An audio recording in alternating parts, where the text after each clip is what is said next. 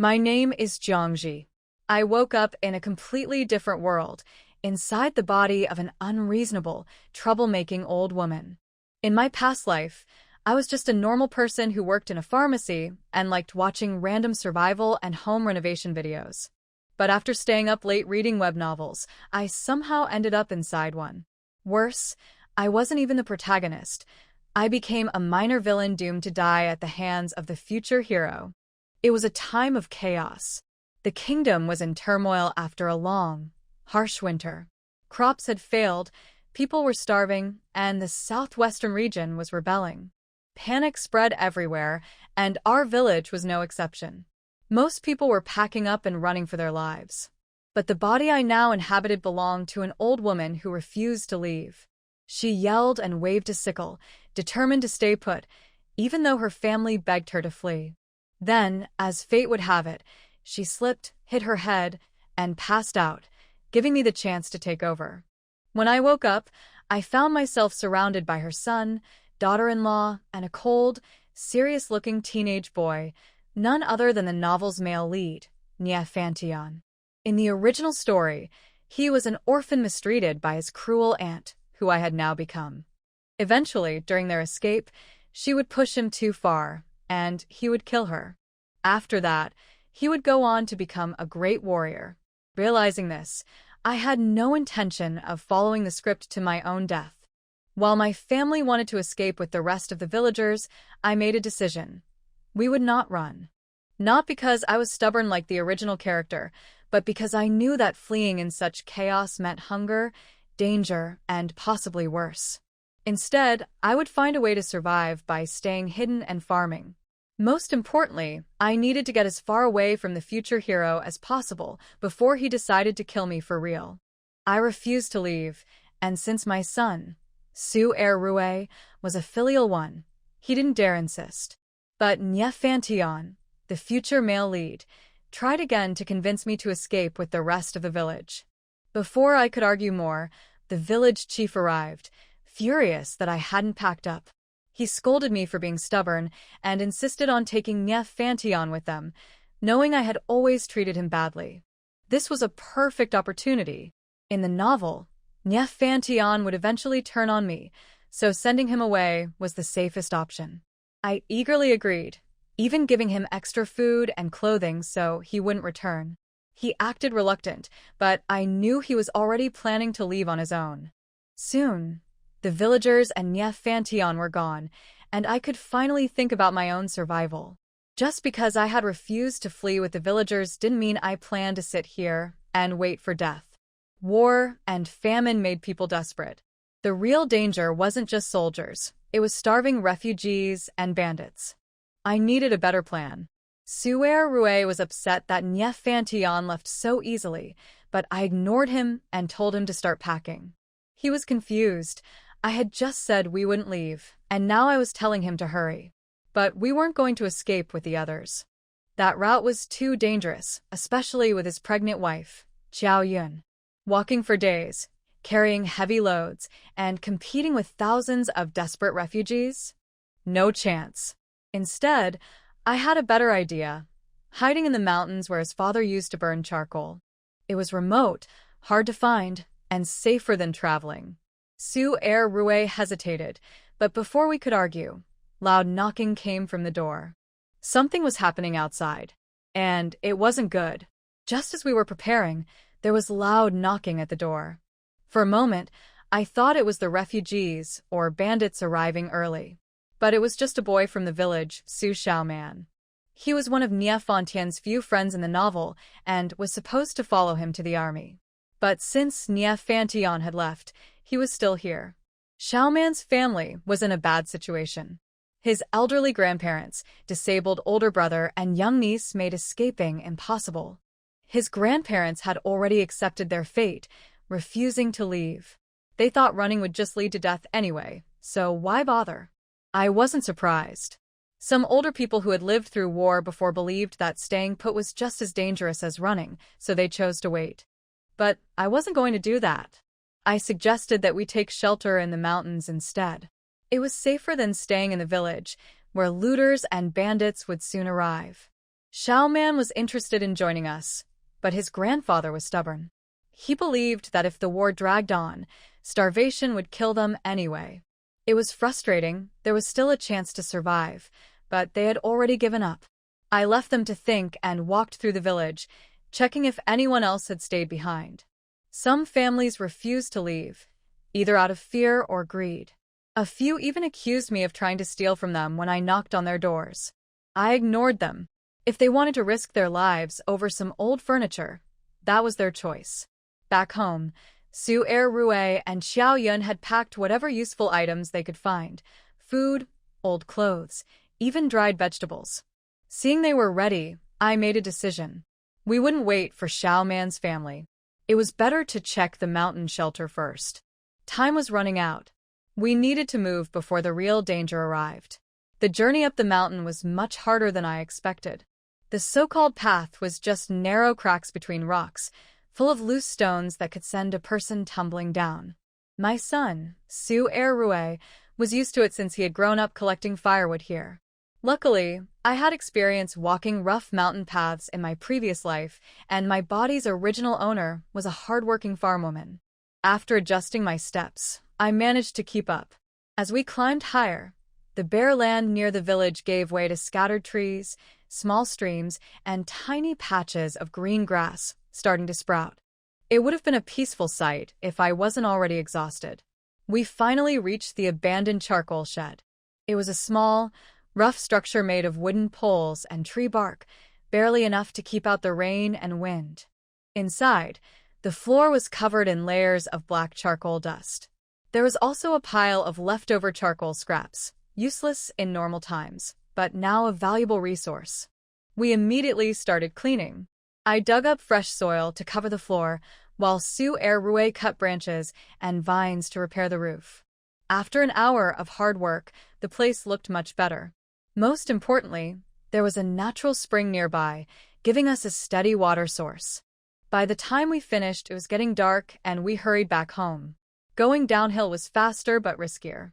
I barely managed to stay on my feet, and by the time we reached the house, my legs were shaking from exhaustion. That night, my daughter-in-law, Xiao Yun, cooked a simple meal: sweet potato porridge with pickled vegetables. The silence at the dinner table was heavy, as if something was missing. Su Rue mentioned Nia Fantion, trying to comfort me, but I was lost in thought. I needed to survive. If I lived until the novel's ending, maybe I could return to my real world. Before we could rest, urgent knocking came at the door. Su Xiao Man's voice shouted, "The refugees have entered the village." That night, a thick cloud of smoke rose from the village, and shouts filled the air. Refugees had arrived, robbing houses and starting fights. Su Xiao Man warned us, and my son, Su Rue, immediately grabbed a wooden stick and ran toward the commotion. I couldn't stop him. Knowing the village wasn't safe anymore, I told Xiao Yun to stay awake. We couldn't afford to fall asleep, not with danger so close. I lit a fire inside the house, both for warmth and as a small comfort. Xiao Yun, unaccustomed to my sudden kindness, kept sneaking glances at me, unsure of what to think. Eventually, Su Rue returned. The refugees had demanded food and water, but some villagers refused. A fight broke out, and the refugees were driven away, for now. But I knew this was only the beginning. Desperate people don't just give up. The next morning, it was time to leave. More villagers had decided to hide in the mountains, including Xiao Man's family. His grandfather, stubborn at first, finally agreed to go. Even his disabled older brother was carried along. The journey was exhausting, especially for Xiao Yun, who was 5 months pregnant. We had to stop often, and Su Rue made several trips to carry supplies. Once at the charcoal shed, we were relieved. Positioned high in the mountains, it would be hard for outsiders to reach us. We finally had a moment to rest. Xiao Yun cooked a simple meal, and for the first time, we ate without fear. After eating, we worked on reinforcing the shelter. While gathering supplies, I found something valuable: acorns from the surrounding oak trees.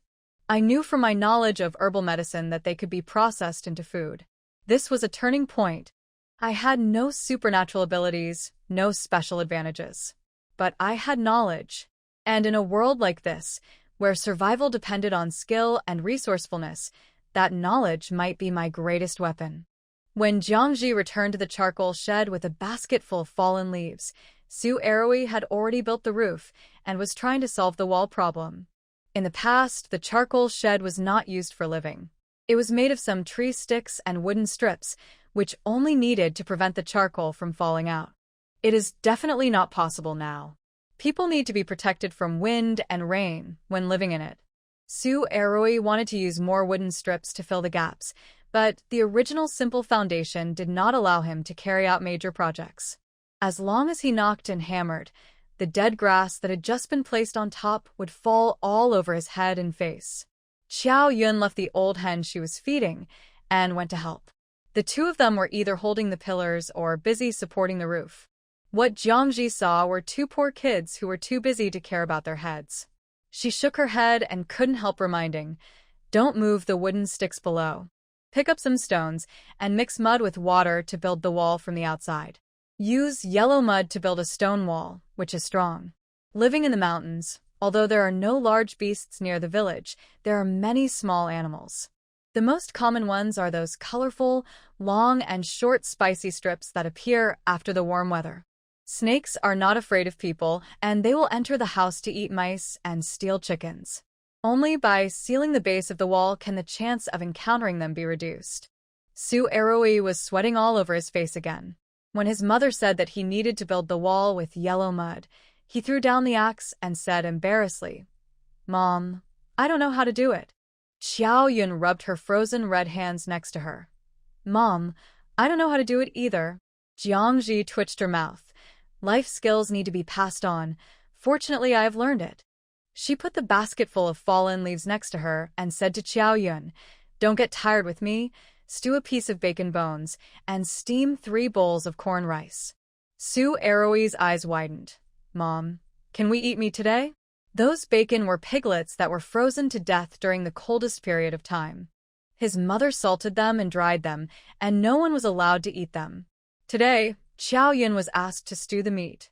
Jiangji deliberately sank her face. "If you don't want to eat, do and eat." The original body was mean to Nie Fantion and spoke badly to her own children. Since she had let the male protagonist go, she would not abuse others anymore, but she couldn't change too much suddenly to arouse suspicion. When Su Eroi heard about eating, he didn't think so much. He was 18 or 19 years old. He had been moving house these days with heavy physical labor and was already exhausted. When he heard about eating meat, his mouth was drooling. Qiao Yun was also very happy. Her mother hadn't scolded her for more than a day, and even had a thick rice last night. She didn't dare to think that she would be able to eat meat later. At least her mother-in-law would let her eat corn rice with broth. Qiao Yun started to stew the meat, and Jiangji took Su Eroi to find yellow mud and stones to build the wall. This is a stone mountain, and it is too easy to find stones. There are weathered and fallen pieces of stone everywhere on the edge of the rock. You can pick a basket. When the aroma of bacon and dried radish stewed on Qiao Yun's side came out, the preparations for building the wall here were almost done. While mixing the yellow mud, Su Eroi breathed in the long-lost fragrance and said subconsciously, "If Xiaotian." Jiangji poured water into the yellow mud and pretended not to hear it. The book only said that the original body abused the male protagonist and did not mention other people. It seems that the two children have lived together for 10 years and still have some feelings. Encouraged by the smell of meat, the 3 of them were full of energy. When it was completely dark, a circle of half-person high stone walls had been built around the charcoal shed. These yellow mud walls that were not dried yet blocked the wind, and the floor of the shed was covered with stone slabs, and a fire pit was dug in the middle to burn broken charcoal, and the shed became warm immediately. There was steaming bacon stew on the charcoal fire, and sweet potatoes were roasted on the stone slabs next to it. Everyone also had a bowl of golden corn rice. With thick fallen leaves under them, the 3 of them sat cross-legged around the casserole. The 2 young men looked at the pot and swallowed their saliva, waiting for Jiangji to serve them the dishes. Xiaoyan looked at the soup pot nervously. Although the mother-in-law asked to stew the meat, she didn't say how much to stew. Xiao Yun thought of the 3 bowls of the same rice last night, so she boldly stewed 3 pieces. Jiangji scooped the pot with a spoon and saw only 3 pieces of meat as big as duck eggs, and frowned immediately. Xiao Yun lowered her head with a nervous look, but the next second, she saw her mother-in-law put a piece of meat in everyone's bowl. Xiao Yun, stew more meat next time. Ah, Xiao Yun looked up in surprise. I will stew more in the future. Then. She couldn't say it. The meat at home was only half-grown piglets that were frozen to death, and it was not edible. Generally, farmers don't have much food, and they don't raise many pigs. The same is true for my mother-in-law's family. Usually, they only cut grass, mix bran with water for washing dishes and pots to feed pigs, and wait for the pigs to be fattened up before selling them for some money. They are reluctant to kill them for meat. Jiangji also knew that there was not much food and meat at home, but now was an extraordinary period. If you don't eat something solid, you can't work. Even if you encounter refugees, having food in your stomach can give you more strength. Su Erui didn't care how much food was left at home. He couldn't wait to pick up the meat and take a bite. It was greasy and soft, and his face suddenly lit up. It was so delicious. It was a pity that there was only 1 piece, and it was gone after a few bites. Fortunately, there were still a lot of dried radishes in the pot. Su Erui scooped a spoonful and soaked it in corn rice, and immediately ate it. Xiaoyan looked at the meat in her bowl and hesitated whether to share it with Erui. After all, she only drank the soup before. Jiangji had already picked up the bowl. Seeing that Xiaoyan didn't want to eat, he tapped the edge of her bowl with chopsticks. Xiaoyan, have you forgotten what I said yesterday? Eat when you should. My Su family is still waiting for you to give birth to a big fat grandson. Su Erui next to him looked up, chewing on a dried radish, and said indistinctly, Wife, you eat. I have radishes here, which are also delicious. Xiao Yun then picked up the meat and took a small bite. Oh, it was really delicious. Jiangji had been starving for a long time. As a modern person, it has been a long time since she felt the hunger that went to her bones. At this time, she smelled the fragrance of bacon and felt the saliva in her mouth like a spring. When she took another bite, the taste was really tickling the itchy flesh of her stomach and intestines. I am afraid she will never forget it for the rest of her life. It was so fragrant. This bite of native pork raised with pure grains is hard to come by in modern times. It must be supplied by a special person. And this radish soup. There was no seasoning in the soup, only the saltiness of bacon, plus the sweetness of dried radish. The sweetness mixed with oil beads, the palatability, was simply perfect. Jiangji knew that he was not a food writer, and he couldn't help but sigh. Although the standard of deliciousness depends on the degree of hunger in the stomach, this is the real food. The 3 of them didn't care about the howling mountain wind outside at this time, and the whole pot of radish soup was drunk up. Although there was little meat, it was still full. In this meal, the pork and dried radish were delicious, but only the corn rice was difficult for Jiangji to swallow. Modern corn grits are peeled and then beaten into crumbs, which are soft, sticky, and smooth in the mouth. The corn rice here is directly broken into pieces. It looks yellow and fragrant, but it is as hard as sand. It makes your mouth full and your teeth itch when you eat it, and you can't swallow it at all. There was no way. Jiangji shared his bowl of rice with Su Erui and Xiao Yun. The soup was full and sleepy, and he fell asleep for the first time in 2 days.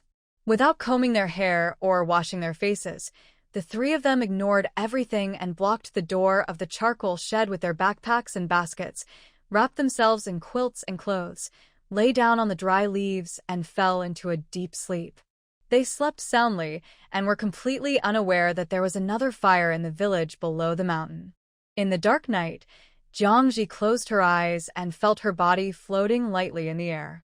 Suddenly, a white light flashed, and she suddenly saw herself lying on the big pillow on the sofa at home, with her favorite chrysanthemum lamp on, and the AI reading voice in the mobile phone next to her was still reading the novel slowly, and even the pet cat Mimi was still sleeping soundly on her knees. What's going on? How come I am at home? Isn't it a book? What book is it listening to? Why can't I hear it clearly? Before she could figure out the situation, her body lightened and she was pushed awake by Qiao Yun beside her. Mom, there is a fire down the mountain. Down the mountain. Mom, who is Mom? The next second, Jiang Ji sat up suddenly. What's on fire? Her movements were so violent that Qiao Yun was startled and explained. Mom, the village is on fire. Oh. It's just a dream. Jiang Ji reorganized her mood. Rui drank too much soup at night and went out to urinate in the middle of the night. When he saw some noise, he came back to wake people up. But Jiang Ji was sleeping soundly, and no matter how he called, he couldn't wake up. He had to shake and push her before she opened her eyes. Su Erui had gone out to check the situation. Jiang Ji and Xiao Yun just stood beside the green forest and looked down the mountain. The village was originally dark, but now patches of orange light could be seen. Xiao Yun cried. The house was burned. Su Erui stumbled back at this time, speaking incoherently, crying with snot and tears. Burn, all burned. Although all valuables were taken away, and he decided to live in the mountains for a while, it was still heartbreaking to watch his former home being engulfed by the fire. Jiang Ji was also upset. War brought power and wealth to a few people, but it also brought more harm. The people would always suffer. Fortunately, everyone is alive and well, including Nie Fantian. The fire gradually disappeared, and it returned to darkness. Nothing could be seen, only the whimpering sound of the night wind blowing through the forest. Back in the shed, Jiang Ji couldn't sleep anymore. He kept waking up and sleeping. He simply sat up and added charcoal to keep watch, listening to the crows outside until dawn. The custom of farmers in Dian Dynasty was to eat only 2 meals a day. When it was dawn, Qiao Yun started to cook with red eyes. Su Erui wanted to go see what happened in the village, but was stopped by Jiang Ji. What are you looking at? The refugees below are waiting for people to see you so that they can catch you and cut your meat. This sentence scared the stupid son so much that he dared not ask again. Curiosity kills the cat. The stupid roe deer in northeast China didn't know how to run away after being shot. He had to turn back to find out who shot me just now. The houses in the village were burned, but people had to survive. Jiang Ji was still worried about the villagers who didn't leave. He didn't know whether the refugees only robbed things or hurt people. There are stubborn people everywhere. Xiaomon's family went up the mountain yesterday, but I didn't see Su Yotsai's family. They must have confronted the refugees again. But they relied on their familiarity with the place and their large number of people, and the refugees could not easily hurt anyone. It was hard to say whether they would lose their lives after a long time. Su Erui did not go down the mountain, but went to Xiaoman's charcoal shed.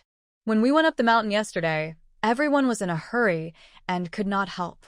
Now a night has passed, and I don't know how his family is doing. Jiang Ji did not leave either. She took out the cycads she picked up yesterday and smashed the hard shell of each grain with a stone. She also dug a shallow pit under the pond, poured all the cycads into it, and then led water into the pit, just enough to submerge the cycads, and the excess water automatically flowed into the trees on the hillside. This can avoid polluting the water source, and it is a long-running water, without the trouble of changing the water.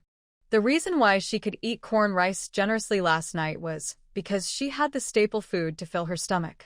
If there was no follow-up food, Jiang Ji would not dare to squander it casually. It would be too late if she really ran out of food. Xiao Yun watched her mother-in-law smash the kingangzi and soak it in water, and asked in confusion, "Mom, this kingangzi is poisonous. Why are you soaking it?" Jiang Ji said calmly, "The whole family will eat it. No wonder there was both meat and dry rice for dinner last night. It was going to poison the whole family after eating the food." Xiao Yun was overwhelmed with grief. Her legs softened and she knelt down. "Mom, I only drink clear soup every day. I dare not eat any more." Jiang Ji was stunned. "Why are you so startled? Get up. You are as dry as firewood now, and you are pregnant. You will die if you only drink soup." Xiao Yun pointed at the kingangzi and said cautiously, "Mom is going to poison."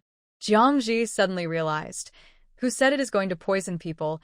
These Kingangzi can be eaten, but the poison must be removed first. Xiaoyun was half believing and half doubting.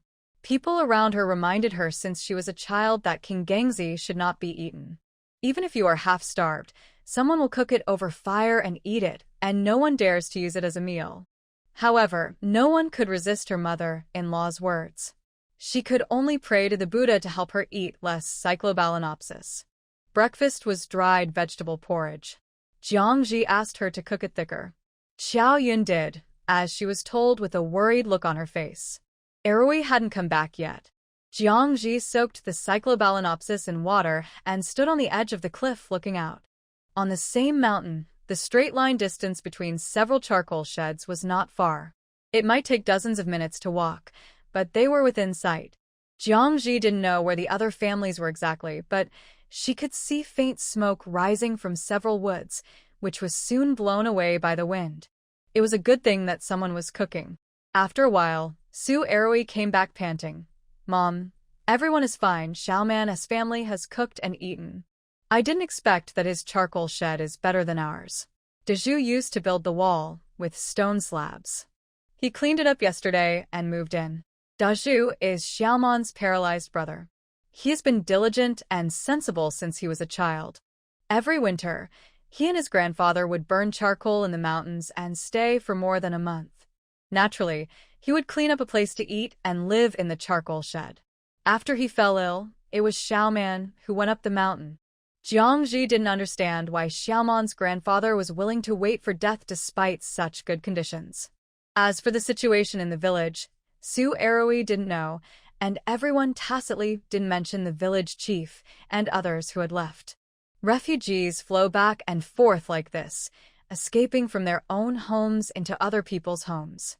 The refugees who rushed into the village now were once people who farmed the fields with a silly smile. Jiangji didn't have a golden finger and had no ability to care about other villagers. She just wanted to have a clean and comfortable home and live safely to the end of the book. The charcoal shed continued to be rebuilt. Mother and son worked together, and the next day the stone wall was capped, leaving a door frame for the time being to make a door later. A kitchen was extended from the grass roof next to it, and a stove was built with stones to facilitate Xiaoyun's cooking. On the third day, Jiangji and Su Erui built a stone embankment on the next to the straw shed, found fine soil to fill it and level it, and moved a few ash trees that had been cut down for charcoal burning before, preparing to build another room. The three of them lived together these nights. Although the weather was cold, they slept in their clothes, but Su Erui's smelly feet and snoring made Jiangji choke, and she urgently needed a single room. However, Xiaoman came before the construction started, saying that his grandfather wanted Aunt Jiang to go.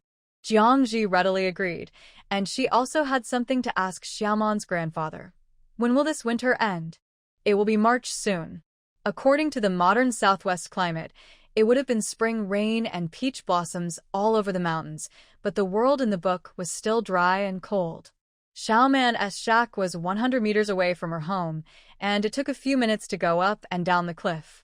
Jiangji walked over and saw that it was indeed better than her own home. There are 3 sheds leaning against the rock, with a tiled roof fixed high on the stone wall, and the low eaves resting on the stone wall, so tight that there is not even a trace of wind. At this time, Xiaoman's grandmother was taking her great-granddaughter Nini to sweep the loose soil in the shed with a broom made of branches. Xiaoman's grandfather was chopping the wooden stick in his hand with a knife. "Uncle Chongding!" Jiangji shouted, and walked straight into the shed on the newly paved stone path. Xiaoman's grandfather put down the hatchet and said awkwardly, "Erui's mother, please sit down." Jiangji didn't bother to be polite with him.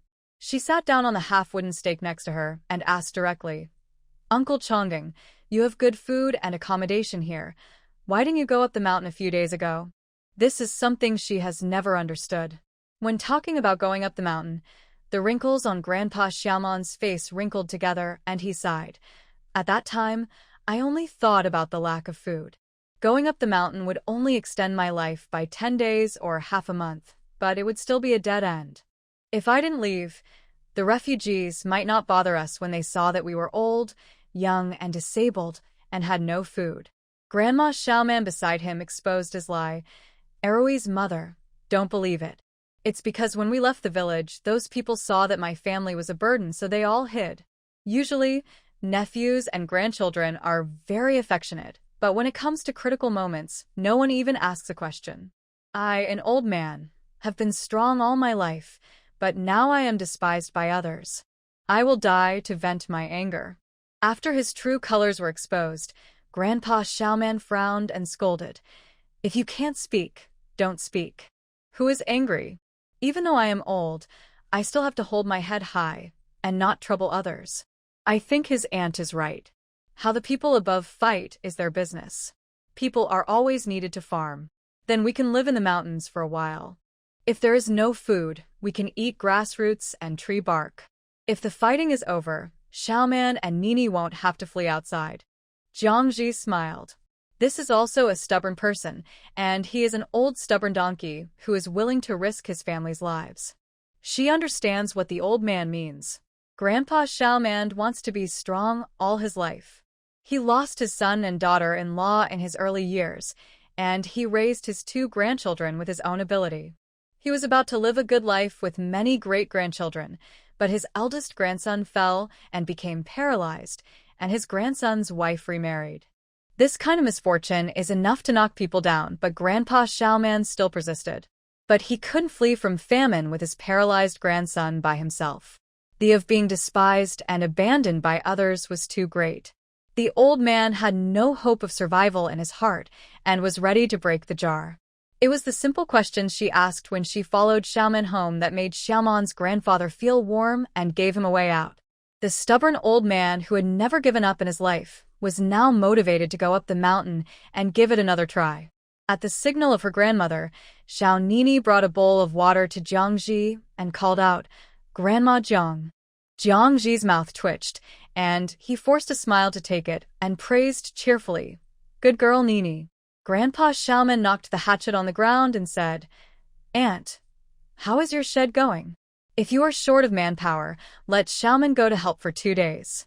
Jiangji was very surprised. "That's not good. Your family also needs people to work." Nowadays, every family has no free people.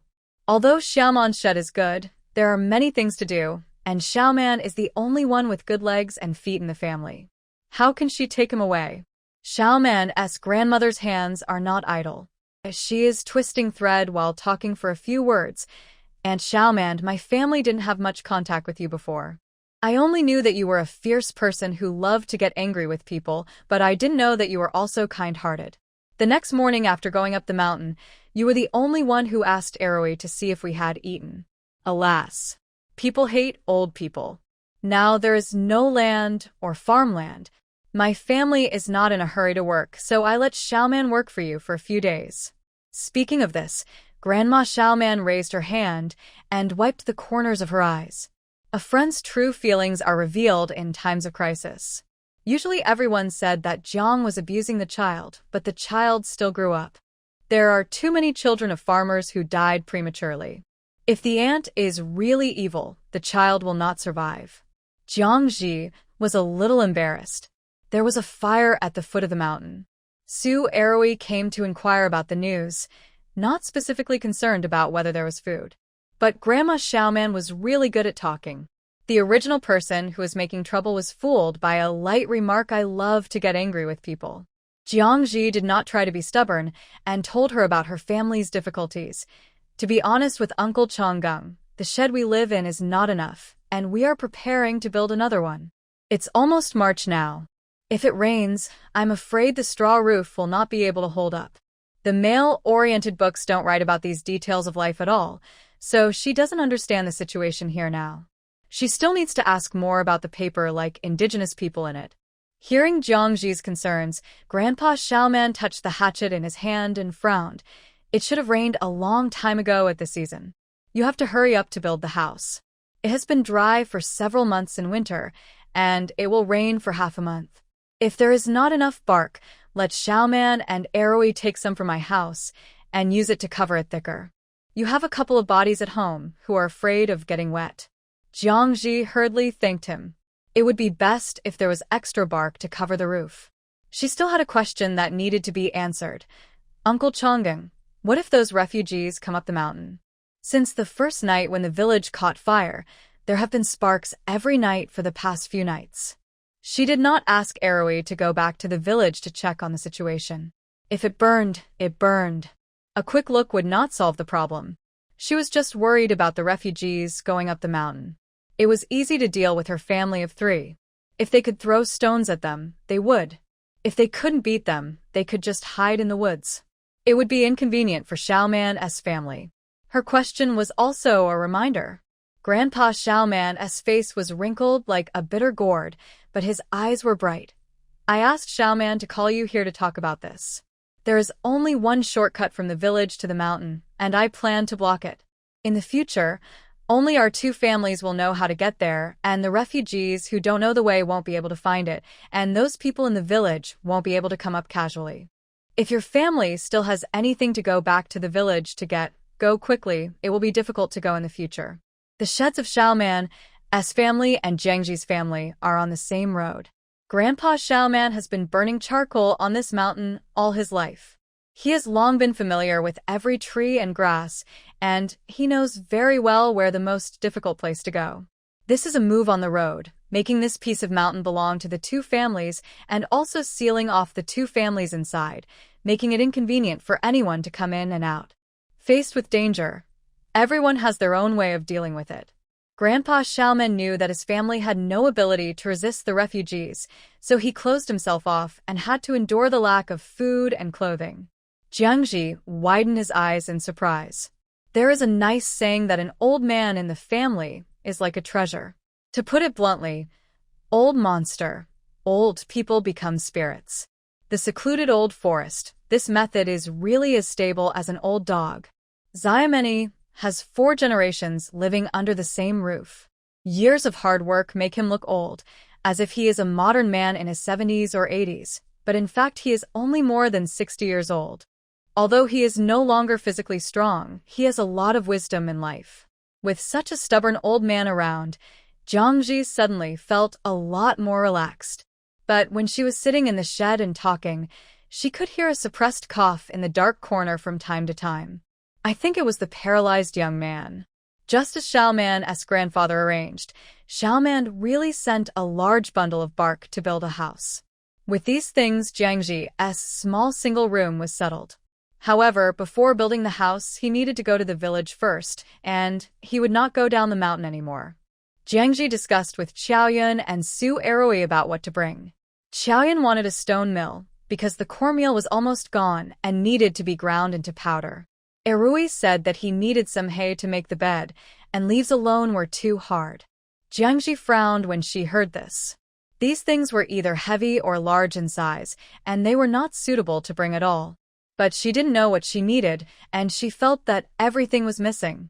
Thinking about the few families in the village who didn't leave, they were stealing furniture that day. Now, they might have cleaned the whole village. In addition, with the coming and going of refugees, there would not be many useful things left. Now it's useless to daydream, so we can only go to the village first to look for anything left. Before dawn, Jiangji, Su Eroi, and Xiaoman quietly went down the mountain with baskets and ropes and appeared at the edge of the village. The villagers had been gone for 5 days. The village was as quiet as death in the morning light. Even the crowing chickens were gone. Su Eroi and Xiaoman grew up in the village and knew the layout of every courtyard. With them leading the way, the 3 of them walked along the back wall of the courtyard and turned 3 or 2 to enter the house closest to the village. This family left in a hurry. The tables, chairs, and benches they left behind were still there, but they had also been picked up by someone. Now all that was left were broken furniture with missing legs and corners. The 3 of them took a quick look and continued to walk to each house. On the surface, the village seemed to have not changed much except that it was too quiet, but after walking a few more houses, signs of chaos gradually appeared. In the past few nights, fires could be seen on the mountain. Sure enough, several houses were burned. The blackened broken walls and the beams and roofs suddenly pierced the sky. Although no bodies were seen, the broken tile jars on the ground and a few pools of dark blood had already made Su Eroi and Xiaoman's faces change drastically. Not daring to stay here for too long, Jiangji and Su Erui prepare to go back to their own yard to take a look. Even if it was burned, they would feel at ease. Xiaomen also wanted to go back to his own house to take a look, and the three agreed to meet at the village chief's house and then act separately. Back outside his own yard, Jiangji found that it was not burned, but the gate that was originally locked was twisted and broken, and the door was tilted and half open. Su Erui ran into the yard, saw that the door of the room where he and his wife lived was wide open, and immediately went in to check. Jiangji went straight into the kitchen. She first found the place where the flint and steel were placed, and took out an old pair of flints from it. Although she brought a set with her in the mountains, in places without lighters and matches, flint and steel are necessary tools for making fire. One set is not enough, and she has to prepare more. There were several broken jars in the kitchen.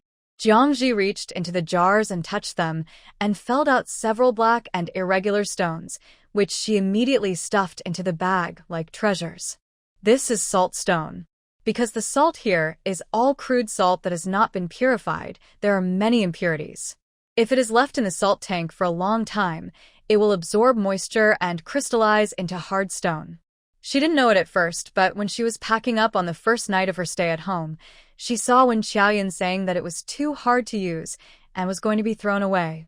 Of course, it is not needed at ordinary times, but Jiangji can't throw it away now. Living in the mountains, you can use mountain fruit tree bark and other food to solve the problem.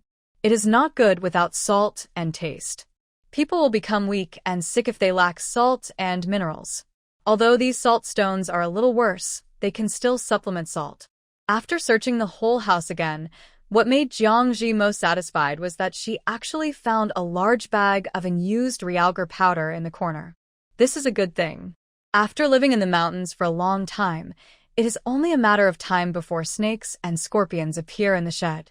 Realgar that can repel insects is very important. At this time, Jiangji already knew what she needed.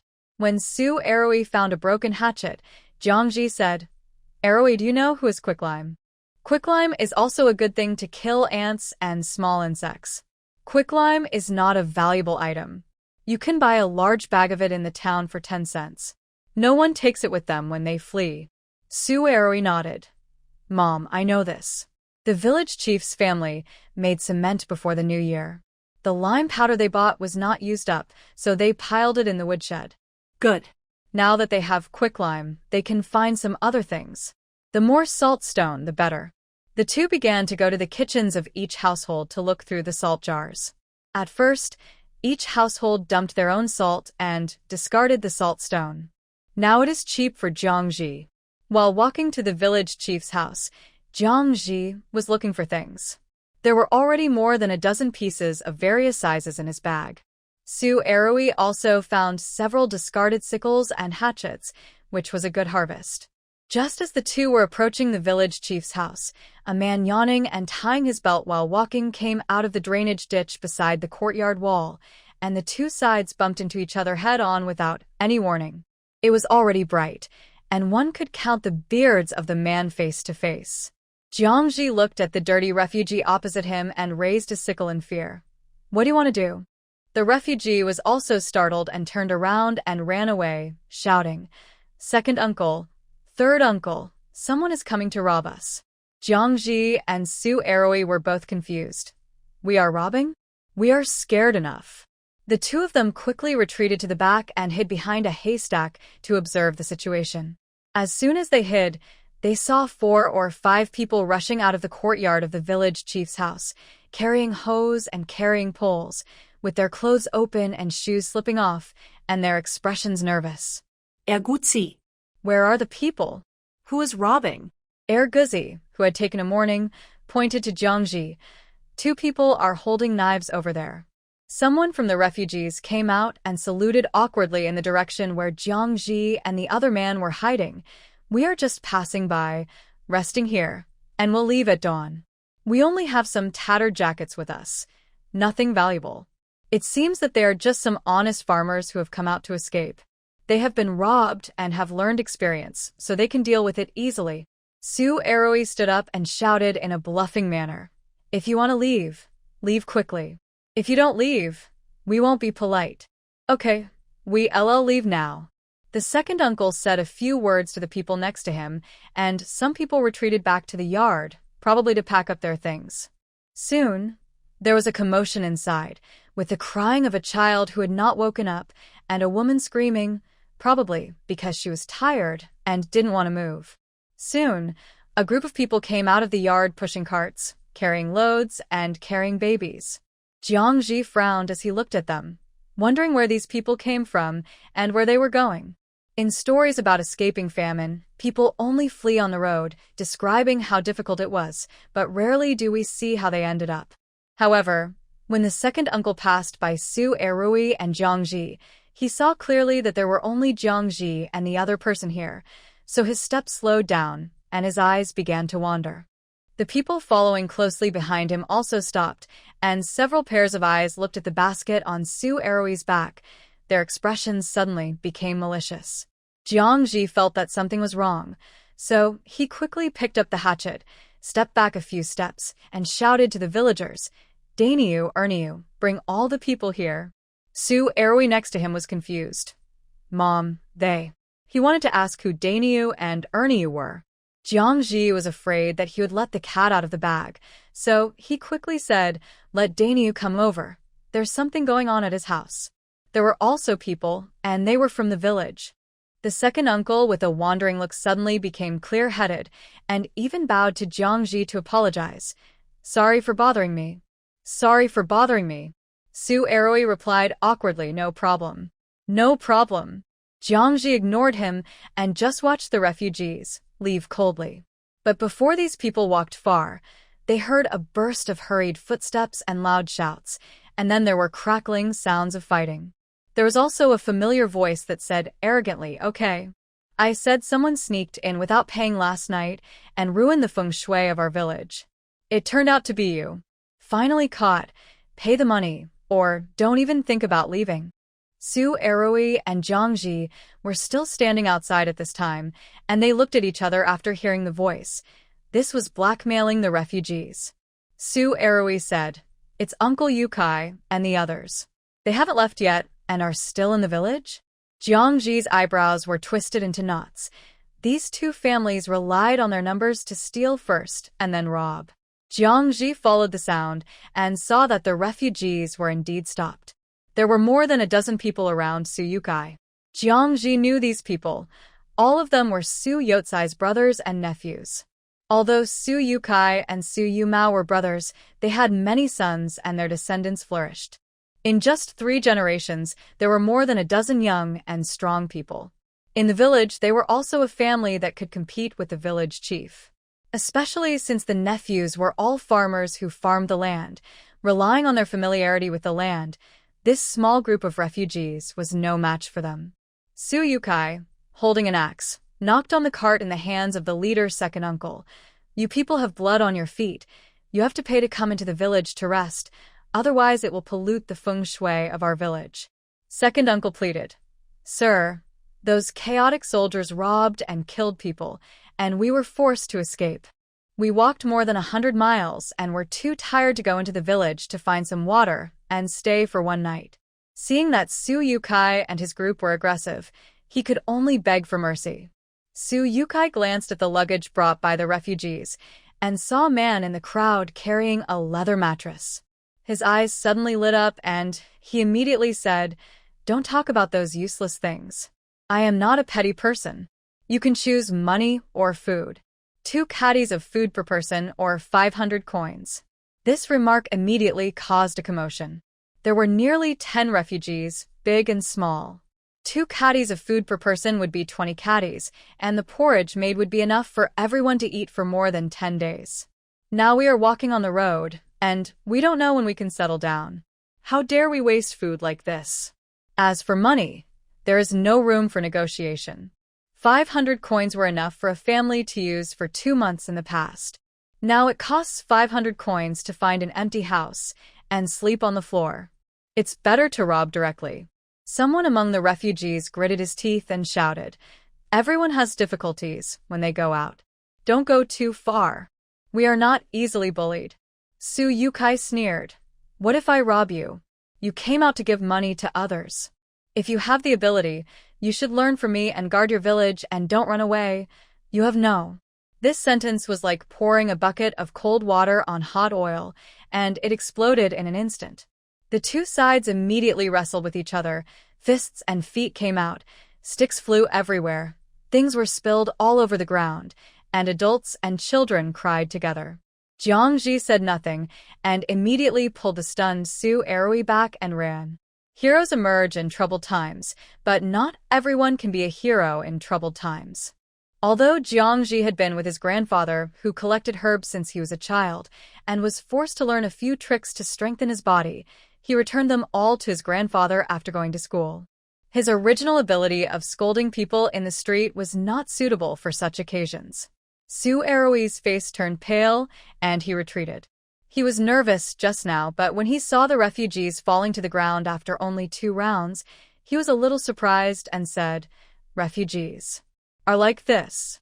They are not as scary as the rumors say about killing and setting fires." Jiangji curled his lips. "Do you think everyone is like this? It's not that there are no strong people, but they haven't arrived yet. Ordinary farmers have no fighting power. Don't forget that there are also people like the male protagonist who kill people all the way and make merit by stepping on people's heads. These refugees are exhausted and weak because they have children with them." Looking at the new scars on Su Yotsai's face and the burned houses in the village, there are no corpses, but only bloodstains. You can tell that he must have encountered tough guys and was beaten and burned down by others. Before Jiangji could figure out how to explain, Su Erui thought of another question. Xiaodian, the village chief and his men will also encounter robbers outside. Jiangji was speechless. With that ruthless male protagonist around, it's not certain who will rob whom, but the village chief and his dozens of people will have a lot of trouble. The fight here ended quickly, and the people of Shujia village won. Su Yukai and his men cursed and looted all the belongings of those refugees.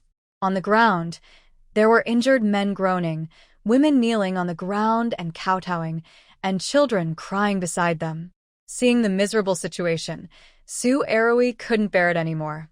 "Mom, Uncle Yukai and his men are too much. They didn't leave anything for those people.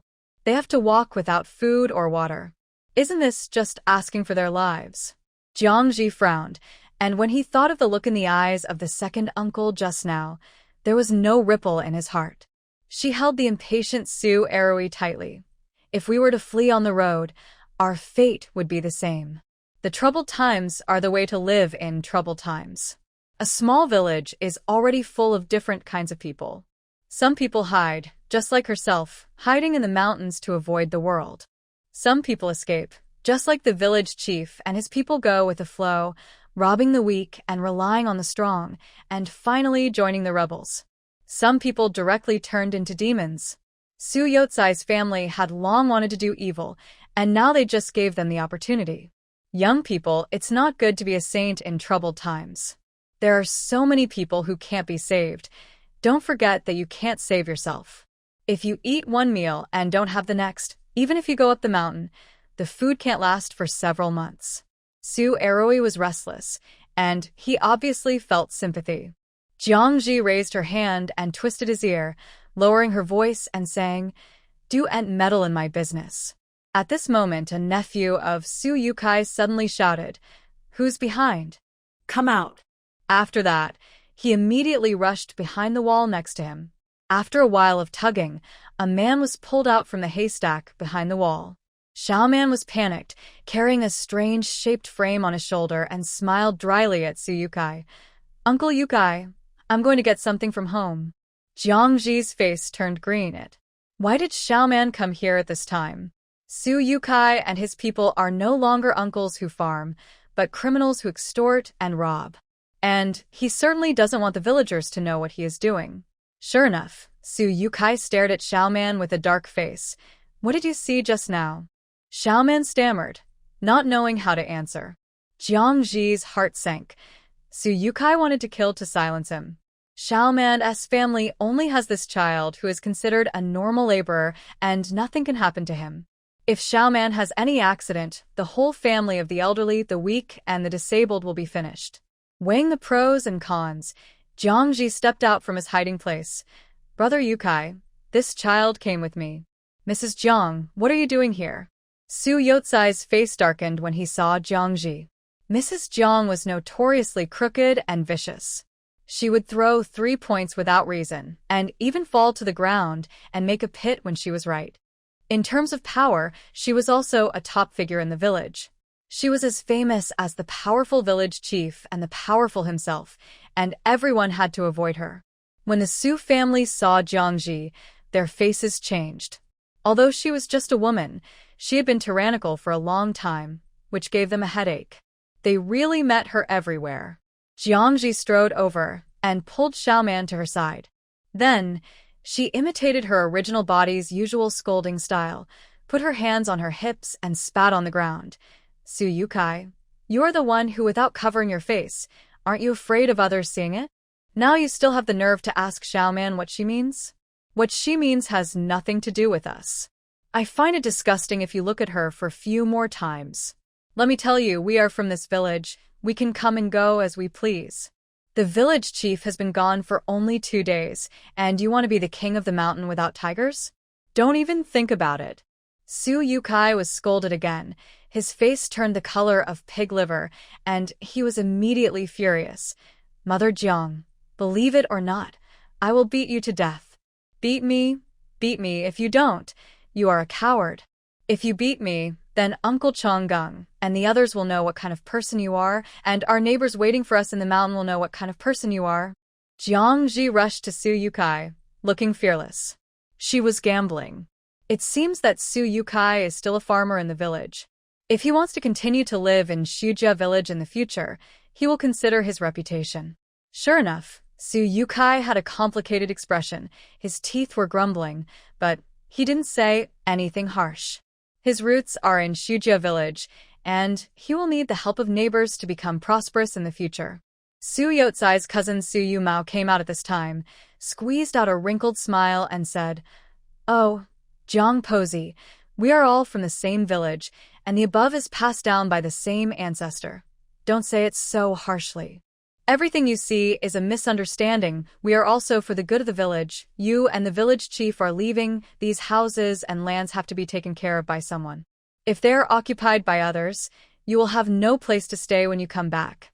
Don't you think so?" Su Yukai was tall and domineering, and Su Yumao was skinny and full of ghost ideas.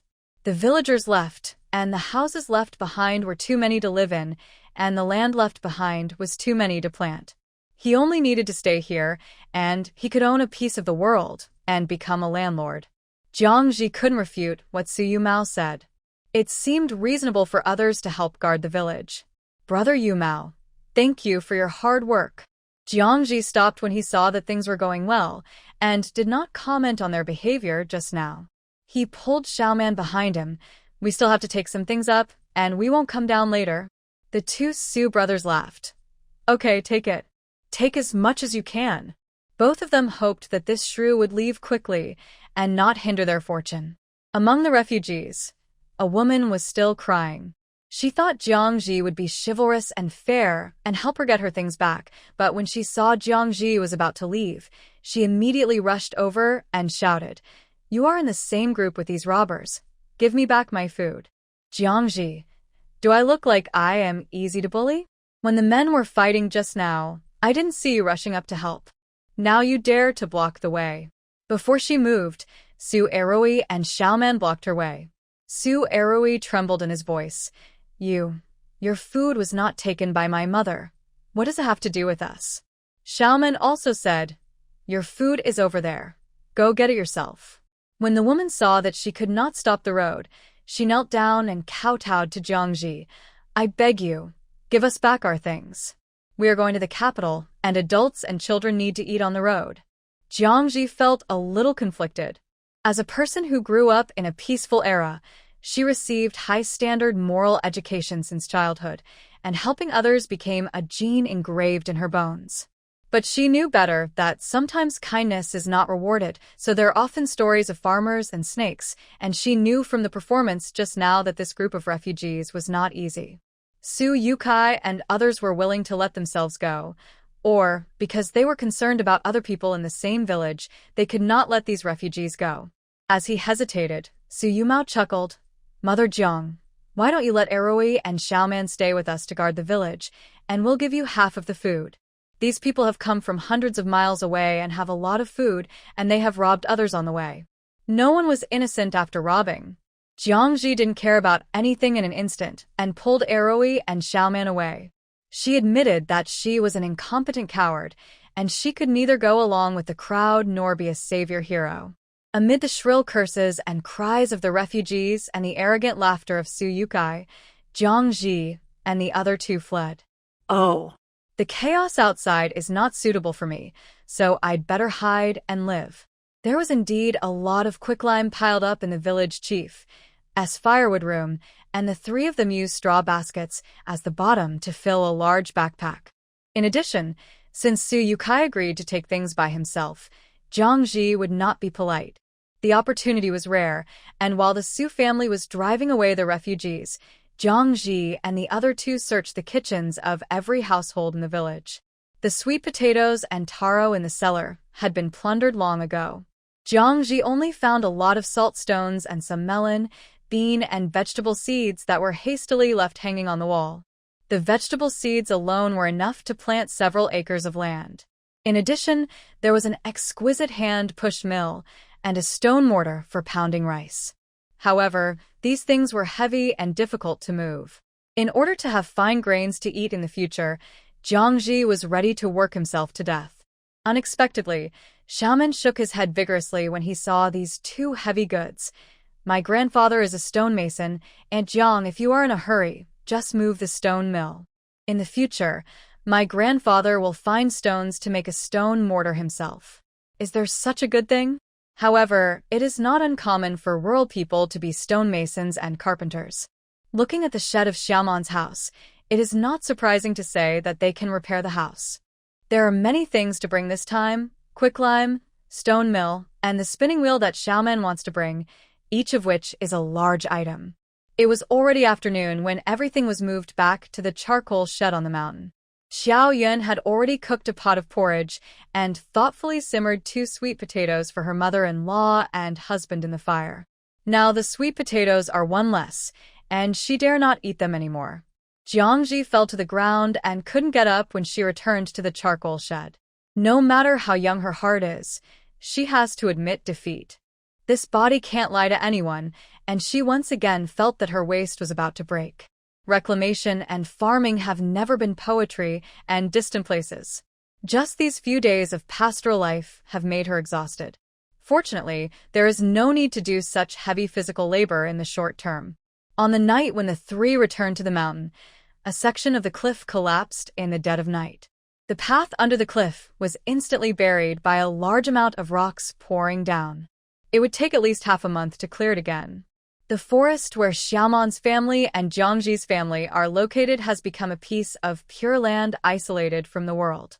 If other families want to communicate with them, they can only go around a big circle and walk for an hour, except for shouting at the intersection. After a simple night's rest, Jiangji started to build his small single room the next day. On the leveled open space, he first dug 4 holes, then inserted the thick trunks of the cycads as pillars, filled them with gravel and compacted them, and when the pillars were stable, he built the roof and walls. The walls were built with stone slabs and yellow mud, and the gable roof was built. The middle beam was the longest tree trunk, and it was fastened with the mortise and tenon structure cut out by 2 tripods. This shed was originally intended to be a small single room, but it became a regular house with the roof covered with bark. To prevent it from being blown away by the wind, the bark was covered with layers of stone slabs. As usual, in the gaps in the bark, Jiangji stuffed dry moss dug from the ditch. Moss is a good thing. In wilderness survival, moss is used in those places where shelters are built. It is windproof and heat insulating and is a natural thermal insulation material. Xiaoman looked at the hut and exclaimed, Aunt Zhang's house is better than those thatched houses in the village. Look at this thick roof. We don't have to worry about heavy rain. Jiangji was also very satisfied. Although the whole process was a bit hard, after watching so many videos, he finally built a perfect shelter for himself, and a sense of pride arose spontaneously. Internet pictures can't find the setting of leaning against the mountain wall in the book. The house is there, and it needs furniture. There is no bed and table. Jiangji still used yellow mud and stone pieces, and then used wooden boards to build a cabinet and stove in the room to store things, and built a Kong by the way. The reason why I said that I built a Kong by the way is because it was the first time for Jiangji to do it. The Kong is also small and exquisite, which cannot be compared with those large Kangs with a row of large bunk beds. Kong is a rare thing that has never been seen in Shujia village. No one has ever seen a cooking stove connected to a sleeping bed. Even Xiaoman, who thinks he is knowledgeable, came to see it specially. Touching the Kong surface built with thick yellow mud, and then looking at the flue that comes out of the wall, Xiaoman fell silent. He had lived for most of his life, and was buried up to his neck in the dirt. He was only used to digging a fire pit in the middle of the house to burn firewood and warm himself by the smoke. He felt unfamiliar with this kind of earthen bed. He looked at it for a long time and asked the most classic question for southern children. Will people be roasted when cooking in summer? Jiangji smiled and said, in summer, if you don't burn this stove or block the smoke hole, the heat will not pass through. Xiaomani still looked confused. What heat? You said to burn the Kong. Burn the Kong. Don't you have to use fire? Jiangji laughed. If you use fire directly, you will fry dried beans. After Jiangji successfully built the first Kong in the main house, he immediately built one for the previous charcoal shed. In the past few days, I have been lying in the leaves. Although I have laid them thickly and wrapped myself in a quilt, there is always cold air coming from the ground. Moreover, according to Grandpa Xiaoman, the season of continuous spring rain, dampness, and wetness should have arrived long ago. Once it rains, there will be no sunny days. By then, even if the shed does not leak, the leaves on the ground will be damp, and it will not be suitable for pregnant Xiao Yun to sleep on it. Jiangji built the first Kong by himself, thanks to the small videos he watched every day. The Eastern way of heating is to build a Kong and burn floor heating, while the Western way is to build a fireplace, each with its own advantages. Jiangji thinks that the Kong head is the most suitable for the physique of Chinese babies.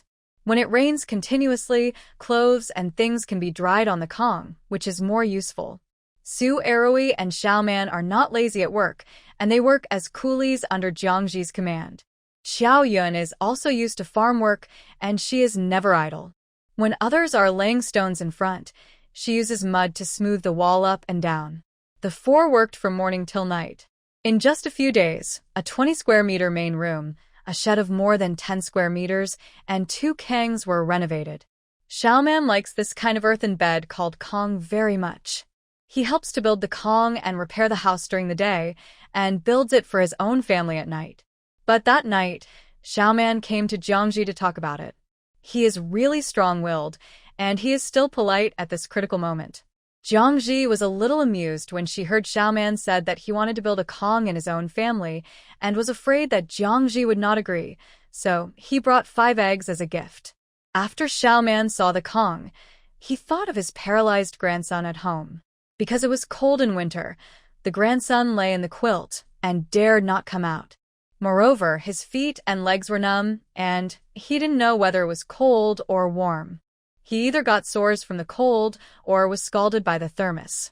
If there was this kind of warm Kong, at least there would be no need to worry about catching a cold or freezing if it was not covered well. But this technology was taught by Jiangji, and the child didn't pay for it. Now, if you want to build one at home, you have to give a gift and say so. Uncle Chonggung, if you want to build a Kong, just do it. Xiaoman has already learned how to do it. You don't need to exchange it. Your family needs eggs. Jiangji pushed the eggs away. Xiaoman's family had old people, children, and patients, and everyone needed to be nourished.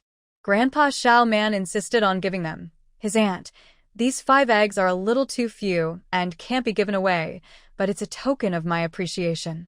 Just think of it as an uncle to nourish Xiao Yun. Alas, I am an old man with no skills now, and I live on this backbone. It's also because of the chaos down there. If it were the past, you had the skill, and asked Su Eroi and Xiao Tian to go out and build kangs for others, and you could earn some money a month. Now you can only exchange it for 5 eggs. Jiangji had to accept it after hearing what he said. Uncle Changgang, your family can build a kong separately, and you can also build a firewall. In the future, you can also hang things on the firewall to dry. With a firewall, the heat dissipation area is larger and all family members can keep warm. Even paralyzed patients can get out of bed and move around more. After repairing her own house, Jiangji asked Heir Rui to help Xiaoman's family with work, and she started to pick up the cycads. While repairing the house and building the kong, Jiangji did not forget the cycads she had soaked, which was everyone's food for the future. Every day, water would be brought to the earth pit to change the water and turn it over to ensure that every cycad was soaked in water. For the taste, the longer the soaking time, the better. In fact, there is another way to remove the slightly toxic and bitter tannins of the cycads. That is to boil. Repeatedly boil and change the water until the soup is clear and bright. This process can greatly reduce the time, but it will consume a lot of firewood. Now the family is in a hurry to build a house, and no one has time to find firewood, so they use the simplest soaking. After the house was completed, the first batch of soaked cycads were basically edible. So Jiangji and Xiaoyun peeled off the hard shell of the cycads and then put the kernels into the stone mill to grind them into pulp. Cycads and acorns belong to the same family, both of which are large evergreen trees in the Fagaceae family. The starch content in the fruit exceeds that of soybeans. As long as the toxic tannins can be properly processed, it will be a delicacy. The stone mill is used to slurry, and the starch is filtered out after repeated rinsing. Then it is boiled into a thick paste with water and scooped into an earthenware bowl to cool. Xiaoyun was pregnant, and Jiangji did all these things alone. It was a pity that she only had the heart of a chef in modern times, but her cooking skills were comparable to those of a full-level alchemist. What the finished product would be depended on fate. Here, with the poor cooking skills of her original body, she could barely cook, and there was no need to worry about no one to support her. Anyway, Xiaoyun and her friends would eat anything when they were hungry. The jelly was dark brown and looked very unappetizing. Jiangji cut it into finger-shaped thin strips with a knife. Now that they had just moved to the mountains, everything was a new beginning. There was no ready-made chives, garlic, soy sauce, vinegar, and she was reluctant to use the few peppers for seeds. There was only the old salt water and sour radish in the jar. But eating jelly is inseparable from the spicy taste. Jiangji added crushed dogwood and peppercorns to the seasoning, which was also spicy and salty. Looking at the black jelly, Xiaoyun was both scared and curious. Even though she watched these things being made little by little with her own eyes, it was still unbelievable. "Mom, can this really be eaten?" she said, but her eyes were fixed on the black jelly. Although she could eat thick porridge for every meal and even had oily meat twice, as the baby got older, Xiaoyun still felt hungry every day. Jiangji put the jelly with seasoning in front of her. "Of course you can eat it, but you're pregnant, so eat less first to adapt to your stomach and intestines." Xiaoyun could already smell the sour and spicy taste at this time, and she felt her stomach churning, and a stream of clear saliva came out from the root of her tongue. When she heard that she could eat it, she couldn't wait to take the bowl and take a big bite. Mom, this tastes good. Can I eat more?" "Eat another bowl after this one." Xiaoyun finished half a bowl in 3 or 2 bites, and her eyes were shining. At this time, she felt that even if Qinggang was poisonous, she had to fill her stomach first. Jiangji shook his head. "No, you can only eat 1 bowl, and I'll boil an egg for you later." Although Qinggang jelly is not poisonous, it is very starchy and difficult to digest, so pregnant women should eat less. "Only 1 bowl?" Xiaoyun was disappointed. At this time, even letting herself eat an egg was not particularly attractive to her. She had to listen to her mother-in-law's words. She only regretted eating too much just now. Jiangji also tasted the taste of Qinggang jelly, which was not as astringent as she expected. It was an indescribable, refreshing taste in the mouth, and the remaining bitterness increased the rich taste of sour and spicy. No wonder Xiao Yun couldn't put down the bowl. In the evening, Su Erui helped to make the Kong at Xiao Man's house. He came back after dinner and was curious when he saw the black qinggang jelly. He knew that his mother and daughter-in-law had soaked qinggang seeds in water a few days ago, and today was even more busy. Hearing that this thing could be eaten, he was not as cautious as Xiao Yun at all. He directly took a big bowl, poured the seasoning and toppings on it, and started eating. While eating, he sighed, "I only knew that qinggangzi could be roasted before, but I never thought of making it into frozen skin like this." When he was in the village, every year when there was a shortage of food, he, Xiaotian, and other children in the village would secretly pick qinggangzi and roast them without telling the adults. They smelled burnt, but tasted bitter and astringent, and were hard to swallow. Jiangji smiled and said, "These are only a small basket of ground ones. I will grind more tomorrow. After grinding them into powder, we can eat them every day." The next morning, Xiao Yun was cooking at home. Jiangji took out the jelly that she had cooked yesterday and put it in a small basket along with the seasoning. Xiao Man and Rui were building a Kong and a wall yesterday. She also wanted to see how they were doing and send some food. Everyone took refuge in the mountains. Without the harvest from the land, the existing food could not last long. In order to survive, they tried to share as much as possible if there were other ways. There were a lot of cycads on the mountain, and as long as the temperature rose and the spring rain came, the grass and trees on the mountain would sprout, and the food would gradually increase. Although the soil here was thin, the area was large enough, and there were trees and bushes everywhere. The things that grew could not feed more than 100 people in the village, but it was enough to feed 2 families. When the mother and son arrived at Xiao Man's house, Xiao Man's family was having dinner. Nini was holding a bowl and drinking porridge in small sips. Xiao Man's grandfather was biting a smoked bamboo pipe and frowning. Xiao Man was in the corner of the shed, wiping the face and washing the hands of the person in the quilt. Seeing the two, Xiao Man's grandmother hurried over to invite them to eat together. Xiao Man's family didn't bring furniture, but Xiao Man's grandfather made tables and chairs with stone and wooden stakes. At this time, there were several bowls of clear porridge on the table, which were so clear that you could see a reflection in it, and in the middle was a bowl of black kimchi. Jiangji had good eyesight and could tell at a glance that there were only a few grains of corn in the porridge, and the most was finely chopped grass roots. Really dig up grass roots and mix them with coarse grains to eat. Alas! This family of old and young now saving food and eating grass roots, how can they survive for a long time? Jiangji put the small basket she brought on the table and took out 2 large bowls of cut and seasoned jelly strips. "Aunt, this is the qinggang jelly I made. The ingredients are already prepared. I give it to you to taste." Xiaomon's grandmother looked at the 2 full bowls of food. Regardless of what qinggang jelly means, the fact that it is as smooth and edible as tofu makes her eyes light up. She was a little embarrassed to accept it, so she refused.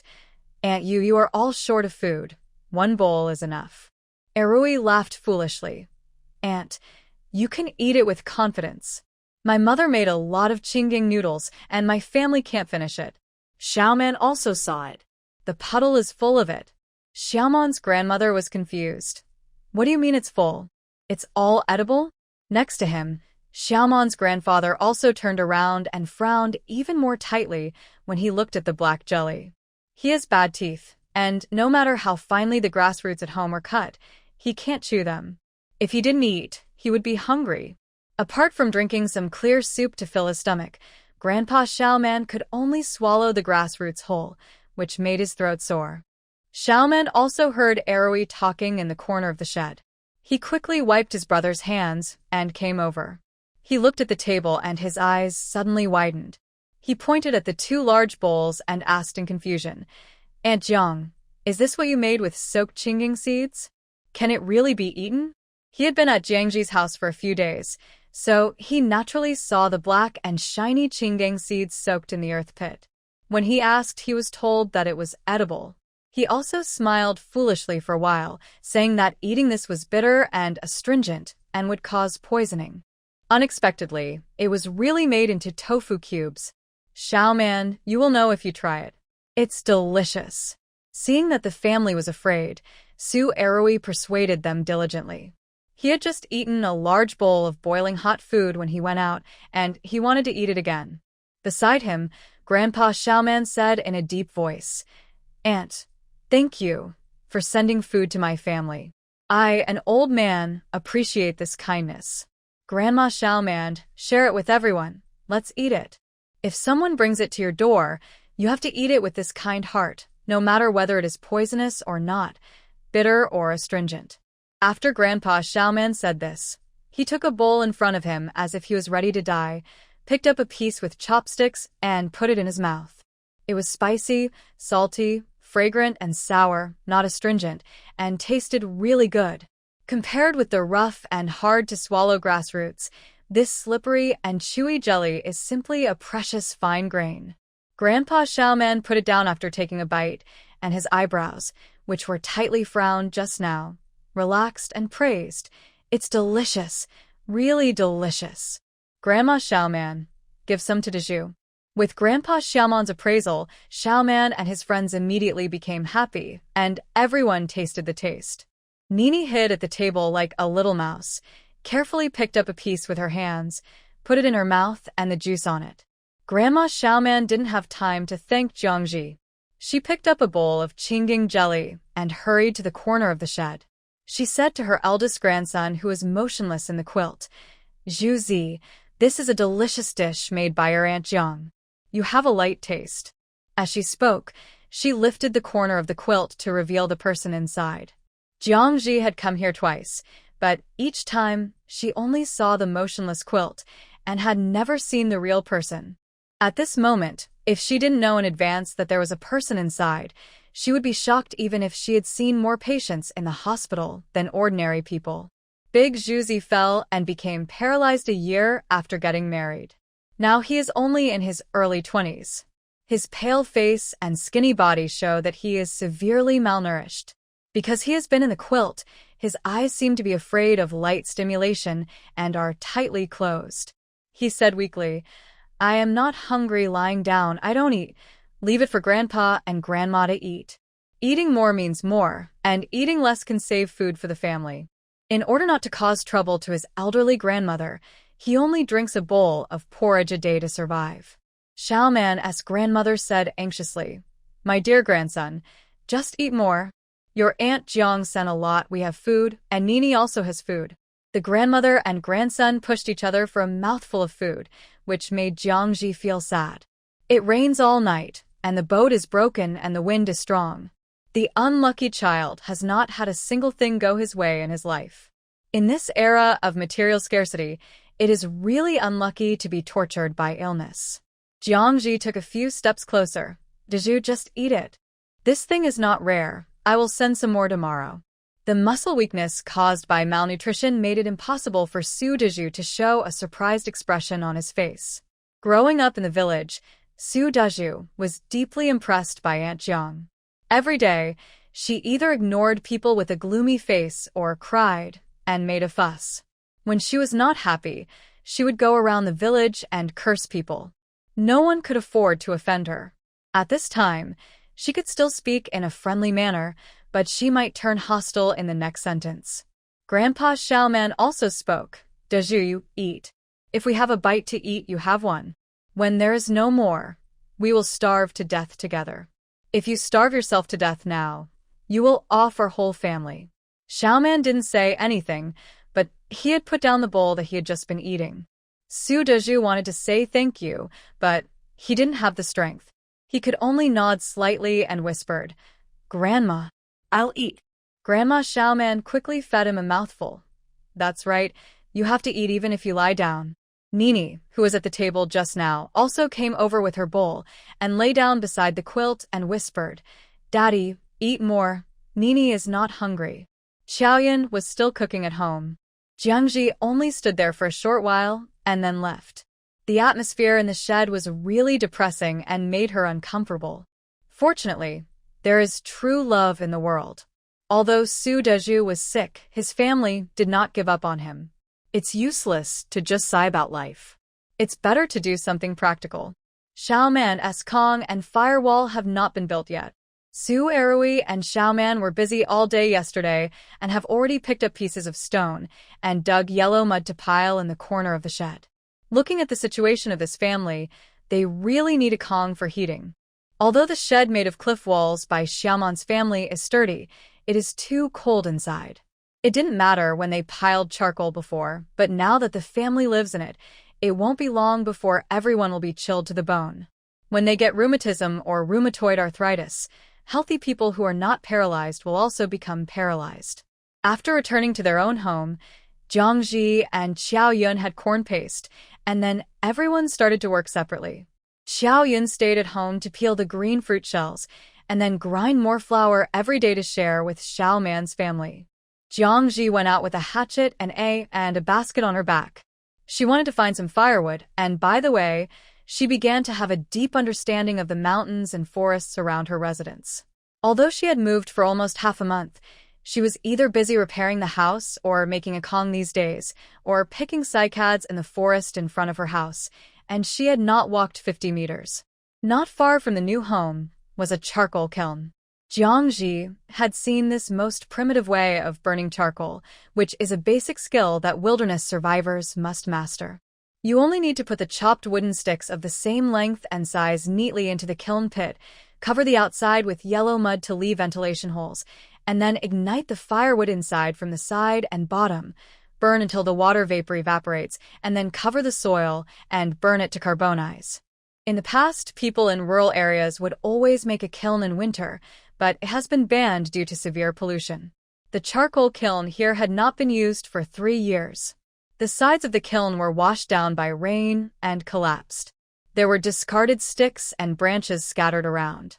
Under the sun and rain, all the branches had decayed, and only the branches of the cycads were still strong. Jiangji gathered the usable firewood together and prepared to take it back for cooking. The charcoal kiln was on a relatively gentle. Apart from the low shrubs, there were messy dead grass. While cutting off the shrubs and weeds, Jiangji picked up countless gravel of all sizes and put them together. These stones were not garbage, and she would have great use for them later. This was the wasteland that Jiangji had long been eyeing. Now she had cleared it out and turned the soil for use. When it rained, she could sow seeds. Every time she cleared a distance of dead grass and shrubs, she dug a shallow ditch put the stones she had just collected in the shallow ditch, and piled up a 2-foot-high embankment according to size. Then dig and flatten the soil above and look around, and suddenly there are layers of flat terraces. Just digging the flat is not enough to plant land. This is a stone mountain with a thin soil layer, and water and fertilizer cannot meet the needs of high-density crop growth. Moreover, the newly reclaimed soil is raw soil, without fertilizer and water, and it is full of roots and stems of trees and weeds. In the past few years, it was not good to grow food. This is also the reason why few people were willing to reclaim land in ancient times. Without enough base fertilizer, the land will only grow grass after reclamation. Moreover, the government collects taxes based on the number of acres of land, but no matter what the harvest is, the farmers who reclaim land will lose more than they gain. Unless there is a great grace order, when reclamation is encouraged, there will be a 3-year tax exemption. Jiangji has a way to solve this problem. She collects topsoil from other places and pours it into the newly built small terraces, which not only deepens the thickness of the soil layer, but also increases fertility. These topsoils are basically fallen leaf humus, which is breathable and water permeable and is a high-quality soil for planting. It's a pity that this method can only improve a limited area of land. Just like growing vegetables on the roof, it's impossible to grow a few acres or more of mountain land. Dream Map built 5-layer terraces here. Jiangji went back to help Xiaoyun finish grinding qingning powder. The mother-in-law and daughter-in-law talked for a while, looking forward to a bright future, and a busy day passed. After a simple dinner, she washed her face and feet and lay on the warm earthen Kong. She felt that all the bones in her body were stretched out. Alas! An acre of land, a cow, a wife and children on a warm Kong, and a full stomach after physical labor are the most relaxing. Simple happiness is the instinctive pursuit of people, and it really doesn't deceive me.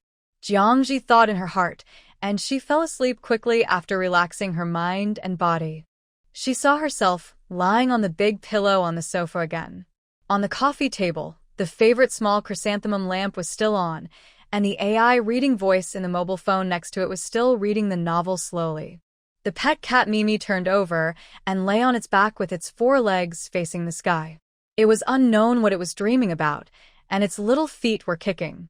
Was she in a dream or in a book? This time Jiangji was not surprised again. She calmed down and wanted to listen carefully to what the AI robot was saying. Just as she thought of this, the originally unclear reading sound suddenly became clear, and even pictures appeared, as if she was in the scene. It turned out to be the male-oriented novel that she had traveled into. Su Pingmao, the village chief of Shujia village, led a team of dozens of people and headed towards the city, where there were solid city walls. Yuzhou Prefecture is 400 miles away from Shujia village. Normally, it would take 7 or 8 days for the men to walk there, but now they have to walk for almost a day with their families to cover 20 miles. Either the chickens of this family flew away, or the sheep of that family pushed people's butts, or the ropes of the carrying poles were loose, and the oil in the backpacks was spilled. Su Pingmao was so angry that he cursed.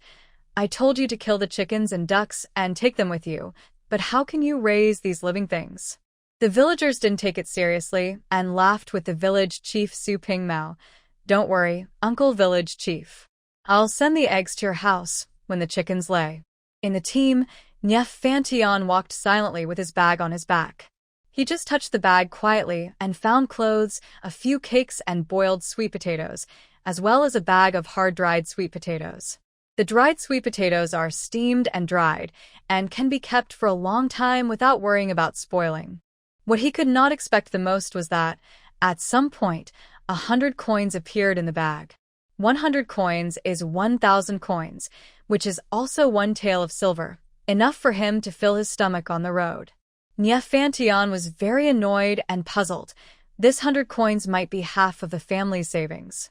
What tricks was that woman playing? Why did she give her money? Was she deliberately slandering him for stealing like before, and then dragging him to a crowded place to beat him up?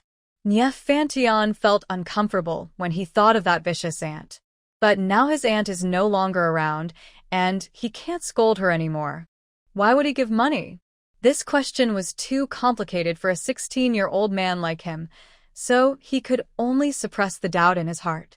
The villagers around him were clamoring, and when they stopped to rest and eat something, the refugees on the road surrounded them. In fact, they had encountered several waves of refugees since they left the village, but the people of Shujia village were a large group, and those refugees hid far away and did not dare to get close. Some of them wanted to rob, but they were scared back by a few roars, so the people of Shujia village walked so easily and happily. But the refugees they met this time were obviously not afraid, or it could be said that the food brought out by the people of Shujia village, the clucking chickens, were too attractive. This group of people were disheveled, thin as bamboo poles, with pale faces, and full of death. When they saw the people of Shujia village, they pounced on them like hungry wolves seeing fresh meat. The village chief Su Pingmao shouted, "Take the things and fight back quickly." The refugees also took out sticks. Suddenly, the official road was in chaos. People were fighting, and the frightened chickens, ducks, cattle, and sheep also panicked.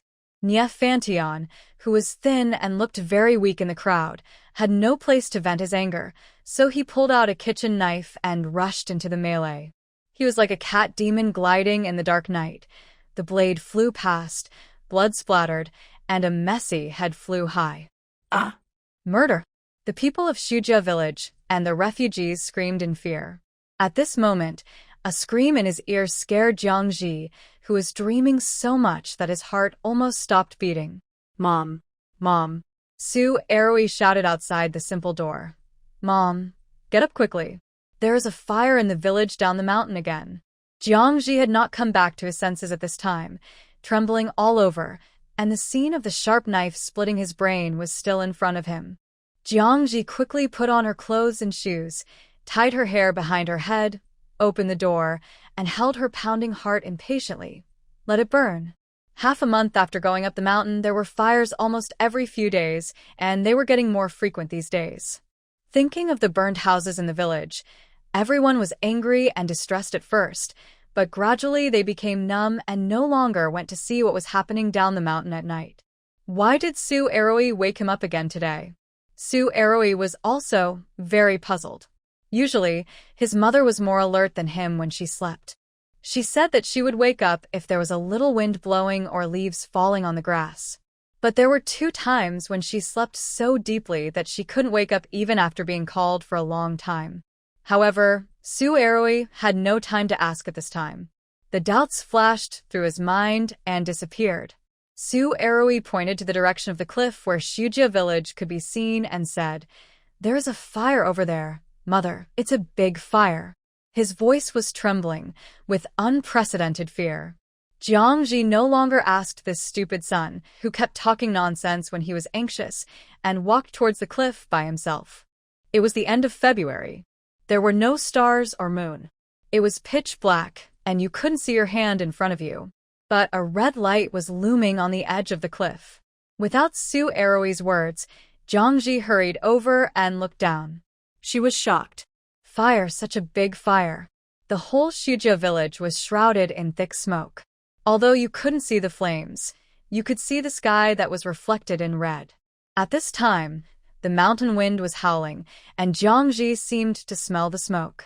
Internet photo Su Aroi led Xiao Yun, who was also panicking, over. "Mom, it's all over now." Jiangji didn't say anything. She didn't know if the world in the book was really destroyed, and whether it would be repeated, and everything would be restored. If it were real, Shujia village would really be over this time. There were originally dozens of families in the village. The people left, but at least the houses were still there, and there would be a place to live when they came back in the future. But now a fire burned it to the ground. Before Jiangji could sigh, Xiaoman came up with a torch tied with dry grass. Before they arrived, they shouted at the top of their lungs, "Aunt Jiang, Brother Aroi, my grandfather said that the weather is dry and the wind is strong. Be careful of the wildfire." They also saw the fire in the village from below. Wildfire. Jiangji felt his heart tighten again. It's over. Why didn't he think of this? It's windy and dry now, and there are dead grass everywhere that has not turned green. Once the fire in the village spreads, the fire will take advantage of the wind and burn all over the mountain. They will become barbecue. Su Aroi and Xiaoman are panicking. Do they have to run now? Jiangji looked down the mountain. Shujia village is at the foot of the mountain. If the fire is going to burn up, it will only take more than 10 minutes to reach the top. Cut isolation belts. In the face of strong winds and wildfires, there is no use without isolation distances of dozens of meters wide and hundreds of meters long. The 3 of them are just cutting trees with knives. It's better to burn to death than to die of exhaustion. Water the ground? That's useless, too. First, there is not so much water. Although there is a mountain spring nearby, the winter drought has reduced the amount of water. It drips all day long, which is only enough for the family's daily life. They dare not even wash clothes casually. Moreover, the hot rising flames can instantly dry the water vapor. The only feasible way is to run away, and it must be before the wildfire arrives. We have no choice but to run, Jiangji said. She felt sad that the home she had just built was gone, the terraced fields she had just opened were gone, and they had to wander in the wilderness again. Run? How to run? Su Aroi and Xiaoman looked at each other.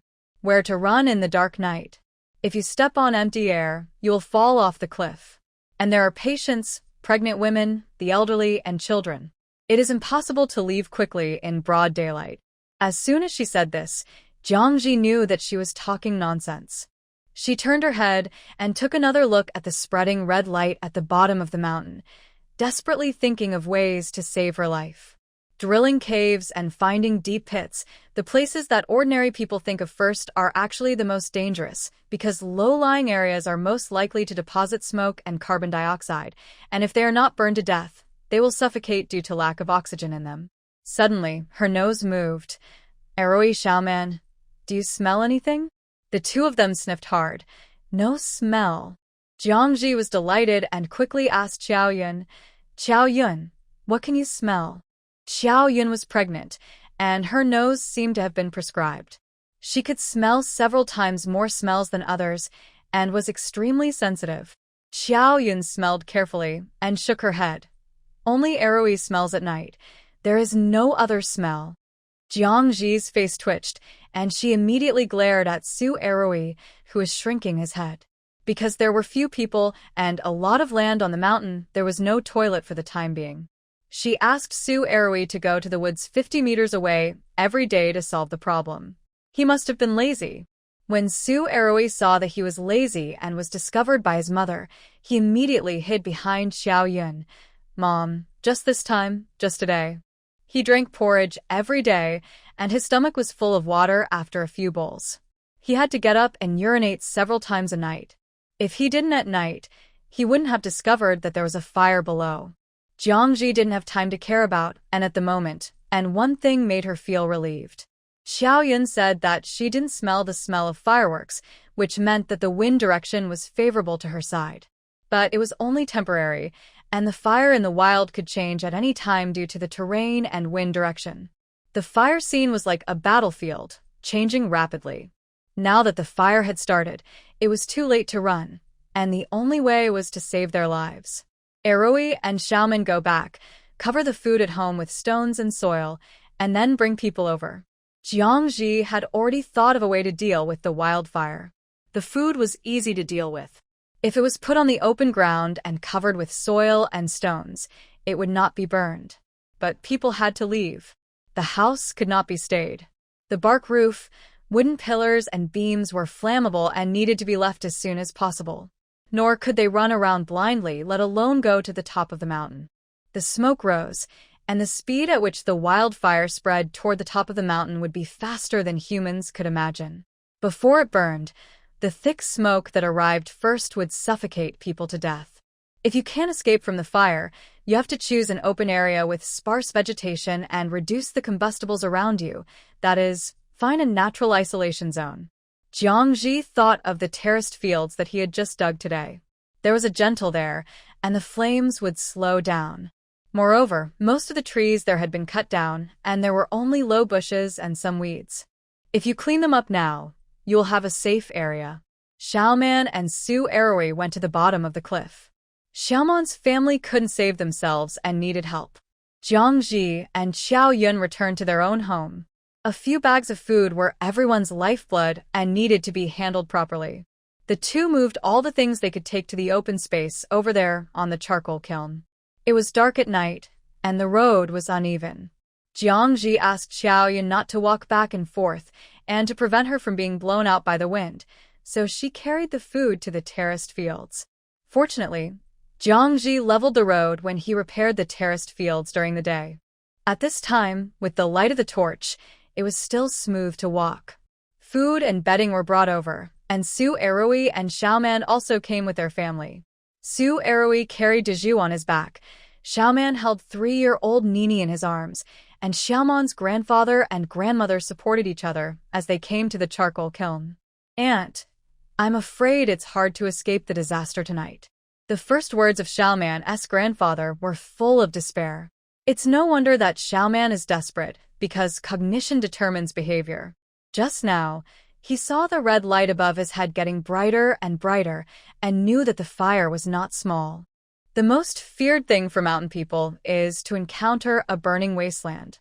The strong wind blows sparks everywhere, and wherever they fall, they will burn. Now the two families are in this mountain, with dead grass and leaves everywhere, and there is not enough water to put out the fire. Going anywhere is almost like waiting to die, and his newly awakened belief in survival is about to collapse again. Jiangji has no intention of giving up. Scientific fire prevention always has a glimmer of hope. "Uncle Changgung, we can avoid the fire here." Jiangji led this group of old, weak, sick and disabled people to the terraced fields he had just opened. Although the area here is not large, the dead grass has been cleared the cleanest, and there are no tall trees here, which is the most open place. Grandpa Xiaoman stumbled into the new soil and was immediately attracted by the soil, This used to be a stone. How come there are circles of flat land? Jiangji was still thinking about the fire at this time and had no time to explain. Uncle Changgung, the three of us have to find a way to divert the fire. You have to watch here, and don't let the wild animals that burn hurt people. Although this place is close to the village and people often go up the mountain, there are no large predators such as jackals, tigers, and leopards, but there are still wild boars and sheep. Usually these wild animals will deliberately hide from people. When a forest fire breaks out, the wild animals on the mountain will run around when they are anxious to burn. If they come over and hit people, it is also possible. Grandpa Xiaoman knew that the situation was urgent and nodded. Okay, I'll guard it. Apart from Jiangji and the two boys, he was also considered a laborer at this time and needed to take on the task of protecting the weak. The paralyzed Sudaju was directly placed on the grain bag, and Grandpa Xiaoman, Xiaoman's grandmother, and Xiaoyun stayed with the child. Jiangji took Su Erui and Xiaoman to clear the surrounding bushes and weeds. This time she did not cut or dig again, because that would not only make the cleaning process incomplete but also slow. She wanted to use fire. Since she already knew the wind direction, she could use a small area of fire to burn out an isolation zone. At first, the three of them stood in the upwind position. Jiangji used a torch to light a small piece of dry grass, while Xiaoman and Erui followed the line of fire. When the wind blew, the flames quickly spread forward along the wind, burning the dry grass and stopping near the terraced fields that had been dug in advance. Because there was no burning material, it naturally extinguished. If there were sparks outside, they would be immediately extinguished by Xiaoman and Su Erui with branches. After one place was burned, they would step back a dozen steps and continue to light a fire, then extinguish it, light a fire again, and extinguish it again. Just like this, they burned bit by bit, gradually burning the shrubs on the and then the mountain forest next to it, burning the flammable hay and leaves under the trees, leaving a piece of black soil. In the open terraced fields, Grandpa Xiaoman held a hatchet in his hand and a quilt on his body to block the wind. He asked Xiaoyun with a puzzled look on his face, "Erui's wife, when did your mother open up the wasteland? This piece of land is very fertile." He was a farmer who had been farming all his life. He could tell how much grain this piece of land could produce just by pinching the soil with his hands. Now Xiaoman touched the soft and thick soil under him, and he couldn't believe his eyes. How could this stone mountain where his ancestors had walked countless times suddenly open up such a good wasteland? Although the area is still small, it is indeed the best land. Xiaoyun was not idle at this time. It was not convenient for her to follow her mother-in-law and husband to explore the mountains and forests, so she sat on the straw mat and used a sickle to clean the grass roots that were missed in the terraced fields. Hearing Xiaoman asking her about these terraced fields, Xiaoyun put down the sickle, looked at the sky worriedly, and then said, "My mother-in-law said that thin soil can also be used for farming. This kind of field is called a terraced field. The soil can be as deep as you want, and it can also store water for planting rice." These words were told to Xiaoyun by Jiangji when he was grinding qinging powder in the evening. Xiaoyun was very happy when she knew that she could plant rice seedlings. At night, she and Erui would lie on the dirt bed and talk about how their children would be able to eat white rice and flour and drink thick rice porridge, and the family would no longer have to worry about food shortages. But a few hours later, a wildfire occurred, and it was not known whether the family could survive. Xiaoyun was unwilling to give up. Since moving to the mountain, her mother-in-law no longer scolded her and treated her better than her own mother. She secretly thanked those soldiers and refugees. But why didn't God let this good life last for a long time? Terraced fields. Xiaoman frowned even more tightly. This way of opening fields on slopes can also be found in other places. Generally, earthen ponds are built on high places to store water for irrigation, but I have never seen such narrow and long land like steppes. Next to her, Xiaoman's grandmother held Nini, who was sleeping soundly, and pulled the quilt to cover her grandson's exposed legs, whispering, "Xiaoman's grandfather, after this wildfire is over, we will also open up wasteland and plant crops. Food is getting less and less every day, and no matter how much we save, it is not enough to eat. Today, With the green fruit jelly sent by Aroi's mother, the family can barely eat once, and we can't wait for people to help us every day. Dig out some wasteland by yourself, and when the weather warms up, plant melons and beans, and plant a few nests of sweet potatoes to get a harvest. Xiaoman's grandfather threw down the soil in his hand and looked up at the sky above his head. All hope has to wait until this fire is over. At this time, the children are busy trying to survive, and he no longer sits there. Land is the lifeblood of farmers.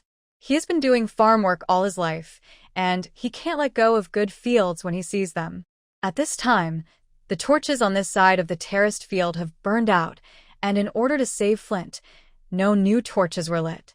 There was no light, so Xiaoman Grandpa crawled on his knees, groping, and piled the gravel that Jiangji had not picked up on the ground on the edge of the embankment, even if it was only a thumb-sized stone.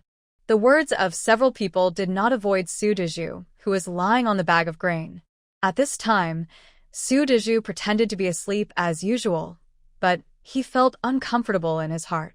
In the past, family matters avoided him, always saying that there was enough to eat. Today, they had to avoid fire, and all the grain was laid out and buried with soil, so he could see clearly.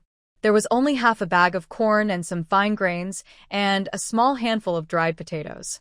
Even if he made porridge, he couldn't eat the grain until he harvested it. Although Aroi's family had more grain than his own, it was not much more. Aunt Jiang was now reclaiming the land and turning the soil, which was better than waiting to starve. It was all his fault that he became a disabled person and became a burden when he encountered a disaster. Grandpa was old and not only had to take care of himself, but also had to do the heavy work of reclaiming land in the future. Su Dezhu was tormented, and he stretched out his hand to pinch his legs, which had little flesh, until his skin was broken and the flesh was rotten.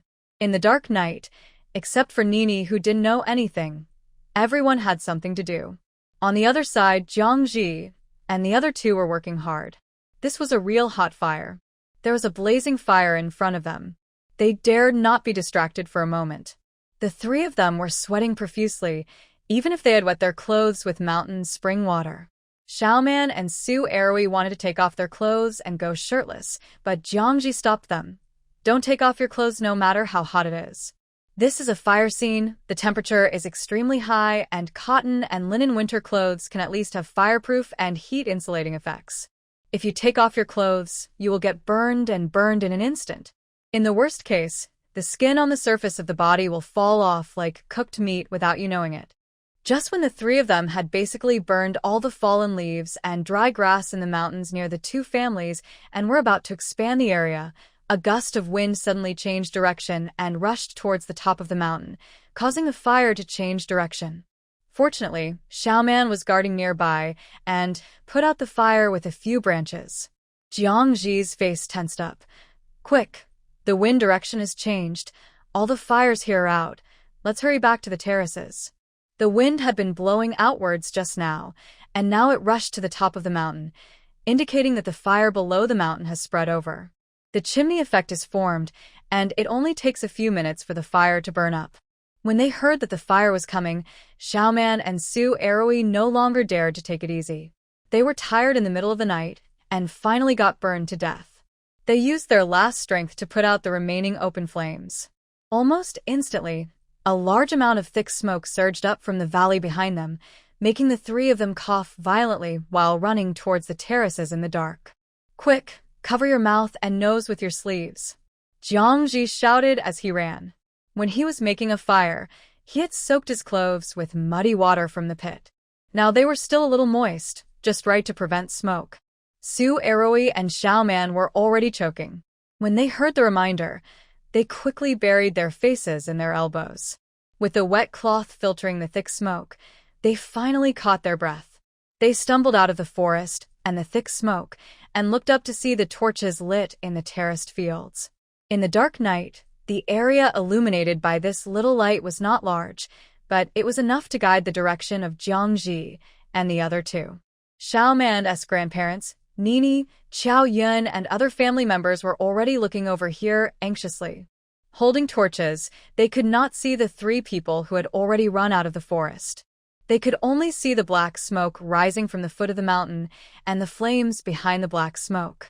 At this time, the sky had been dyed dark red, like an open ghost gate, which made people panic and collapse in an instant.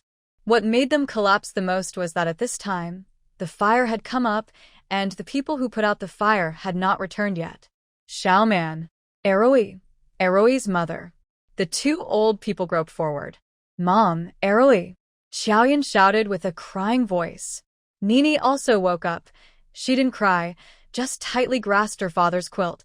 Her clear eyes were full of tears. Stop. Don't run around. The fire is coming. Jiangji's voice came. Finally, Xiaoyan saw her family running back from the darkness. Before she could ask questions, Jiangji had already pressed her to the ground, panting, and turned to tell others. Hurry. Everyone lie on the ground and cover your face with clothes. Eroi, Xiaoman, do as I said just now. There is no time. The mountain wind came with smoke and dust in a blink of an eye, and even breathing made the throat burn. Xiaoman first pulled Su Dezhu off the grain bag and laid him on the ground, and then asked Grandma and Nini to lie flat on their backs. Aunt Jiang said that when the fire comes, we should stick our faces to the ground like this. Eroi hugged his wife. Don't be afraid, Xiaoyan. We'll burn all the grass. He was naive and didn't feel anything when he set the fire just now, but when he saw the light of the torch turned into a small orange in the black smoke that seemed to be real, he was afraid, and his hands were shaking as he hugged Xiaoyan. The shrill sound of the wind and the crackling sound of the flames burning the woods were getting closer and closer. Jiangji lay on the ground and buried his face in his arms. This is also a way to save lives in a fire. Fireworks will pass over the human body, and the closer you are to the ground, the safer you are. The dead grass here has been cleared, so the flames stopped when they approached and only the thick smoke was carried up by the wind. The fire turned and spread along the hillsides on both sides, and continued to ravage the dead grass and trees in different ways. In the terraced field in the center of the thick smoke, several people felt the air stagnate, and an unbearable burning heat swept over their heads. At this moment, Xiaoman, who was originally lying on the ground, suddenly stood up and hugged his two grandsons and great-granddaughter tightly, using his body to block the heat wave. And his old wife, who had been married for half his life, almost lay beside him tacitly at the same time, hugging the children's exposed legs. The two had only one thought. Even if they burned themselves to death, they had to save the children. Not far away, Jiangji had been lying quietly with her head down, and she didn't even look at what was happening next to her. What hurts people in a fire is not only the open flames, but also the extremely high temperature of the smoke and heat that will burn the alveoli. As long as you avoid these few seconds, you can survive safely. Listening to this strange sound approaching and the heat wave coming, Jiangji closed her eyes and was ready to leave it to fate. Suddenly, she felt her body sink. It was Su Eroi's arm that protected her, and she whispered in a crying voice, "Mom, we should go with Xiaotian, the village chief." Jiangji had no time to speak.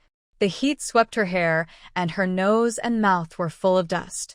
Time seemed to be frozen, and a few seconds seemed to be a century. Finally, the heat passed, and the mountain breeze brought plenty of fresh air. In the darkness, everyone seemed to be alive again, breathing heavily, and there were sobbing cries.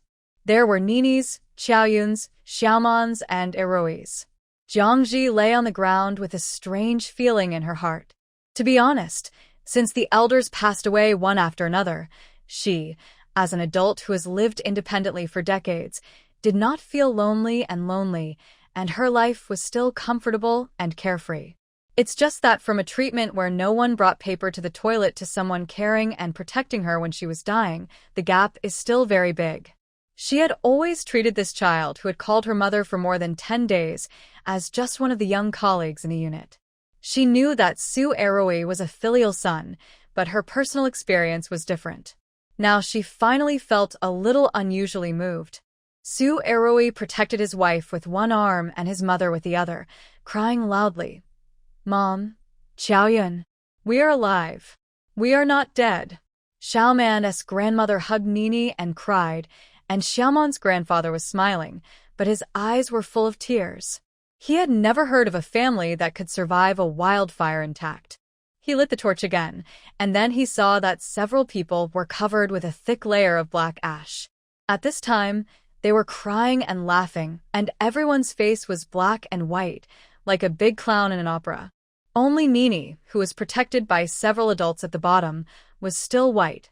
Everyone looked at each other, crying and laughing. In fact, it was not entirely true to say that everyone was intact because the hair of several people was lifted. Especially Xiaoman, Arui, Jiangji, and the other two who had been making fire. Their hair was by branches and burned by fire. In addition, their wet clothes were covered with dust and mud, and they looked like crazy. Jiangji coughed a few times and spat out a mouthful of black phlegm full of dust, and then said in a hoarse voice, "We have avoided this fire. Everyone should not run around and wait until dawn." This time, everyone agreed in unison. The fire was still burning not far above, and sparks were flashing everywhere. It was not time to relax. After they recovered, they hurried to see the house. Wildfires should not be underestimated. Even though the dead grass in the forest had been cleared, the shack and kitchen covered with bark and dead grass by Jiangji's family were still ignited by flying sparks, and the fire was rushing out. Fortunately, they arrived in time, and everyone worked together, poured a few buckets of water on it, and then took off all the grass roof that had just burned, and half of the house was saved. In addition, the roof of Jiangji's house was made of stone tiles, so there was nothing wrong with it. Even the chickens locked in the stone chicken coop were frightened, and one of them was trampled to death by its companions. After dealing with this, Jiangji, Xiaomanyi, Xiaoman, Arui, and the other four did not have time to rest, and went to Xiaoman's house at the foot of the cliff to check. At that time, Xiaoman's family left in a hurry and simply disposed of food and clothes. Those that could not be taken were covered with yellow mud prepared for the Kong.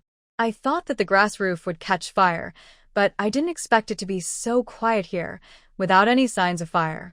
Because this shed is directly against the stone wall, it is usually cold, and the mountain wind turns here. Moreover, the dry grass around has been burned by the three people, so the fire did not come over. Apart from the ash falling all over the house, there is basically no big loss. Xiaomanya's face couldn't hide the joy. The people were fine, and even the grass shed was fine. It was really a blessing and auspicious. While Xiaoman's house was intact, we barely cleaned up the dust and rested here. The most satisfying thing was that there was a mountain spring under the stone wall. Grandpa Xiaoman usually covered it with a stone slab. Now it was clear and dust-free. Several people immediately started to cook. It felt so good to escape death. Grandma Xiaoman took out the grain bag from the soil, mixed all the remaining white flour in the house into a pot of batter, added salt and seasoning, and generously dripped a few drops of sesame oil. After the fire, everyone was tired and hungry, and this meal of batter was delicious. After dinner, several people spread bedding on the ground, closed their eyes and rested, and fell asleep in a short while. It was almost dawn outside, and the smoke was lingering. The whole sky was shrouded in fireworks and looked gray. Everyone just took a nap and woke up again. The mountain fire was avoided, but there were two problems that needed to be solved urgently. The first was to find out the situation in the village, whether it was refugees or rebels who burned the village. If they were rebels, Xiaomanya's suggestion was to prohibit making fires and cooking during the day and not to walk around in conspicuous places to attract the soldiers and bandits. If they were refugees, the problem would not be big, as they should have left after burning the house. And did the other families who moved to the mountain with them survive the wildfire? Are there any food left? Although there is a suspicion of picking up leaks, if they were really injured and died in the fire, they are all Sioux people from the same clan, so they still need to help collect the bones. In addition, the remaining fires around need to be extinguished to prevent them from rekindling. There are many things to do, and they need to be done one by one. Jiangji decided to take Arui to check the situation of the other families first and save people if they are injured. Xiaoman and Xiaomanyi put out the fire near their home so that they can take care of the old and young at home and quickly hide if there is something. It's just that the mountain road that was blocked before collapsed and can no longer be walked, and the original road can no longer be taken down the mountain. If you detour on the mountain where the wildfire has raged, too much time will be wasted, and it is not safe. Unexpectedly, Xiaoman Yi blocked the road with a backup plan. While it was still early, he took Jiangji and his mother to a steep and took out a knotted rope. Xiaoman said, "Eroi's mother, as long as you tie this rope to a tree, you can go around the landslide on the steep." Jiangji looked at the rope and his mouth twitched. This was a climb over the eaves and walls. Su Eroi was embarrassed to hold the rope. "Uncle, I can walk, my mother." He and Xiaotian had been burning charcoal in the mountains with their father since they were young. It was easy for men to climb up and down. Mother was good at work, but she was a woman after all, and had never walked on the edge of this cliff. Nothing, just the next. Jiangji took the rope, tied one end to the burned tree, and then wrapped the other end around her waist. She grabbed the rope and slid down the steep. In the real world, she had been following her grandfather to the mountains to collect herbs since she was a child, and she was used to this situation. You can climb rocks on the slopes with wild grass, without even a rope. It's just that she is new to it now, and she has to consider other people's feelings, and she doesn't want to scare people. Everyone knows that Mrs. Jiang is a troublemaker, and she will do things in a twisted way even if she is not allowed to do so. Jiangji's behavior did not arouse the suspicion of Xiaoman Yi and Su Eroi, who could only watch her go down the. It was steep, almost vertical, and they dared not walk without a rope. Now there is a rope knot, and they can step on the ground. As long as they don't panic, it is not as difficult as they imagined. The two went down steadily, and the hanging rope was hidden in the cracks of the rocks next to them. Su Eroi led the way and hurried to the charcoal sheds where several other families lived. The charcoal kilns of these two families were located lower than their own homes and were relatively close to the village. They discovered the fire earlier and should be able to escape. Walking in the burned forest, although you can occasionally see green smoke on the ground, the overall situation is better than Jiangji imagined. In her opinion, they had just experienced a forest fire, and there should be flames everywhere, as well as burning trees. But the deep grass here has been cut away by the villagers to build shacks, and many miscellaneous trees have been cut down. At this time, the only trees left in the forest were the hard and difficult-to-burn cypress trees. The flames could only stay close to the ground, coming and going quickly, and even the ashes were not thick. After turning a bend in the mountain, two charcoal kilns appeared in front of Jiangji. Su Eroi, who was walking in front, exclaimed, "Oh, Zhao Li's shed is burned." Without him saying anything, Jiangji also saw the thatched house still emitting black smoke. Not only this house, but also another thatched house not far away was burned, with no signs of firefighting at all. Su Eroi stopped and was a little afraid to go over. He raised his hand and pointed in front of the thatched house. "Mom, look there. Is there a person?" Jiangji held him back. "Eroi, look carefully. Is it someone from the village?" In the ashes in front of the thatched house, a person was lying at this time. His face could not be seen clearly, and he could only recognize that he was a farmer through his barely recognizable clothes. The two of them approached tentatively, and Su Eroi used the wooden stick he picked up to move his legs. "Oh, it's all hard, and he died at least in the first half of the night. The dead are not as scary as the living." Jiangji and Su Eroi mustered up their courage and turned the body over, revealing a face with knife wounds. Although it was burnt, it was still recognizable. Su Eroi began to, "This is Zhao Li's father. Quick, look for other people." Jiangji resisted the urge to run and looked up at the collapsed straw hut. In fact, there was nothing to find in the straw hut. The wooden wall of the hut would turn into a handful of ashes once burned. But there were two families here with about 7 or 8 people, big and small. There was only one body, so where were the others? Su Eroi and Jiangji searched the 2 straw huts and finally found a clue. Under the wooden pillars of the burned straw hut that were still emitting green smoke, a pair of thin and small feet that looked like a woman's were exposed. Jiangji and Su Eroi lifted the wooden pillars, and a woman who was almost and neatly chopped into 2 pieces by a knife suddenly appeared. "It's Zhao Li's wife." Wow. Jiang Ji also vomited. It wasn't nausea, it was stomach cramps caused by intense fear. At this point, it didn't matter whether the people burning the village were refugees or soldiers. Jiang Ji only knew that the two of them were in great danger here. If the other party didn't leave, they would be waiting nearby, and they would be walking into a trap. Quick, let's leave. She kicked Su Aroi, who was squatting on the ground and vomiting, and turned around and ran up the mountain. Su Aroi was also scared and stumbled after him. The two of them ignored everything and ran directly to the place where they had just come down the mountain, ready to find a rope to climb back up the mountain. But before going up the mountain, Jiang Ji was more careful. She first found the road up the mountain before, and then followed the road to the section blocked by the landslide. Because of the forest fire, this place was covered with a layer of mountain ash. She didn't even need to look carefully to see some messy and fresh footprints appearing on the loose soil. Jiang Ji took a breath of cold air. Someone wanted to go up the mountain, but was blocked by the landslide. Thinking of the burning straw hut and the woman who was chopped into 2 pieces, she felt a chill down her spine. If it weren't for Xiaoman's grandfather prying rocks down to block the mountain road a few days ago, her family would have been killed last night. These people couldn't get up the mountain, so they burned the village and set fire to the mountain. Soon Jiang Ji and Su Aroi climbed up the steep again and returned home. Xiaoman, you didn't expect the two to come back so quickly. The road is not easy to walk now. Even if they are empty-handed, it will take at least more than an hour to go back to the mountain from the village. In addition, he found a problem.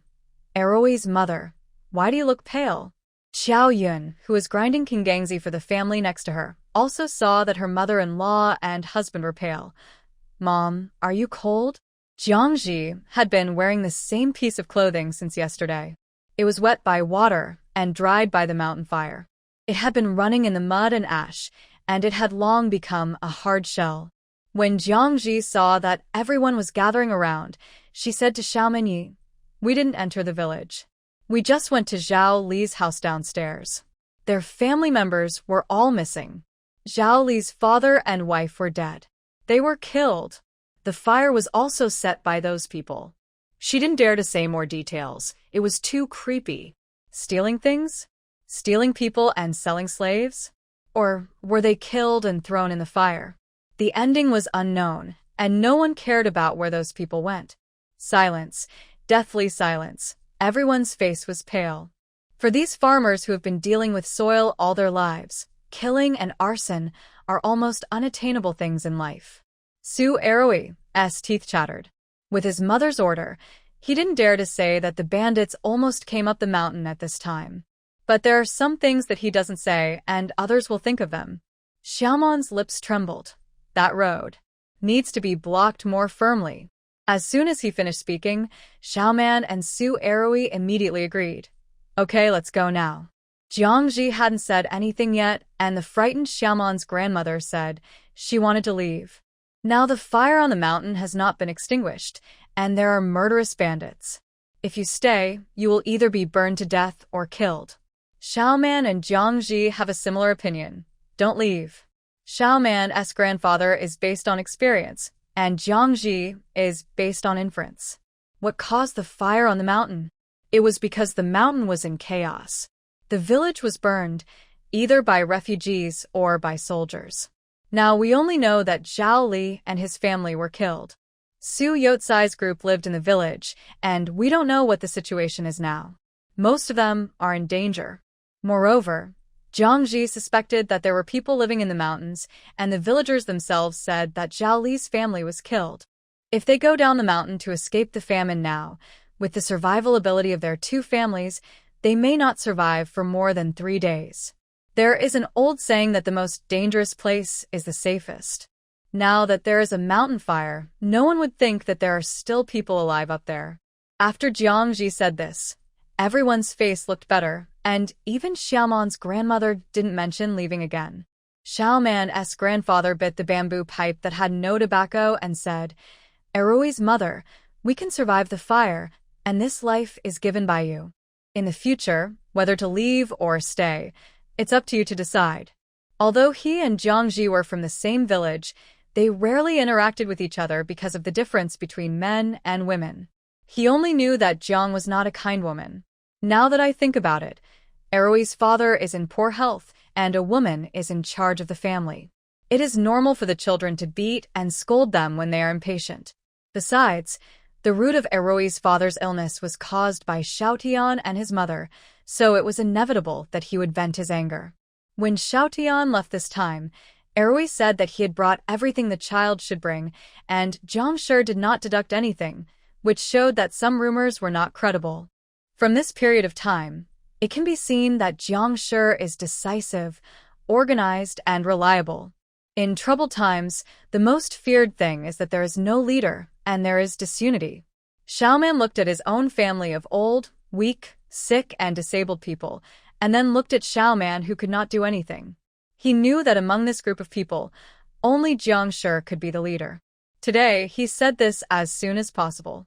Jiang Ji was not too surprised by Shimon's decision, and she also thought so.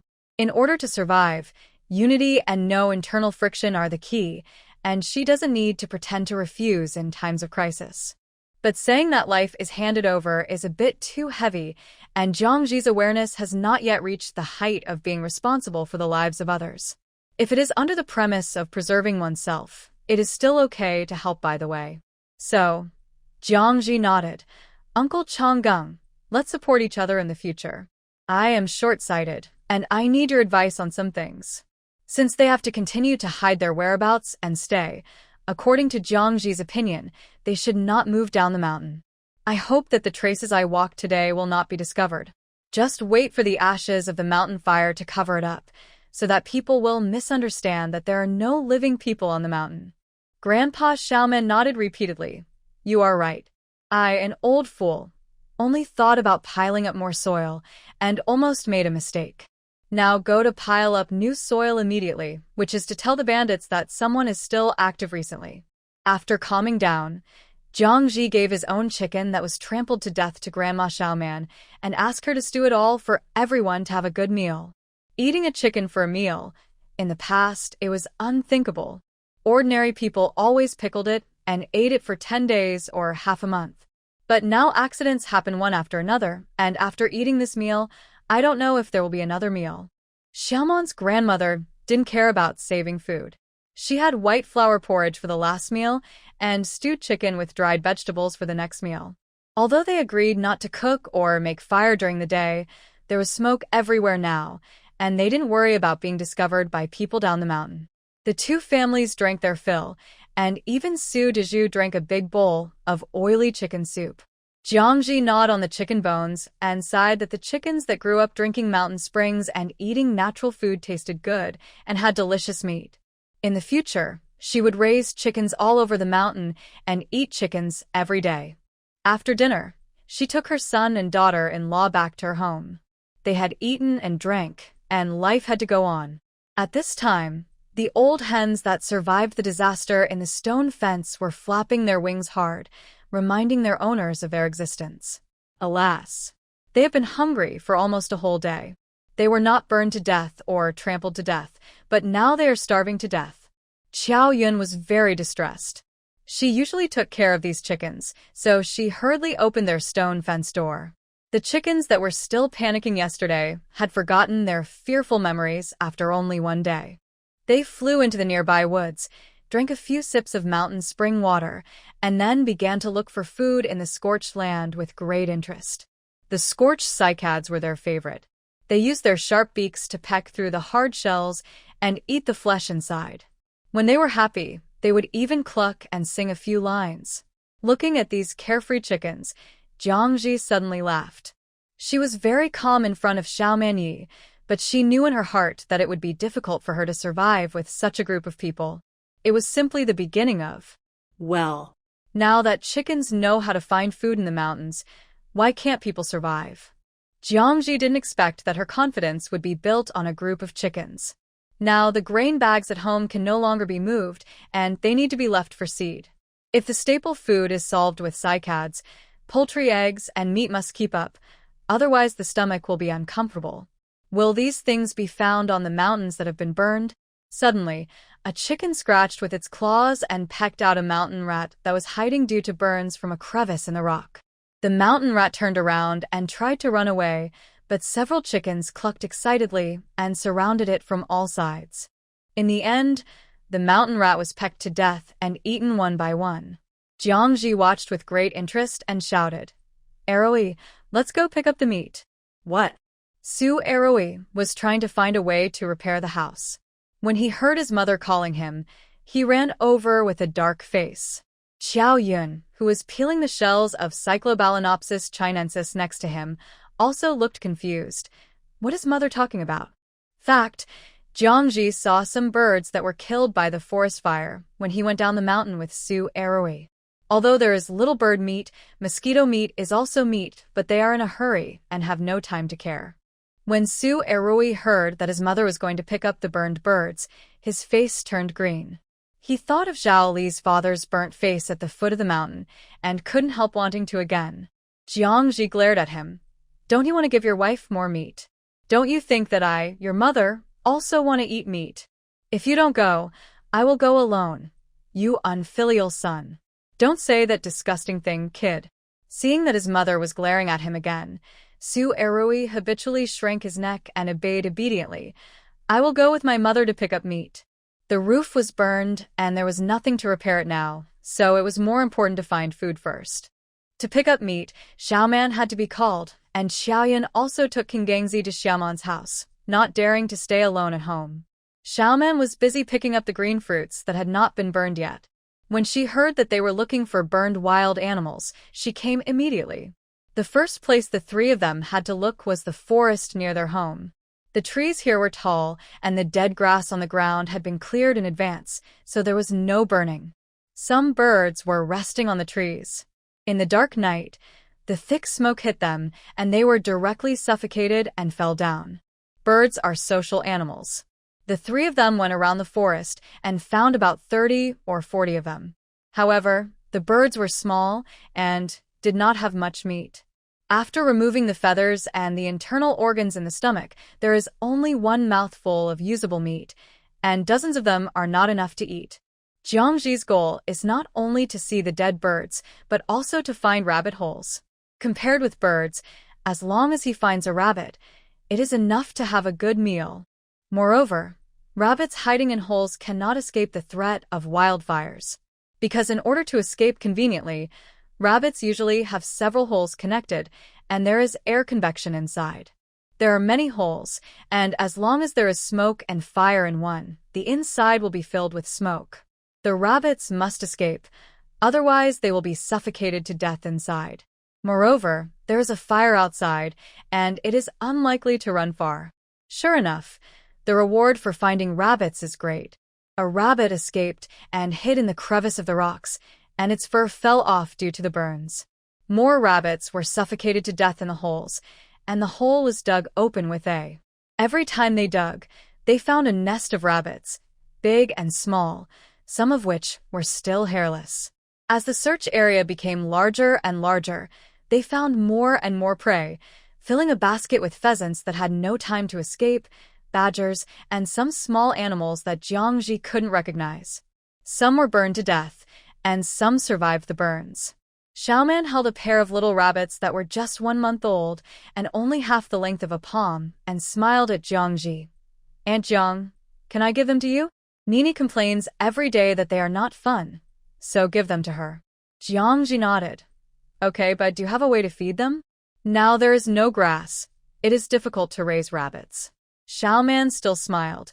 "Just make Nini happy for a few days." Nini's mother left home. Her father was like that, and her great-grandparents couldn't laugh all day. Only this uncle still wanted to make the child happy. No matter what, the family always cared about each other. Late in the evening, the two families gathered together to deal with today's harvest. Xiaoman's grandmother was very experienced in taking care of the stove, and she quickly scraped and cleaned the pile of burnt black stuff. According to Xiaoman's grandmother, everyone had just eaten a chicken during the day, so the meat should be smoked and dried to be stored for later. In the past, villagers would occasionally hunt wild game, but they were reluctant to eat it and usually asked others to exchange it for money. saving food to exchange for money for their sons and grandsons to marry wives at any time is their experience in life. In Xiaomon's family, there is another way to save money: to buy medicine. Jiangji said, "Auntie, there is not much salt at home. These meats can be found at any time in the mountain, but salt cannot be found. If the meat goes bad, it will be even more uneconomical." Xiaoman's grandfather also said, "Just give it to the children. They have been tired these days, and the cows should know how hard it is to work. Don't be stingy and reluctant to spend it like before." He also knew that it would be too wasteful to eat all the meat in one meal, but if they didn't eat it, they would have to throw it away. It's better to eat it than to throw it away. Xiaomon's grandmother felt distressed, but she had no choice but to do as she was told. So, half of the meat in the basket was stewed in the pot, and the other half was hung up to make dried meat.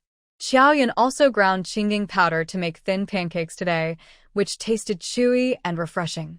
Just like that, after eating chicken soup, the two families started to eat stewed meat to fill their stomachs.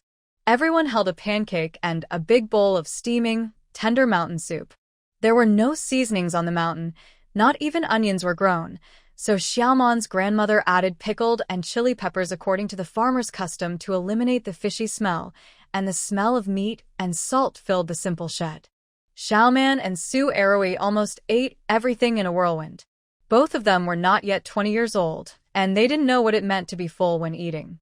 Usually in the village, they could only drink some porridge to fill their stomachs, and there was no time like today to eat meat with their stomachs open.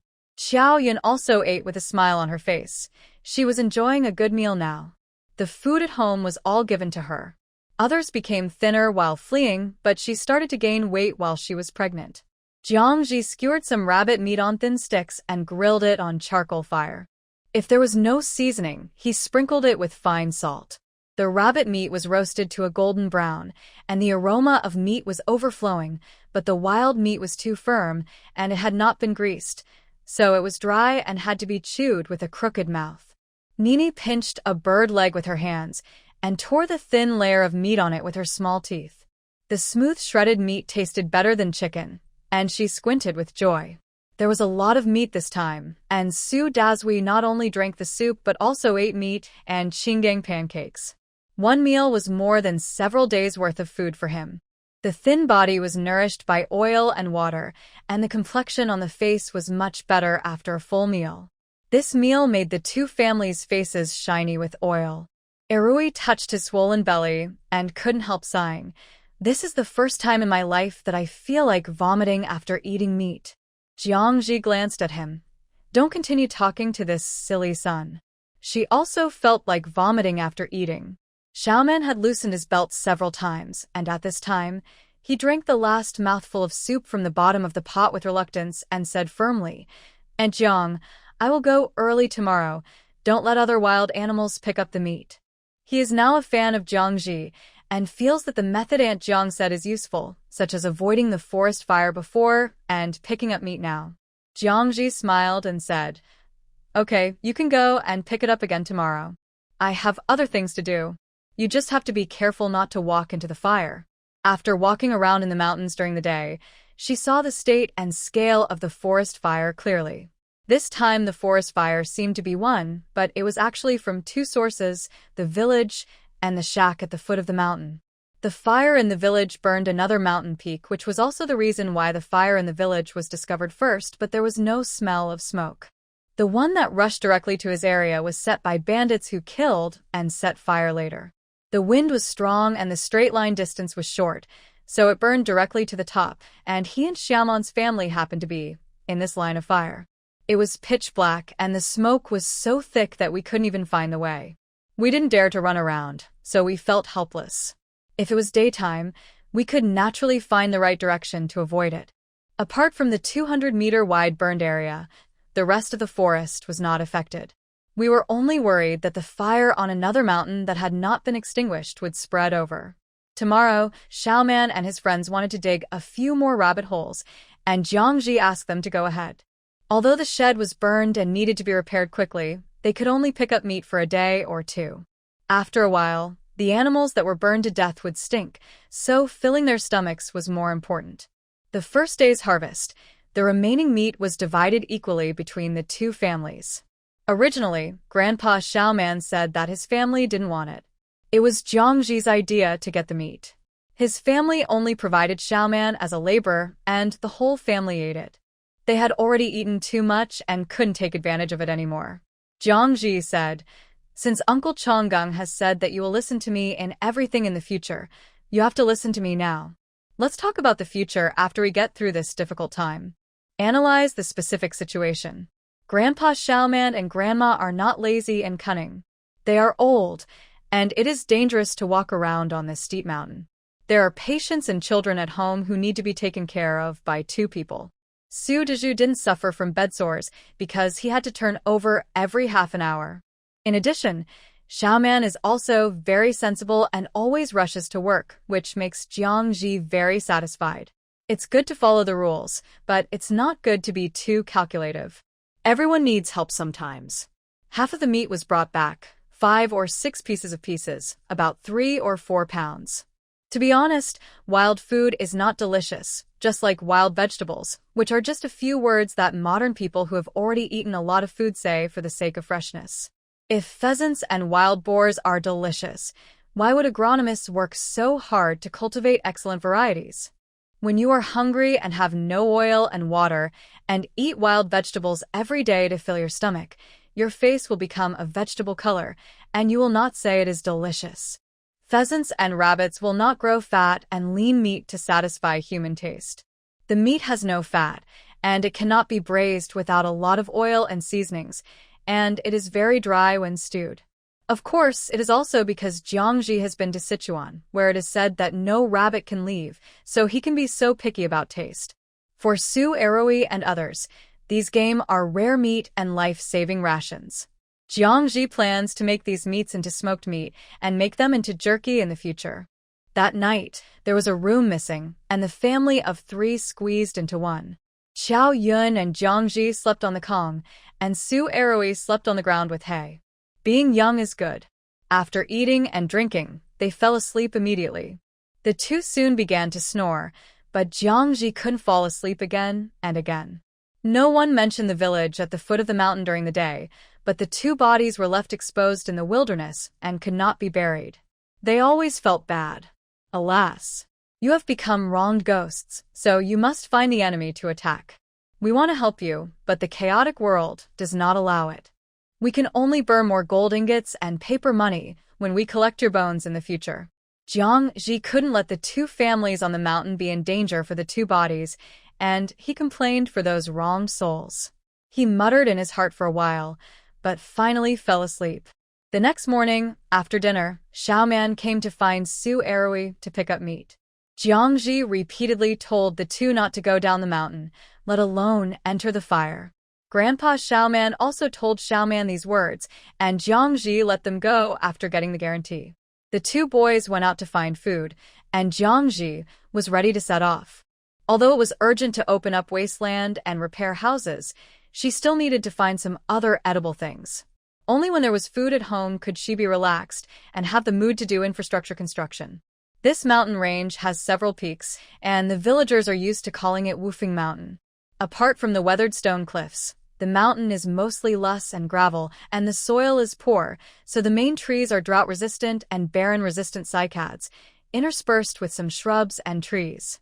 It encountered a rare long winter with a lack of rain, and it is still a desolate and barren land. There are no ginseng and ganoderma to pick, and no wild vegetables to dig. But there are mountain streams between the peaks, and some small silt lands that have been deposited. Compared with the monotonous vegetation in the mountains and forests, the plants near the water are more diverse. Jiangji had a general understanding of this mountain from Xiaoman Yi before, so he first found a ditch that had dried up for the most part, and then walked into the mountain along the water. People used to appear here occasionally, and there was still a small path. The cliffs on both sides of the ditch were dry grass at first, and gradually there was more green on the stone walls. It was a creeping vine clinging to the stone, with oval opposite leaves sparsely distributed on both sides of the ground vine, stretching out dryly. Jiangji casually called out its name, sweet potato vine, also called ground centipede or ground gold. It is also called ground loquat in the herbal medicine. This plant is the most common ground vine in the southwest region. It grows in sparse forests, ditches, and wilderness grass, evergreen all year round, blooms from April to June, and bears fruit from June to September. The ripe fruits are half buried in the soil and look like loquats, brown and dark red, sweet and attractive, and full of seeds when broken open. It is also the favorite snack for children in the mountains. Every year during the hottest time of summer vacation, Jiangji would go to the mountains to pick sweet potato fruits. In addition to being a snack fruit, sweet potato vines are also the target of housewives going up the mountain to cut firewood in winter. Cut the main vine with a knife and pull it in the opposite direction. It will be a vine net, which is rolled into small bundles, and it is very easy to burn when dried. It is said that the local water and soil nurture the local people. In the hearts of Chinese people, the existence of each plant always has different uses. Non-toxic ones are food materials, poisonous ones are medicinal materials, and old, non-toxic, and inedible ones are wood. But this sweet potato vine that is not favored by people has many functions. It can be eaten, burned, and used as a medicinal material. It is not an exaggeration to say that it is full of treasures. Sweet potato vine can treat lung heat cough, edema, rheumatism, traumatic injuries, etc. If you use 3 liang of mature fruits to boil water and take it, it can treat simple indigestion in children. Use fresh vine leaves to boil water to wash the affected area, treat scabies and urticaria, and take the decoction to drive roundworms. But now, Jiangji pulled a sweet potato vine in his hand and looked at the white pulp coming out of the broken end with regret. Now is not the right time, it can only be used as firewood. Because to collect sweet potato vines as medicine, it needs to be washed and dried between September and October for use. The sweet potato vine is useless, but Jiangji soon found a plant that made her ecstatic. In the sandy soil beside the ditch, there were piles of dead grass and branches washed down by last year's mountain torrents. She pulled away the weeds that had not yet completely rotted, hoping to find hibernating frogs but what caught her eye was a pile of reddish-brown buds that had just emerged. Internet photo: this thing is almost an addictive drug for people in the southwest. Jiangji immediately put down her backpack and even didn't want to use She took out her sickle and lay on the ground and began to dig carefully from the surroundings. Just by looking at the thick buds above, she could already predict the thickness and length of the rhizomes below. It must be of the Tyrannosaurus rex level. In the past, she had to dig through several ridges to find it. As the sand peeled off layer by layer, the roots inside were also exposed. A row of white, tender, and plump Houtuinia cordata were like chopsticks inserted directly into the ground. Jiangji hurriedly dug down to see how long and deep it was, for fear of breaking this rare treasure. This is a real treasure. Medicine and food have the same origin, and the medicinal effect is needless to say. It is a good product for clearing away heat and detoxifying, treating upper respiratory tract infections, and resisting radiation. It is also a god in the hearts of food lovers. She felt that at certain times, the worshipful digging actions of digging chicken mushrooms, digging Houtuinia cordata, and digging ginseng were basically the same. I just don't know if people living by the sea have this feeling when they go to the sea. The first batch of Houtuinia cordata in spring is like the first cup of milk tea in autumn. It is not for eating but for showing off on WeChat moments. Maybe it was put in a basket and walked past the neighbors. In the envy and jealous questions, they replied lightly, "I dug it by the ditch, and I have dug it all." Then they left without sharing even one. There are a lot of Houtuinia cordata here. You don't know until you dig it. You will be shocked when you dig it. There are all kinds of Houtuinia cordata in the cracks of the rocks and the grass next to it. It looks like the first leaf will grow in 5 or 6 days at most. Calculating the time, if it weren't for the long winter, it should have grown a long time ago. It's just that this is a sheltered place, and there is heavy water and humidity, plus the weeds piled up to protect against the cold, so it grows better than other places. The longest root is 1 meter long. Jiangji put a large handful of Houtuinia cordata into the backpack and did not touch the rest. She was worried that it would be a waste if she dug too much at once and could not eat it all, so she saved it for later.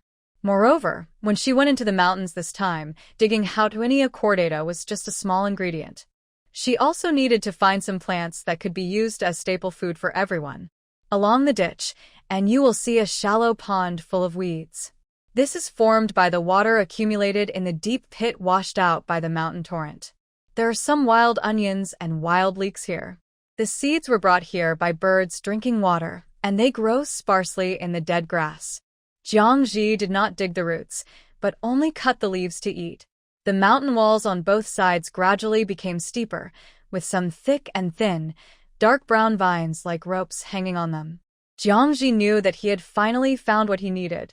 In the southwestern mountainous areas, the most common and largest vine plant, apart from the sweet potato vine, is the kudzu vine. This is also the most used plant in people's daily life. The kudzu vine can be woven into rattan chairs, rattan beds, and rattan baskets, and can also be woven into kudzu cloth, which is the main fabric for ordinary people's homes. However, kudzu is mostly harvested in May and June, when the kudzu vines are not mature. At that time, the degree of breakage of the kudzu fiber is low, and kudzu silk can be cut out to weave cloth and make clothes. Now these kudzu vines are old and hard, and they are useless except for burning firewood. Jiangji smiled bitterly, thinking that he was really a dung beetle starving, and he didn't even have time to. It would be great if I came across summer, so I could eat and use everything. I couldn't use the kudzu vine, but the kudzu root below is good. The stem of kudzu is, with thick, tuberous roots. The roots are thick, tender white, with hairs and a smooth surface, shaped like a human arm. These rhizomes can be ground into powder and made into various snacks, or they can be stewed directly. As a plant with both medicinal and edible properties, kudzu root can be eaten, and it is also a good medicine for relieving muscles and expelling wind, and treating fever and diarrhea. In addition, kudzu flower can be boiled in water to sober up, especially for vomiting blood and bloody stools caused by excessive drinking. It has a very significant effect on liver damage and is a talisman for wine lovers. However, it is difficult for modern people living in cities to find kudzu flowers. Jiangji naturally won't consider the problem of sobering up and reducing fever now. She has to survive first, that is, eating kudzu root. She cut open the kudzu vine net with a knife and looked for the main root below. This is a job that requires both effort and patience. Looking at the vines all over the mountains, it may be a kudzu, and you have to find its root system in this large area of vines. The old kudzu vines were very strong, and they could not bear the force when they were suspended in the air. They jumped every time they were cut, and Jiangji's arms ached. In order to get a bite of food, she had to rest and cut for a while. When she sorted out the main root of a vine, Jiangji was exhausted. Taking the opportunity to rest, she took out the qingeng cake and a piece of boiled meat prepared by Qiao Yun when she went out in the morning to fill her stomach, and then took out a can of water. Originally, people here would drink mountain springs anywhere when they went out, but Jiangji developed the habit in modern times. She was afraid of drinking leeches in the water, so she boiled water and brought it with her. After eating and drinking enough and regaining some strength, she began to dig kudzu roots. In order to support the nutrition of so many vines, kudzu roots grow very deep, and this place is all gravel and loess, so it is very difficult to dig. While digging, Jiangji picked up the broken kudzu roots and ate them. Fresh kudzu roots only need to tear off the skin to eat. It is a bit bitter at first, but the more you chew, the sweeter it becomes. The most important thing is to promote body fluid and quench thirst. By the time Jiangji had dug out more than 200 kilograms of kudzu root, it was already getting dark. She had been out all day. The kudzu root was dug out, but how to carry it back became a problem. The original body was used to doing heavy work and had a lot of strength. It was common for her to carry 100 to 80 kilograms, but it was impossible for her to carry 200 or 300 kilograms at a time. Moreover, there was only a small backpack, which could not hold everything. Jiangji could only leave the largest taproot and pick up some broken fibrous roots to take back. The fibrous roots alone weighed 50 to 60 kilograms. She walked out of the ditch carrying them on her back and met Sueroi, who was walking and shouting, sweating profusely. Mom, Mom, calling for the soul. Jiangji responded in the tone of the original body. Hearing the echo, Su Eroi fluttered his arms and ran over. He was happy and complaining at the same time. He took the backpack and put it on his back and kept talking. Mom, why do you go out all day? My uncle said that you came to this ditch and was worried that something might happen to you, so he asked me to come and pick you up. Jiangji was also tired after a day and didn't want to pay attention to him, but he was annoyed by his nagging and couldn't help asking, Eroi, you didn't talk so much before. What's wrong with you now? Other time travelers were worried that they would be exposed. She was a troublemaker mother, and her son didn't dare to doubt her, but was questioned instead. Su Eroi was dumbfounded. He didn't know why he talked so much. It was obviously his mother who talked a lot and scolded people before, but now his mother rarely scolded people, so he forgot about it. Afraid that his mother would scold him again, Su Eroi hurried forward a few steps. It will be dark soon. Let's go back quickly. When Jiangji got home, he realized that he had indeed returned too late. Xiaoman and Su Eroi had already returned home. The two boys had gained a lot. In Xiaoman's shed, there was a pile of black and sticky small animals that died in the forest fire. In the light of the fire in the middle of the shed, Xiaoman's grandmother was busy, gutting, scraping, and skinning. Xiaoman's grandfather was also peeling snake skins on a wooden pillar, and Xiaoman was helping him. When she saw Jiangji coming back, Xiaoman immediately came over to show off. Aunt Jiang, my brother Eroi, and I went out today. Look what this is. It's a big snake. The wildfire also killed the snakes hiding in the cave for the winter. The two dug a rabbit hole to dig it out. Su Eroi mentioned it on the road. But when Jiangji really saw the snake, she was also surprised. She often went up the mountain and was not afraid of anything, but she was afraid of those with long legs and those with no legs. After taking a look at the snake, she dodged quickly. This snake must be 6 or 7 pounds, right? Could it be a snake demon that has achieved enlightenment? When Xiaoman heard about the snake demon, she panicked. Grandpa, this. Jiangji chuckled. What is Xiaoman afraid of? If someone is burned to death by a wildfire, it means that he has not practiced well. You are getting rid of harm for the people. Xiaoman's grandfather and grandmother also laughed. This child is just innocent. You get scared when your Aunt Jiang teases you. Eat less later. With this laugh, everyone in the room laughed. There is no threat of hunger for the time being. Although there are still wildfires and bandits following them, those who want to survive must try to be happy, otherwise they will definitely be scared to death. Xiaoyan spread a stack of soft pancakes made of qingding starch as the staple food, and the meat stewed in the pot also emitted a fragrant aroma. Jiangji took out the kudzu root he had dug. Here is kudzu root. Cut it up and put it in the pot to stew. Scrape off the brown outer skin of the fresh kudzu root, cut it into small pieces, and put it in the pot to stew meat, or boil it in plain water. It is not astringent or sweet, and tastes similar to yam, which can make you full. Oh, you went to dig kudzu root by yourself. Can you eat it? Xiaoman's grandmother was surprised.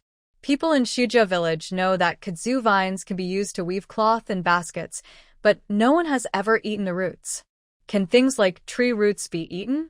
Jiangji was also surprised. In modern times, kudzu root powder is a health product, and it is naturally the first choice to fill hunger in years of famine. Xiaoman's grandmother knew that thatch roots can be eaten, but why didn't she know that kudzu root can also be eaten? Maybe it's because the appearance of kudzu root is too similar to tree roots. But there is nothing to brag about. The fact that they know that cycads and kudzu root can fill hunger and know many strange delicacies is because our ancestors experienced too many long and difficult times. In order to survive, they all turn grief into food, and hunger makes people eat everything in different ways. If they were like those bandit countries that started out by plundering and only ate pork chops and steaks, who would bother with these things? Since no one had ever eaten pueraria root, Jiangji personally picked a section of the most tender root, scraped off the skin, cut it into pieces, and put it into the pot. Putting the kudzu root into the pot and covering it, Jiangji was in a good mood, thinking that she could add another ration for everyone, and she said casually, "This kudzu root is the most peaceful, and it can cure many diseases." Boiling water and adding rice to make porridge can cure thirst and polyuria, that is thirst. If a child catches a cold, has a fever and vomits, add and honey. If it is combined with other medicines, it can also cure and hemiplegia. Before she finished her words, Xiaomon's mother had already said in a trembling voice, "Arui mother, do you think this can cure paralysis?" Jiangji. Seeing that everyone in the room was looking at her, she realized that she had said too much. People are used to selectively listening. When she said hemiplegia due to, Xiaomon's mother only heard the word paralysis. It seems that it is not just Xiaomon's mother who is like this, but everyone in the room is like this. Jiangji has not paid much attention to Su Daju's situation in the past few days since she went up the mountain. First, the original body is not a warm-hearted person, so she naturally would not take the initiative to ask. Secondly, Grandpa Xiaoman was a very strong-willed person who always felt that his family was unfortunate. When he was in the village, he never complained about his hardships in front of others, and he was also afraid of others asking too much. This was someone else's sad story, so Jiangji didn't say much. But now that Grandma Xiaoman mentioned it, there was some discrepancy here. Hemiplegia caused by and paralysis caused by trauma are different in terms of causes and symptoms.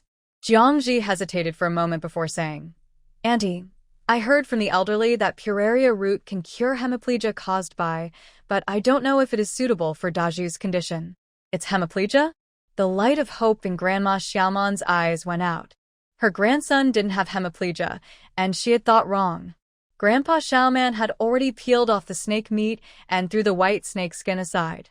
He coughed and said, "Mother Aroi, your mother's family knows about herbal medicine. Do you know any way to cure paralysis? There is a lack of doctors and medicine in the mountains. It is not uncommon for someone to know some folk remedies passed down by word of mouth." Jiang knew that the Cyclocaria chinensis could be eaten, and she also said that the Puraria root could be eaten, so maybe she really knew something that would be useful for Daju's illness. Jiangji pretended to recall it, but she didn't say she didn't know directly. The original paper man naturally had nothing to recall, and she was still thinking about modern medical knowledge. "Uncle Changgang, don't blame me for nagging.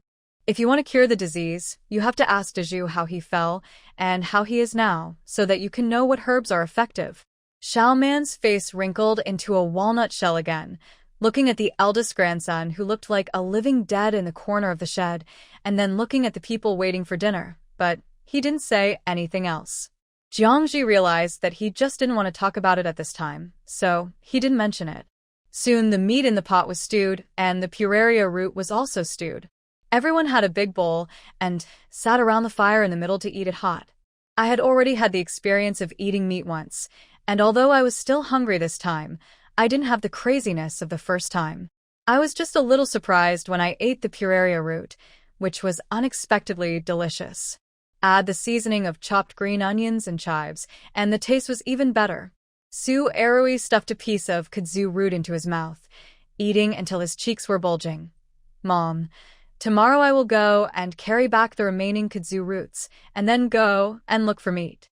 Mom said that there was still some kudzu roots that had not been carried back, so she would go and carry them back first, and then do her own things. Xiaoman ate beside him vaguely. "I will go too." Now he is also a laborer who can support the family, and the affairs of the two families are one family's affairs. In the corner of the shed, Su Daju was also eating, and Xiaoman's grandmother served him meat. "Grandma, give me some kudzu root." Su Daju also heard Aunt Zhang's simple words. Whether hemiplegia or paralysis, he would eat it as long as it could cure the disease, and he wanted to sit up. Xiaoman's grandmother said, "Eat some meat first, you are too thin, and eat those things later." She wanted her grandson to eat more meat to replenish his body. Meat is not common, so it counts as a meal. Since kudzu root can be eaten, there are a lot of them on the mountain, so he can dig it later. Su Daju shook his head and dodged the meat that was sent to him. Although the meat was good, he couldn't chew it well and couldn't swallow it in his mouth. He could only drink the soup. Alas! Xiaoman's grandmother's eyes were full of tears. She felt sorry for her grandson. He hadn't eaten anything good since he was injured. His health was getting worse and worse. Unfortunately, it was a chaotic time now. There was no way to find a good doctor. How could he take good care of himself? By the fire, Xiaoman's grandfather also put down his bowl and chopsticks.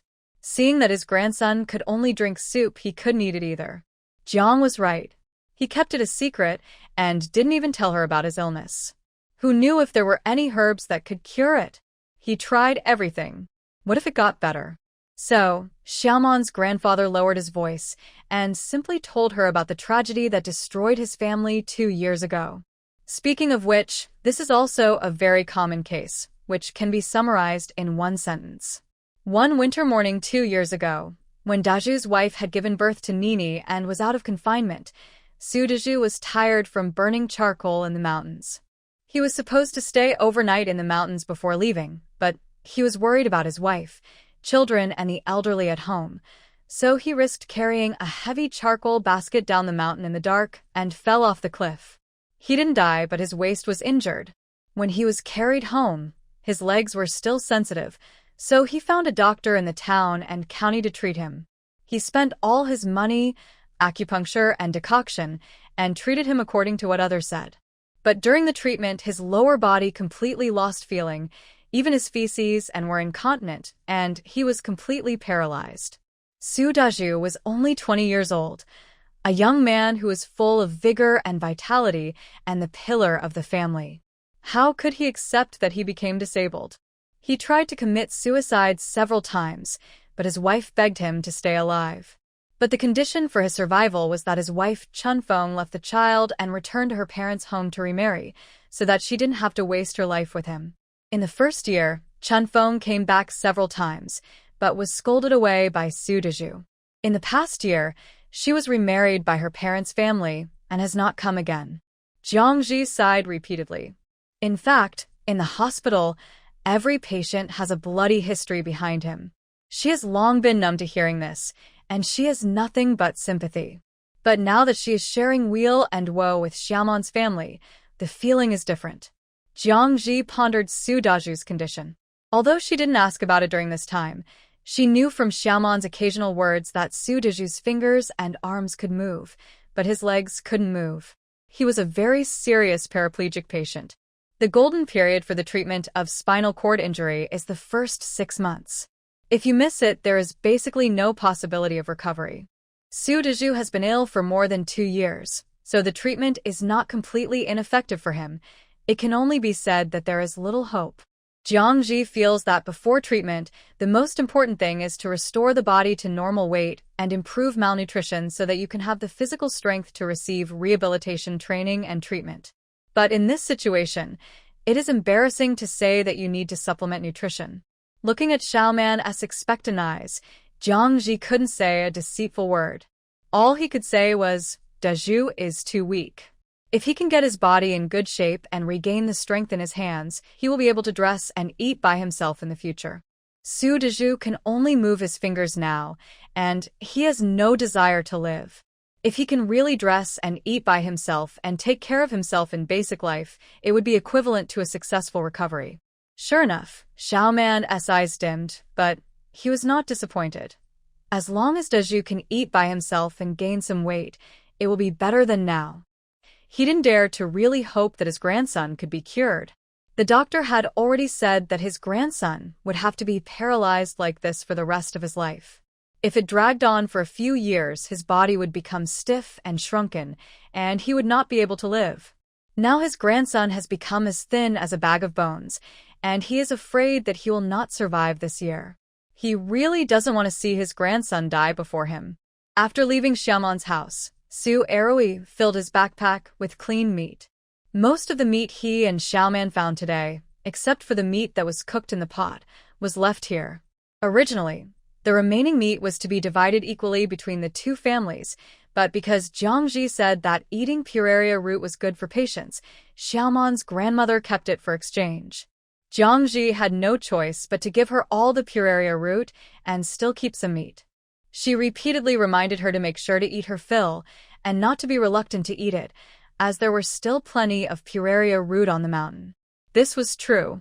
Knowing that there was no habit of eating pueraria root here, Jiangji believed that pueraria root powder alone could feed the two families.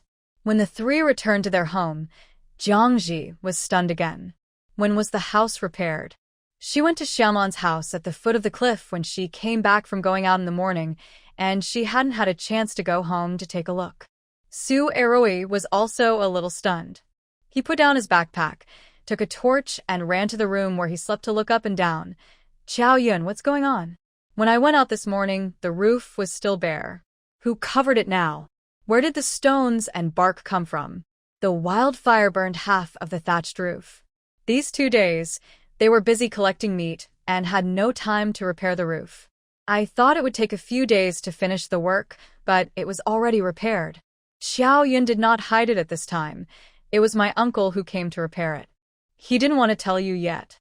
He didn't want to hear all the thanks. He also said that my family was busy looking for food these days, and he should do something. Oh. Mother, the 2 burned jackets of you and Eroi have been taken apart and washed by your uncle and aunt. She said she would bring them back after they were done. Oh. This fool. The clothes that Jiangji and others wore when they were fighting the fire were burned by the fire. They were covered with mud and ash. They couldn't be worn again without being taken apart and washed. It's just that Jiangji is not free at this time, so she asked Xiaoyun to take it apart first, and then clean and mend it when she is free. How can she let Xiaoman grandma take it away to help? Jiangji raised her hand in anger and pretended to knock her on the head. You fool! You don't say it when people tell you not to. Don't you think about how your uncle climbed the roof at his age, and your uncle's eyes can't see the needle and thread? The thunder was loud, but the rain was small. Her actions scared Xiao Yun to shrink her head, but she didn't really hit her. Xiao Yun was wronged. I don't want my uncle to take it, but I can't persuade her. Jiangji was also annoyed. If she knew that Xiaoman grandpa and others helped her do so many things during the day, at least she should say a few more words about Su Dezhu. Even if it's useless, it can make the 2 old people feel better tonight. Alas. Forget it. The old couple is afraid of being abandoned by others as a burden, and they try to show their value. Since Xiaoman grandpa is willing to do it, she will accept it calmly and help him more in the future. Now that the burned roof was repaired, Su Eroi and his wife returned to their room to rest. Jiangji was not in a hurry to sleep. She first hung all the meat on the horizontal bar above the fire pit to smoke it, and then was busy cleaning the Hautuinia chordata she dug, cutting it into small pieces, and sprinkling some light salt on it. Just now, when she was taking Pueraria root from Xiaoman's house at the foot of the cliff, everyone saw Hautuinia chordata and said they didn't know it. They didn't eat it at all even if it was mixed with cold sauce, and said it smelled, and asked to put it away. Jiangji didn't explain much about this reaction. Some people like it, and some don't. One man's honey is another man's poison. If you are not used to it, you can't force it to eat it. You have to process it first. It only takes a few hours to marinate it. Pour out the marinade water, and add the seasoning again, and all the fishy smell of Hautuinia chordata will be gone. The rest is a crispy texture and a unique refreshing taste, not a fishy smell, so people who eat it will naturally accept it. It's a fool to eat it raw without even salting it for the first time. That night, Jiangji tossed and turned for a long time before going to bed. The wildfire on another mountain peak had not been extinguished. It was gray during the day, and the air was always choking with smoke.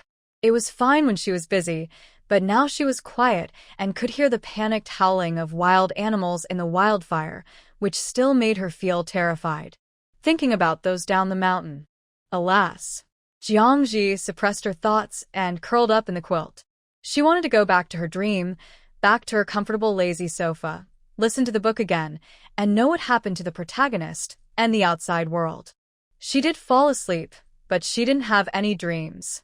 The hard Kong and the hard quilt made her feel stiff all over.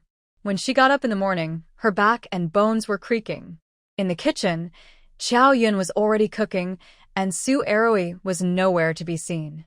Xiao Yun scooped hot water for Jiangji to wash her face, and said, Eroi saw that his mother was tired and wanted to sleep for a while, so he went to Jishenggu to carry the kudzu root back by himself. These 2 children are so sensible. Jiangji sighed in her heart. Although the original body suffered, the child was sensible, and it was a blessing.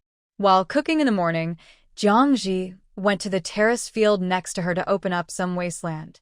Now she would open up a section every day and slowly build up a good farmland by accumulating little by little. After building stone steps and digging the land, Jiangji collected the ashes and soil from the burned mountain fires from outside and piled them in the field. When Su Eroi and Xiaoman came back with a large basket of kudzu root, Jiangji had also opened up a field mouth more than 10 meters long. Now everything is ready except for the spring breeze. As long as the weather is warm and the rain comes, it can be sown.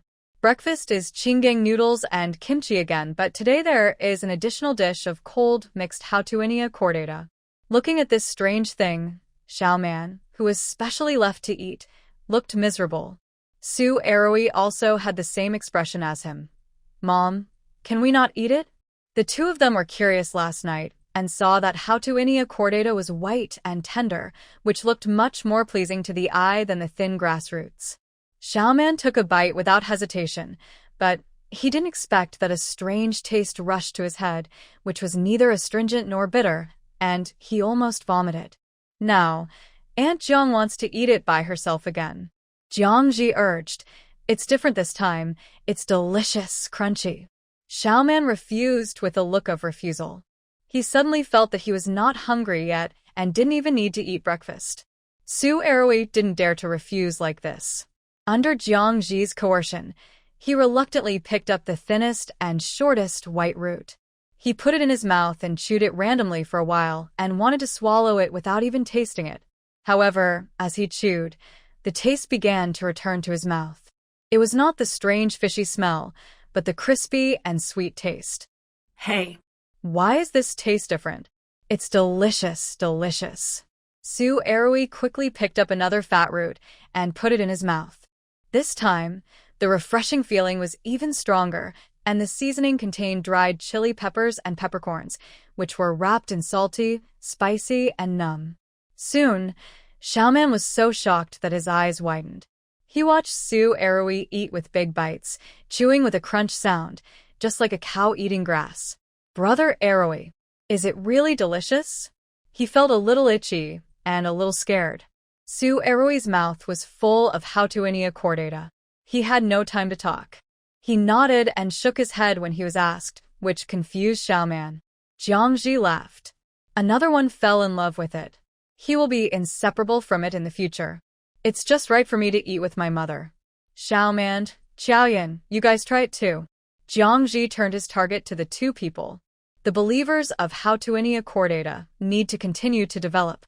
In order to get the precious hautuinia cordata this time, she took out the few dried chili peppers that she had kept at home for seeds. There was no rapeseed oil, so she could only use the roasted dry peppers and peppercorns to crush into powder as seasoning, which was enough for the three rookies to start with. Sure enough, this novel taste quickly captured the three young people. Xiaoman, like Su Eroi, also fell in love with it.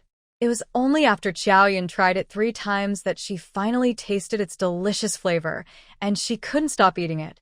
After dinner, Xiaoman and Su Eroi continued to dig rabbit holes, and Jiangji did not go out.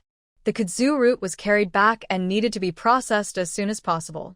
When she arrived at Xiaoman's house, she first expressed her gratitude to Xiaoman's grandfather for helping to repair the house. Xiaoman's grandfather waved his hand to tell her not to thank him anymore and pointed to the kudzu root piled in the house and said excitedly, "What I did was just manual labor. Eroi's mother. This is a life-saving thing. And that too." On the other side, there were green oaks soaking in the earth pit. Now every day, he picked up green fruits and soaked them in powder in turn, and he could eat porridge or pancakes. With these 2 things, he didn't worry about starving to death again. Moreover, kudzu root can cure diseases. Daju ate stewed kudzu root last night and said that he felt better about his thirst and bitter taste. Xiaoman's grandmother also said that she couldn't do heavy work and washing and scrubbing was not tiring. When people get old, they are most afraid of becoming useless. They feel at ease when they feel needed by others, and there are 2 burdens at home. Seeing that both of them were very satisfied with their current situation, Jiangji did not say too many polite words, and then taught how to get kudzu root powder. In fact, the process of getting powder is similar to that of cycads. First, crush the kudzu root into a paste, then wash the powder with clean water, repeatedly precipitate, skim off the dirty water on top, and finally take the powder that precipitates at the bottom of the container and dry it. Xiaoman grandmother learned it as soon as she heard it. When she learned that kudzu root powder was tastier than cycad's powder and more beneficial to the body, she smiled from ear to ear, and her already turbid eyes were shining.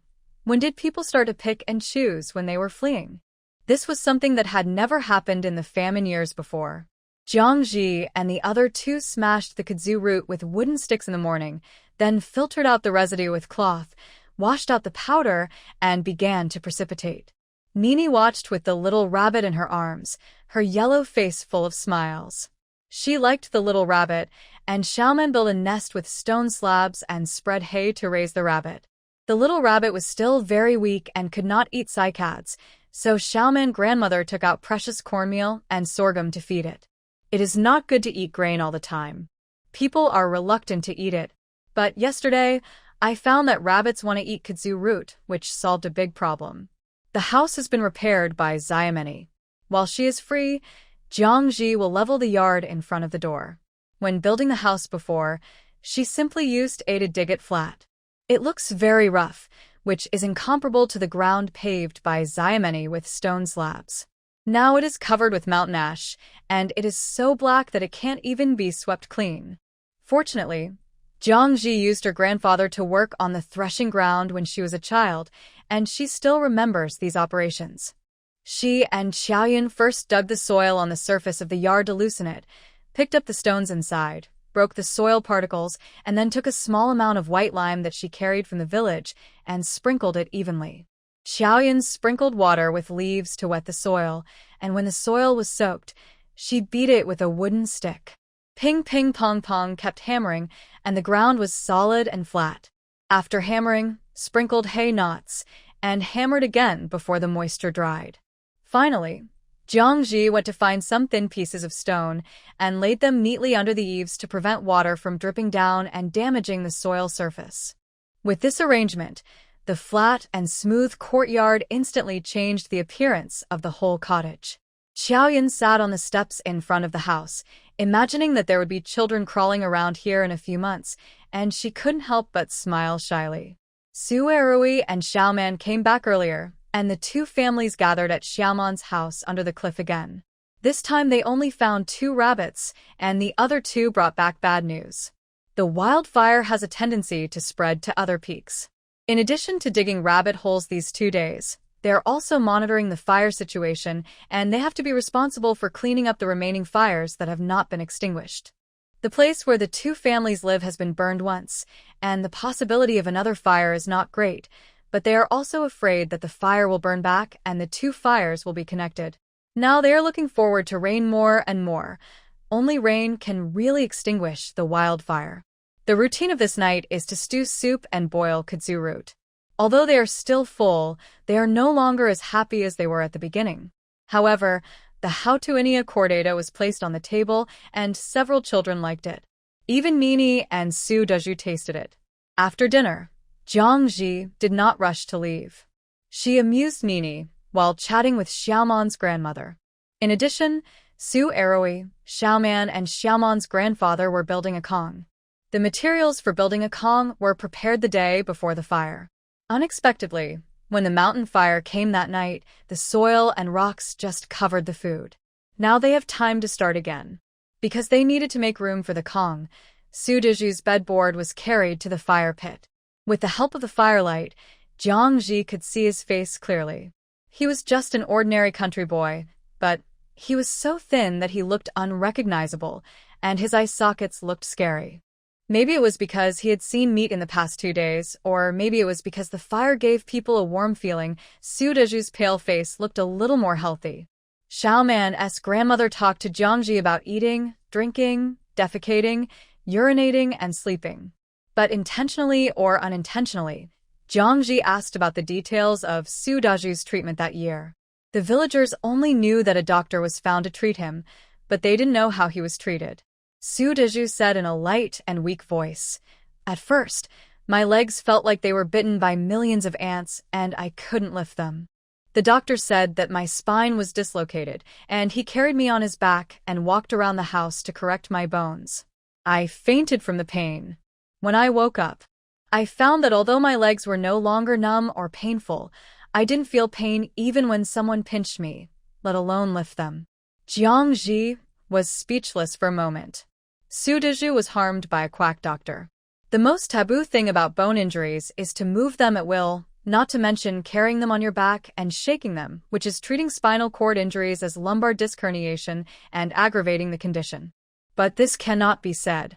Saying it now will only increase the guilt of the two elderly people, and it has no practical use at all. They found the doctor, and the treatment was carried out in front of them. If they knew at this time that their grandson's condition was getting worse under their noses, they would be sad for the rest of their lives. There is nothing they can do about it. Not to mention that folk medicine is uneven. Miracle doctors are hard to come by, and healing still depends on fate. Even modern scientific and technological medicine, with many instruments and equipment, cannot treat the sequelae of spinal cord injury, and there is still the possibility of walking into the hospital and lying out of the hospital. Seeing that Aunt Jiang stopped talking after asking, Su Dezhu said cautiously, "Aunt, can I use herbal medicine?" He has been thinking about it since he heard that Puraria root can cure diseases. Jiang Ji did not answer directly, but only said vaguely, "You can try to use herbal medicine, but you have to eat well, make your body healthy, fat, and strong first. Then you have the opportunity to use medicine. Otherwise, you can't stand up even if your bones grow well." Stand? Su Dezhu's eyes lit up. Jiang Ji nodded and silently said 3 times, "I am not a doctor. I can't be responsible for my words, and I am just comforting him now."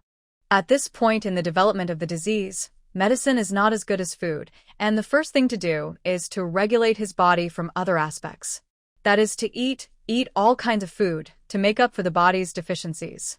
Su Dezhu has no chance to stand up again, but his upper limbs can move. After regaining his strength, he can sit in a wheelchair, get out of bed, accompany Nini to grow up, and take care of his aging grandparents, without being a burden to Xiaoman. As long as a person has a glimmer of hope in a difficult situation, he will become extremely strong, and sometimes a person's willpower can change his fate. Here, Su Dezhu knew that he might be able to stand up, and he was obviously cheered up. Not only was he in the mood to watch Xiaoman and the others build the Kong, he also gave a few reminders, and even his voice became louder without realizing it. The wildfire changed. Xiaoman and Aroi stopped digging rabbit holes, and they started digging kudzu roots again. Jiang Ji and Xiaomeni changed the top piece of land in the terrace into a long canal to facilitate the irrigation of the terrace in the future.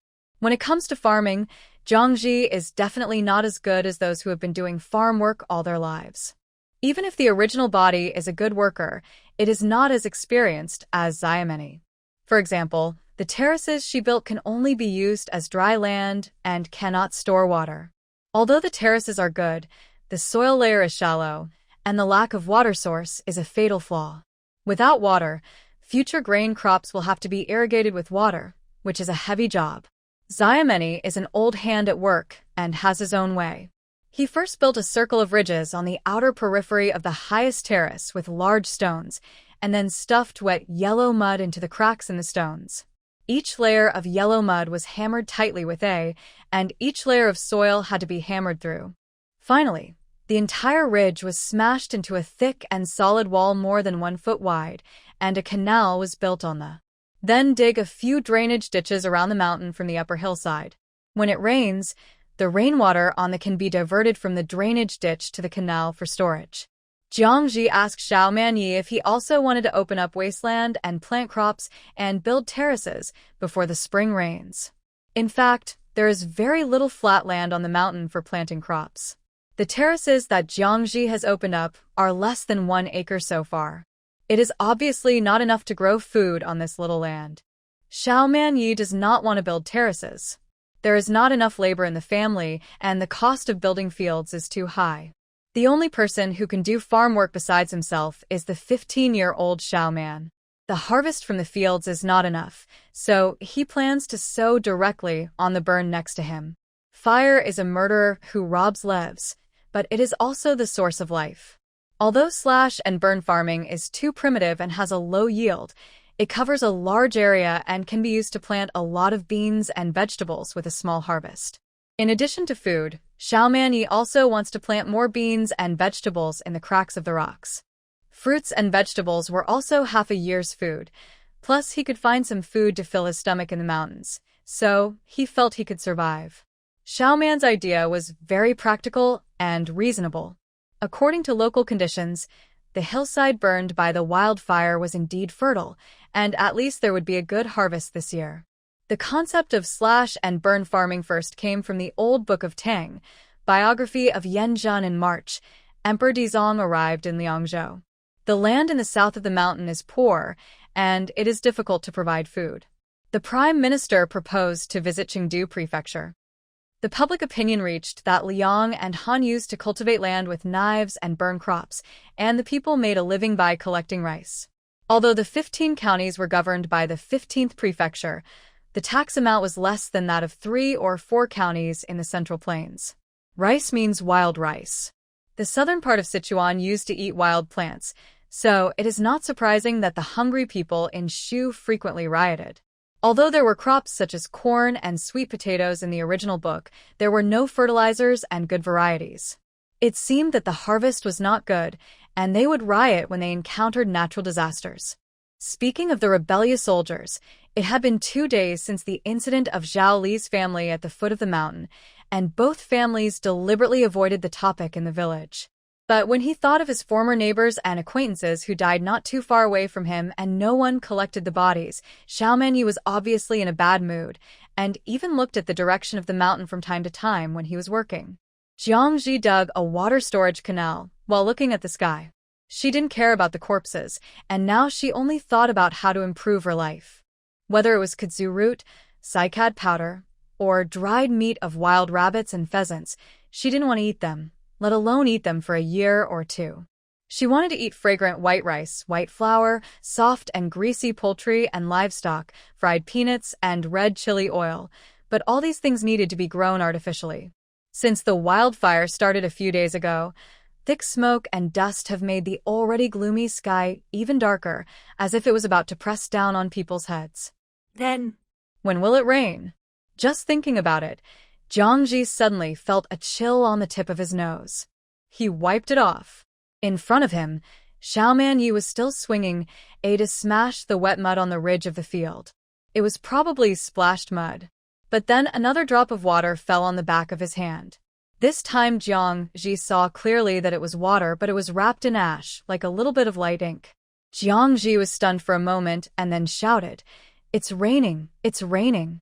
Xiaoman also felt the raindrops, raised his hand to catch the rain, and said happily, "Oh, it's finally raining. It's been raining for a few days. Even if it's dry, it should rain." Jiangji heard the familiar word burning dragons back again. This wildfire has an impact on the weather. In the real world, I heard from my grandfather that in the past, when science was not developed and there was no artificial rainfall technology, every time there was a drought, farmers would spontaneously organize tens of thousands of people to pray for rain, carrying firewood and lighting burning dragons back on the ridge. Feng Shui masters believe that mountains will form dragon veins and the ridge is the dragon's back. You only need to light a fire on the ridge to wake up the sleeping earth dragon, so it will rain.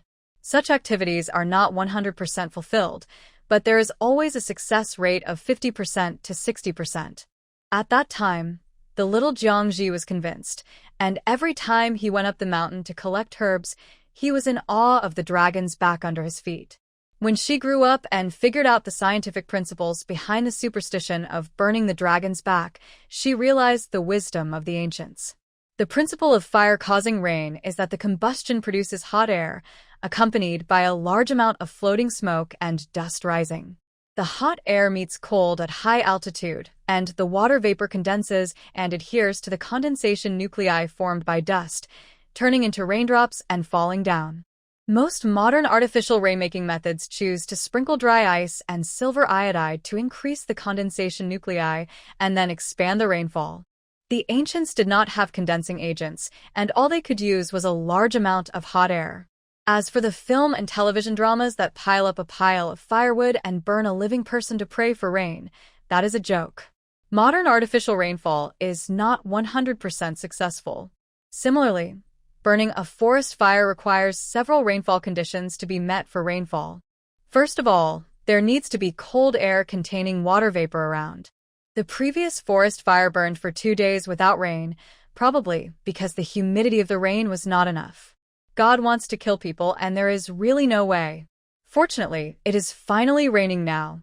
The raindrops were sparse at first, but gradually became dense, and Jiangji and Xiaomanyi hurried to finish their work.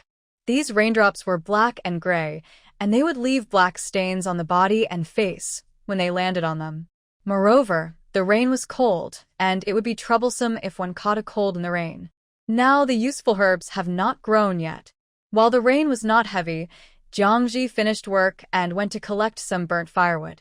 Xiaoyan was also busy taking the ground cyclobalanopsis powder back to the house, and she had to drive the chickens back to the pen, and the two were busy all the time. In the mountains, Xiaoman and Su Eroi were still climbing the cliff to pull kudzu vines. They had already dug out a rhizome weighing dozens of kilograms, and were now preparing to dig the second one. Xiaoman grabbed the vine and stepped on the cliff, waving the hatchet to chop the vine roots, and suddenly felt water dripping on his face, followed by a few more drops. He looked up at Su Eroi above his head and shouted, "Brother Eroi, did you?" He knew that Su Eroi liked to get up at night, and always had to several times a night, and he also had a lot of feces and during the day. Could it be that he was going to while hanging in the air? Su Eroi, who was hanging on the vine net, was puzzled. "What nonsense are you talking about? I want to, but I can't on your head. If it's not your, where did the water come from?" Xiaoman raised her hand, which was stained with water, and hurriedly shook it off. Su Eroi was only concerned with cutting vines and had no time to talk nonsense with Xiaoman. His mother dug 200 kilograms of kudzu root yesterday. If he didn't have enough, he would definitely be scolded when he returned. Finally, Su Eroi also felt the cold water, and then he reacted, "Xiaoman, it's raining."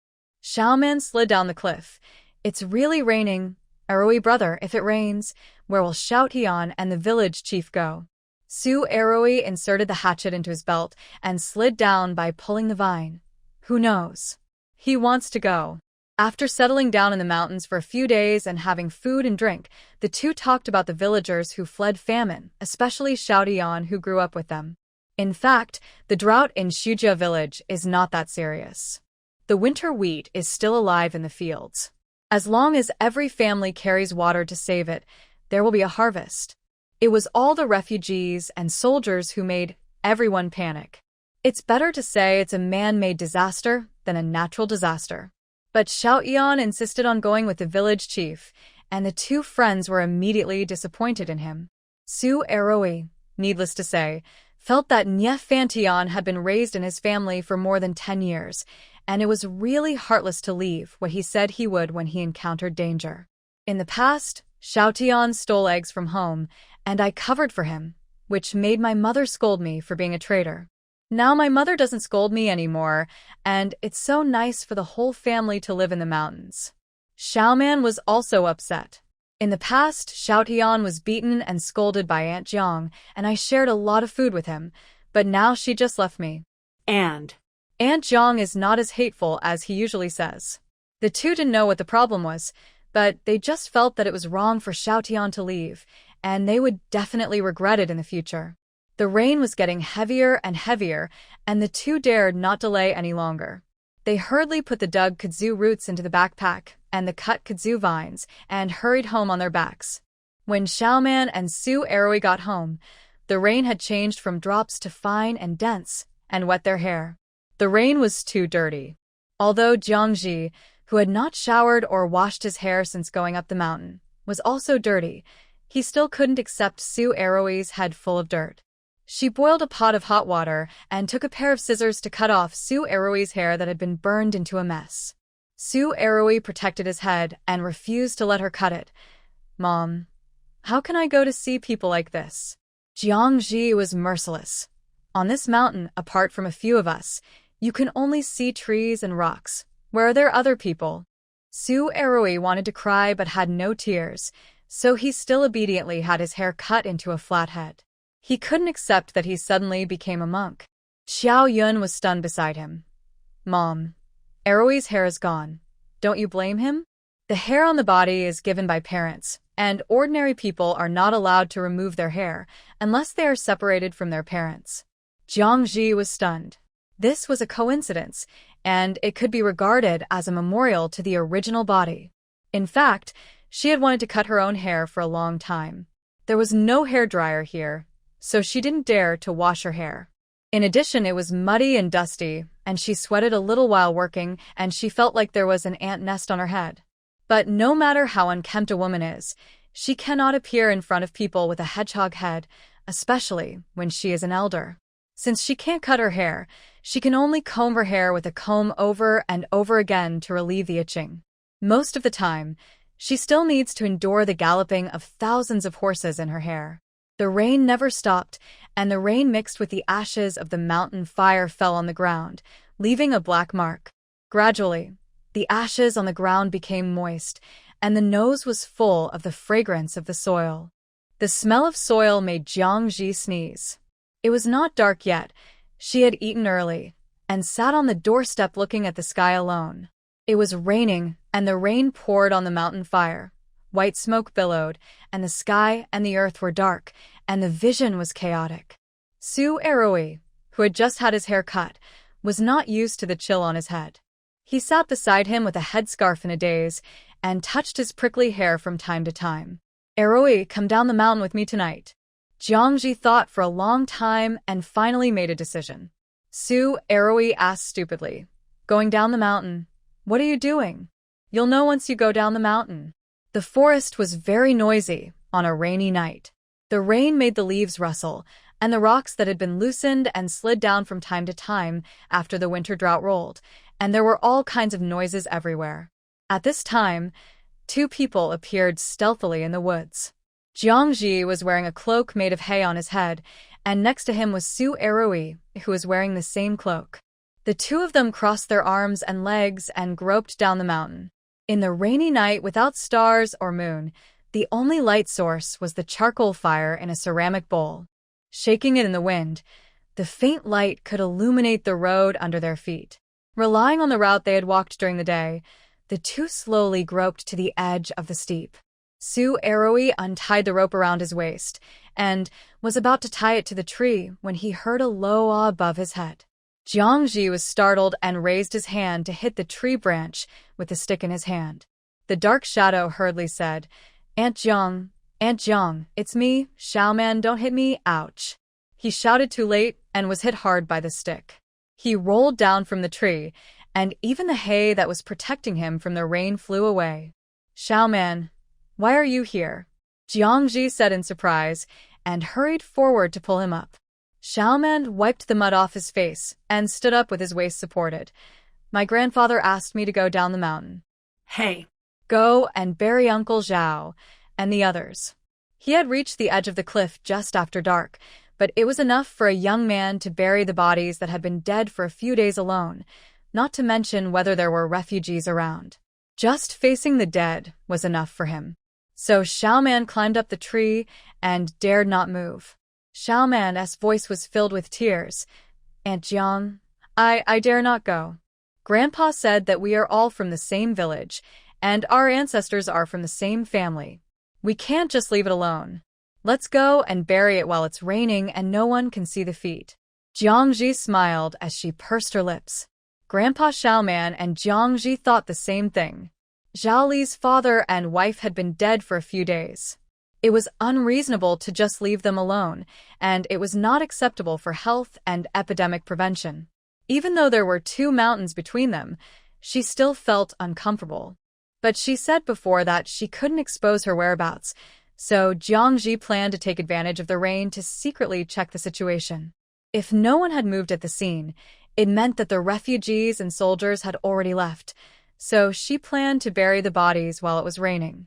Unexpectedly, Grandpa Xiaoman also had this idea and asked Xiaoman to come and see, but Xiaoman was timid and stayed at the edge of the cliff. Xiaoman, just come with us. With a large number of people and 2 hot-tempered young men as her generals, Jiangji became bolder. Xiaoman naturally agreed, and he quickly put on his hay raincoat again. So, the 2 sneaky figures increased to 3, climbing the rope and sliding down the steep. After going down the mountain, Jiangji and the other 2 left the path and entered the woods, stepping on the muddy ground with 1 foot deep and 1 foot shallow. In the burned forest, 3 black shadows that looked like headless and armless monsters swayed, and from time to time they would make a few low and strange cries because of stumbling. If this scene was seen by other people, they would definitely be scared to death. Turning around the mountain bay, it became darker and darker at the bottom of the ditch where Zhao Li's house was. Jiangji and the other 2 huddled together and dared not speak, just staring at the position in the dark. The rain was getting heavier, and the gurgling sound of the water seeping into the cracks in the soil and the humming and chirping sounds of the injured animals made people more and more frightened. Suddenly, a strange wow sounded behind the 3 people, and Jiangji's heartbeat stopped immediately. The youngest, Xiaoman, plopped down on the ground.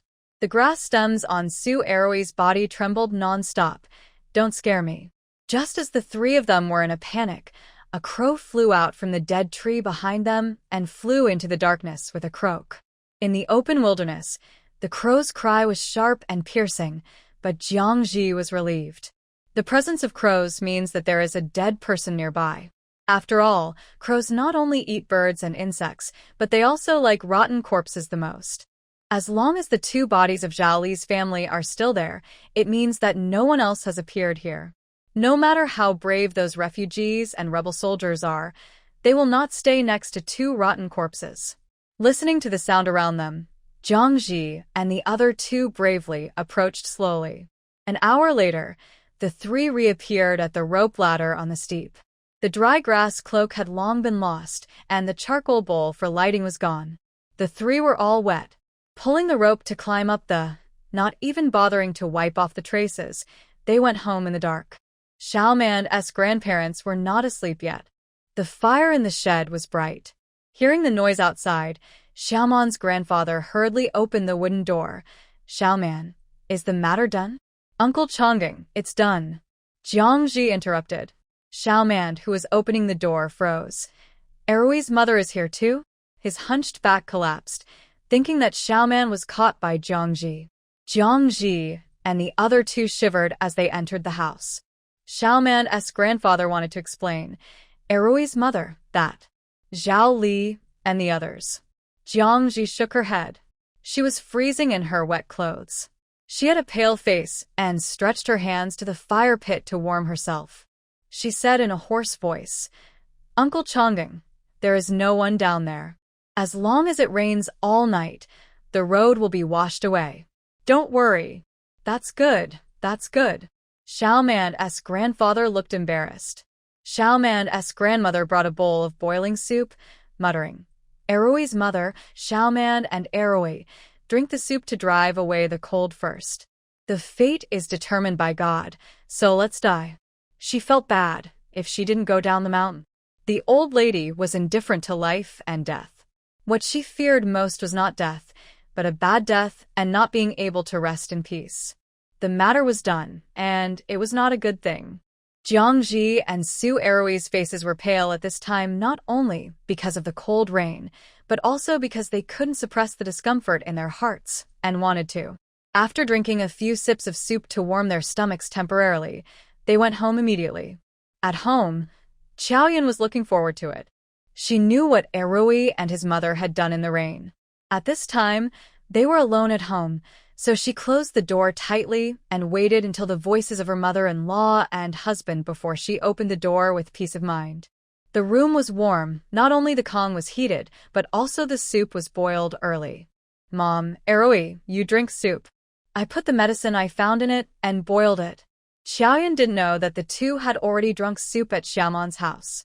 She was busy filling the bowls and said that there were old leaves of mugwort that Jiangji found a few days ago. Qiaoyan, did you boil mugwort? Yes, Mom, you said that this mugwort can dispel cold, so I boiled it. Xiaoyan explained hurriedly. Hey. Mugwort has the effect of relieving pain and dispelling cold, and it is also effective for colds.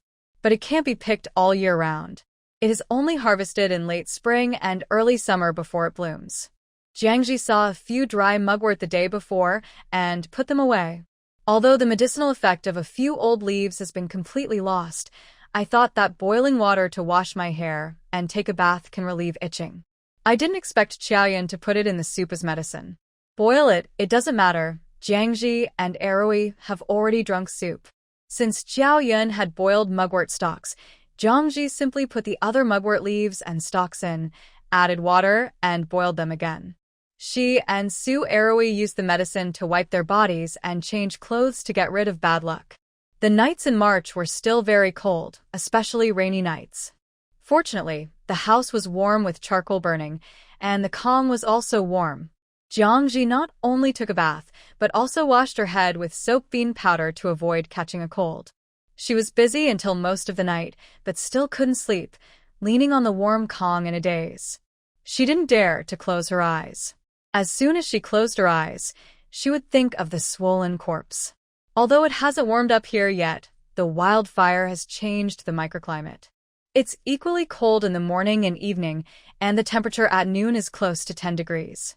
The corpse was burned by the fire, and after a few days of brewing, it became a giant. Fortunately, the specific situation could not be seen clearly in the dark. The three of them just dug a shallow pit on the spot and pried the corpse in to bury it, but the stench that hit them could not be stopped from drilling into their noses. The stench of corpses is the worst in the world, and once you smell it, it will always be with you. Your sense of smell will always be in that terrible stench. Just like now, even if you have washed your hair, taken a shower, and even your clothes have been thrown into the rain to wash, you can still smell a smell. Ugh. Jiangji retched. What scared Jiangji more than the stench was that she felt that there was a big problem with her cognition. It has been more than half a month since she came to this body. She hid from wildfires, went to find food, and dug rabbit holes. But deep in her heart, she was always in a bystander's perspective. It was as if she was playing some kind of immersive development game or a pastoral management game. Even when Su Erui protected her in the wildfire, she was just moved and did not really bring it into this era. Even when she saw the bodies of Zhao Li's father and daughter-in-law a few days ago, she was scared and excited. Subconsciously, she still felt that it would only take one day for the system to automatically refresh and the two bodies would disappear. But when she saw that the bodies were still there after a few days, the reality of all this made her scared. Ugh. Su Erui's vomiting next door seemed to be competing with her, one voice louder than the other. Jiangji lay down and covered her ears with the quilt. Her stomach was churning and her mind was in a mess. She had originally wanted to live casually like this, and when the male protagonist came to the end of the play, she could escape. But now she thought that if Nia Fantion had an accident, she would be trapped here and die. It was not terrible that her soul was trapped in this peasant woman's body. She used to live alone, and now she had 2 more family members, which was considered compensation. What made her feel terrible was that she had to live the rest of her life in such poverty. It was simply worse than death. Oh my God! Jiangji pounded her head in despair. Modern people's thinking made it impossible for her to truly integrate into this society, but in order to spend every day safely, she had to learn to compromise and obey. The sound of rain hitting the stone roof was like silkworms, gnawing into Jiangji's heart bit by bit. She knew that she needed to truly integrate into this strange Great Yan dynasty, instead of listening to books. The next morning, the rain did not stop. Water lines were already flowing on the hillside, diluting the traces left by several people last night. Su Erui looked listless. He didn't want to eat, even though he had a big appetite. He just sat under the eaves in a daze. Xiao Yun frowned and looked at him worriedly. Mom, what's wrong with Erui? He has been vomiting all night. Jiangji was already eating at this time. She glanced outside and saw that Su Erui was retching from time to time. She knew that this hurdle could not be overcome. Thinking that her anti-emetic effect was good, she still wanted to let Su Erui try it, but she couldn't say it herself. Thinking of this, Jiangji pulled Xiao Yun and whispered in her ear. After just a few words, Xiao Yun's eyes widened and she stammered. Is this okay? Jiangji deliberately frowned and raised his chin, motioning her to go over. If you can't yell, I'll push him into the pit. Then I'll let Rui go over and try. Xiao Yun didn't dare to let her mother do it. With her mother's temper, she might really kick Rui into the pit. But she couldn't understand why her mother wanted Rui to smell the feces first, and then come back to eat. Smelling the feces, the stinkier the better. So that he wouldn't? Friends who often kill and bury corpses know that the stench of corpses is not a physical attack, nor a chemical attack, but a mental attack. It can stimulate the instinctive response to danger in human genes. There is a corpse of the same kind ahead. There is danger here, and you need to leave quickly. The stench of corpses is a danger alarm. To remove this alarm, it is the smell of feces. In the subconscious of people, as long as there is no special situation, the place where you can defecate and urinate must be the safest place. Because you can't defecate if you don't relax. So, the smell of feces, and is also a signal of safety. After Jiangji accidentally read this joke, he just laughed for a long time as a joke. Unexpectedly, he couldn't stand the nausea in the middle of the night, so he really tried it. Well, the effect is really good. Now I can sit down and eat. Although I feel that the smell of feces is disgusting, it has been reduced by several levels and is within the tolerable range, and I can also smell the fragrance of food at the tip of my nose. Su Erui obviously didn't believe what Xiao Yun said. At this time, he retched and shouted, You are so disgusting. I have vomited until my throat hurts, and you still come to make fun of me. Xiao Yun was also anxious. Mom said, You don't even believe what Mom said. Go if I tell you to. It's not a big deal to try it. Su Erui was pushed into the simple toilet that had just been repaired a few days ago by Xiao Yun. After a while, he ran out with his mouth covered, but he didn't again. Ha! It really works. Su Erui sat at the table with a puzzled look on his face. Mom, this method. Jiangji glared at him. Eat, and then we will go to Xiaoman's house. This guy is really stupid. If he says it again at this time, how can people eat? Xiao Yun had already taken her bowl and hid aside. She didn't want it, but she didn't want to eat at the same table with two people who went to the pit to detoxify. The nausea was gone and the appetite didn't recover. After just a few bites, Jiangji took Su Erui to the bottom of the cliff in the rain. At this time, Xiaoman was squatting on the eaves and retching. After just one night, his face was gray and his eyes were swollen. Grandpa Xiaoman was sharpening his knife under the eaves where he could shelter from the rain. Next to him were a few old sickles collected from the village. At this time, a sickle with a gap had been sharpened by him. Grandma Xiaoman was sorting out the pieces of cloth and cotton, which was Jiangji's old jacket. Now it needs to be disassembled and cleaned. The flowers need to be combed again, and then filled and sewn into a new jacket. This process is a bit long. As soon as he stepped into the yard, Su Erui went straight to Xiaoman, without even saying a word, and grabbed him and dragged him to the corner where fertilizer was piled. Jiangji twitched her mouth. This method was really hard to describe. She came to Xiaoman's house, not just to smell the feces for Xiaoman to detoxify. Jiangji needed to communicate more with Grandpa Xiaoman, and they couldn't do their own things, and the situation of Xiaoman climbing on the tree and crying happened again last night. Moreover, Jiangji didn't intend to imitate the habits of the original body again, hiding everything and being cautious, and thinking about how to make things go away. It is Jiangji who will live here from now on, not the woman who is driven crazy by life. Such a big change will definitely make people around suspicious. But when the dream becomes a reality, the beneficiary will naturally shut up. Uncle Changgung, there is no need to sharpen these two rusty sickles. They will be useful. Jiangji picked up the two sickles with broken and thick red rust. This is a good thing. One knife will cause tetanus. Two knives will see the ancestors. It is easy to kill. Grandpa Xiaoman smiled and thought Jiangji was joking. He patted the rust powder on his hands and let him in. Mother Eroi, come in and sit down. He knew that he had to talk about what happened down the mountain.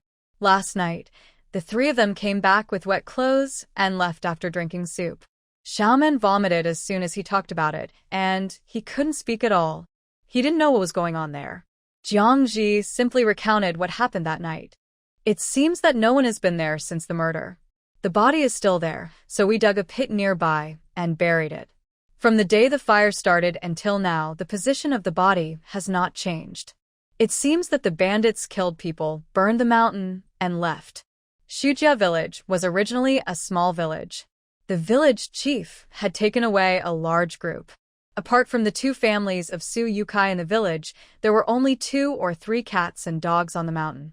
After those people vented their anger, no one should pay attention to them. It was just a rush, and the funeral of Zhao Li's father and wife was not even wrapped in tattered clothes and mats, let alone paper money, incense, and candles. Xiaoman took out his bamboo pipe and put it in his mouth.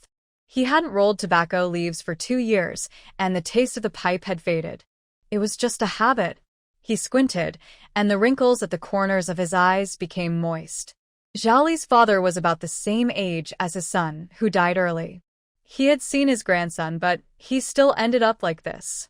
Jiangji didn't have so many feelings. She asked, "Uncle Changgung, it's raining now. When is the right time to replant wheat?" This is what Jiangji cares about most. Not only to survive, but also to improve life. First of all, we have to plant food. But winter wheat is planted in October, and it should have grown to more than a foot deep now. If we plant spring wheat again now, we can still get a season of crops. Grandpa Xiaoman also put away his thoughts.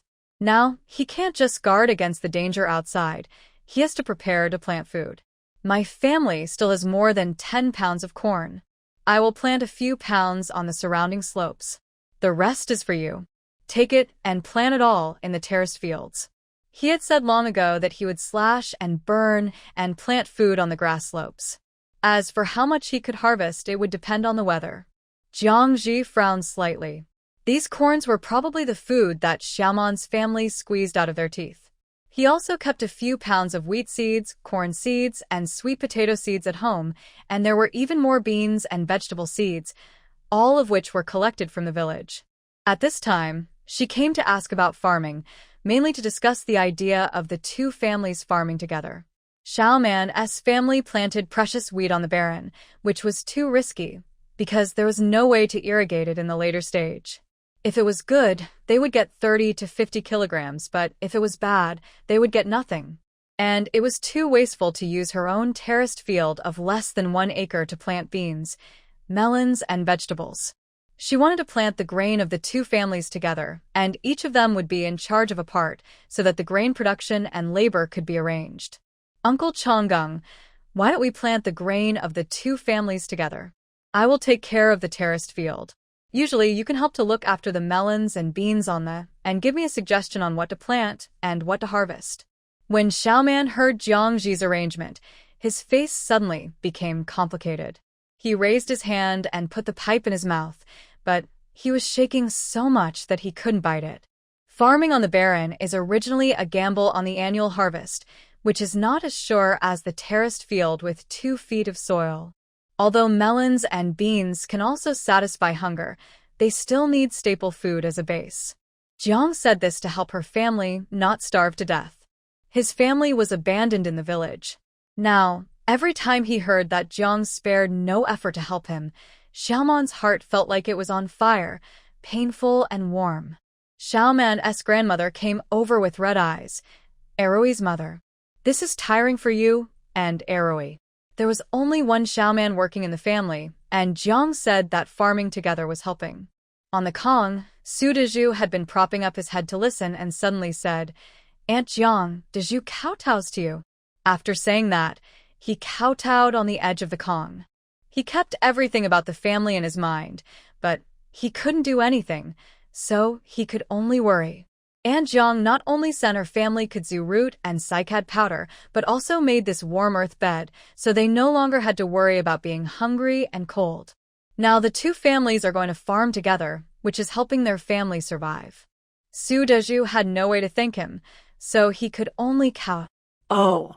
Ew. Don't hurt yourself.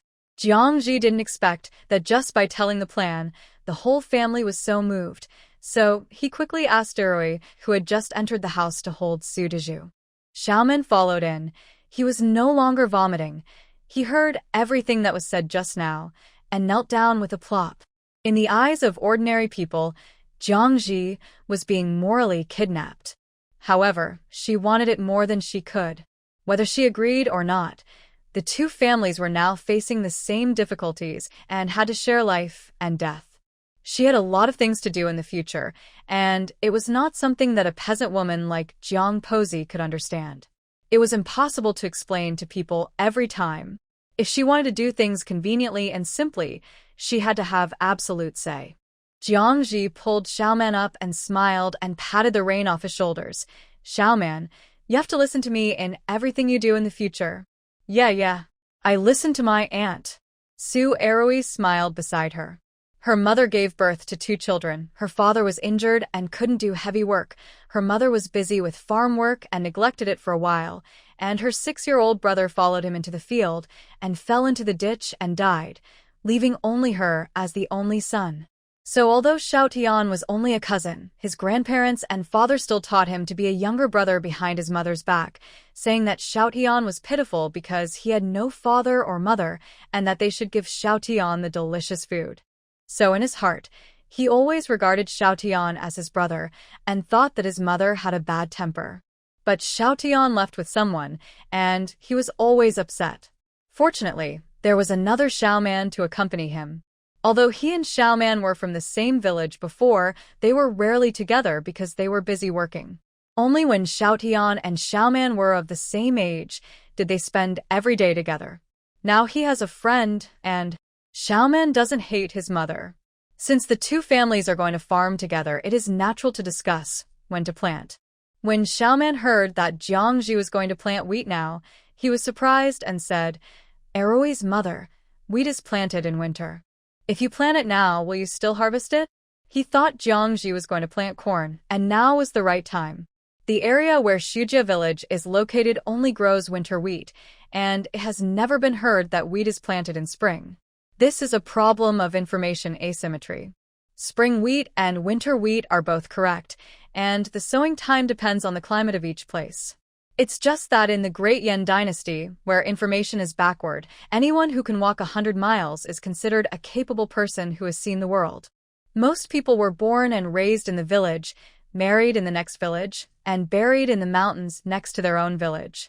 If you mark the footprints, it must be a circle. All technical experience is passed down by word of mouth, and an old saying is passed down until death. Winter wheat has been planted here for generations, and spring wheat has never been seen, let alone tried easily, for fear that missing a season of crops will make the family hungry. Jiangji lives in an information-rich era and is a native farm child. Although she doesn't work in the fields every day, she has to help at home during the winter and summer vacations, so she knows what to plant in the 4 seasons. Winter wheat is sown around National Day, and the best time to plant spring wheat is in early March. The specific time is of course determined by local weather conditions and temperature changes. If it is too early, the germination and growth of wheat will be affected by the cold weather, and if it is too late, the temperature will be high and there will be more diseases and pests. Now the temperature has begun to rise gradually, and we just need to plant the wheat seeds quickly, and the harvest will not be reduced. Jiangji didn't want to explain too much to Xiaoman Yi. Facing the old man, she was worried that the more she talked, the more she would be exposed. She only said, "Give it a try. I am someone who likes to tinker around. Maybe it will work." Although she was no longer bound by her original body, she could not immediately become a strange woman who knew everything about astronomy and geography, was omnipresent and omnipotent. She could just be a person who liked to tinker around. Xiaoman Yebilinket.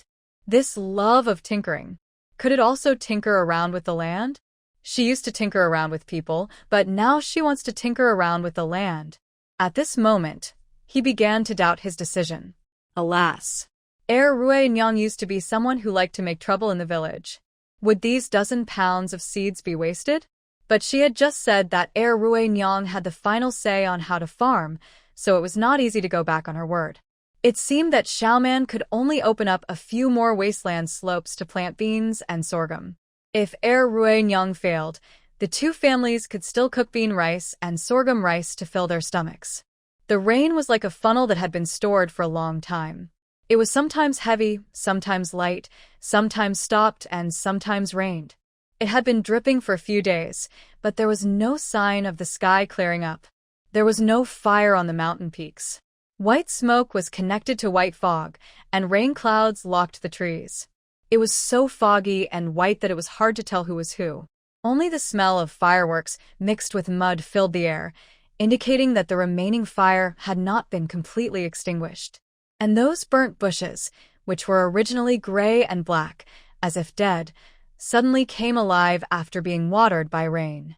There were no leaves on the branches, but they were green and green, full of joyful spring colors. In the terraced fields, taking advantage of the intervals when the rain stopped, Jiangji, Su Eroi, and Xiaoman planted wheat barefoot in the cold soil. The wheat seeds were soaked in quicklime water in advance, and they were still plump and round after drying the water vapor, as if a shriveled old man turned into a plump young woman, making people feel that a good harvest was in sight at a glance. Sowing wheat seeds in the early spring was a rare thing that Su Eroi and Xiaoman had never seen, and soaking wheat seeds in quicklime water was something they had never heard of. The two looked at each other, their hair almost pulled out, and they couldn't figure out what this meant. Especially Su Eroi. Jiangji asked him to pick up a small amount of fresh quicklime and put it in a basin to soak. It should be new lime with white pieces, not loose lime that has been released for a long time or has absorbed water and decomposed. Then put the wheat seeds in the lime water. Do not stir it during soaking, and do not destroy the lime film formed on the water surface. They said it would affect the sterilization effect. Bacteria? Invisible bacteria? Could it be that the Qinging fungus that the villagers picked up in the mountains in the summer can be killed with quicklime without water or blood? Su Eroi and Xiaoman didn't understand, and Jiangji had no way to explain to them those organisms that can only be seen under a microscope. He could only say, "This soil is rotten leaves and grass on the ground. It is fertilizer, but there must be insect eggs and grass seeds in it." Soaking the seeds with quicklime is to prevent the roots of the wheat from being bitten by insects in the soil before it grows up. Su Eroi and Xiaoman understood this explanation immediately. In the past, there were many cases in the village where wheat seeds were dug out and eaten by field mice and birds as soon as they were planted. In order to ensure the grain harvest, people who lived close to the village could plant straw men to scare away birds, while people who lived far from the village had to guard the fields until the seedlings grew. The soil for the terraced fields now was dug out from the forest and the cracks in the rocks. There were many grass seeds and insects that had survived the winter. If wheat seeds were planted in this kind of soil, they would be very likely to be bitten by insects. Quicklime can kill insects. In addition to using quicklime to repair houses, villagers also spread it in the corners of the house and under the beds to kill damp moths. Now my mother is using quicklime to kill them, which should also be effective. The sowing process went smoothly. Jiangji and Su Eroi worked together to dig a shallow ditch with hose, while Xiaoman walked along the ditch carrying the rattan basket woven by Xiaoman's grandfather, putting seeds in one hand and grabbing the wood ash mixed with yellow mud in the other hand and putting it into the shallow ditch, and then covering it with soil with his feet. The three of them were used to farm work and soon planted 4 layers of terraced fields, but the work was stopped before the wheat seeds were used up. Looking at the empty terraces, Su Eroi and Xiaoman were puzzled. "Mom, we still have plenty of wheat seeds. Let's plant all these fields." The wheat seeds of the two families combined can be used to plant 5 layers of terraces, with some left over. It's not that there are too many wheat seeds, but that there is not enough land. Su Eroi thought that if he planted more wheat, he could eat white flour twice more in the future. Jiangji shook his head and moved his feet, which were almost numb. That piece of land must be kept for breeding and raising seedlings. It will be very useful. These wheat seeds can be planted in other places. Well, let's go home and have a bowl of soup to warm up. I'm freezing to death. In order to work in time, Jiangji's feet had already been frozen red and stiff. Looking at the frostbite scars on the original body's feet and Su Aroi's unsurprised expression, it shows that it is normal for the original body to work barefoot in the fields. There is no way. In the busy farming season in the countryside, women are used as men and men are used as animals. No one has time to take a break. What's more, the original man can't do heavy work, and the children at home are small. Someone has to go to the fields, and the whole family can't starve to death. Jiangji walked out of the terraced field, rubbed the wet mud on the grass stems next to him, and then put on straw sandals and immediately felt the warmth on the soles of his feet. Thanks to Grandpa Xiaoman, he has been trying to weave straw sandals for everyone these days. Otherwise, he would have to go barefoot all the time in the rain and mud. In the house next to the terraced field, Xiaoman's grandmother and Xiaoyan were sitting on the kong, combing cotton with a small rake made of bamboo nails, preparing to spin and weave. Nini obediently imitated the movements of the great-grandmother and Aunt Xiaoyan, and also sorted the cotton thread next to her. Farmers make their own clothes, but not everyone knows how to weave cloth. In the past, the men in Xiaoman's family were all good at work. Xiaoman's grandmother never had to go to the fields. She spent the whole day at home weaving and spinning, and she was very skilled. Not only could she make enough clothes for the family, but she could also sell the extra cloth for money. The women in the village wanted to learn a lot from her, but Xiaoman's grandmother would not teach them. But now she began to teach Xiaoyan and her great-granddaughter Nini. Seeing the three people coming back, Nini quickly put down the cotton thread and ran over. Grandma Jiang, Uncle Aroi, Uncle. She had become familiar with Jiang Ji and the others, becoming less timid and more innocent like a child. Now she would go to the cliff to visit with her grandmother every day. And she especially liked learning spinning with Aunt Xiaoyan. When the three people who went to the fields came back home, Xiaoyan and Xiaoman's grandmother quickly put down their work, poured hot water for the three people, and handed them handkerchiefs. Mom, soak your feet quickly. Xiaoyan put the hot water at Jiangji's feet. My mother-in-law said that she was not allowed to go to the fields when she was pregnant, and she just stayed at home to learn spinning and weaving. The calm was also heated so that her feet would not be frozen when she sat there. In rural families, pregnant women still have to work. Especially some old people, they love to show off in front of young wives how they endured hardships in the past. Even if the stomach starts to hurt, they have to cook breakfast before giving birth, and they can get up and wash dishes for the whole family after giving birth. As for confinement, it is even more of a lazy excuse, and they wish they could learn to lay eggs like an old hen and then go to work and dig for food with a click. Xiaoyan also thought so when she was pregnant. She used to work every day when she was in the village. But when she came to the mountains, her mother would not let her do anything, and even the water for cooking was brought to the kitchen by Aroi from the spring. She felt that she was as happy as a lady from a rich family now, and she served her mother-in-law more attentively. Xiaoman's grandmother was watching the mother-in-law and daughter-in-law, and she also sighed. Although this Jiang is a bit fierce and vicious, she doesn't torture her daughter-in-law, but only uses herself as a man. Look at the way she works, ordinary people can't compare. She thought of her dead daughter-in-law and her granddaughter-in-law who came back to her mother's house. Her eyes suddenly became hot, and she turned her head away quickly. Su Arui and Xiaoman didn't have the patience to soak their feet, so they scooped up hot water from the stove to rinse their feet, then sat by the charcoal basin in the house to warm themselves by the fire, and then ate some crispy roasted meat jerky. Now wheat is planted in the terraced fields, and the busy spring farming season is temporarily over.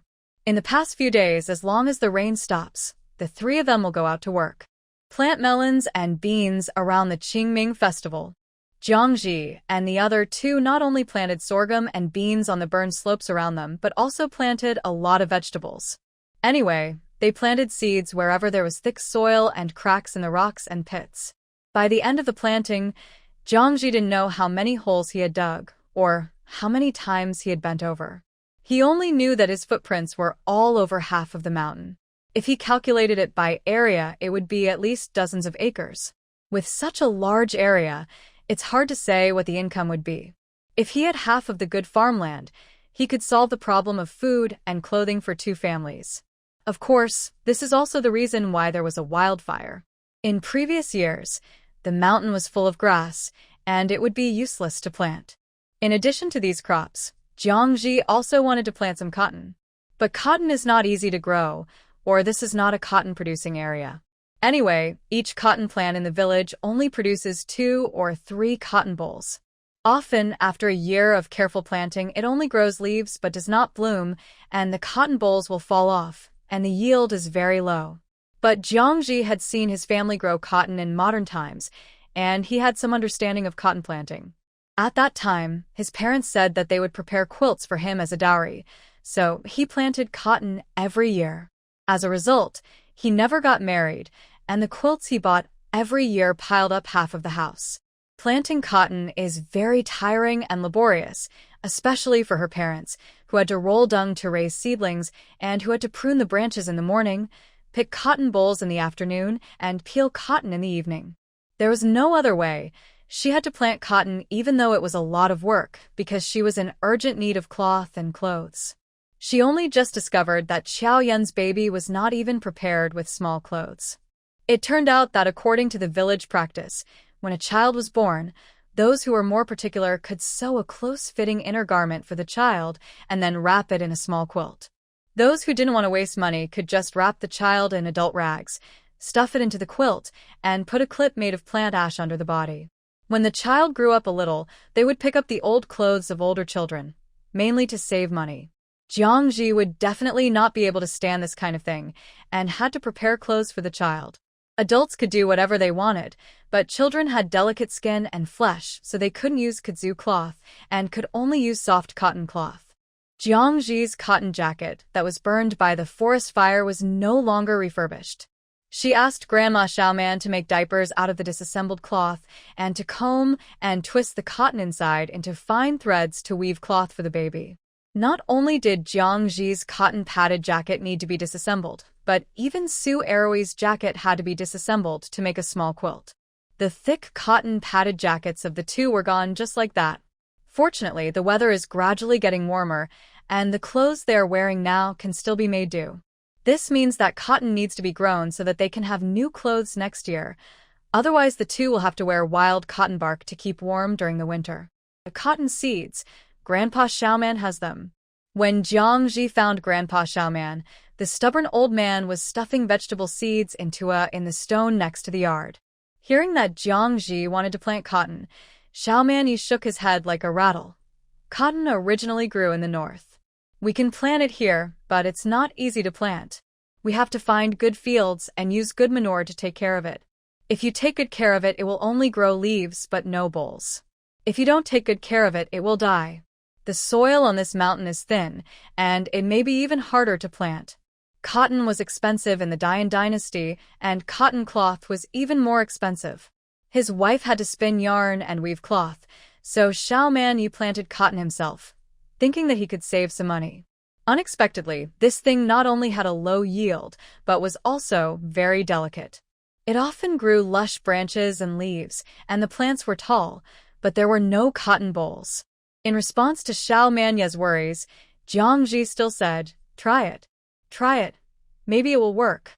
Xiaoman was numb to Rui Nyang's words. "Try it, that's right. If you can't try it, you will die. If you try it, you will be willing to die." But cotton seeds are very precious, and Xiaoman only has dozens of them. Jiangji looked at the small bag of cotton seeds in his hand, which looked like sheep dung, and felt heavy. He had never considered these seeds as treasures before, but now he felt that they were precious, because if he ruined them, he would have a hard time getting through the winter. The sowing of cotton seeds required the temperature to rise, so he couldn't rush now and had to wait for the rain to stop. On the 12th day, the wildfire was completely extinguished. The forest was covered with rain and fog all day long, and the tall peaks appeared and disappeared from time to time. The rain still did not stop, and there were thin water lines flowing everywhere on the hillside. The flow of the mountain spring next to it also increased. Su Erui dug the pit of the cycad a little bigger and built the edges with stones and yellow mud to make a pool to store more water.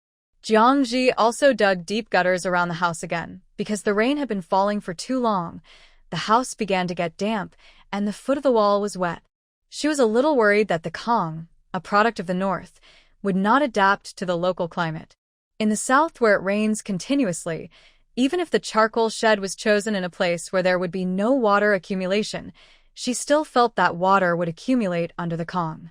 Although worried, Jiangji still thought it was a good idea to make a Kong. These days, it has been rainy and the air is wet.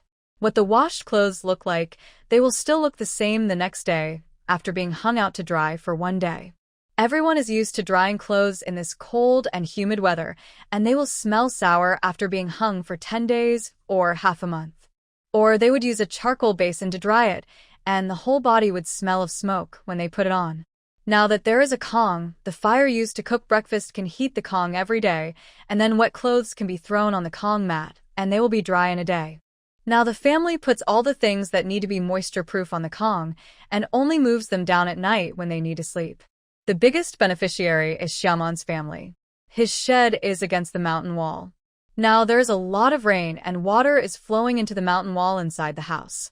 If it were the previous life, living in it would be like being in a water prison. Now there is a Kong and a firewall.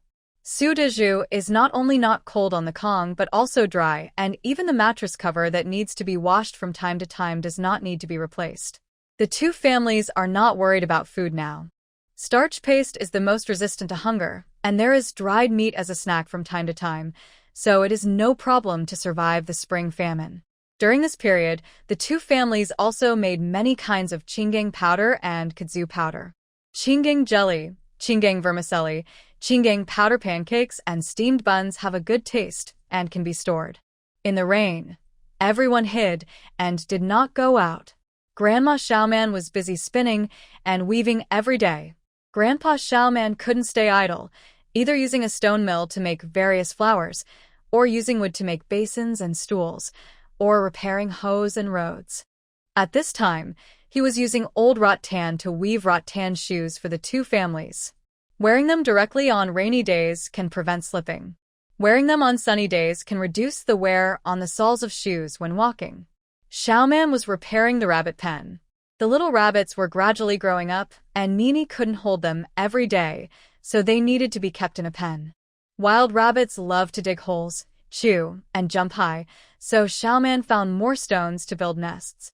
On the Kong, Nini was playing with Su Deju. She found some qinggang fruit from home, burned it in the fire pit until it was charred, and then dug out the flesh and stuffed it into the mouth of Su Deju, who was lying on the bed. "Daddy, this smells so good. You eat it." She thought the charred and fragrant fruit was a good thing, and she couldn't bear to eat it herself, so she gave it to her dad first. Su Dazui did not refuse food as usual. Now he wanted to live. Aunt Jiang said that he could use herbs to help him stand up. And after eating pueraria root and meat soup for several days, he felt that his stiff body was much more comfortable. Aunt Jiang also said that he had to eat first, and he had to gain some weight before he could withstand the effect of the herbs. So, no matter how the Cyperus rotundus was cooked, as long as Nini gave it to him, he would eat it. In Nini's impression, Dad only knew how to close his eyes and sleep all day long. Now that Dad wanted to eat her food, she was very happy. Nini felt like she had found a new toy that could open its mouth, which was more fun than those little rabbits. So, when no one noticed, Nini kept peeling Cyperus rotundus and Su Dazui kept eating. It was not until Xiaoman Nai finished spinning a spindle of thread and turned around that she came over to see Nini smashing the green fruit shell and Su Deju chewing with foam in his mouth. She couldn't help but exclaimed, "Oh my God, this is going to kill me." Xiaoman Nai's shout instantly startled the other two. Seeing that the shells were all over the ground, it was unknown how much green fruit Su Deju had eaten. Xiaoman and Xiaoman Yu were immediately panicked. How much did he eat? Nini, who had caused trouble, was frightened and cried, "Dad wants to eat." In order to peel the shell for her father, her little hand had been pierced by the hard green fruit shell, and blood was still oozing out at this time. Su Deju wanted to explain, but he rarely had such a long time to chew hard things. His cheeks were already sore, saliva was dripping, and he was so tired that he couldn't even move his tongue. Seeing his almost dead look, Xiaoman Nai was so anxious that she sat on the ground. unable to cry, and just held Su Daju's hand and gasped. Xiaoman ran out of the house, stood on the eaves, and looked up to the sky and shouted, "Erui and Jiang, come and save me." Jiangji was at home at this time, cleaning the Hautuinia chordata that Erui had dug up. When she heard the shouting and screaming below, she quickly put down her work and went down the cliff with Su Erui. When she entered the yard, she saw a mess. After figuring out what happened, Su Erui quietly approached Jiangji and whispered, "Mom, is the green fruit poisonous?" Although his family had eaten Qinggang powder for such a long time without any problems, the impression engraved in his mind since childhood was that the green fruit was poisonous. Could it be that the powder is not poisonous, but the fruit is poisonous? Now that Daju has eaten so much, will something happen? Jiangji shook his head. Qinggangzi is not poisonous, but it is uncomfortable to eat too much. Xiaoman's grandmother and Xiaoman's grandfather also knew that burning green fruit would not be poisonous, but Su Daju couldn't say a word at this time, and he just stuck out his tongue and gasped, which scared them. One of them said to pour water, and the other reached out to dig Su Daju's throat, trying to make him spit it out. Jiangji didn't say anything at first. Xiaoman was an old man, so he should have some common sense. He couldn't be a smart person who always stepped forward to do things. It was obvious that the two old men had completely lost their way. She still said, "Don't be nervous." Nini gave Daju green fruits that were burnt until soft. They are not poisonous. It's just that he ate too much suddenly. He will be fine after drinking more water. The flesh that Nini could peel off must have been half burnt. It was not poisonous, but it might be astringent. The numbness in the mouth was just a little scary. Su Daju couldn't speak, so he could only nod to show that he was fine. "Really okay?" Xiaoman Yi asked Jiangji with trembling hands. He also knew that it was not poisonous, but he just wanted to verify it again to find a reason to calm his uneasy heart. "It will be fine. Don't worry, just don't rush to eat the next 2 meals. You have to defecate first." Qinggangzi has the effect of astringency and diarrhea. If Su Daju eats too much, he might suffer from constipation or diarrhea. This matter is not a big deal, but it is not a small one. For a paralyzed patient, diarrhea and constipation are the most common symptoms, and the indigestion makes it relatively serious. 3-year-old Nini pinched her fingers and cried silently. Only then did she realize that she should not feed her father with cyclobalanopsis. Jiangji squatted down and touched her face, and then checked her pierced finger. "Don't be afraid, Nini. Daddy is fine. He is just tired." Nini pursed her lips and tried to hold back her tears. "Daddy is not sick? If he is not sick, your dad can still play with you in the future. Does your finger still hurt?" No. Jiangji led her to the side, took some cold boiled water from the pot on the fire, and washed the black ash on Nini's hands. While washing, he said, "In the future, when Nini gives food to Dad, she must first tell her great-grandmother, great-grandfather, and uncle, and can't feed him secretly by herself." Nini nodded repeatedly.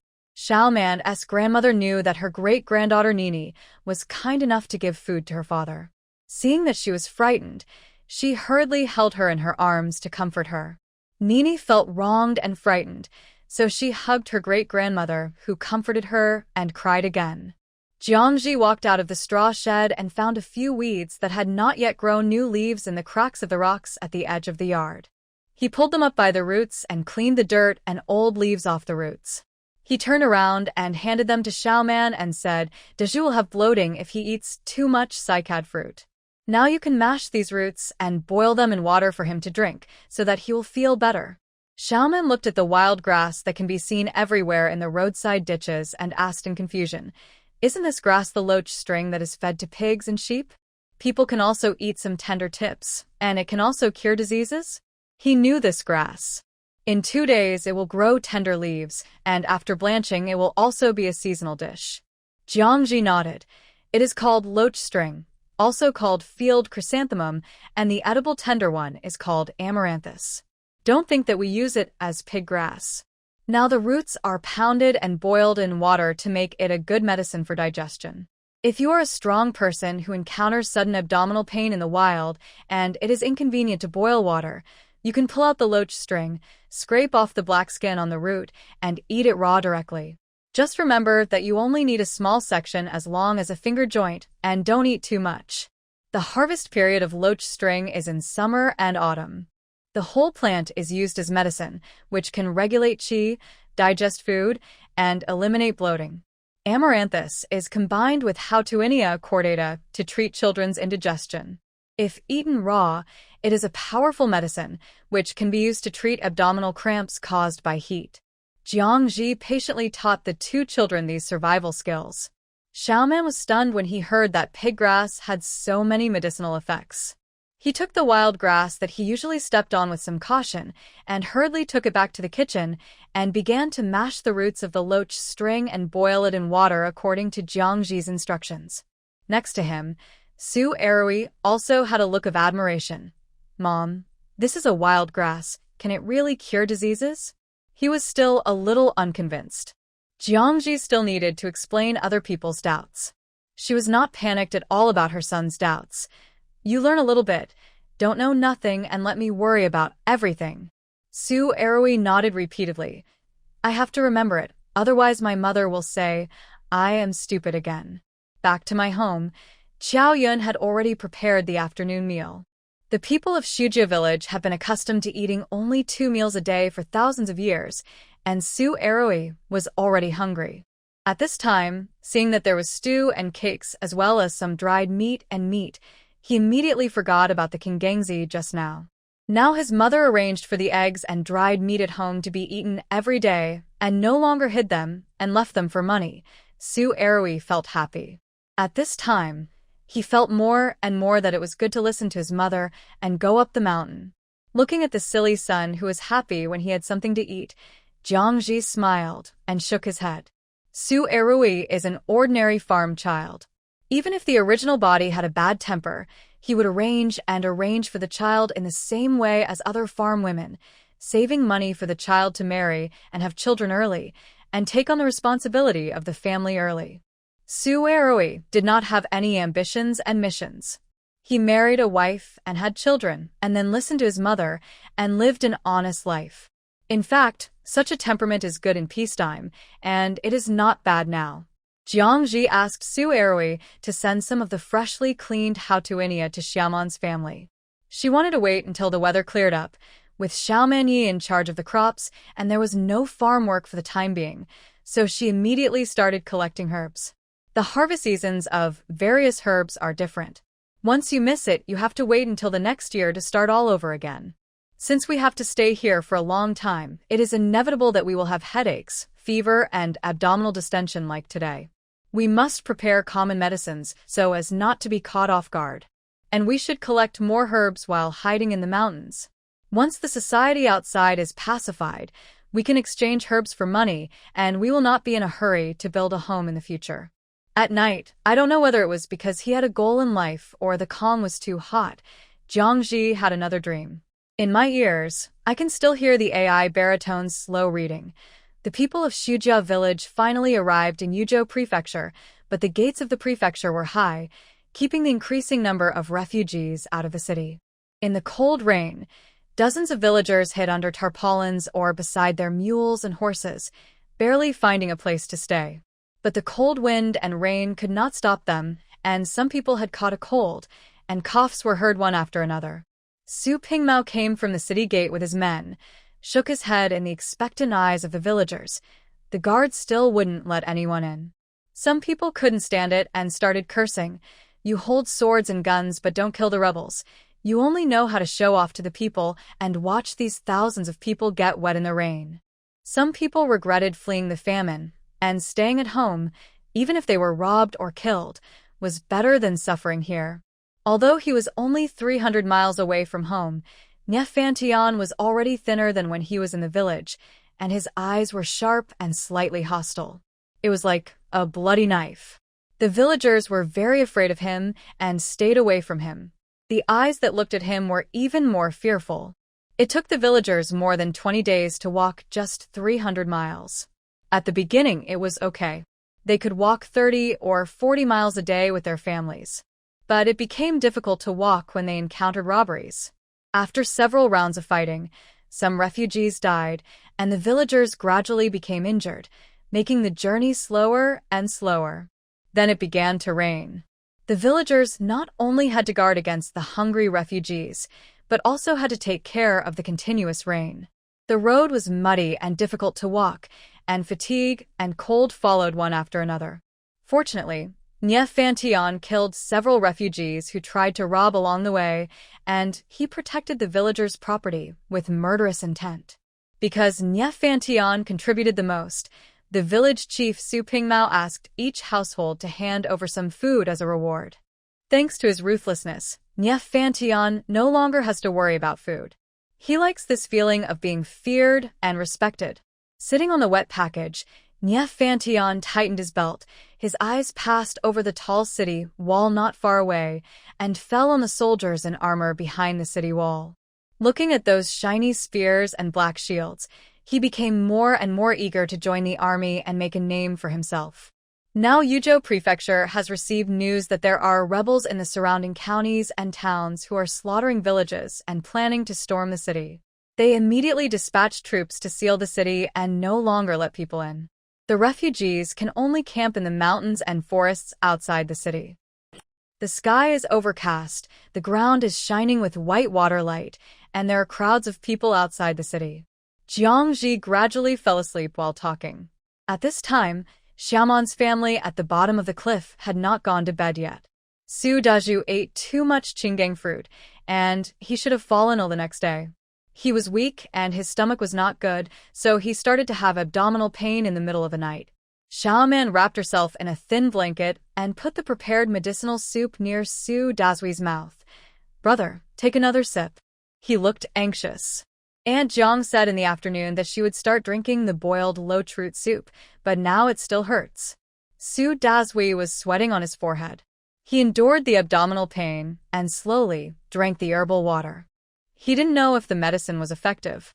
He always had abdominal distension and abdominal pain like this once or twice a month. No matter what, he had to endure for a few days before he could recover.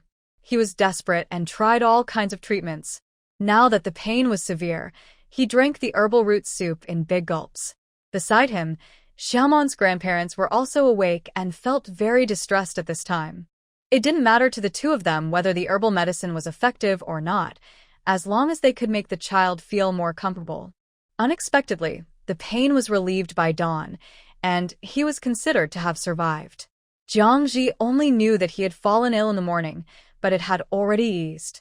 He understood that it was the effect of the lotus string, so he asked him to continue drinking a few more times to stabilize the effect. Next, he needed to drink some rice porridge to take care of his stomach and intestines so that there would be no major problems. But this time, Dazhu's spirit, which had originally recovered, was defeated again. Knowing that his whole body was weak, he dared not be anxious anymore and could only be patient and recuperate slowly. One night, it seems that the medicine soup has little effect, but Xiaoman's grandparents and Su Dazhu are in a good mood. Since Su Dazhu was paralyzed, he has had gastrointestinal problems. Because of eating, he had diarrhea, constipation, vomiting, and bloating in turn. At first, he drank the soup, but it happened again and again. Later, he had no money to buy medicine and just endured it. Every time, it took 10 days and half a month to slowly ease, and it would start all over again next time. This time, Jiangji asked Xiaoman to boil grassroots for Su Dazhu to drink, and the bloating was relieved in the middle of the night. It seems that the herbal medicine Aunt Jiang said may be really effective. This cognition made Su Dazhu full of confidence, and he looked forward to Aunt Jiang slowly adjusting his body. The rain fell for another 2 days, and the sky finally cleared up in mid-March. Without the rain to get in the way, Jiangji also had to officially dig herbs. But she still needed to confirm another thing. From the time the Zhao family suffered from the wildfire to the burial of the body on a rainy night, 13 days had passed, and there had been no movement down the mountain. Only by knowing yourself and the enemy can you be safe, and Jiangji also needs to have some understanding of the dynamics of the village. The road up the mountain was blocked, so she didn't take the usual route. She left Su Eroi to look after the two families and took Xiaoman on a detour, walking along the ridge and woods, and quietly came to the cliff closest to the village. It was a rare blue sky and white clouds after the rain. The sun shone on my body and it was warm, as if it was the real spring in an instant, and I couldn't wait to get some sun. But under the blue sky, the forest burned by the wildfire had lost its evergreen leaves and was devastated, just like the top of a head suffering from alopecia. The only thing to be thankful for is that on the ground soaked by rain, the tender grass can't wait to sprout leaf tips, and it will probably come back to life soon. Jiangji lay behind a rock on the edge of the cliff and looked down at the village below. In front of her, the small village with more than 20 households was in full view, as quiet as death. Jiangji had a blank expression on her face. She made a detour to this mountain, wanting to see the children in the village fighting and crying, the adults plowing the fields, the cattle and sheep defecating all over the village, the crowing of chickens and the barking of dogs, and a lively village. In the past, she only thought it was a noise, but now she feels that this chaos is actually a sign of peace and prosperity. The village is now completely unrecognizable. The broken walls and broken beams, and the remaining earthen walls and thatched roofs were standing dejectedly after being drenched by rain, and there was no sign of human life. All the houses were destroyed, almost burned to a white ground. Not only was there no trace of Su Yotsai's family, but even the refugees walking on the official road outside the village were unwilling to enter the village to rest, and they hurriedly walked and ran when they passed by.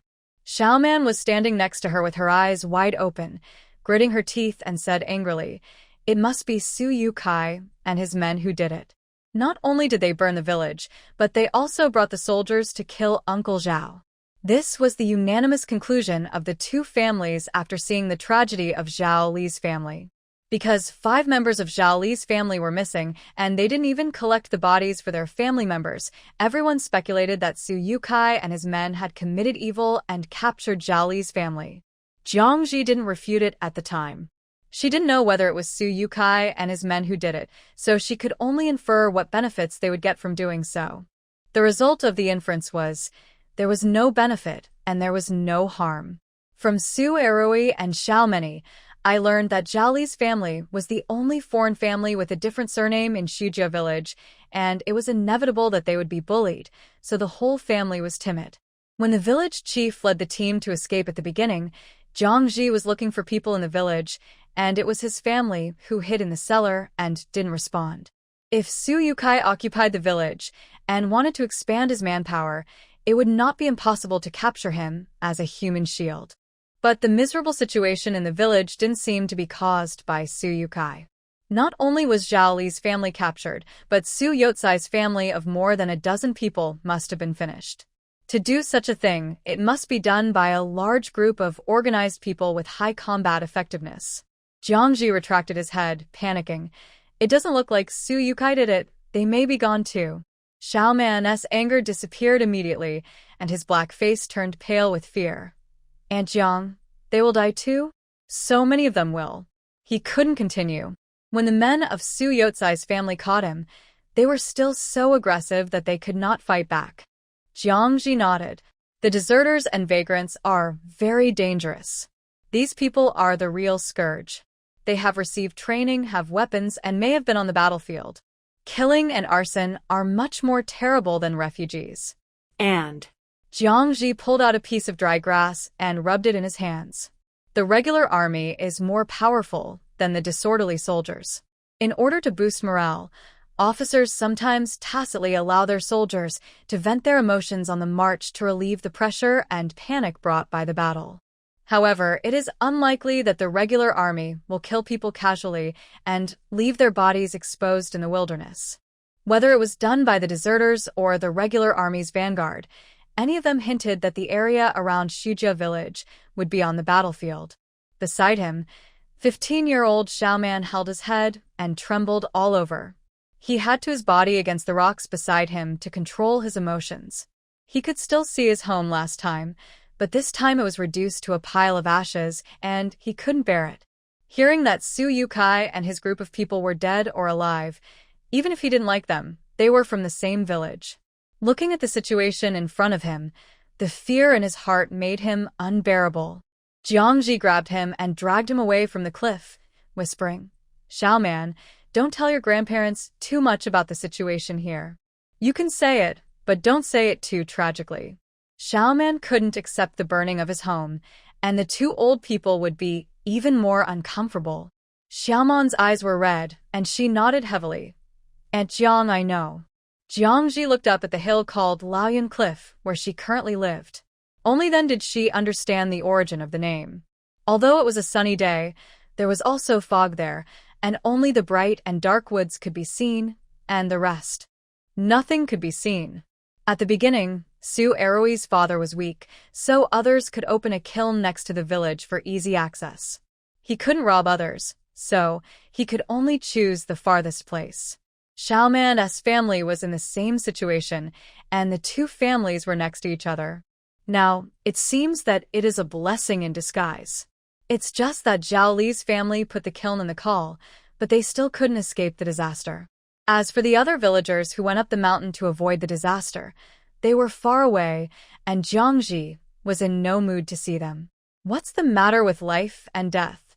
In this chaotic world, everyone only wants to protect themselves. No one can be a living bodhisattva, and with Su Yukai and others leading the way, I'm afraid it's more likely to be bad. Xiaoman followed Jiangji without any hesitation. He is not stupid. His grandparents, big brother, and little niece can only survive by relying on themselves, and there is no extra love to care about others. After seeing the village, Jiangji and Xiaoman did not waste time on the way back. Putting aside those things, they have to survive, and their families have to survive. The two began to collect herbs on the hills that have not been burned by wildfires. Su Dezhu has a bad stomach, which is the most urgent problem to solve. There is already a lack of food. If you don't pay attention to it, you will be short of food. It will be twice as difficult to remedy it. As Jiangji walked, she searched for her target on the grass. Soon, she saw a plant about a foot tall with feathery leaves. Now is the picking season of the herba lycopodidae, whose serrated leaves are green with white and have white hairs on the back. Jiangji bent over and used a knife to remove the soil at the root of the herba lycopodidae, revealing the spindle-shaped tubers underneath. The rhizomes are short and forked and look very much like chicken thighs. Xiaoman called out the name as soon as he saw it. "Aunt Jiang, I know this grass. It's the root of the chicken thigh. It's edible." As he spoke, he quickly dug out another one nearby, scraped off the dark brown skin on the thick tubers of the herba lycopodidae with a knife, and put the pink and white cross-section inside into his mouth to chew. Jiangji nodded and scraped a tuber to eat. Xiaoman was right. The herba lycopodidae is also called chicken claw ginseng, and the rhizomes are rich in starch. When chewed, they have a hint of sweetness and are a snack for rural children. This is also a medicinal herb. Since the name contains the word ginseng, it has the effect of ginseng to replenish qi. It's just that the power of replenishing qi is weak. When stewing meat, add a few chicken feet ginseng and take it for a long time, which can replenish qi and strengthen the spleen. It is used for weak spleen and stomach and loss of appetite. If you use fresh chicken feet ginseng alone and mash it for external application, it can also treat wounds that have not healed for a long time, and it has the effect of detoxification and muscle regeneration. Su Dezhu has weak qi and weak body, and he can't be supplemented. Chicken feet ginseng is the best medicine. When Xiaoman heard that this herb was for her eldest brother and it was comparable to ginseng, she was immediately refreshed. The depression she had just seen in the village disappeared immediately. She immediately searched for white grass all over the mountains and fields to ensure that her eldest brother could eat a bowl of tonic every day. In addition to white grass, there are many other herbs that can regulate the spleen and stomach. The most famous one is probably the footplate, also known as wild yam. This is a herb that must be added to the stewed meat by the elderly in the countryside. It is a tonic and health-preserving boutique. Wild yam is similar to kudzu root. They are both perennial twining plants, but one is a herb and the other is a vine. Artificially cultivated yams usually go 2 or 3 meters deep into the soil. Every time I see people digging yams, it's like digging trenches. Wild yams grow deeper underground. And the growing environment is also worse. They usually grow under trees or near rocks. Some grow directly in piles of rocks. It's much more difficult to dig them than chicken claw ginseng. It's early spring now, and the woods are still lacking in green. The vines wrapped around the branches are easy to find, especially the heart-shaped leaves that seem like little hands waving in the wind. However, the harvest season for wild yams is in late autumn and early winter. Now is not the best time for medicinal effects, so we can only make do with it. We walked and searched all the way. After getting more than a dozen plants of white grass, we finally found the vines of wild yam under a cliff. Digging yams is a hard job. Fortunately, although the roots of wild yams are deep in the pile of rocks, it has just rained for a long time, and the soil is soft and easy to dig. First, find the vines and dig down along the roots of the vines. The soil here is thin, and wild yams cannot grow to 4 or 5 meters for fear of entering the cracks in the rocks. After digging through the pile of rocks and digging 2 feet down, a pair of fleshy rhizomes squeezed into strange shapes by the rocks were revealed. The surface was gray-brown with thick, fibrous roots, like sweet potatoes with beards. Xiaoman was overjoyed, and his face was covered with mud. "Aunt Jiang, can this be eaten?" He felt that it was like pueraria root. Pueraria root can fill you up, so this should be able to do the same. How come I didn't know before that the whole mountain was full of food? Jiangji helped him pick wild yams and said with a smile, "Of course you can eat it. Wild yams and sweet potatoes are relatives. They are all from the same family." Xiaoman found it interesting and said casually, "Did your family eat this before? Why haven't I heard Xiaotian mention it?" After saying that, he regretted it. Looking at Jiangji's face, he quickly said, "Before. That's Xiaotian. He rarely spoke." Jiangji smiled slightly. She didn't care what was said. It wasn't her who abused Fantian. It was just that Xiaoman and Eroi mentioned it in front of her, so she was so nervous. She had to react. "Xiaoman, it's right for Xiaotian to follow the village chief. Although we have food and shelter now, we still can't feel at ease. Look at the situation in the village. Soldiers may move in at any time. We dare not go down the mountain casually. Leaving is not necessarily a bad thing. Staying also carries risks. Put away the feelings of saving the world and respect the fate of others." Hearing about those soldiers, Xiaoman stopped laughing and just dug the soil with all his strength. Yes, the village was burned down, and he couldn't go back home. Seeing that Xiaoman no longer mentioned Fantian, Jiangji stopped talking. She recalled the information she heard in her dream. Fantian and others arrived at Yuzhou Prefecture, but were locked outside the city and mixed with those refugees. At this moment, she suddenly remembered the reason why Yuzhou Prefecture locked the city. There were chaotic soldiers slaughtering the village around and trying to mix with the refugees to enter the city. If it was true, then Zhaoli, Su Yukai, and others from Shujia village were very likely to be taken away by the chaotic soldiers passing by here, and their target was Yuzhou Prefecture. Alas! Thinking back to the night when the fire started, if Xiaoman hadn't destroyed the road in advance, they would have been kidnapped, and their lives would be unknown. The two walked and stopped, and found several kinds of herbs along the way. Xiaoman also found several bird nests. It was the breeding season in March, and Jiangji didn't let them catch bird eggs. The wildfire had destroyed many bird nests, and now the flocks were in urgent need of replenishment. Back at Laoyan Cliff, the backpacks they brought were already full. Jiangji gave the chicken claw ginseng and wild yam to Xiaoman's grandmother and asked her to put these things in the stewed soup, and everyone would eat some. Anyway, Xiaoman knew it now, and he would go to dig it after eating. Xiaoman's grandfather also knew chicken claw ginseng, so it was not surprising that he could eat it. Everyone dug it up and ate it for fun when they were young, and no one would do these things when they grew up. Now he was shocked to hear that this grass could have the same effect as ginseng. It can also replenish qi. He couldn't believe his ears.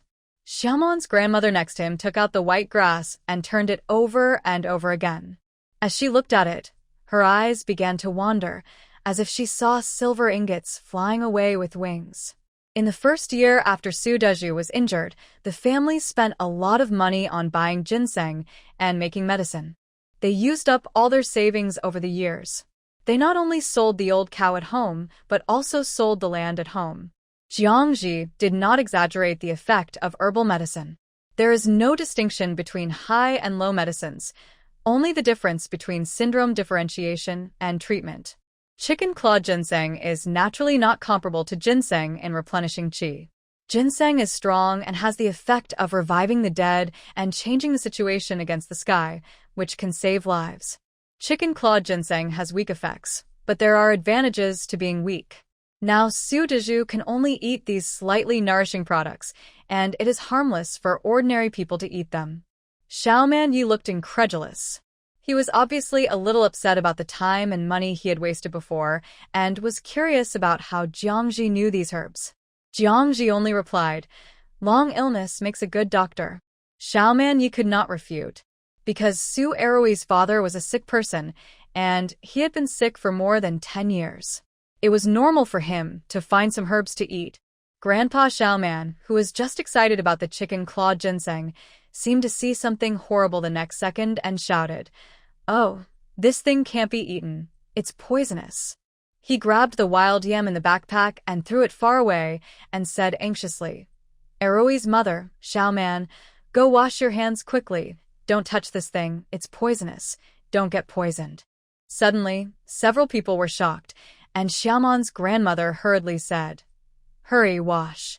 Jiangji was stunned for a moment, then hurriedly stopped Grandpa Xiaoman, who was about to throw the wild yam down the hillside.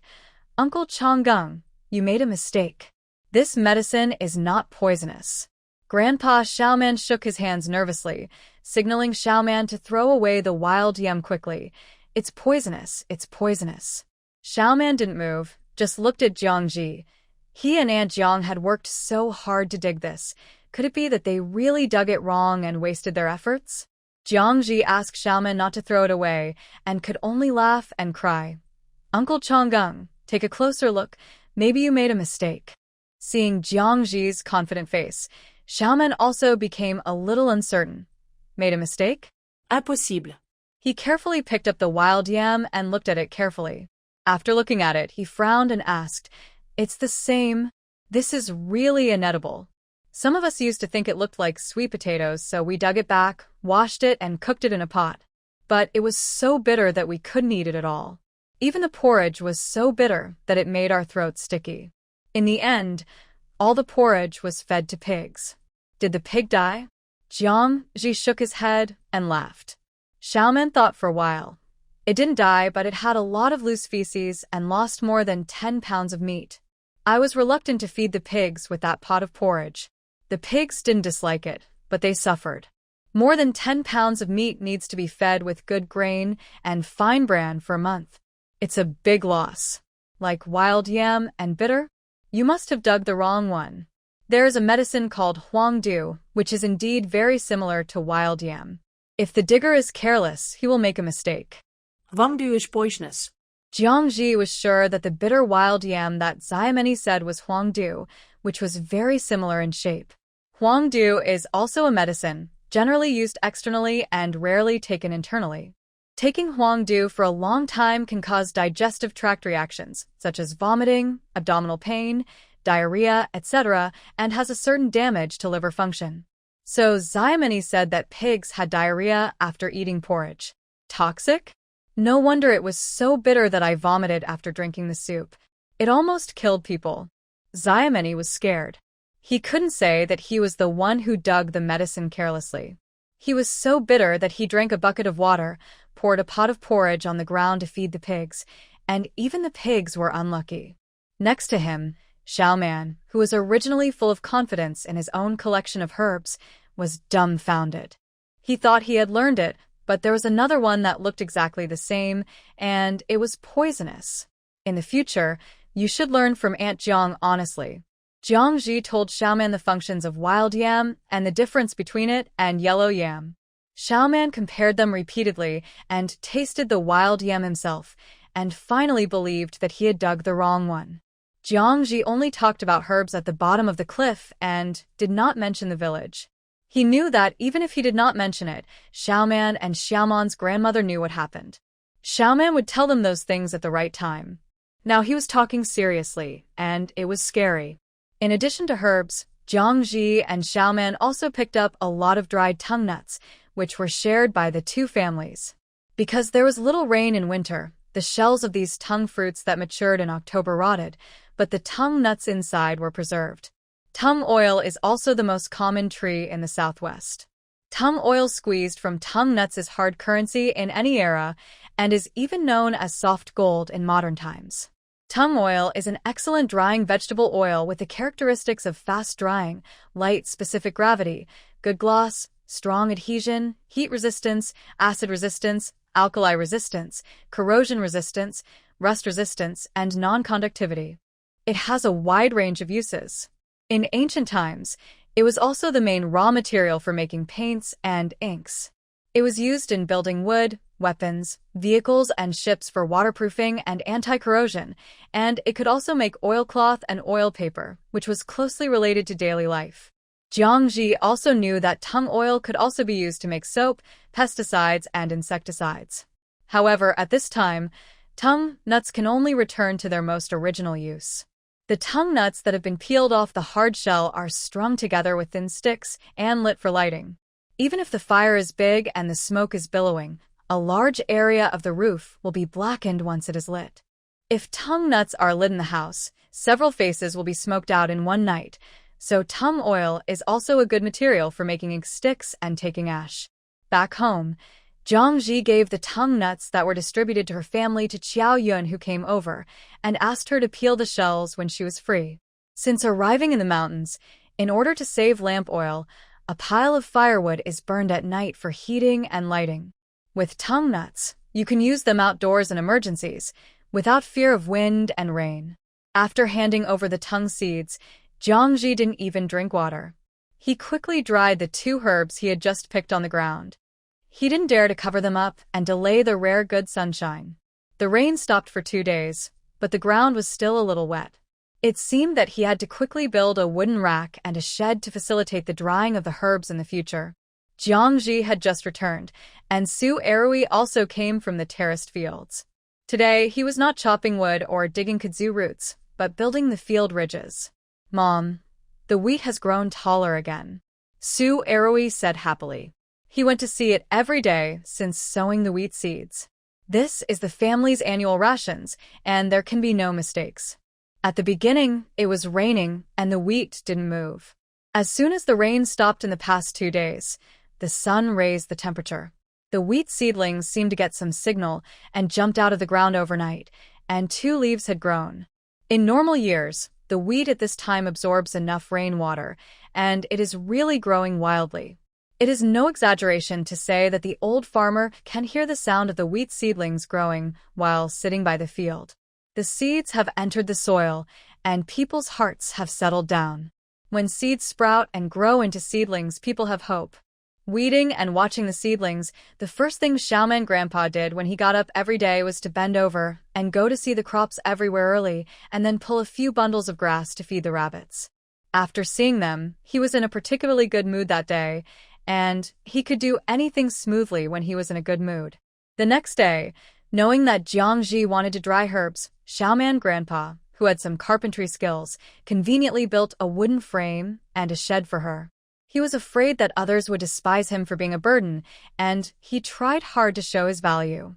Next, Erui and Xiaoman dug kudzu roots and wild yams on the mountains every day, and then looked for some cycads that were barely edible without being soaked by rain, and brought back chicken feet ginseng. Jiangji boiled these herbs into water and stewed meat, and shared them with the two families. Not only Su Daju's body needed conditioning, but everyone's body here needed to be supplemented. Every time a piece of dried meat was put in the pot, and then the medicinal materials were put in, and the soup and medicine were taken, which had a bit of meat flavor. Moreover, the kudzu root has enough water after the rain, and it becomes softer and more delicious after stewing, and it can also fill you up. The two families on the cliff went back and forth like this, helping each other to get through the spring famine. After the continuous rain stopped, the sun was shining more and more every day, and the temperature was getting higher and higher. The moisture on the ground was evaporating, and the morning mist was lingering between the mountains. The old cloud cliff seemed to be floating in the clouds, and the mist would not completely dissipate until noon. Whether it was a natural disaster or a man-made disaster, it could not stop the cycle of seasons. The late and the coming finally came. Various disasters were just the Earth's momentary shutdown to repair itself. Now not only are there green grass everywhere, but even the branches burned by the wildfire have sprouted new leaves. Almost overnight, the originally bare slopes were covered with grass carpets. Those short-lived small flowers couldn't wait to start breeding, pink and blue, appearing and disappearing in the low grass. The hairy peach blossoms in the forest bloomed, the wild pear blossoms bloomed, and the flowers of bitter plums and sour apricots also bloomed. These wild fruit trees grow wildly here and there in the mountains. The pink and white flowers sparkle among the green leaves, marking the location of the hungry bees and butterflies. Spring is here, and wild vegetables are coming out. Artemisia celingensis is also called Qingming grass. It can be mixed with starch paste to make green to improve the taste. The waterside scallion is spicier than garlic. It can be used as a seasoning or fried with bacon. Artemisia capillaris in March, wormwood in April, and firewood in May and June. Each herb has a different harvest season. Jiangji cares about the crops at home and is busy digging herbs in his free time. She is busy outside, and Xiaoyun is also busy at home, spinning and helping to turn and dry the herbs. When there is no sun, they have to use the earthen kong to dry them. Everyone is important. The locust flowers on the mountain are also blooming. Whenever the flowering season comes, strings of locust flowers decorate the entire branch, and the air is filled with a light and elegant fragrance. Unlike those white, beautiful, and sweet locust flowers, the locust flowers here are all yellow, called yellow locust flowers, also called Chinese locust flowers, bean locust flowers, and the trees are tall and have no thorns. White locust flowers are also called black locust flowers. They are foreign species and not a product of this era. The yellow locust flower is slightly poisonous and cannot be eaten, but it is the best blood-cooling and hemostatic medicine. To be used as medicine, you need to pick the unopened buds, also known as locust beans. In the summer, you can make herbal tea with summer cypress and chrysanthemum. The flowering period of locust flowers is not long, so you have to hurry to collect them, but the locust trees are tall and difficult to pick. Moreover, Jiangji thinks that climbing trees on the cliffs is very dangerous, so it is safer to stand under the trees. Fortunately, there is a bamboo forest at the foot of the mountain. Taking advantage of the full moon nights these days, the moonlight is as bright as daylight. Jiangji and his two friends don't need to light torches and sneak down the mountain to cut bamboo. Afraid of being discovered by the refugees on the road, they only hurriedly cut the bamboo branches and carry them up the mountain, and the three people were almost tired like dogs. Bamboo has many uses. Xiaoman Yi splits bamboo to weave baskets, and Jiangji also uses thin bamboo trunks to tie a sickle and reach high to collect locust beans. Sephora japonica flowers only need rice-sized flower kernels for medicine, and Jiangji will not waste flower buds that do not grow up to standard. Although it is slightly poisonous, it is fine to eat it in small amounts by blanching it in water and then wrapping it in powder and steaming it. Moreover, because of its medicinal effect of cooling blood and relieving heat and toxins, eating it in spring can reduce the dryness and heat of roasting fire in winter, which is good for health. Yellow Sephora japonica is poisonous. In addition, due to the climate, there is no shortage of vegetables in all seasons. The locals are not very interested in these dangerous goods. At most, children taste the nectar. Knowing from Eroi and Xiaoyan that they had never eaten it before, Jiangji sent the steamed Sephora japonica cakes to the two old people so that they could also taste it. Sure enough, Xiaoman Yu was shocked again. Seeing the wild yam that he had mistaken for yellow yam, Xiaoman Yi probably evoked the bitter memories. Now he is scared when he sees medicine, and everything seems to be poisonous. What's more, yellow Sephora japonica flowers are indeed a bit poisonous. This arrowy mother really likes to toss around and wants to test the poison every day. The stubborn old man couldn't say anything to save face, so he could only bite the bullet and eat it. Eat it. Eat it. Poisoning is death. Starvation is also death. Jiangji didn't know that her image in Xiaomeni's mind had changed again. From tormenting people to tormenting the land, now she was the one who started tormenting people. The food was either medicine or poison.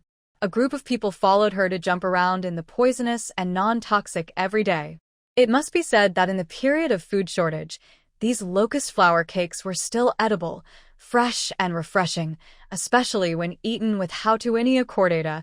It was very fragrant. On this day, new items were added to the dining table of the two families, from cold Hautuinia cordata to blanched amaranthus and locust flour cakes. In the continuous land reclamation, another terrace was added. It is now April. Although the chill in the morning and evening has not diminished, the temperature at noon has risen rapidly. The heat of the sun can be felt when working. Jiangji led everyone to start raising sweet potato seedlings. Dig shallow trenches in the newly opened terraces, pour manure water, and then densely arrange the seed potatoes in the shallow trenches and cover them with thick soil. After only half a month of seedlings, you can eat sweet potato leaves, and after 3 months, you can eat sweet potato roots. Originally, the emergence of high-yield crops such as sweet potatoes and corn could basically solve the problem of famine for the people, but the people of the Great Yan Dynasty were still trapped in the problem of food and clothing. There is only one reason, that is, lack of fertilizer and poor varieties, resulting in low yields of sweet potatoes and corn. The largest sweet potato is only as thick as a wrist, and most of them are still as thick as a thumb, like thin tree roots. Anyway, it is different from the modern sweet potatoes that produce 5,000 kilograms per moo and are bigger than a human head. However, it is still higher than the yield of wheat, sorghum, and corn, which produce 200 kilograms per moo and is the most important coarse grain for farmers. If you want to have high yields of crops, you need fertility. Now, there are only a few people's manure pits, and the manure water is not enough. The only fertilizer for the wheat field is wood ash, and sweet potatoes can only be grown with clear manure water. Fortunately, the new soil of the terraced fields is soil with humus on the surface. There is no worry about fertility in the first year, but it will not be like this in the future. We must find a way to supplement fertilizer immediately. Without chemical fertilizers, we can only use agricultural fertilizers, which means we need to raise poultry and livestock. There is no need to think about livestock. Neither family has cattle and sheep. The remaining food is not enough for people to eat, let alone pigs. Although pigs are omnivores and can eat everything and survive by eating grass, they will not grow meat without high starch. So the only way is to raise chickens. Since hiding in the mountains, the happiest ones are probably the chickens of the two families. In order to take care of Qiao Yun's confinement, the family raised 5 old hens, but unfortunately one was trampled to death on the night of the wildfire, and now there are only 4 left. Several chickens run all over the mountains and fields, and they don't need to be fed, and they can pick up an egg every day. In order to nourish the children and Su Deju, Xiaomon's family also raised 5 chickens, one of which is a rooster. Now this rooster has taken the hens of the two families into his harem, calling friends and concubines every day to go into the forest to turn over insects, which is more free and easy than in the village. Jiangji wondered, these chickens are too free. Should they hatch more chicks when there is food to expand their family? Before her idea was realized, the crops that had just sprouted on the hillside suffered. On the hillside, more than a dozen bean sprouts that were only 10 centimeters tall had their roots broken off, leaving a mess on the ground, with the leaves broken into the size of rice grains and mixed in the soil.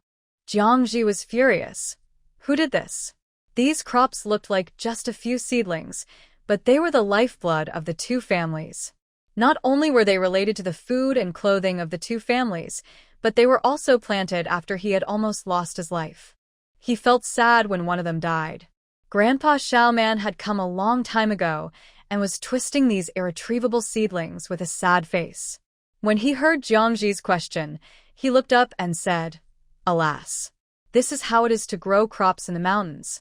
First, it was difficult to open up the land, and after planting, we were afraid that birds would eat them, and now there are rabbits. Then there are wild boars that cause trouble when we wait for the harvest. We have been busy for a year, but not a single grain has fallen. These bean sprouts were eaten by rabbits. Jiangji was speechless. After the forest fire, Xiaoman and Aroi dug a lot of rabbit holes and thought they would be quiet for a while, but they didn't expect them to come out and jump around again now. Grandpa Xiaoman sighed. The cycads on the mountain supported countless rabbits. Only a small number were killed by the wildfire. Most of them escaped. He did not expect the rabbits to come so quickly. Judging from the current situation, the yield would be at least half. The sorghum on the hillside, which was cultivated by slash and burn farming, has sprouted. Although it is planted sparsely, it looks very pitiful on this grassy, but it is also strong when you look closely. Good seedlings will bring good harvests, but the appearance of rabbits now is not a good sign. If you want a good harvest, you must get rid of the rabbits or drive them away. In order to survive, the struggle between man and nature has never stopped. Fighting against the sky is fun. Fighting against the earth is fun. Fighting against people is fun. This is a major issue concerning the food supply of the two families, and a good solution must be found immediately, so everyone gathered at Xiaoman's house. Not only Xiaoyan came, but even Su Dezhu leaned slightly on Xiaoman, paying attention to the family's affairs. Everyone expressed their opinions. The first to speak was the experienced Xiaoman grandpa. The old man has lived to an old age and has heard more than others. Now is the time for beans to grow seedlings. If one is destroyed, it will be a seedling, and if it is destroyed, it will be a season. We can't neglect it, Xiaoman grandpa said with great pain. This time it was discovered early, thanks to the old man's inspection every morning. Now he has recognized almost all the seedlings, and he can find out if one is missing. Rabbits give birth to many babies and eat a lot. In a blink of an eye, there will be a group. We must hurry up, Xiaoman's grandmother added. At this time, she gnashed her teeth as she spoke, wishing she could tear down the rabbit pen in the corner of her yard right away. Su Arui said, "Let's make a few more straw men, which can scare away the sparrows and protect the land. This is the most commonly used and most effective method." Xiaoman nodded. Arui is right. We will make straw men today. Rabbits are timid, especially when foraging, and they will panic at the slightest movement. Making more straw men in the fields and hanging some fan-like cloth strips that make a sound when facing the wind and move when there is wind can play a role in driving away rabbits. However, this is only useful temporarily. If the rabbits are bold and thick-skinned, they will find that the straw men with bared teeth and claws are just fakes after a few attempts. On the calm, Su Dezhu, who rarely speaks, said, "Let Xiaoman and the others find the rabbit holes first, as well as the old rabbit trails, so we can set traps." This is also a routine operation. Catching rabbits can protect crops and can also be eaten. Everyone was talking excitedly. Even Xiao Yun said that her mother's family used dogs to chase rabbits. Only Jiangji didn't say anything. She was born in the countryside and had some understanding of the harm and habits of wild rabbits. In the past, wild rabbits were protected by law, but here, they would die if they competed with people for food. Rabbits are timid and hide during the day and come out at night to eat tender seedlings, causing harm to a large area in one night. If left alone, the soybean seedlings and sorghum seedlings on the hillside will be gone in 10 days at most, and the wheat seedlings and vegetable seedlings next to the houses will also be threatened. The area is large and the duration is long. It is a huge amount of work to catch them with people and dummies. Jiangji came up with a plan that can be implemented on a large scale. Fight eating with eating. It is said that rabbits eat all kinds of grass, but there are some grasses that will kill them as soon as they eat them.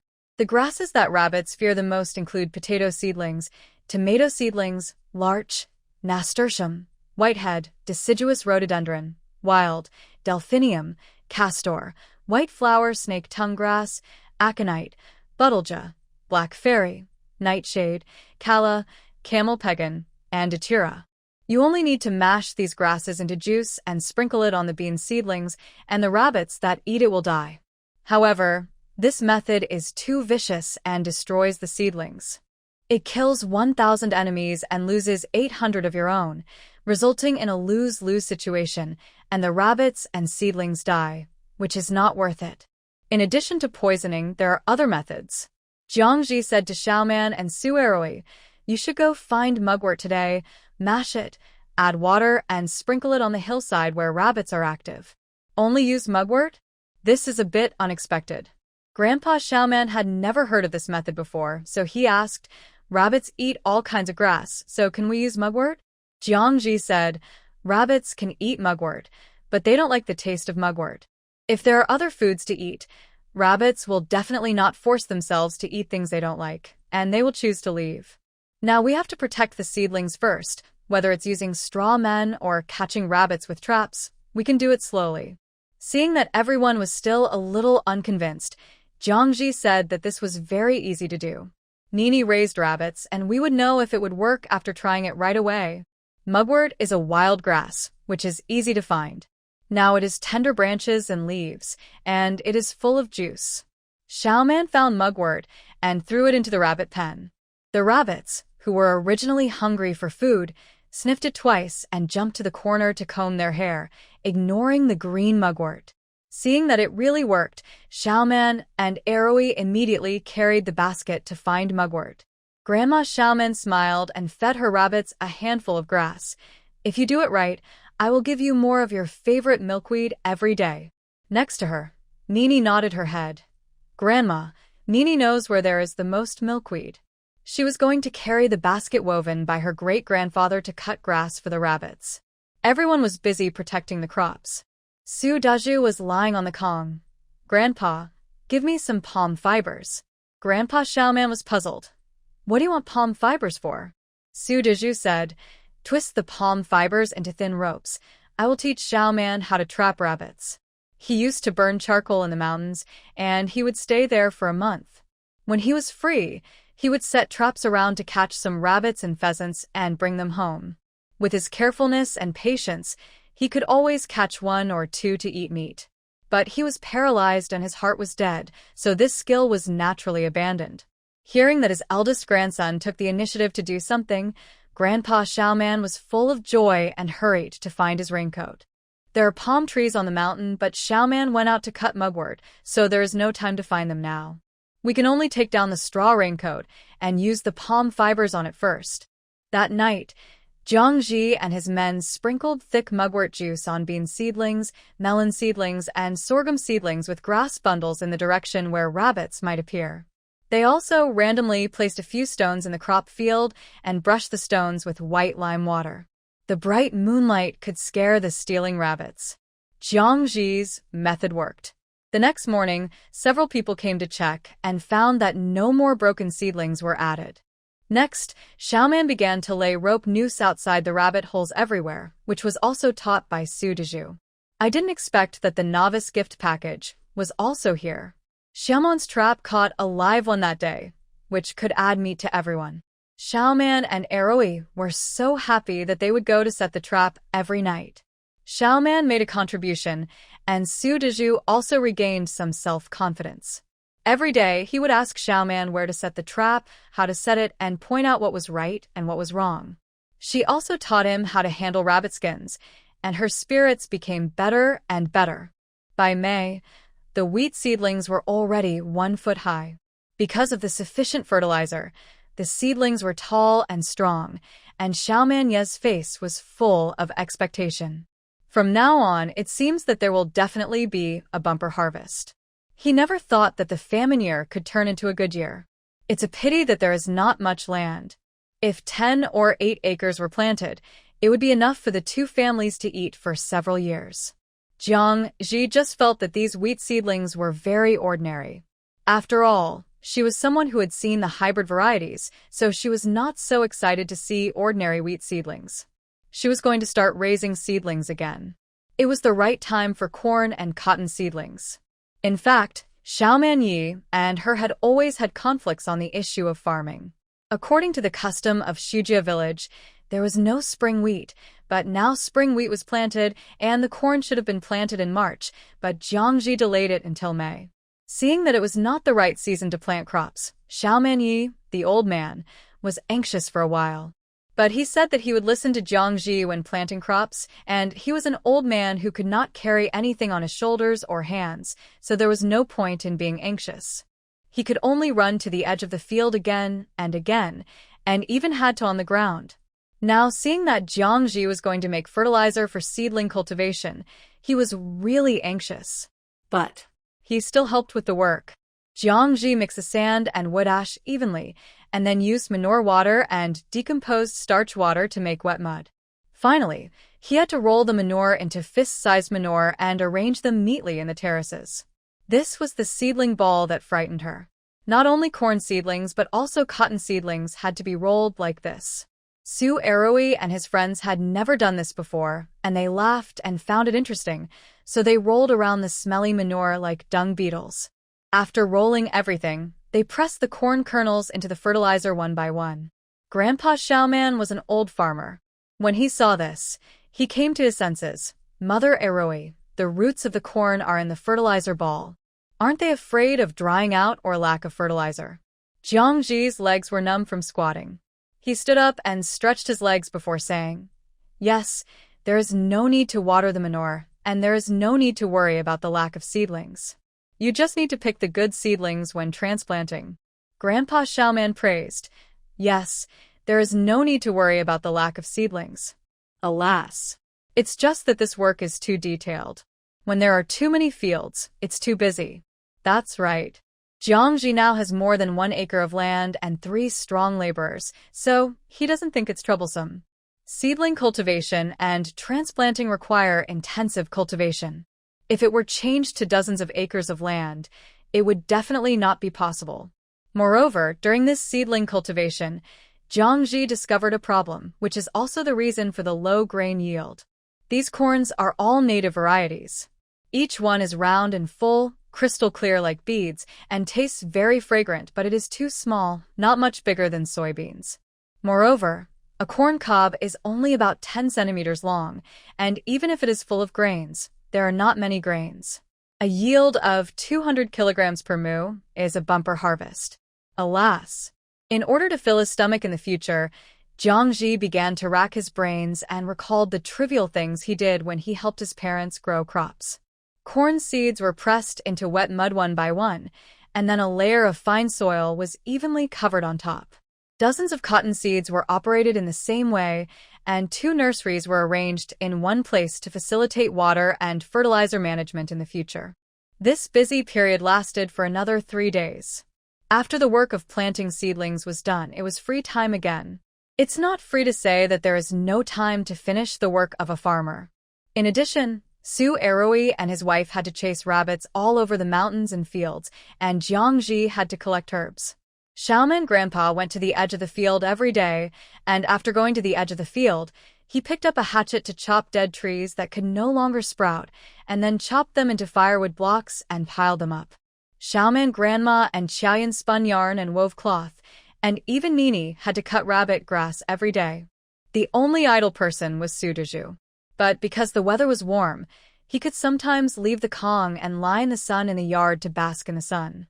In addition, now that she has more energy than before, she tries to find something to do. Although she can't move while lying down, her fingers and wrists can move, but her arms are not strong enough, so Su Deju twists cotton thread to make it easier for Grandma to weave cloth. Among all the people, Jiangji is the most free-spirited and the busiest. In addition to digging herbs, she also digs bamboo shoots. The last time the 3 of them went down the mountain to cut bamboo at night, they found bamboo shoots, but they didn't dare to dig them because they were afraid of being discovered. They just hurriedly brought bamboo back. Those tender bamboo shoots made Jiangji uneasy for several days. Since that day when Jiangji and Xiaoman went to see the burned village, Xiaoman and Eroi dug kudzu roots while monitoring the situation on the official road outside the village. If it happens as Aunt Jiang said, this place will become a battlefield, and they will have to hide deeper. After observing for several days, Xiaoman and his friends did find that there were more and more refugees on the road, and soldiers riding horses on the road also appeared one after another. The official road in the Shujia village area was busier than before. But those people only took a few quick glances at the burned village and turned away, not showing any interest in the equally charred mountain next to it. This discovery made Jiangji relax. With regular soldiers passing by, there was control on the road, which made it safer. It was uncertain where the battlefield was, but at least for now, there would be no gangs of refugees looting in this area, so she put bamboo shoot digging on her schedule. Unlike eating Sephora japonica flowers and Houtuinia cordata, when the two families saw Jiangji carrying back a pile of bamboo shoots with hairy shells, they were all shocked. Even Su Aroi, who was the most supportive, did not give his mother face. The bamboo shoot shells had prickly hairs, so he did not dare to touch them and could only kick the bamboo shoots away with his feet. "Mom, these things are not delicious." "Why are they not delicious?" "Bamboo shoots. If you don't eat such tender bamboo shoot tips, I will." Jiangji slapped Su Aroi away for making trouble. Next to her, Qiao Yun, who was 6 months pregnant, also frowned. "Mom, these bamboo shoots are very bitter. I can't eat them." Some people had dug bamboo shoots to eat before, but no matter how they washed or stewed them, they were so bitter that no one ate them after a long time. "Don't like bamboo shoots." Jiangji couldn't believe her ears. It was like being struck by lightning to leave such a refreshing delicacy. "It's okay, I have a way to make you eat it." Jiangji happily peeled the bamboo shoots. Bamboo shoots fried with meat, bamboo shoots braised with beef. Forget it, the oil here is too precious. Jiangji has never eaten stir-fried food, so she can only stew bamboo shoots with spicy rabbit meat. Jiangji only thought about the sour water in her mouth, and didn't realize that there was anything wrong with what she said. Next to her, Su Aroi's face turned green. "Mom, you have to eat it yourself. Those bamboo shoots are really bitter." Every family in Shujia village has a bamboo forest, and there are tender bamboo shoots almost all year round. But there are many varieties of bamboo shoots. Apart from a small amount of spring bamboo shoots, the most common bamboo shoots in summer are bitter bamboo shoots, which taste extremely bitter and are really inedible without careful processing. First, peel the bitter bamboo shoots to reveal the spire, like bamboo shoot core. At this time, it looks white and tender, but it is actually bitter and cannot be eaten. Jiangji cut the bamboo shoots in half and put them into a large pot with clean water added in advance. After the water boils, put in the bamboo shoots and cook for 1 to 2 hours. Cook the bamboo shoots until they are soft, take them out and rinse them, then cut them into thin slices and soak them in clean water for a day, changing the water 2 or 3 times in the middle. She boiled and soaked a basket of bamboo shoots for 3 days, and the two families also watched silently for 3 days. Seeing that Jiangji wanted to eat bamboo shoots, Xiaoman's grandmother didn't say much, but whispered to Qiaoyun, "Your mother wants to cook. How much salt do you have?" "My family eats less salt, so if it's not enough, just take some from my house." Qiaoyun thought about her own salt jar that was almost empty, and still shook her head. "Mom said the salt can be used for a while. Don't worry." The salt in the salt jar was almost gone, but there was still a large bag of salt stones collected from the village. Unfortunately, it had to be broken up before use, otherwise it would be thrown into the pot and would pierce the bottom of the pot. Bamboo shoots are good things.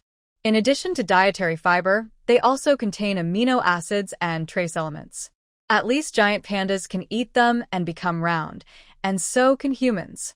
When Jiangji learned the reason why no one eats bamboo shoots, she immediately became interested. Although she knows about herbs, she can make money, but it is too professional, and it is dangerous to walk in the mountains all year round. Xiaoman and Aroi only dare to dig kudzu root and white grass, and even wild yam needs to be checked by themselves. As for other medicines, it is even more difficult. There is also a saying that goes like this: people who take medicine cry on the bed, people who dig medicine hang on the edge of the cliff, and people who sell medicine laugh while counting money. Digging medicine can only solve the problem of food and clothing, but cannot make a fortune. She is going to teach others how to eat Qinggang powder and kudzu root for free. This is something that can save all living beings and keep lives, and Jiangji will not hide it. Everyone knows that bamboo shoots can be eaten, but it's just a matter of variety. The bamboo here is not Nan bamboo, and the bitterness of bamboo shoots is also strong. There are no seal jars for pickled sour bamboo shoots now, so they can only be dried in the sun, and salt can be used to make pickled pepper bamboo shoots in the future. The territory of the Zhou king who started the Great Yan dynasty was in Ba County, where there were deep brine salt wells. Craftsmen took water from the wells and boiled it in the sun, which was salt. Salt has always been a major tax for the country. Ba County, which has a large number of salt wells, is obviously not under the control of the court. From ancient times to the present, there is a saying that the world is not in chaos before Shu is in chaos, and the world is already peaceful, but Shu is not peaceful. Ba County lacks food, but it has never lacked salt. The most famous bacon and kimchi require a lot of salt. It's just that the well salt produced with low-level technology has a high mineral content and is as hard as stone. In addition to pickling kimchi, a lot of crystallized salt blocks are usually discarded. When the bamboo shoots are soaked and bitter, Jiangji personally cooks and stir-fries a vegetarian bamboo shoot with a limited amount of clear oil at home. At this time, there is no bitterness or astringency, only crispness and refreshing. Grandpa Xiaoman sighed as he looked at the stir-fried bamboo shoots that Aroi had brought him. Although he had bad teeth, he ate them with gusto. Alas. It's a pity that all the bamboo shoots on the mountain are broken to feed the pigs. People are not as lucky as pigs. In the past, when there were too many bamboo shoots in the bamboo forest, which affected the density of the bamboo forest, the villagers broke small bamboo shoots to feed the pigs. The pigs liked them very much and shook their heads every time they ate them. Grandpa Xiaoman regretted that he had to live to an old age to taste the taste of bamboo shoots. It was really a big loss.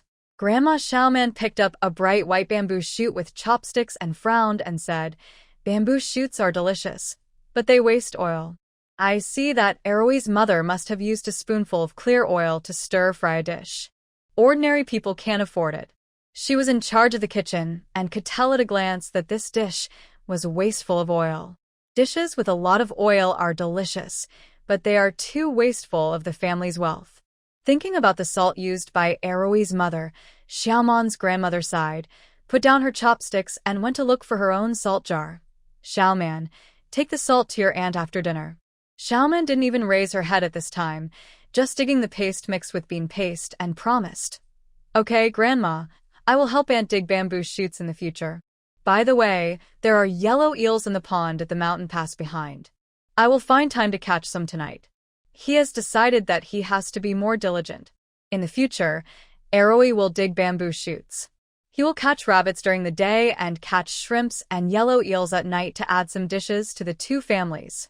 Nini and Su Dezhu didn't sit at the table, but lay on the edge of the Kong to eat bamboo shoots. The two ate very slowly. Aunt Jiang said that eating bamboo shoots can help with constipation. The two have weak stomachs, so they should eat less and eat slowly. Su Dezhu didn't let anyone feed him now. He used chopsticks to pick up bamboo shoots and put them into Nini's mouth. Nini was very happy. After she fed her father green fruits, he talked more every day. Not only did he occasionally play with her, but he also fed her now. She couldn't hide her satisfied expression. She chewed bamboo shoots with her mouth, and the joy in her eyes was about to overflow. She couldn't help but kiss Su Dezhu on the skinny face and giggled. Su Dezhu felt the intimacy of his daughter. He smiled on his face, but his heart was sour. The older Nini got, the more her eyes looked like her mother. "I don't know if Chunfeng escaped safely. I have to try my best to survive for the sake of my child." After a meal, everyone knew that bamboo shoots can be eaten, and they are delicious. Going down the mountain to pick bamboo shoots became the top priority for the two families. So Jiangji and the other two went to see the situation outside the village in advance, and went into the bamboo forest when they felt it was safe. In Shujia village, not only are there bamboo forests in front of and behind every house, but there are also bamboo mountains around the village. Anyone who needs them can cut them at any time.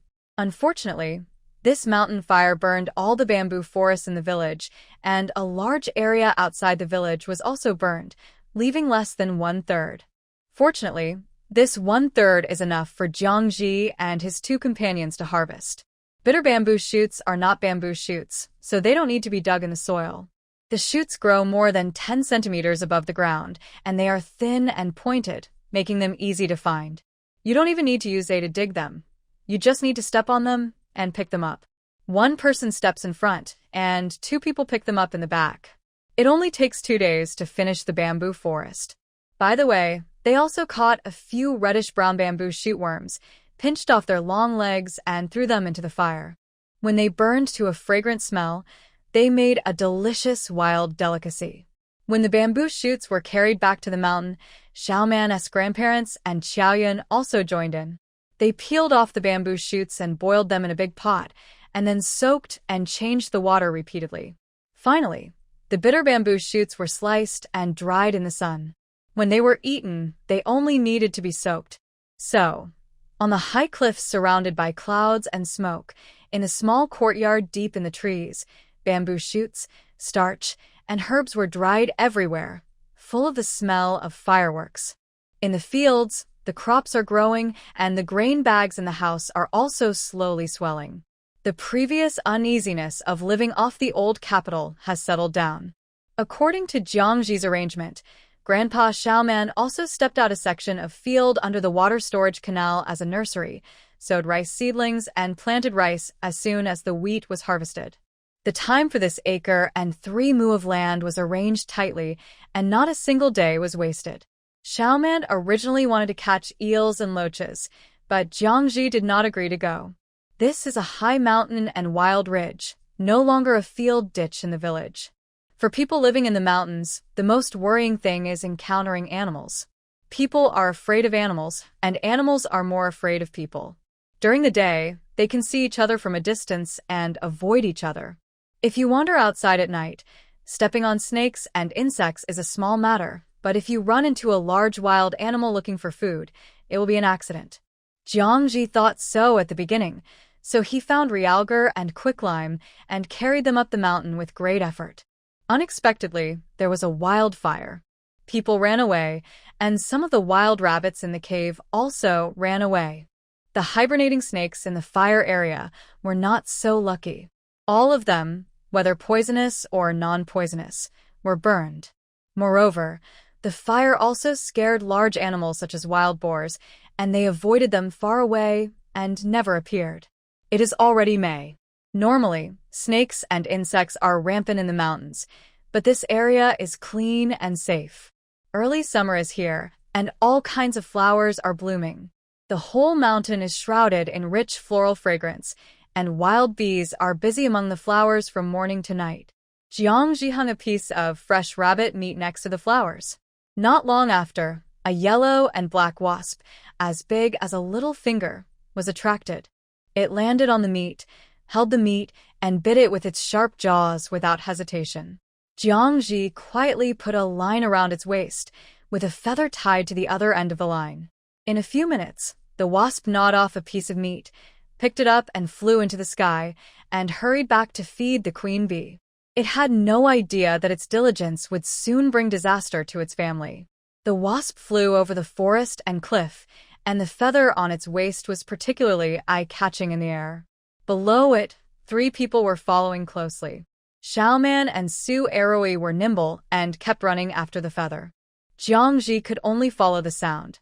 This run was half a mountain, and when he was about to lose it again, he finally saw the feather descending. Jiangji held the tree trunk and panted, staring at the feather disappearing in the woods on the edge of the cliff, and said to Xiaoman next to him, "Found it. The beehive is here." In order to find the wasp nest, Jiangji and the other 2 started by catching live rabbits and using meat to catch wasps. Now they have finally found the beehive. On a tree on the edge of the cliff, a brown beehive as big as a basin was hanging high, and dozens of wasps were coming in and out. From a distance, the buzzing sound of their wings could be heard. Jiangji and the other 2 hid in the distance and peeked at the beehive, discussing whether to pick the nest at night. 8 out of 10 boys who grew up in the countryside had used sticks to smash a beehive, and the other 2 were the ones who followed. Su Eroi and Xiaoman were the ones who followed, and it was Nie Fantian who was the most thoughtful, who smashed the beehive the most. Xiaoman lowered his voice and said, "You can't use a stick to smash it. These bees will follow the stick even if you can't see them." He was stung once, and his head was swollen like a gourd. Su Eroi looked solemn. You can only burn it with a torch. He had seen others do it and put a torch on a long pole directly under the beehive. Once the wild bees left the nest, their wings would be burned. There were also risks in doing this. If one of them escaped, it would sting people to death. After a bee stings a person, its stinger will break into the skin and flesh, leaving the internal organs behind, and the bee will soon die. But wasps are different. They can sting people without losing their stingers, and they can sting several times without dying. You have to be careful when dealing with them. No matter how fierce a wasp is, it is still powerless when it encounters a cunning human. Water and fire are the nemesis of wasps. The three found the beehive, left a mark, and went home to prepare a fire attack plan for the night. When it got dark at night, the three came again with tools. Wasps are blind at night and have rested at this time. The noisy beehive hung quietly on the treetops. Identify the wind direction, pile up hay under the tree, and put the tung nuts collected earlier in the hay. Tung nuts, which are flammable and produce a lot of smoke, are most suitable for smoke and fire. Once they are lit, they will smoke the flying wasps to death. Use flint to light the hay, and the three quickly hide far away. At this time, everyone puts on a thick coat to prevent being stung by wasps. When the fire started, the smoke and flames soon stimulated the wasps. In a blink of an eye, the hive began to buzz, and a group of sensitive wasps had already rushed out. Their goal was clear. That was the fire. They circled around the fire frantically, trying to put out the flames. The flames of tung oil were so strong that the wasps fell down with crackling sounds as soon as they were burned by the fireworks. More and more wasps came out of the hive. Some went to put out the fire, and some began to look for the murderer. The whole area was full of black wasps flying around. Jiangji and the other two did not dare to get close, and fled farther away in embarrassment, not even daring to breathe, for fear that their breath would attract the swarm of wasps. These wasps have gone crazy, and the buzzing sound was so loud that it seemed like it was raining, and even the sky was blackened by the fireworks. In the absence of a flamethrower and protective clothing, using smoke to smoke the wasps is the dumbest way, but also the safest. If you burn a wasp's nest directly, the final result will be a deflagration. The beehive is a space with many small grid-like nests in it. Once it expands due to heat, it will explode. The beehive was torn into pieces, the pupae inside were destroyed, and the flying beehive with fire would cause wildfires. This beehive is also a medicine and cannot be lost. After Su Daju's waist injury, in addition to paralysis of his lower limbs and incontinence, he also had tingling and swelling pain in his entire spine, which required massage from his family to relieve. Now that he is supplementing his nutrition, Jiangji has also started to find some pain-relieving drugs for him. The beehive is the nest of the yellow star long-legged wasp, an insect of the Vespidae family. It has the effects of dispelling wind and dampness, reducing swelling and relieving pain. It is a commonly used medicine for the clinical treatment of rheumatic bone pain and joint pain. It can be applied externally to the painful area to relieve symptoms. The beehive is just an accessory. What Jiangji likes most is the pupae. The pupae are high in protein, low in fat, and contain multiple vitamins and trace elements. They are ideal nutritious food and nutritional health products. They are known as heavenly ginseng, and are also the tonic that Su Daju lacks the most now. He must take care of his body before he can treat it in various ways. But this beehive is not easy to take. Not only is it located high, but the worker bees defend their homes to the death and never show mercy to invaders. The wasps are fighting hard, and the flames of the tung nuts are also powerful. The wasps in the sky are gradually becoming scarce. An hour later, the fire went out, and there was no movement outside the beehive. Su Eroi sneaked out, kicked the tree trunk, and ran away, but the beehive on the treetop was still very quiet. Is it done? Jiangji couldn't believe that it could be successful so easily, but thinking about the fireworks from the burning tung nuts. Even an elephant would be suffocated to death. Xiaoman climbed up the tree with a cloth bag and a sickle. He first carefully put the cloth bag on the beehive, and then he bravely cut off the handle of the nest. The heavy beehive almost brought him down. I didn't feel how big the beehive was at the bottom, but now I feel that the beehive is too big, like a big wine jar. It weighs more than 10 pounds, and Xiaoman can't carry it down, so he can only tie it with a rope and put it down the tree. Below, Jiangji was also collecting the spoils. These wasps were also good for making wine. The more toxic it was, the better the effect. It was also a medicine for tonic. The smoke was too thick, and they fell into the fire and were burned to ashes. She only picked up dozens of bees with their wings plucked off. In the middle of the night, the three of them carried the beehive back home. The huge beehive startled everyone. It was impossible to sleep, so everyone gathered together to pick the bee pupae. By dawn, they had picked out half a basin. The white bee pupae were still moving. There are many ways to eat bee pupae, and they can be fried or steamed. There is not enough oil in the mountains, so they can only be steamed. Such a good thing cannot be wasted, and without considering that it was night, they immediately lit a fire on the stove and started to cook. It has been a long time since they had eaten such high-protein food, and each of them ate more than a dozen bee pupae. The rest could only be steamed, dried, and ground into powder for su diju, and Xiaoman Yu was full of gratitude. Now the bee pupae belong to their family, and they are enough for Diju to eat for a long time. He thought of the pregnant woman in the Jiang family. Xiao Yun couldn't eat bee pupae, and Jiangji couldn't just keep them to himself, so he stuffed all the remaining 10 eggs at home to Su Eroi. Eroi, when Diju recovers, I will definitely thank you and your mother. Jiangji didn't push it back.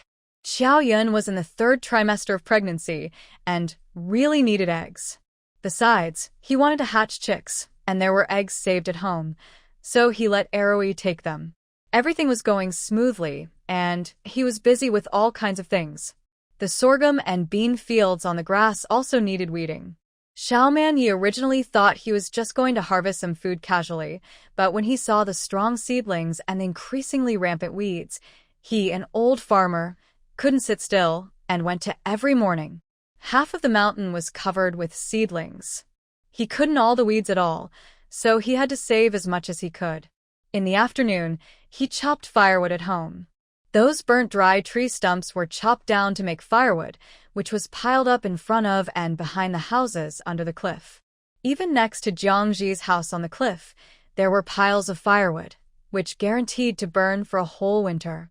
In mid-May, the two families were busy again.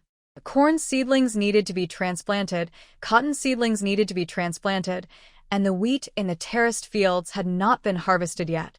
They could not be planted here, so they had to be planted on the hillside. Several people climbed up and down on the burned hillside to dig holes and bury the seedlings. Fortunately, there were only dozens of cotton seedlings and only a little more corn, so all the seedlings were planted in 3 days. After a rain, the tender seedlings with fat adapted to the new environment without even their leaves wilting. Seeing this, Grandpa Xiaoman was amazed. This is how we will raise seedlings in the future. Although there are 2 more jobs, we can save seeds and not hurt the seedlings. It's a good thing. In addition, sweet potato seedlings should also be planted. This is much more convenient. Anyway, this is a vine plant, and the seedlings in the nursery are getting more and more, so they are stuffed wherever there are gaps in the mountains and fields. This time, the main goal is to plant widely and harvest thinly and harvest as much as possible. As time passed, beans and sorghum grew, and various small vegetables also grew. The 2 families added tender vegetable leaves to the porridge, and the cooking soup could also be generously dripped with 2 drops of oil. The most difficult days when they first went up the mountain gradually passed. If it weren't for the refugees walking on the official road at the foot of the mountain and the messengers running with small flags on their backs, it seemed that they had returned to normal. At the end of May, the rain gradually began to increase. There would be a night rain every night, and the mountains and forests were wet everywhere. Moreover, the weather in the mountains is unpredictable, and often a cloud will pass and it will rain heavily. Now Jiangji has collected more and more herbs, and the room she lives in is full of grass roots, tree barks, flowers, and fruits, and the smell is also very strong. She simply built a stilted wooden pavilion next to it to store the medicine bags, so that it is convenient to dry the medicine on rainy days. The mountain in summer is a treasure house, with endless herbs and berries. Various thorny vines produce red fruits, which are called prickly bubbles when eaten fresh, and raspberries when dried and used as medicine. In addition to the sweet and sour taste, it also has the effects of benefiting the kidneys and strengthening the essence, nourishing the liver and improving eyesight and reducing. Jiangji picked the prickly ash and took it back. Everyone's mouth was stained with a circle of purple-red after eating it. The rest was put into boiling water for 2 minutes, taken out to drain the water, and dried in the sun. Su Erui's frequent urination at night also needs to be adjusted, and these dried raspberries can be eaten slowly. In addition, Jiangji also found a few mulberry silkworm cocoons to boil water for Su Erui. The size of a thumb, gray-brown like a loofah, firmly adhered to the branch, looks like a plant, but it is actually the dried egg sheath of the mantis insect mantis, which is also called walking dog in the local dialect. Internet picture mulberry silkworm cocoons have the effects of strengthening essence and nourishing the kidneys and helping young. In rural areas, when there are children wetting the bed at home, the elderly will find a few to boil water for the children to drink. Now it is paired with raspberries, just right for Su Erui to take. There was more food on the mountain, and even the rabbits and pheasants no longer focused on the crops and no longer guarded them tightly. Xiaomeni could finally breathe a sigh of relief. The small green-skinned mountain pears tasted like crumbs, but the hard peaches were crunchy and sweet, and the green-skinned walnuts were getting bigger day by day. Although there were not many wild fruits that were not taken care of, and they were hidden in the mountains and forests, they were still found by Jiangji and his 3 friends who ran all over the mountain. Qiao Yun and Nini had a good time. They ate all kinds of fruits every day. If they couldn't eat more, they would throw them into the rabbit pen. The rabbits were now grown up, eating wild grass, bean leaves, and fresh vegetables from sweet potato vines. They ate until their fur was shiny, and they began to pluck their hair to make nests and lay eggs. The big rooster lived up to everyone's expectations and wanted to be a father. There was a hen in Jiangji's family. After eating and drinking enough and growing fat, her feathers loosened, her eyes became blurry, and she jumped up and down to brood. This made Jiangji very happy. He quickly built a hay chicken coop in the corner of the house, and then put all the 5 eggs from his family and the eggs given by Xiaoman Nai into it. The hens couldn't wait to lie down and not move. Now Qiao Yun was 9 months pregnant, and it was time for delivery. Her feet were swollen and her waist was sore. It was unbearable for Su Erui to rub her back every day. Jiangji was also anxious. Giving birth was like going through the gates of. The conditions were so difficult. Even though she had tried her best to take care of Qiao Yun's food and drink, and Xiaoman Nai said that the fetus was in good condition, she was still very worried. During this month, there was always someone left at home to accompany Qiao Yun, but it was inevitable that something would happen. It was June, and that night, a rainstorm came. The thunderstorm in the mountains was very heavy. The thunder was like a sledgehammer, clanging on the top of the head, as if there was a demon hiding in the mountains. The bright lightning tore through the dark clouds, and it was so bright that people couldn't open their eyes. The strong wind wrapped in heavy rain poured down madly. The bark roof had endured the continuous rain, but finally it couldn't stand the wind and rain and began to leak. The first one was the room where Qiao Yun and her husband lived. The grass roof was burned by the forest fire. Although Xiaomeni had repaired it, it was located at the wind outlet, and the surrounding trees were burned by the fire, so there was no windproof wall. Now the roof was torn off a corner by the strong wind. Where there is wind, there is rain. It was as if it was intentional, and the rain water poured in from the gap like a basin. Jiangji hurriedly asked Xiao Yun to move to her room with the bedding. Although it was also leaking here, it was better to use a basin to catch it than to stand in the rain. Su Erui wanted to go up to the roof to repair in the wind, but was stopped by Jiangji. "You are crazy. People are on the roof. If the wind blows them away with the roof, it will cost lives." Su Erui was quickly pulled down, and they could only use wooden sticks to support the roof to prevent the wall from being soaked by rain. The situation was urgent. Jiangji stood on the edge of the cliff against the wind and shouted to Xiaoman's family below. After getting a response and knowing that they were all safe, she returned to her house. In fact, there was a problem.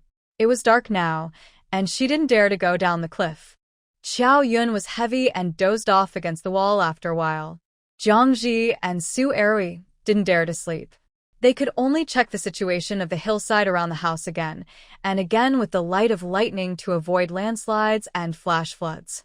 The wind and rain continued all night, and the crackling sound of broken branches, mixed with rumbling sounds coming from nowhere, made people nervous. Finally, when the sky was slightly bright, the wind and rain had not stopped completely, but they were also gradually weakening. Occasionally, there were thunders rolling over the head. This night was finally going to pass. But Xiao Yun, who was nervous all night, suddenly felt a stomachache. She went to the toilet twice and wanted to go out to squat in the rain. Jiang Ji's heart skipped a beat. What she feared was really what she came to. Although she was not a medical student, she had learned the basic knowledge of various subjects. When the fetus enters the pelvis, it will squeeze to produce a defecation feeling. Pregnant mothers don't know this and habitually squat in the toilet. When the labor comes, they will give birth to the baby in the bathroom. Now there is a toilet in the house, but Xiao Yun still wants to go to the toilet. I'm afraid she is about to give birth. She quickly let Xiao Yun lie on the Kong and asked Su Erui to go to the stove in the rain to boil some water to boil scissors and cotton thread. She also opened the cotton cloth bag that had been prepared long ago, which contained old cloth that had been washed and repeatedly ironed. After putting these away, Jiang Ji went down the cliff and asked Simon Ai to come and take her place. It's time to deliver the baby for her daughter-in-law. She was just a paper warrior. Even if she knew the procedures, she had never given birth to a child herself, nor had she delivered a child herself. When she thought of the bloody scene that was about to come, she panicked. But as soon as she got off the cliff, Jiang Ji was shocked by the scene in front of her. The mountain stream that was originally just a trickle in the cracks of the rocks next to the cliff turned into the rushing yellow river. The sound of water roared, and muddy water rolled down with sand and stones. A groove was also washed out on the hillside on her side. The water flooded the road, and then flowed down the cliff. Oh no! Xiaoman's house is below, and the water is going to get into the house. Jiang Ji was anxious and stepped carefully on the water to hurry to Xiaoman's house. What she saw made her frown. Because of the mountain torrents, the originally flat yard was now piled with sand, branches, and stones, and the knee-deep mud and water was a mess. Xiaoman and his grandfather were digging sand and draining water with hose in the rain. Seeing Jiang Ji coming, the grandfather and grandson stopped. Grandpa Xiaoman wiped the mud off his face and said, "It was windy yesterday. How's your house?" Jiang Ji looked around the yard and didn't see Grandma Xiaoman, so he said quickly, "My house is fine.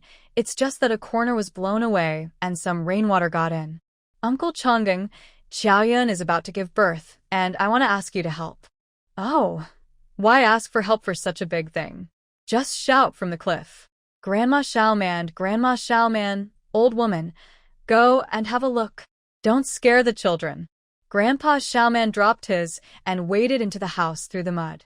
Jiang Ji followed him over, and the more he looked at the mud and water in the yard and the house, the more distressed he became. At this time, Xiaoman's grandmother was busy moving things inside. When she heard that Xiaoyun was giving birth at this critical moment, she suddenly became anxious. "Oh, God, do you want me to live?" She dropped the work in her hands. "Erui's mother, I'll go with you now. These things are soaked in water anyway, so don't worry, people are more important." Jiang Ji's heart was warmed. Dazhu and the others. The mountain torrent came down from the mountain and went directly through the house. The roof of Xiaoman's house was solid, but the cliff on the side close to the mountain turned into a waterfall. Nini and Dazhu sat on the Kong. The legs of the Kong were soaked in water and were precarious, looking like it was about to collapse. "It's okay, Xiaoman and his grandfather are here. Old man, don't worry about what's happening outside. Come and clean the foot of the Kong." Xiaoman's grandmother hurriedly looked for her sewing box, ready to take out the scissors inside. On the Kong, Nini was holding tightly a bamboo tube which contained bee pupae crushed into powder. She only knew that this was her father's medicine, and if she took a spoonful every day, she would be able to play with her in the future. Su Dazui lay on the quilt, holding the edge of the Kong with one hand and protecting Mini with the other hand. He looked up and said to Jiangji, "Aunt, it's okay for us, but Aroi's wife is the one who is worried." He felt that he had some strength left, and if the Kong collapsed, he could still protect his daughter. Jiangji felt. These people were all good people. Why was it so difficult for good people to live? When she and Xiaoman's grandmother rode the mountain torrent back to the cliff, Aroi was looking around anxiously under the eaves. He felt that his mother had been gone for a very long time and said in panic, "Mom, why haven't you come back for so long?" Jiangji knew that he was panicked and scared. "I am afraid of this situation and I need Xiaoman to be around to feel at ease." Although Su Aroi is about to become a father, he is only 19 years old after all, and in some aspects his mentality is still that of a child. The presence of Xiaoman milk is like a stabilizing force, which instantly calms down 2 generations. The hot water in the pot was boiled, the scissor string was cooked, Qiao Yun ate 2 poached eggs, and her uterine contractions began to become regular, but it seemed that it would take some time before she gave birth. There was no time to waste, so Jiangji asked Su Aroi to go to the bottom of the cliff to help Xiaoman first. "Now we need to immediately block the mountain torrents on the road so that they cannot rush directly to the cliff behind the house." Su Aroi was also very panicked here. When he heard that Xiaoman's house was flooded, he hurried down the cliff with A. During the heavy rain, the 2 families began to carry out rescue and relief work, and they were both worried about Qiao Yun, who was giving birth. Time passes by little. Xiaoman and Su Aroi brought stones and finally blocked the flood that was on the road, and the cliff wall in the house under the cliff no longer looked like a waterfall. On the cliff, Qiao Yun gradually began to cry out in pain. With the birth date approaching, under the guidance of Xiaomanai, Jiangji grabbed the big red rooster from the chicken coop, put it in a backpack upside down in the corner of the door, and placed a knife on the backpack. As for what this is doing, Grandma Xiaoman said that there were many evil spirits in the mountains, and the rooster was there to keep them safe. Jiangji didn't ask. Since Xiaomanai said so, she would do it. The end of science is theology, and it would not interfere with the normal production process anyway. I don't know if it was because Qiao Yun had been working hard for many years, was young and healthy, or something else that was hard to explain, but she gave birth very smoothly. There was only a brief period of labor pain, and then a baby covered in amniotic membrane fell to the ground, crying loudly. It's a girl. With the baby's loud cry, the rain and wind soon stopped, and a red sun shone on the earth again, filling the sky with rosy clouds. The water in the mountain stream rises and falls easily. Once the rain stops, the mountain torrents will also stop, leaving only the remnants on the mountain to show its power. Su Aroi held his daughter with stiff limbs and a dazed look on his face. He could hardly believe that he was already a father, but the blood connection made him smile from ear to ear. Thinking of the rainbow after the rain, he personally named his daughter Saixia. The child was crying and making a fuss, obviously dissatisfied with his father. Although Jiangji thought the name was a bit, since it was given by his father, he accepted it with pleasure. At least the name was suitable for the occasion. After the child is born, you should take good care of yourself during the confinement period. Jiangji put the rooster that had done a great job back into the chicken coop, but he caught one of his wives and concubines and killed him. The 4 hens were originally prepared for Qiao Yun to take care of her during her confinement. Now 1 hen is still incubating eggs, and the other 3 are laying eggs every day. Jiangji was reluctant to kill the egg-laying hen, but the mother who gave birth to the baby needed a lot of nourishment. Without milk and even less rice porridge, it would be difficult to raise a child in these desolate mountains and wilderness. So, a chicken was quickly gutted and turned into a pile of meat. There is plenty of food in the mountains.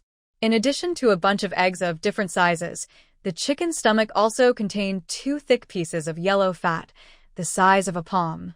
The chicken fat and chicken offal were refined into oil and divided among the 2 families. People ate a lot of rabbit meat and pheasants in the mountains, but they didn't have much oil, so the chicken fat became extremely precious. The chicken was divided into several portions, marinated with salt, and then simmered with mountain spring water, and only given to Qiao Yun to eat. So every day I stew a small amount of wild angelica, herbaceous radix scutellariae, and wild yam in chicken soup, and then drink motherwort water to promote the discharge of lochia. It is now the beginning of June. The weather is getting hotter after the rain. The woman who has just given birth cannot go out to cool off, and she sweats profusely every day. Jiangji uses the mugwort she collected to boil water and uses it to wipe her body. The conditions here are already harsh, so don't get infected again. After eating a chicken, Qiao Yun couldn't bear to kill another one. She felt that she had taken better care of herself during the confinement period than anyone else. Even her sisters-in-law from her natal family did not eat a whole chicken each. What's more, those chickens are laying eggs. If we kill them, there will be no eggs to eat.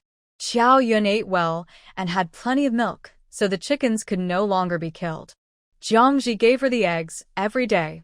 Moreover, Xiaomanai also sent her own eggs, but Jiangji didn't want to accept them because these eggs were saved from her teeth. The whole family, young and old, usually rely on eggs laid by a few chickens to supplement their nutrition. The dried meat has no oil or moisture, and neither the elderly nor the young can chew it. It can only be eaten during the Xiaoman period. But Xiaoman's grandmother said that gifts should be given when a child is born, such as chickens and eggs. But now my own chickens are laying eggs, 4 eggs a day, so I can't bear to kill them. Well. It's so difficult. Jiangji just felt that nothing was right. The wheat was already in bloom, and if Qiao Yun gave birth in another month, they would be able to eat new wheat. With new wheat, you can still eat enough chicken even without eggs. In fact, this is already the best situation. We have survived wars, famines, mountain torrents, and heavy rains, and everyone is still alive and well, and we can even have more children. It would have been a happy event in previous years, let alone the current disaster year, so we should have fun no matter what. It was indeed a good thing to be happy. Although the mountain torrent had made a mess of the house, there were not many things in the first place, and the wet herbs could be used again after drying them, so the loss was not too big. The real loss is the crops. For farmers, crops are their lifeblood. And now the crops that are about to be harvested are hit by heavy rain. Farmers always have to rely on God for their income. The rain was heavy and the wind was strong, and some wheat on the terrace was knocked down. Su Eroi propped it up the next day, hoping that it would not affect the harvest of flowering and filling. Another thing is the crops on the rain rushed down and most of the sorghum and soybeans fell down. Now it is June, and the bean pods have just grown a little bit of beans and rice, which is considered ruined. So Grandpa Xiaoman cut off all the beans that were washed down, put salt on the tender bean pods and ate them, and the 2 families had 2 full meals with a large field of beans. After coming up the mountain, it was the first time to eat fresh grain crops except for vegetables and beans. Although it was delicious, Grandma Xiaoman still sighed with heartache. If these beans grow hard in another 2 months, they will be at least 100 kilograms, enough for a month. How could she not feel sorry? The original 100 kilograms of beans now only get 2 meals. Jiangji dried the bean sprouts into hay for feed. The rabbits had already given birth and were prepared to be raised like this. The old rabbits had a litter of about 10 rabbits every 2 months. As long as they reproduced, the family would soon grow larger. The fallen sorghum had just begun to ear, and the corn was half a person tall. These could still be saved, but they had to be supported one by one day and night. After hundreds or thousands of sorghum and corn were saved, and the front and back of the 2 houses were repaired, Xiaoman and Su Eroi were so tired that they lay down and couldn't get up. Some vegetables and peppers were also lost. The cotton seedlings were lucky. They were the only ones who escaped the disaster. There was enough rain, and the leaves turned black-green in the sun, and the branches began to grow wildly. Jiangji and Su Eroi were still waiting for these cottons to survive the winter. Qiao Yun is now in confinement and taking care of the baby every day, so the small clothes she made before are just right for use. The heavy rain had passed for a few days, and Jiangji had not gone out to take care of Qiao Yun. While the child and Qiao Yun were full and sleeping, she took the time to walk around the nearby woods to see if there were any earth fungus that only grows after a thunderstorm, also known as thunder god and thunder god fungus. Thunder god fungus is a fungus that only grows in moist and unpolluted grass. When fresh, it looks like mud, and when dry, it curls up like fungus, and its color is light green. As a unique ingredient, it has high nutritional value and contains a certain amount of fat, which is better than ordinary wild vegetables. The calcium content is greater than that of white fungus, the protein exceeds that of eggs, the amino acids exceed that of Hericium arenaceus, and the vitamin C content is 19 times that of seaweed. There are many ways to cook ground fungus, including stewing, frying, sautéing, and stewing. Eggs, leeks, peppers, and bacon are all welcome. However, although its health-preserving effect is excellent, not everyone can eat it. After all, it is a cold ingredient and cannot be eaten by people with poor stomachs. Women who often have diarrhea and are afraid of cold cannot eat it. Jiangji was lucky. There were thunder mushrooms in the forest after a few days of rain. There were piles of them on the ground and in the cracks of the rocks, and there was no end in sight. This thing is very delicate. As long as the humidity is not enough, it will shrink back into the ground under the sun and wait for the next rain. Jiangji did not dare to delay and grabbed a handful of them. He grabbed a pile of them and soon filled half of the basket. He took it back and washed it with clean water, removed the weeds, gravel, and stones inside, and then dried it and stored it. Whenever he wanted to eat it, he soaked it in water like soaking black fungus and he could eat it. Of course, such a good thing must be eaten fresh first. In the evening, when the two families came back, Jiangji fried wild leeks, eggs, and thunder mushrooms with chicken oil. The fragrance attracted Su Erui to take a long breath. "Mom, this thunder looks disgusting. How can it be so fragrant after being fried?" he said, reaching out to pick one up to taste. Jiangji slapped his hand back, put the cooked dishes in a bowl, and asked him to take it down the cliff. "Send a bowl to Xiaoman and the others. Don't eat there. Come back quickly. We have more at home." Su Erui responded happily and went down the cliff with the steaming dishes. He came back soon, but when he came back, he used the original bowl to put a stack of pancakes and cold mixed wolfberry tips. Wolfberry tips are the tender stem tips of wolfberries. They are blanched in boiling water and mixed with seasonings. They are nutritious, crisp, and refreshing. They also have the effects of clearing away heat and improving eyesight, lowering blood pressure and lipids, and beautifying the skin. Now the wolfberry vines and leaves on the mountain are growing well, and Xiaoman's grandmother doesn't need to go far. She can just pick a handful from the cliff next to her, and she will make a dish. Now, no matter what strange food Jiangji makes, the two families have no objection, and Xiaoman's grandmother also follows and learns to eat. The dishes sent by Xiaoman's grandmother are just right. Jiangji and Su Erui can eat thunder mushrooms, but Xiaoyan is still in confinement and can't eat them. She can only drink a bowl of meat soup and eat some dishes. After eating a meal of thunder mushrooms, Jiangji hung up the rest to dry. He collected some of these dried vegetables while they were still available because they would be gone if they were exposed to the sun. The weather changed after the rainstorm. There was not a cloud in the sky, and the scorching sun was getting hotter day by day. Farm work had to be done in the morning and evening, and everyone rested at home at noon. Jiangji did not sleep. While Su Erui was at home with Qiao Yun, she went into the woods again. There were no thunder mushrooms, but there should be fungus in such weather. Qinggang fungus is the most famous and exquisite fungus. This is the Qinggang forest, and there must be some on rotten trees. This time, Jiangji brought a large backpack with her. If there was no fungus, she would collect herbs. Anyway, she would not return empty-handed. After walking around, she found several piles of Qinggang wood that had been cut down before. The rain corroded the bark, revealing tiny black beans. Jiangji looked at them carefully and found that these were fungus, but they had not grown well yet. They were only the size of rice grains. She remembered the location and would come back to see it in a few days. Having been on the mountain for several months, Jiangji has now walked around and has a general idea of what medicines are available in different places. It is time to harvest sweet potatoes, and dandelions also need to be dug in large quantities. The ravine that was dry when I first went up the mountain is now flowing with water. The shallow pond I saw when digging for Hautuinia cordata was dug out by a mountain torrent some time ago. Now it looks sparkling from a distance, and a lot of rainwater has accumulated. The cliffs on both sides of the ditch are steep, and the sweet potato vines grow densely, reflecting the green color of the water. To pick sweet potatoes, you need to climb up the cliff, and to get up the cliff, you need to wade through the ditch.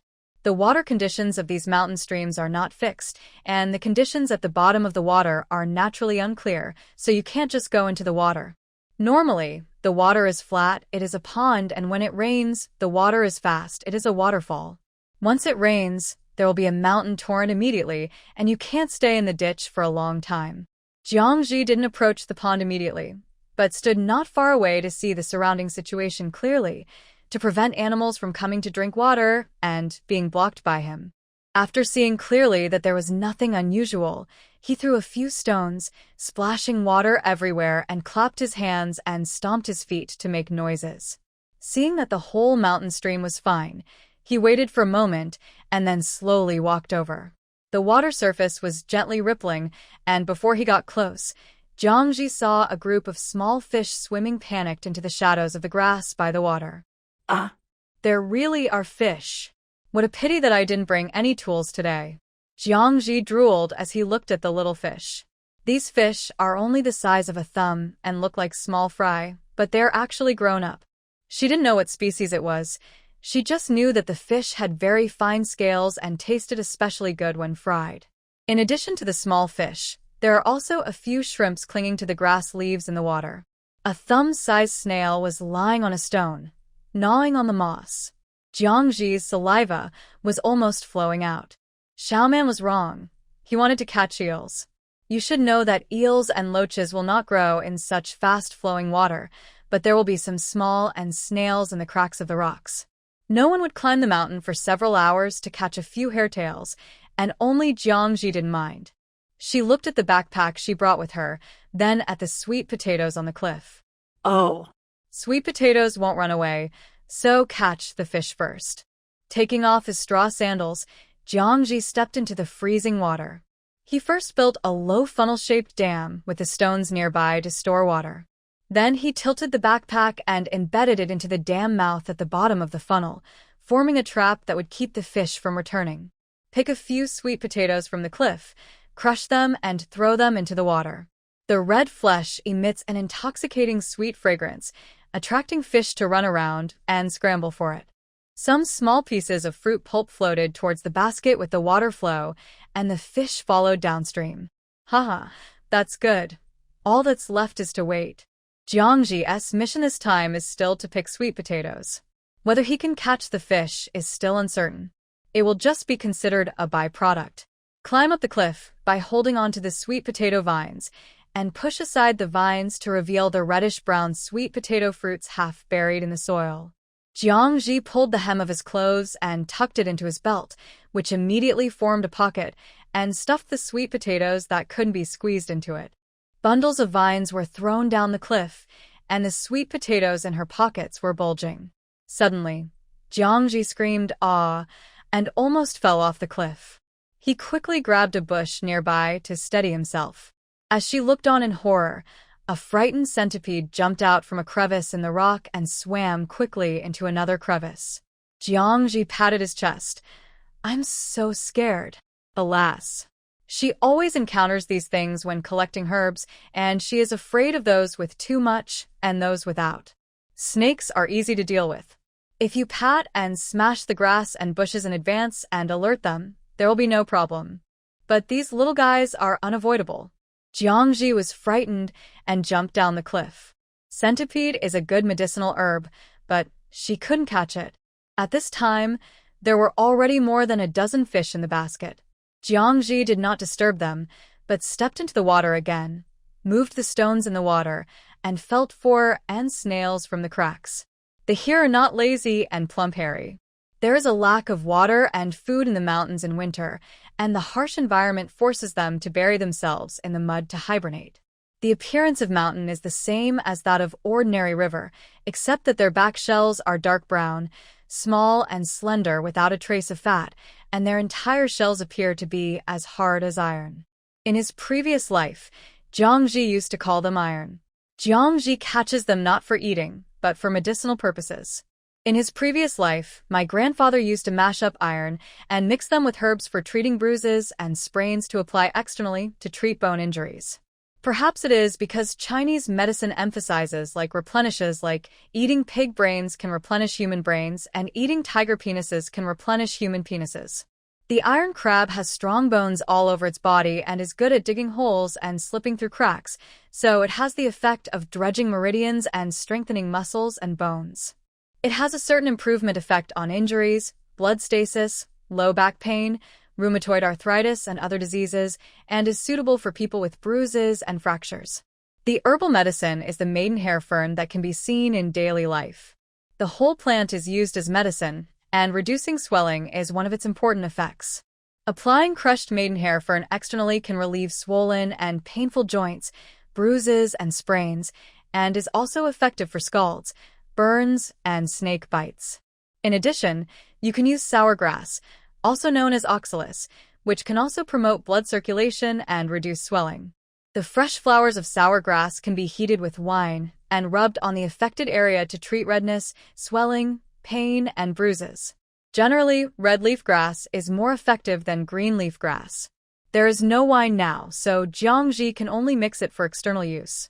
The seeds will burst when squeezed. Although this combination looks disgusting, it can provide care for patients who live in remote mountainous areas, have difficulty moving, and have no money to go to the hospital. Su Dazui has been injured for 2 years now. It is not a new fracture, so the effect is difficult to predict. We can only give it a try. Iron are the most alert and responsive. After a busy period, Jiang Ji only caught 5 the size of rice. He threw it into the backpack and started picking snails. The snails here are very big and plump. Jiang Ji picks them up like sweet potatoes, throwing them onto the shore with a crackling sound. Soon there is a pile of them. The water in the mountain stream was so cold that even though it was noon, Jiang Ji couldn't stand it for a while. He shivered with cold and hurried to get ashore. As soon as I lifted the backpack, I found a few small fish were fooled. These fish were proud and died after a few jumps out of the water, without giving people the chance to mess with them. Only the iron crab refused to show weakness. It raised its 2 large claws to show its strength to the people, while spinning around frantically in the basket, stepping on the dead fish to try to find a place to hide. There was no other way. Jiang Ji had to find some dogtail grass to tie up the crab before it calmed down. Snails are the most docile animals. They will not move at all if they are wrapped in leaves. After repacking the sweet potato vines, sweet potato fruits, and snails, Jiang Ji left the mountain stream and walked back. The sun was already setting, but it was still scorching hot. Jiang Ji simply broke off some branches and made himself a sunshade hat to keep him cool. When she returned home, Su Eroi was holding the child and clumsily changing his diaper, while Xiaoyan was preparing hot water for the child to take a bath. Living in the mountains, it was damp and stuffy, so Jiang Ji asked Xiaoyan to boil water for the children to bathe frequently. Even she herself could not take a bath or wash her hair, so she had to wipe her body with medicine to keep it clean and fresh. Xiaoyan was puzzled. In her impression, women were not allowed to take a bath or wash their hair during the confinement period. They had to stay like this for a whole month. But my mother-in-law had to brush her teeth with precious salt grains and rub her body with medicine. She had to watch me more closely than usual, and I couldn't be lazy at all. How could she understand Jiang Ji's intention? After giving birth, women will experience hormonal changes in their bodies, causing not only body aches but also loose teeth. Rubbing your teeth with salt grains can not only prevent tooth decay, but also strengthen teeth. In the famous doctor's records written by Tao Hongjing during the Liang dynasty of the northern and southern dynasties in China, it is recorded that salt has the effects of clearing heat, cooling blood, and detoxifying. According to the theory of traditional Chinese medicine, salt tastes salty and enters the kidneys. Teeth are the remains of bones, and the kidneys control bones. Therefore, salt can stabilize teeth and prevent them from falling out even when you are old. If conditions permit, it is best to use green salt. Qingyan, which is coarse salt produced in Qinghai, Jiangji doesn't know whether it is available here, but coarse well salt can be used as well. Let the young couple take care of the child, and Jiangji took the snails into the kitchen. This time, I brought back 2 large bowls of snails. First, I carefully cleaned the shells of the snails and brushed off the moss on them. Then I put them in water, added a few drops of cooking oil, and left them aside, waiting for the snails to spit out the mud and sand in their stomachs. Taking advantage of this opportunity, Jiangji took the iron crab, as well as the maidenhair fern and sour grass that he picked up on the way, and went to Xiaoman's house at the foot of the cliff. 3 months have passed since she went up the mountain at the end of February. With sufficient preparation, she is also ready to give Su Deju medicine. In the past, Su Deju was so weak that he had no desire to live.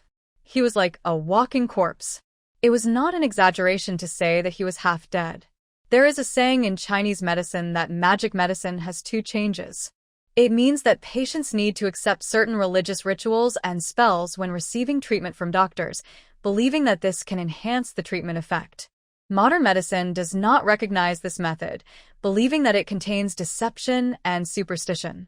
But Jiangji believes that when patients receive treatment, they must at least be consistent with the aura of the healer, and everyone is working for a common goal. Patients cannot take medicine with a belly full of doubts and anger, so even if there is an effect, it will be greatly discounted. Of course, if the healer himself is a liar, his goal is fame and fortune, which does not match the aura of the patient seeking treatment, and the effect is naturally different. The original body has always been a notorious shrew in the impression of others. She said that she would treat diseases and use some messy things.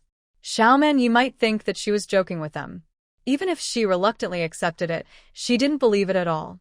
Besides, Jiangji didn't have any suitable medicinal materials to use at that time. Now that they have been together for a few months, basic trust has been established. Moreover, Su Deju has recovered a lot of energy and is willing to cooperate, so there is an opportunity to test the medicine.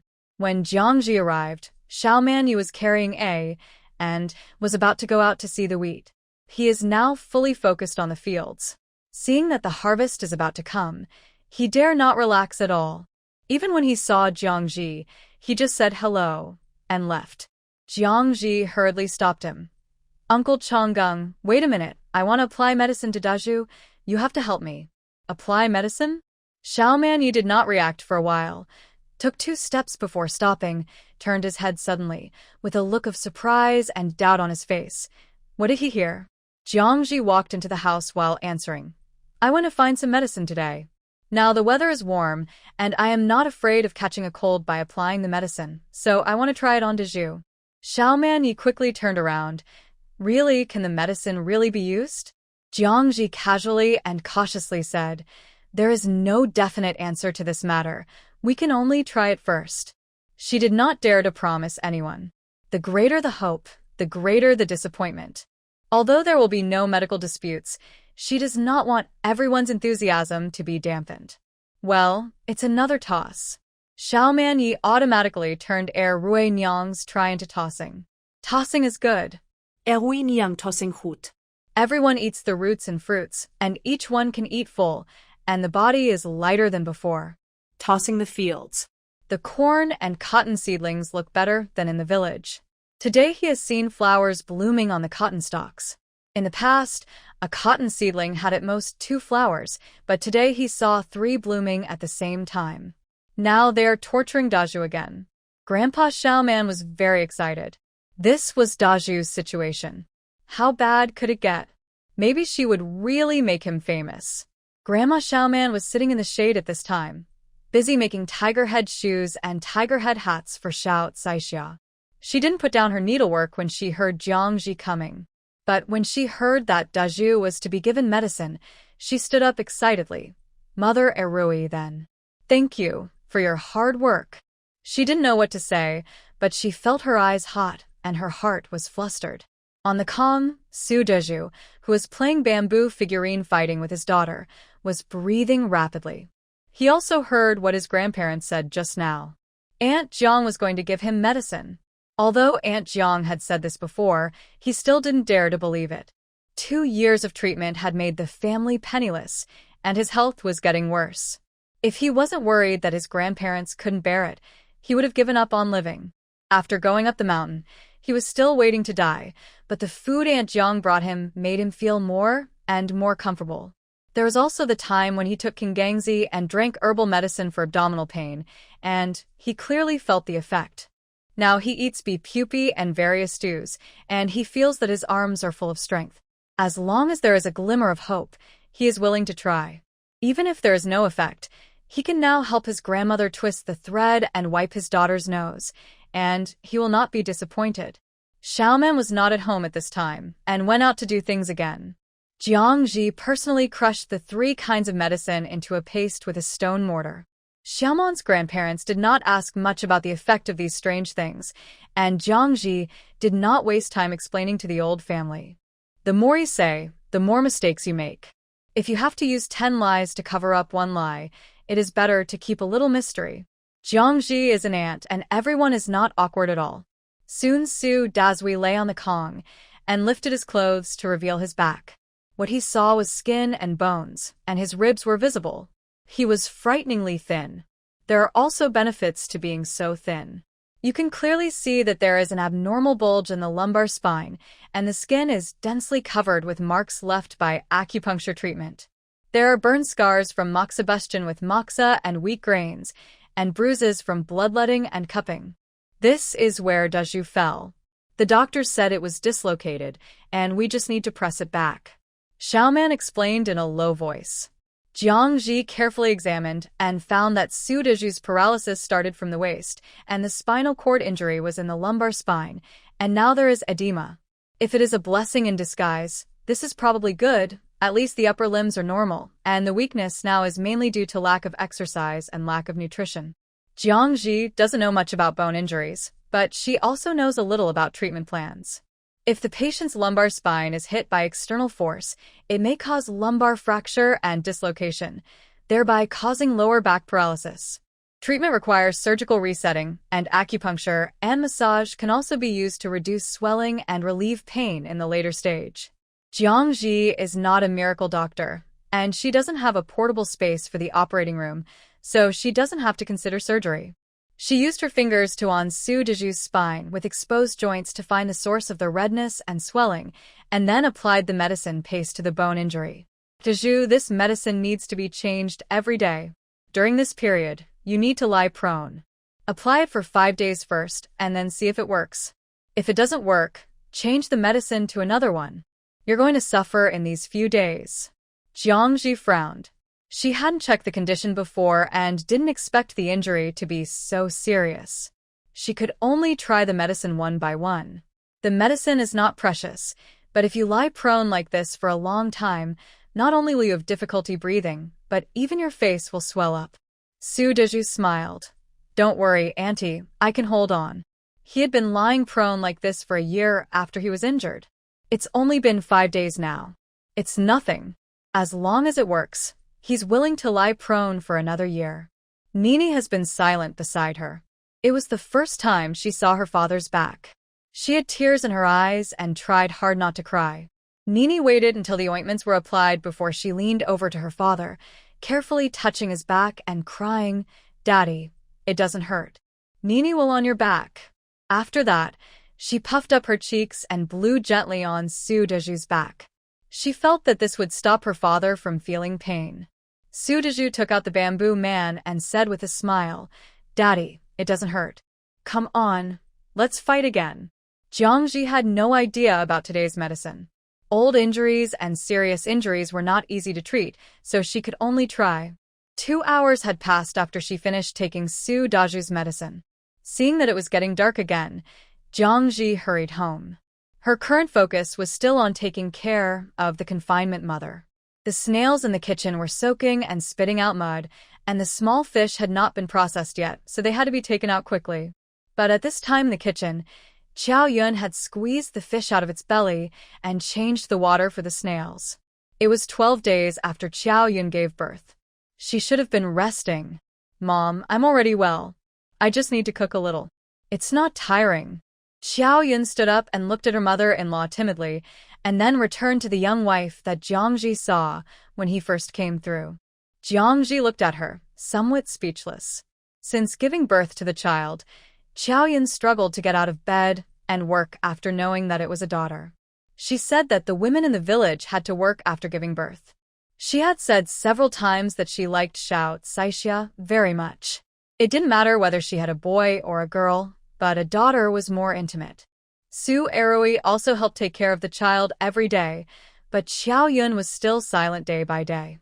Xiao Yun was disappointed, but she couldn't say it.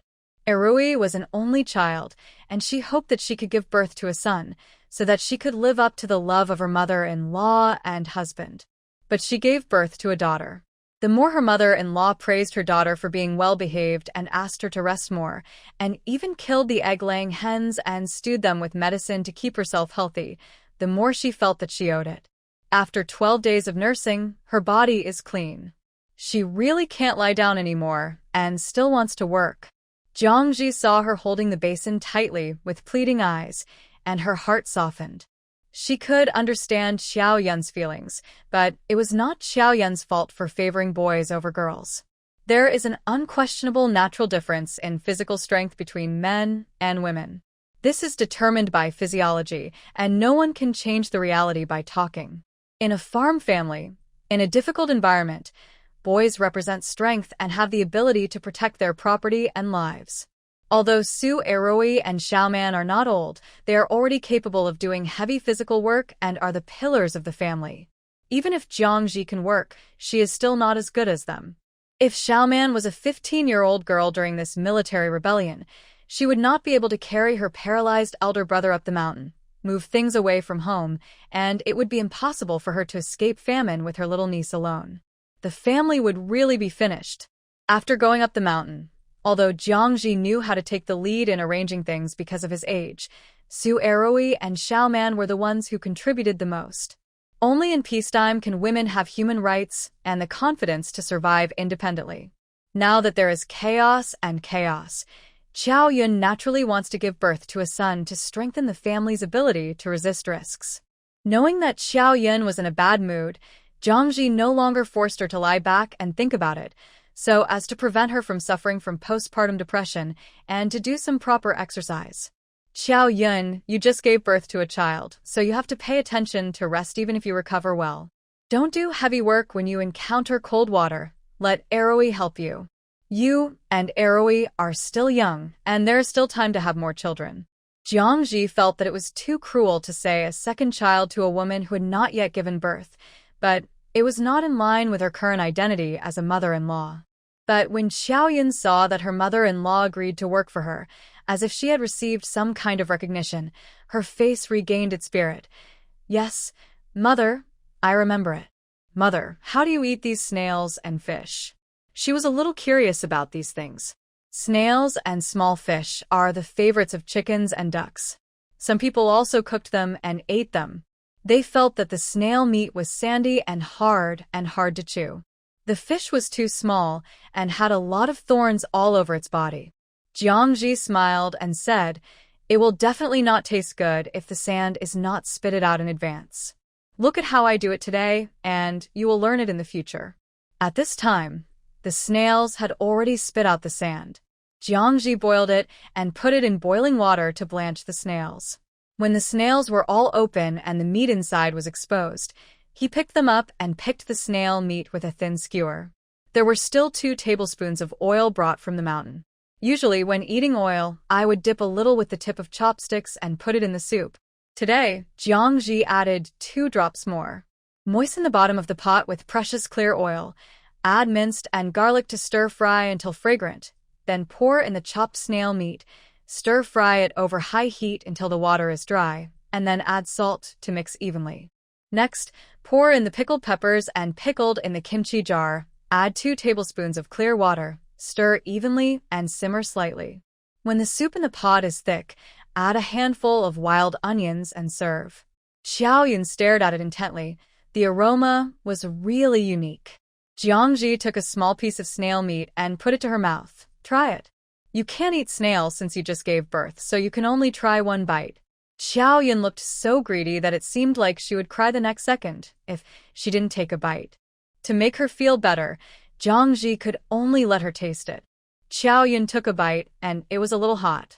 She exhaled and shouted, "Oh, hot, hot. It tastes so fresh." delicious. Delicious. Jiangji also tried a piece. It was sour and spicy, and the meat was springy and tender. It was really good. Su Erui, who was stacking firewood nearby, also came over after smelling the food. He saw the steaming snail meat and immediately said anxiously, "Mom, wife, you are eating delicious food. Why didn't you call me?" Jiangji asked Xiaoyun to rest and stuffed a small bowl of snail meat into Erui's hand. "Go to Xiaoman's house again, and have fish soup when you come back." Su Erui licked his lips and left with a smile on his face when he heard about fish soup. The dozen fish caught today were not much longer than the thumb, and the meat was not enough to fill the gaps between the teeth, so Xiaoyun had to drink the soup. Jiangji directly put a piece of chicken fat as big as a broad bean and fried the fish, then added water to boil the soup. When the fish soup turned white, he put a few pieces of tender vegetable leaves in it. The white soup and green leaves were very pleasing to the eye. It was a pity that Jiangji didn't find mushrooms, and he felt a little regretful. Su Erui came back soon, followed by Xiaoman, who had returned from the mountain. As soon as he saw Jiangji, Xiaoman burst into tears. His action scared Jiangji and the other two. Su Erui's eyes widened. "Xiaoman, you are stupid. Why are you crying?" Jiangji guessed that it was because she gave Dezhu medicine. She pulled Xiaoman and told Su Erui to serve the rice. "Xiaoman, eat here with your aunt today." Xiaoman wiped her face and did not refuse. She just sat on the wooden stake outside the house, tears still falling. Jiangji sat next to him. "Your elder brother." Xiaoman sobbed. "And I know that elder brother can't be cured, but I just feel bad." He was 15 years old. Facing such a family, he was under great pressure. He didn't dare to show a trace of weakness in front of his elder brother, and he couldn't let his grandparents see that he was incompetent. He also needed to make his little niece happy. The daily work was busy and tiring, and he couldn't bear it psychologically. Now, seeing his elder brother taking medicine, whether it was effective or not, he hoped to have some hope to make his burden lighter. Jiangji was so distressed that he even wanted to raise his hand to touch his head. A 15-year-old child has too many things to consider. He is different from Xiameni and Su Dezhu. If I can't give him hope, he will really collapse. "Xiaoman, although your elder brother can't stand up, he can sit up in the future and can still do some things. Well, if he recovers well, maybe he'll be fine." Jiangji finally lied. Xiaoman's eyes brightened. "Really? Really?" Xiaoman stayed on the cliff to have dinner with Jiangji and Su Erui. Eating snail meat and drinking fish soup, a smile reappeared on the boy's tan face. "Auntie, there are still these snails and in the mountains. I know where they are. I will go and find them later. If I work harder, I can add more dishes to the family. By the way, Annie, I saw refugees living in the village today." "Refugees living in the village?" Jiangji put down his chopsticks, a little surprised. During this period, soldiers were traveling on the official road. Xiaoman and Su Erui did not relax their surveillance.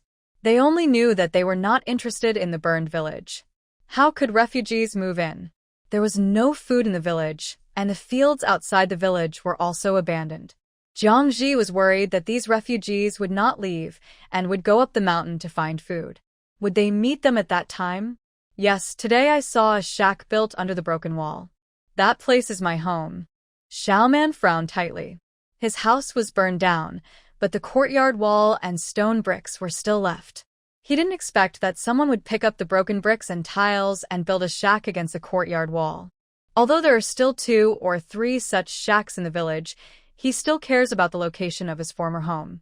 From a distance, he could only see half a corner of the shed and couldn't see the people inside clearly. Xiaoman was still thinking that he could return to his home after the war. Now he saw that someone else had occupied it, and he felt very uncomfortable. The village was burned for 3 months.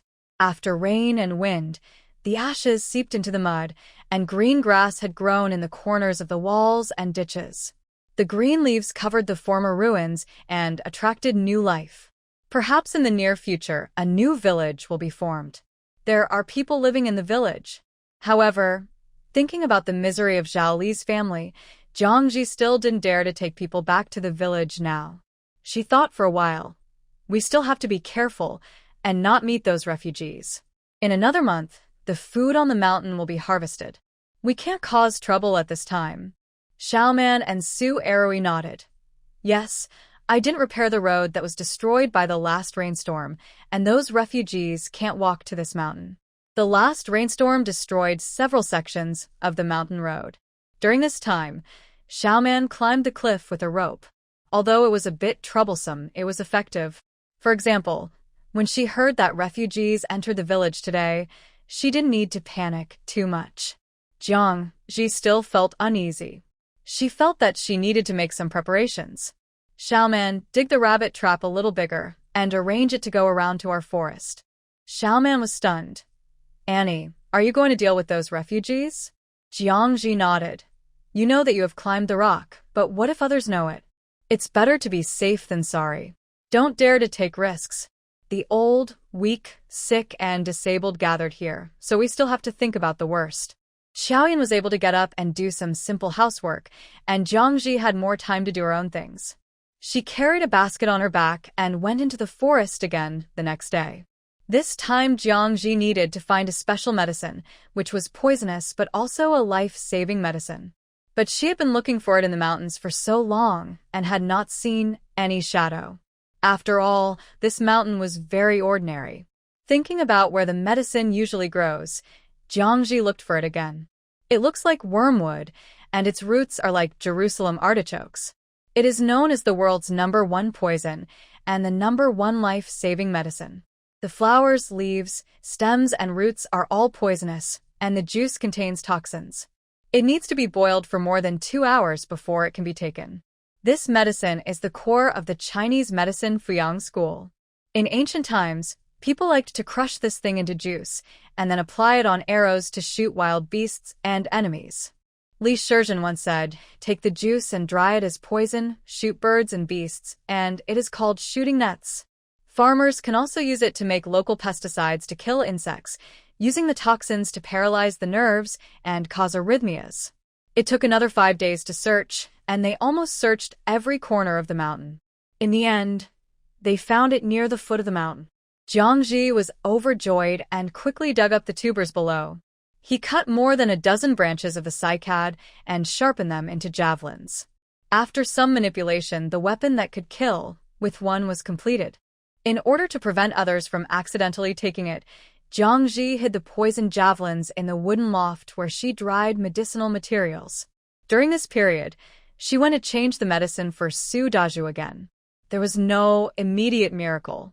But Su Daju said that he felt the place where the medicine was applied was soothing and numb, and the uncomfortable swelling and pain every day was relieved. Whether it was the efficacy of the medicine or the psychology, as long as there was a reaction, it was a good thing, and this kind of thing could not be rushed. Everyone had hope and patience in their hearts, and they were not afraid of a long time, as long as it worked. Xiaoman smiled more and more, and diligently went to find, catch snails, and trap rabbits every day. Even when eating, he took dry food with him and went out, and he was busy until dark before returning. The weather in the mountains is like a child's face. When the clouds disperse, the sun shines brightly. When the clouds gather, there are thunderstorms and strong winds. But compared with a thunderstorm when Xiao Caixia was born, the subsequent rain is nothing. Instead, Jiangji harvested thunder fungus several more times. The wood ear mushrooms in the forest have grown up, and they are full of cycads. They are so dense that half a basket can be harvested at a time. Cycads are always top grade because of their tender taste, elasticity, and special flavor, and this is also the case here. Xiaoman and his friends used to go up the mountain to pick wood ear mushrooms and sell them to the city. However, the people in Shujia village all want to pick them. The mountain is so big that each household can only pick them once at most, and there are not many dried ones. The dried wood ear mushrooms here can be sold for 1 or 2 taels of silver per pound. Jiangji was excited and thought it would be great if he could grow wood ear mushrooms himself. The most important thing about growing wood ear mushrooms is the seedlings, temperature, and humidity. As long as you master them well, You can sell wood ear mushrooms all year round. It is easier than the dried bamboo shoots that I had figured out before, and it is more expensive. After all, the dried bamboo shoots need to be picked up in the mountains, and it is easy to learn under the eyes of others. Jiangji was not an expert in growing fungus, but she had seen farmers growing it when she was collecting herbs before, so she was curious and learned about it. The farmer grew fungus because he produced and sold it himself, so he wanted to eat it with peace of mind. So he didn't prepare a special fungus room, but only dug a pit 1 meter wide and deep in his yard. He built a rack on it with bamboo strips and covered it with branches to block the sunlight. A narrow ditch was dug on both sides of the bottom of the pit, and the middle was used as a walkway for management. Wooden sticks with fungus were placed on both sides of the road, leaning against the pit wall. This method of growing fungus is less affected by the external climate, and the humidity is easy to guarantee, but the yield is low. If it is planted here, no matter how little the yield is, it will be much better than picking it up the mountain. Jiangji picked fungus and went back. Xiao Caixia was still sleeping, and Xiaoyan was squatting at the door, washing diapers with warm water from the sun. Xiaoyan, who was in confinement, gained weight, and her face was rosy and tender as she breastfed her child. She saw her mother-in-law bringing back another basket of black fungus and quickly stood up to take it. "Mom, yesterday's black fungus has just been dried, just to make room for the new ones." Jiangji saw her squatting lazily just now, and her face suddenly darkened, and she threatened, "I have told you several times, sit when you want to sit, stand when you want to stand. You can't squat like this to work, or you will get sick in the future." When she was a child, she went to the mountains with her grandfather to collect herbs. She once saw an old lady in her 80s or 90s asking for a prescription for her uterine prolapse. From her grandfather, she learned that the medical conditions in the mountains were poor, and these old ladies had been ill when they were young. They could only stagger around with a lump of meat for decades, and it would be bad if they didn't die. Xiao Yun is still in the confinement period. Although squatting for a short time will not cause any problems, if she relies on her youth and does things without scruples for a long time, or does heavy work that will increase abdominal pressure, there is a risk of uterine prolapse. This is an era without surgical repairs, and there will be many births in the future. If you don't have this concept in your mind, you will suffer. Xiaoyan knew that she was being scolded by her mother-in-law again, and answered with a wry smile, "I didn't squat for long. I just squatted there." Jiangji looked at the row of diapers hanging nearby and didn't have the heart to expose her lie. During this period, she and Rui should wash more diapers. The diapers were moved to a new place. There were so many things that needed to be dried in the mountains, and there was almost no space in the yard, so they could only take turns.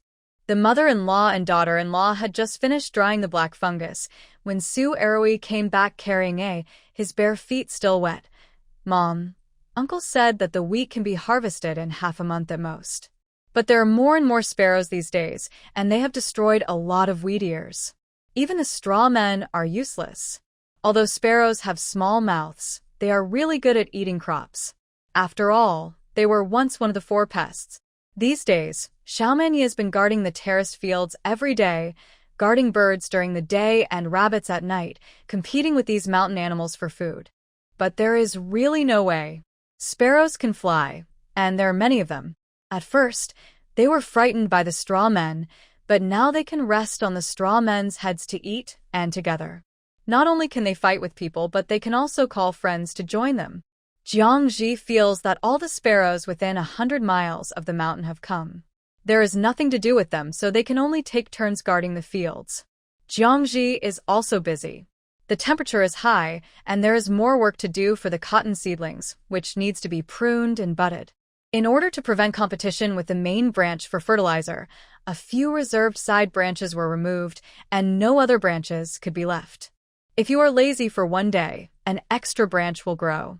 If you are lazy for 3 days, the branches will be lush and leafy, so that the flowers that have already bloomed cannot see the sun and cannot be pollinated, and finally the cotton bolls that are connected will fall.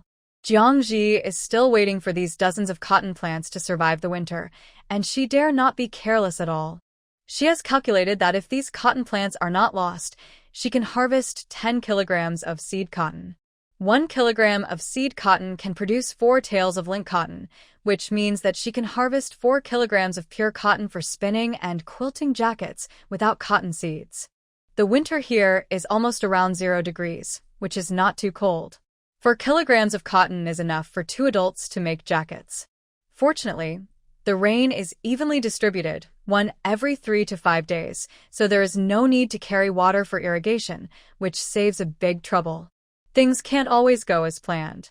After Jiangji finished checking the cotton and just went home with a basket full of vegetables and beans, she saw Xiaoman running over in a panic. "Annie, there are many people in the village today." He went to check the situation in the village again. Jiangji sorted the beans in his hand and prepared to cook a pot of beans, while asking, "Tell me, who are they?" Xiaoman said a few days ago that there were refugees living in the village, and now there are just a few more households. Xiaoman ran in a hurry, his face full of sweat. He first picked up the bamboo tube filled with mountain spring water next to him and drank 2 mouthfuls gulp before saying, "A lot of soldiers have come to the village again, pulling things in a horse-drawn carriage. It seems that they want to build a tent, and they also intercepted the refugees on the road and did not allow them to leave. This is a bit surprising. If it is hot and the summer heat is severe, it is possible for the refugees to stay for a few days. What do the soldiers want to do by staying and intercepting the refugees? It's a pity that I haven't dreamed of listening to books for more than a month." Jiangji doesn't know whether the male protagonist Nia Fantion has caught a ride and embarked on his plot route. But the male protagonist has separated from me, so I don't need to worry about him anymore. Now I just need to live my own life. Jiangji got serious. "Look, are the sheds built by those soldiers temporary or for a while? And what are those refugees doing?" Xiaoman pulled up the corner of her sleeve to fan herself. "They are young and strong refugees working. Those sheds are made of oilcloth and look very sturdy. I'm afraid they will live there for a while." Jiangji was confused. Is it good or bad for them to have soldiers in the village? This is the problem caused by insufficient information. She couldn't sit still and hurried to the terraced field to find Xiaoman Yi, who was chasing sparrows. Outside the terraced field, a thatched shed was built with branches. Not only did several people take turns to guard the sparrows during the day, but they also had to guard here at night. Food was really too precious. After chasing the sparrows, Xiaoman Yi was not idle either. He kept working in the field. He kneaded the lumps of soil in the field into fine powder and pulled out all the long grass to make a large pile of fertilizer. The seedlings in the seedling field have grown 1 foot high. Time can't wait any longer. As soon as the wheat is harvested, water will be released and the rice seedlings will be planted. Jiangji called him back from the rice field and asked Xiaoman to repeat what he had just said. Xiaoman's face was suddenly filled with worry. Although he had experienced war and famine, it was also chaotic for several months. But at that time, he was still young, able to run, jump, and fight. He could run with his children, so he was not panicked. Later, he just kept grinding in the village and got through it. Now it's different. What can we do? If refugees come, we can fight back, but the soldiers dare not do that. If refugees come, they can just fight, and even the dead can be buried quietly. Soldiers can't do that. Not only can they not fight, but if one person gets into trouble, the whole camp will come. For a while, everyone was at a loss. Xiaoman Yi looked at the wheat field and rubbed his hands anxiously. The wheat had already begun to be harvested. If it was harvested a few days earlier, it would not be impossible, but it would not be full enough and would lose weight. He was thinking in his heart, should he harvest the wheat in advance? Don't panic. I'll go and see the situation tomorrow. Don't scare yourself. Jiangji still had some luck in his heart. After all, the cliff where he was not close to the village. Those soldiers wanted to station soldiers, and even if they wanted to set up a warning area, they would not set it on this hill. If the soldiers really wanted to search the mountain, they would have to find a way to leave quickly. Otherwise, the weapons they made would be useless.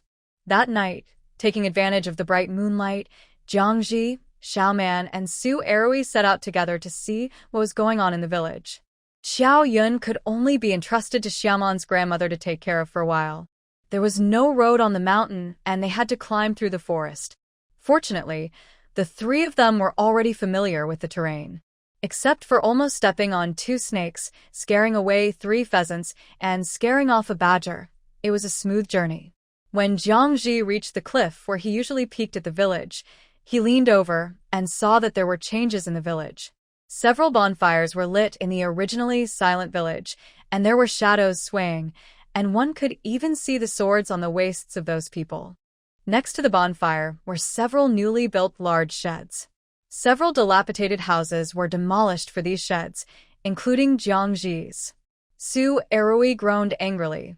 There's still a few jars at home that I didn't take when I went up the mountain. They won't be damaged even if they are burned. Now, there is nothing left after this demolition. Su Erui couldn't bear to leave his own home. Jiangji didn't say anything. At this time, the long-legged mosquitoes in the mountains surrounded her and bit her, which was annoying. Suddenly, Xiaoman, who had been silent, said, "Look, the refugee living in my house is a woman." Jiangji looked at the location of Xiaoman's house in the village. There was a shack there. At this time, someone was holding burning wormwood around the shack to smoke mosquitoes. The firelight was dim, and the face could not be seen clearly. Only the outline and movements of a woman's body could be seen. The woman's wormwood had not yet burned out. Just as she was about to turn around to extinguish it, a man suddenly ran out from the shadows and hugged the woman's waist. Alas! Jiangji turned around and was about to ask Xiaoman to stop looking, but heard a man screaming and cursing from the direction of the village. Suddenly, he turned around and saw the woman holding a red-hot moxa in her hand and stabbing the man's hands, face and chest like crazy. Sparks flew in the moonlight, and as the man screamed and ran away, there were the laughter of other refugees and the screams and cries of the woman. Men can lose their lives in times of turmoil, and women who lack strength will have an even harder time. Jiangji sighed. It's very dangerous for a woman to live in the village. With the soldiers around, it looks okay on the surface, but it's inevitable that there will be things worse than animals among the refugees. There were 2 boys around her, so she couldn't explain some things too clearly. Su Eroi was a married man, so he naturally knew what would happen. He frowned and said, "Doesn't he have a wife and mother at home? They all fled from famine. How could he do such a thing?" Jiangji smiled bitterly. People are like this. They always show their good side, but we don't know whether there is a human or a demon behind them. The mother and son did not notice that Xiaoman's face was solemn at this time, and he was staring at those figures. The 3 of them didn't stay at the cliff for long before leaving. The mosquitoes were biting here, and they didn't dare to leave their family for too long. It was already midnight when he returned home. Su Eroi seemed to be worried about something. After washing and getting ready for bed, he finally couldn't help but whisper to Jiangji, "Mom, will Xiao Ian and the others be back soon?" Such a long time had passed. He had mentioned Xiao Ian several times before. Although his mother didn't show any concern, she didn't get angry either. Seeing refugees in the village, Su Erui couldn't help but tell others about it. Jiangji paused while wiping her face and said calmly, "I'm afraid the village chief and the others have entered Yuzhou Prefecture and will not come back." She really thought so. Although everyone says it's hard to leave one's hometown, it depends on the situation. Shuzhou village is close to the mountain and the village is small with little land. In years with good weather and good harvests, there would be some surplus food after paying taxes, but in a cold winter like last year with heavy snow, we would run out of food and go hungry. The situation in Yuzhou Prefecture is different. Not only is it a prefecture capital, but it also has several busy waterways and developed business. As long as you are able to endure hardships, it is easy to gain a foothold there. And there is also the male protagonist, who in the original book will lead them to join the rebels. But they cannot enter the city outside Yuzhou Prefecture, and life is not easy staying outside the city, especially when thunderstorms come in summer, which can really soak people to death. It depends on how many of them can survive it. Jiangji is still thinking about the big sheds in the village. It didn't look like the military camp I had imagined, and there were not as many soldiers around as I had imagined. There were also some refugees nearby, which made it a bit out of place. At least not as many people as expected. What is it used for? Jiangji went to bed with doubts that night. The next morning, Xiaoman came to call Su Erui out. Brother Arrowy, let's go catch snails, and today. Su Arrowy bit his cake, drank vegetable porridge, and said indistinctly, Okay, wait a moment, I'll finish it in 2 more bites. Xiaoman needed for medicine, and he was also thinking about eating snail meat. Jiangji wrapped a stack of vegetable cakes with leaves. This is lunch for both of you. Don't forget to take it. Now there were vegetables and starch, but no oil or meat. Jiangji didn't care about the habit of 2 meals a day and made more vegetable cakes for the children to have as a snack at any time. Xiaoman took the cake with a smile, put a bamboo tube of water in the backpack, and said, Thank you, Auntie. I am full every day now. Look. My arms are getting meatier. After going up the mountain, except for the fear of refugees and bandits, life was not hard. At least they could eat as much chinging powder and kudzu powder as they wanted. The 2 boys became stronger. After the 2 children finished eating and left, Jiangji hurried to the terraced fields to chase away the sparrows. Now, as soon as the sun rises, sparrows come out in groups to peck at food, and they are completely dependent on humans. Besides, as soon as Xiaoman got down the cliff and left the top of the mountain, he suddenly changed direction. Su Arrowy shouted, Xiaoman, you've gone the wrong way. You don't go that way if you're going to catch snails. Xiaoman looked back and saw that the 2 had already gone down the mountain, so he lowered his voice and said, Brother Arrowy, I want to take another look at that woman from yesterday. I feel like I've seen her somewhere. What do you mean? You said Xiaotian and the village chief are back, and they're from the village? Su Arrowy became excited. Xiaoman shook his head. No, I just feel a little familiar and want to see more clearly. Last night, he actually didn't take these refugees seriously, thinking that they were just his own people. It was only after hearing Aunt Jiang say that this woman was very dangerous that he took a few more glances at her. It's not a big deal to take a look at it. The more I look at it, the more familiar it feels, but I can't remember who it is. He just thought that the villagers had returned and were being bullied by outsiders. At that time, I was young and full of passion. I didn't want to see the villagers being bullied, so I came here without telling my family. Su Arrowy was also worried about Xiaotian. Although his mother said that he would definitely not come back, he had given up on that idea. But when Xiaoman said that he felt familiar, maybe it was really a villager who came back, so I might as well ask about Xiaotian's whereabouts. Xiaoman shook her head. I didn't take it seriously, so I want to guard it for another day during the day. Guard it for 1 day? There are so many things to do at home, and there are still snails and that have not been caught.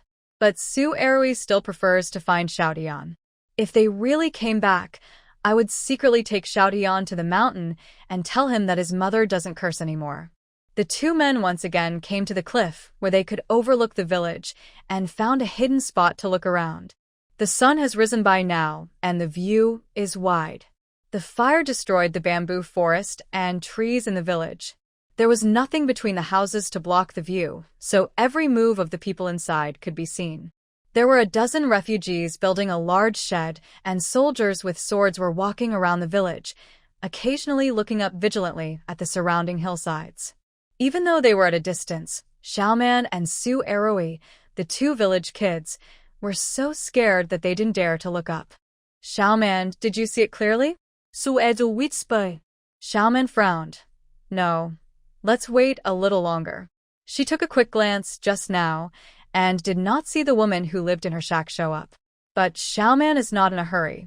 There is still plenty of time today, and he will be able to see it eventually.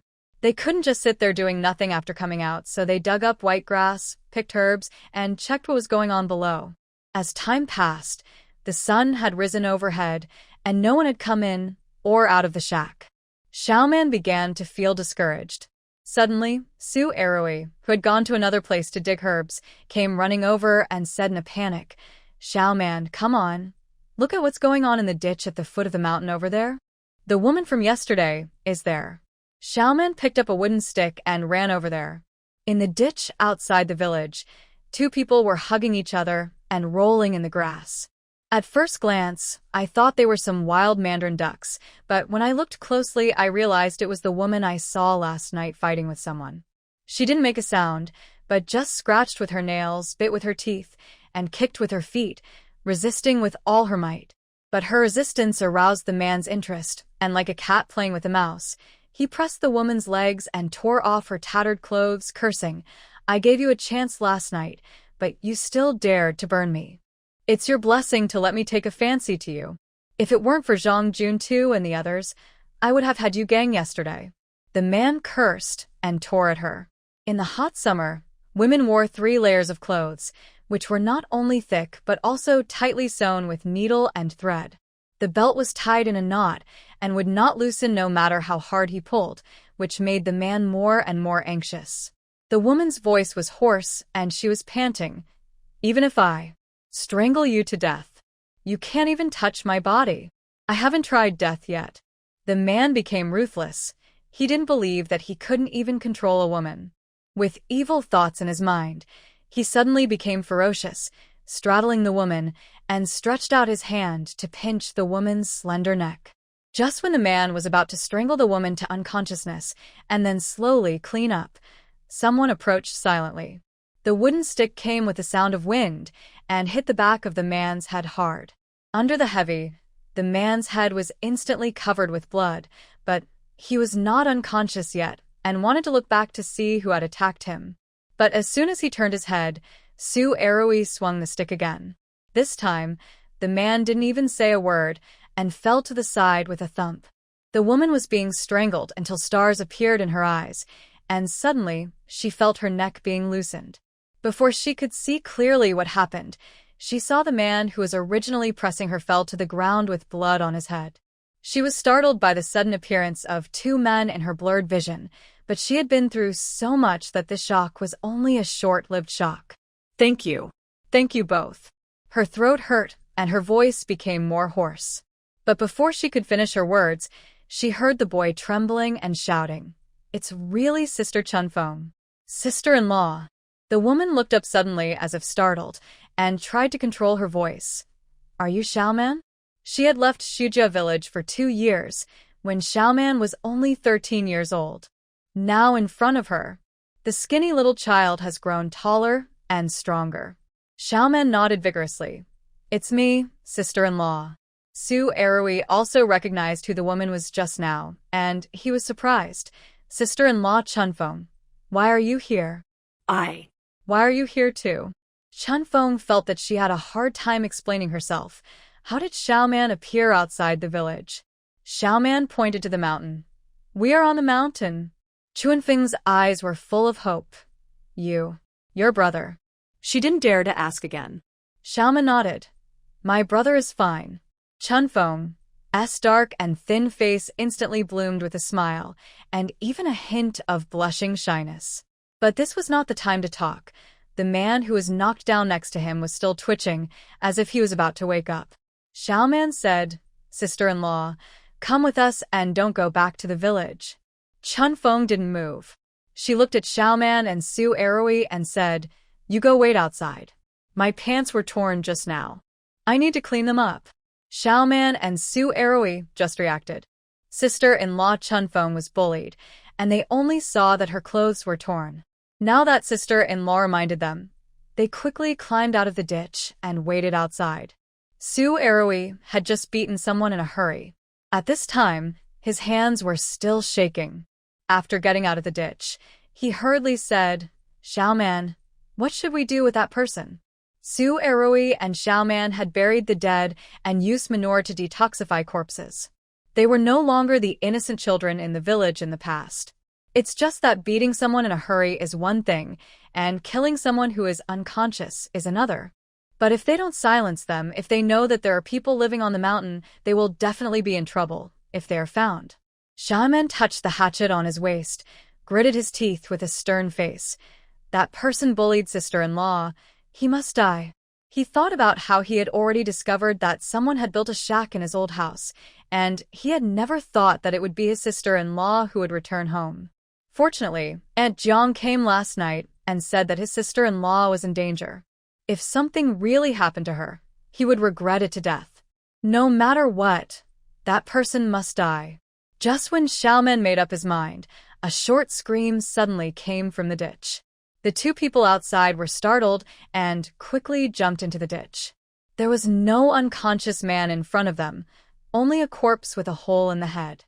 Chun Feng put down the stone in her hand that was still stuck with brain matter and looked at the man hatefully. This man is the leader of those laborers. If he wakes up, it will be troublesome. The military camp has recruited some refugees to work. This man is the leader of the refugees. He has a few friends around him. If he wakes up and sees Xiaoman and Erui clearly, it will bring trouble to everyone in the future. Xiaoman looked at Chun Feng with horror. Sister-in-law, you didn't even dare to kill a chicken before. Chun Feng revealed a trace of bitterness. Because I had your brother at that time. Xiaoman was silent. When her elder brother was still healthy, he was strong and powerful. Everyone hid behind him and didn't know anything and didn't care about anything. She couldn't stay here any longer. Chun Feng would not go back to the village. Anyway, there was only a broken clay pot in the shack except for a straw mat. All her belongings were with her. Chun Feng found her cloth bag that was thrown into the ditch. The man's body could not be left behind. Xiaoman and Su Erui already had experience in dealing with corpses. The two of them carried the dead body and walked along the ditch. Chun Feng staggered and followed. Soon the three of them disappeared in the vast woods. 2 hours later, the three of them appeared on the top of Laoyuan Cliff. Chun Feng walked faster and faster. When she was just married, she followed Su Dezhu to her own charcoal shed and knew this road. Just as the corner of the charcoal shed appeared in sight, Chun Feng seemed to have no strength in her body. Her legs became weak. She squatted on the ground and cried loudly, grabbing the branches beside her. Shujia village was burned down. She thought that all the Su family members had fled to escape the famine, so she waited in the ruins, thinking that even if she died, she would die in the Su family. After going through so much and thinking of all kinds of situations, she didn't expect that someone would be right next to her. From death to life, the huge surprise made her dry eyes burst into tears. Xiaoman and Su Erui followed silently, and their eyes were dry at this time. Sister-in-law Chun Feng had cried several times along the way, and she didn't know whether her eldest brother and grandparents would be able to bear it later. Just when Chun Feng stepped onto the stone dam in front of the house, Xiaoman's grandmother was carrying a basket of beans out of the house. She saw the woman who suddenly appeared at a glance, and stood there for a moment, and then her dim old eyes recognized her. Chun Feng, is that you? Grandma. Chun Feng knelt down with a plop, and her red and swollen eyes were filled with tears. Xiaoman's grandmother moved her mouth, trying to speak but couldn't. Her body was shaking and she couldn't stand, and the beans in her hand fell. Chun Feng quickly stood up and supported her. Grandma, sit down. Don't be anxious. Xiaoman's grandmother finally spoke. Silly girl. Why are you here again? Grandma, this is my home. Chun Feng's voice was so hoarse that it was frightening. There was a sudden commotion in the house, and then there was a thump and a fall. Everyone looked over and saw that Su Dezhu had rolled off the Kong and was trying to crawl out. Brother Dezhu. Chun Feng stood at the door. She wanted to go over, but her feet seemed to be stuck. She wanted to cry, but couldn't. The couple had been separated for 2 years, and they looked at each other blankly. Knowing that her eldest brother and sister-in-law had something to say, Xiaoman picked up the overturned bean basket and helped her grandmother, who was wiping tears, out of the shed. Outside, he whispered in detail about his encounter with his sister-in-law outside the village, but he didn't mention the bullying and murder in the ditch. This was agreed by the three of them. Xiaoman's grandmother cried and shook her head. What an injustice. If I had known she was in the village, I should have brought her up. In the shed, Su Dazui stared at Chun Feng and gritted his teeth. You are already married. You should live a good life. Why are you running here? Are you here to see if I am dead or not? Chun Feng had calmed down and walked over to help him. You promised me to live a good life. Why are you so thin? Su Dazui pushed her away and raised his hand. Go away, I said. If you come to the Su family again, I will beat you to death. Chun Feng changed her previous habit of crying when she said she would leave, and stretched her head straight in front of him. Beat me. Beat me. If you kill me, it will be a good opportunity to bury me next to you. Su Dazui raised his hand high, but could not let it fall. His eyes fell on Chuanfeng's neck, as if she was stung by a wasp. He immediately said anxiously, "Where did the wound on your neck come from?" "And these." Chunfeng then remembered what happened at the foot of the mountain and quickly covered it up. Nothing accidentally touched it. In addition to the wounds on her neck, Su Dezhu also found that Chuanfeng's hands were full of scars and a little finger was broken. The shy and fair young wife in the past was haggard, and her already thin body was like a piece of paper. He was heartbroken and raised his hand to gently his wife's face. "You fool. Why are you so stupid? I am a useless person now. I can no longer bring you thorns, pick flowers for you to wear, or hug you. You will suffer if you follow me." Chunfeng finally cried and covered his mouth. "Brother Dezhu, I don't want thorns, I don't want flowers. I am not afraid of suffering. I only want you." Nini hid behind the quilt in the corner of the Kong, and the bamboo figure in her hand fell down. She just stared blankly at her father and the strange and hugging each other and crying and laughing. Couple hugged each other and cried bitterly. In the past, Su Dezhu could force his wife to leave him, remarry, and live a good life. But now there is chaos and his wife has gone through so much trouble to find him, he can no longer say this. In his heart, he is reluctant to leave Chunfeng again.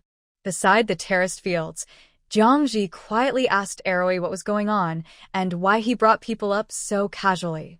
Su Eroi whispered, "We found my sister-in-law in the village last night.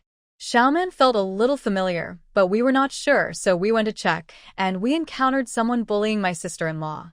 That person has been dealt with by us. Mother, don't worry, my sister-in-law walked out of the village and no one else knew about it when she went up the mountain."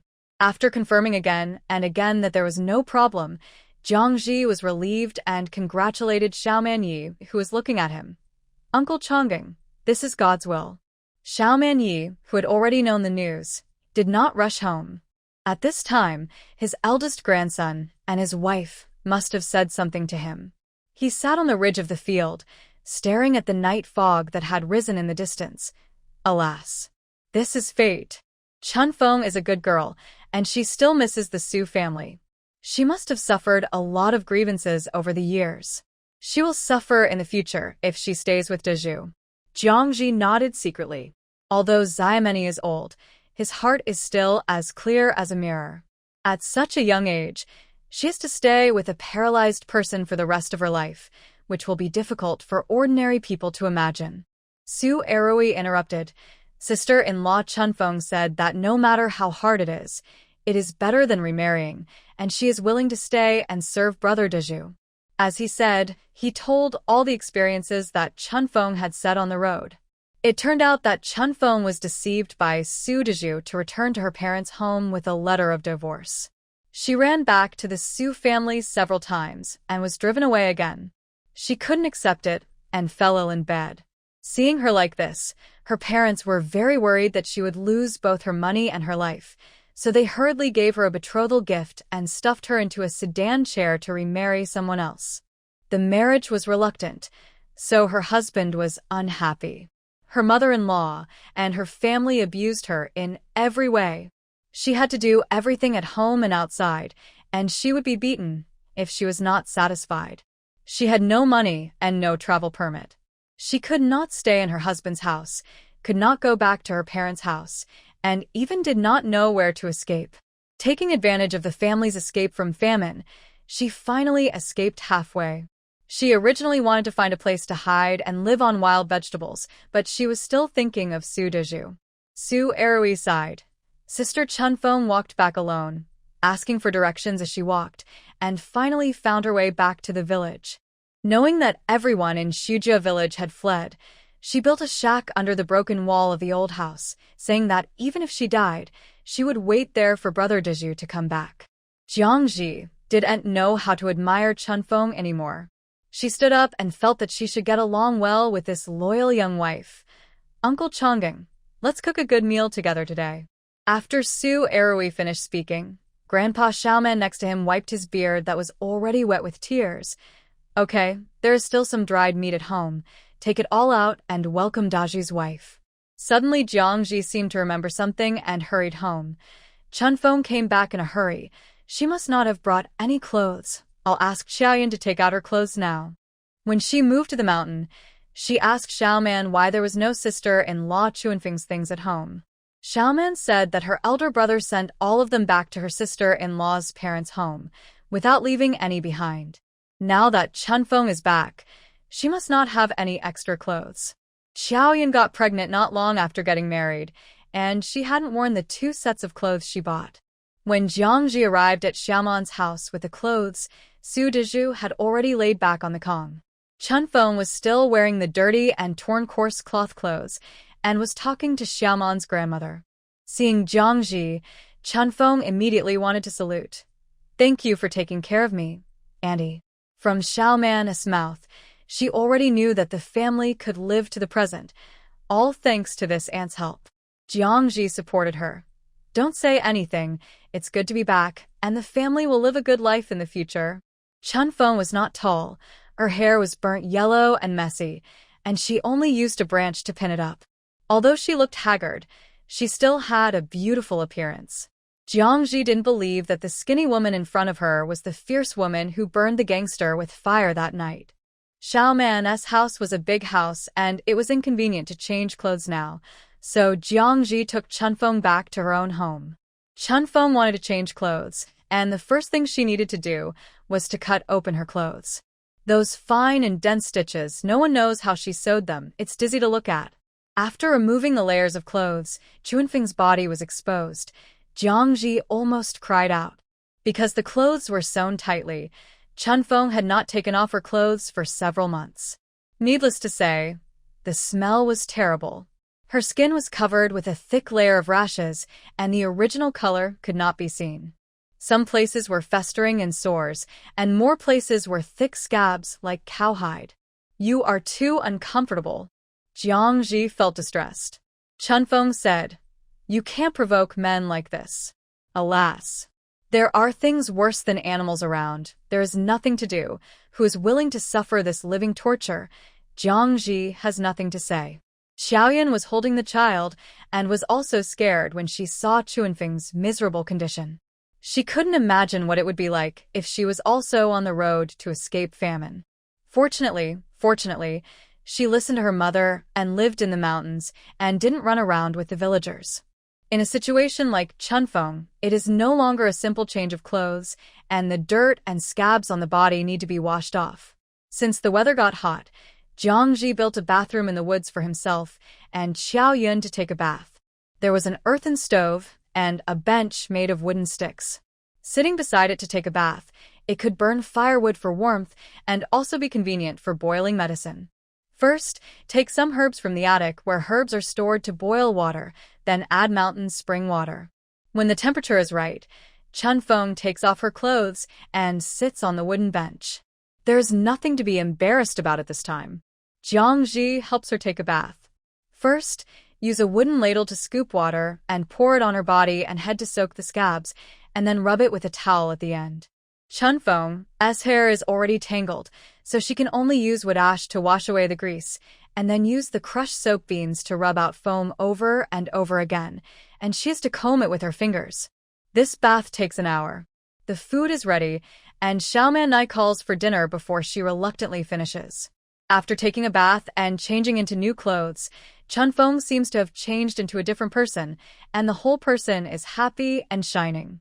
Especially the bamboo hairpin on her head, which was carved by Su Dezhu when he made a bamboo figure for Nini some time ago. The hairpin was polished with horsetail grass until it was shiny and smooth, and the head of the hairpin was specially polished into an apricot blossom. Su Dezhu only thought of it as a thing to express his thoughts, but he didn't expect it to be useful. Everyone was happy today. The smoked meat was stewed at home, and bamboo shoots and mushrooms were stewed, and beans were stewed.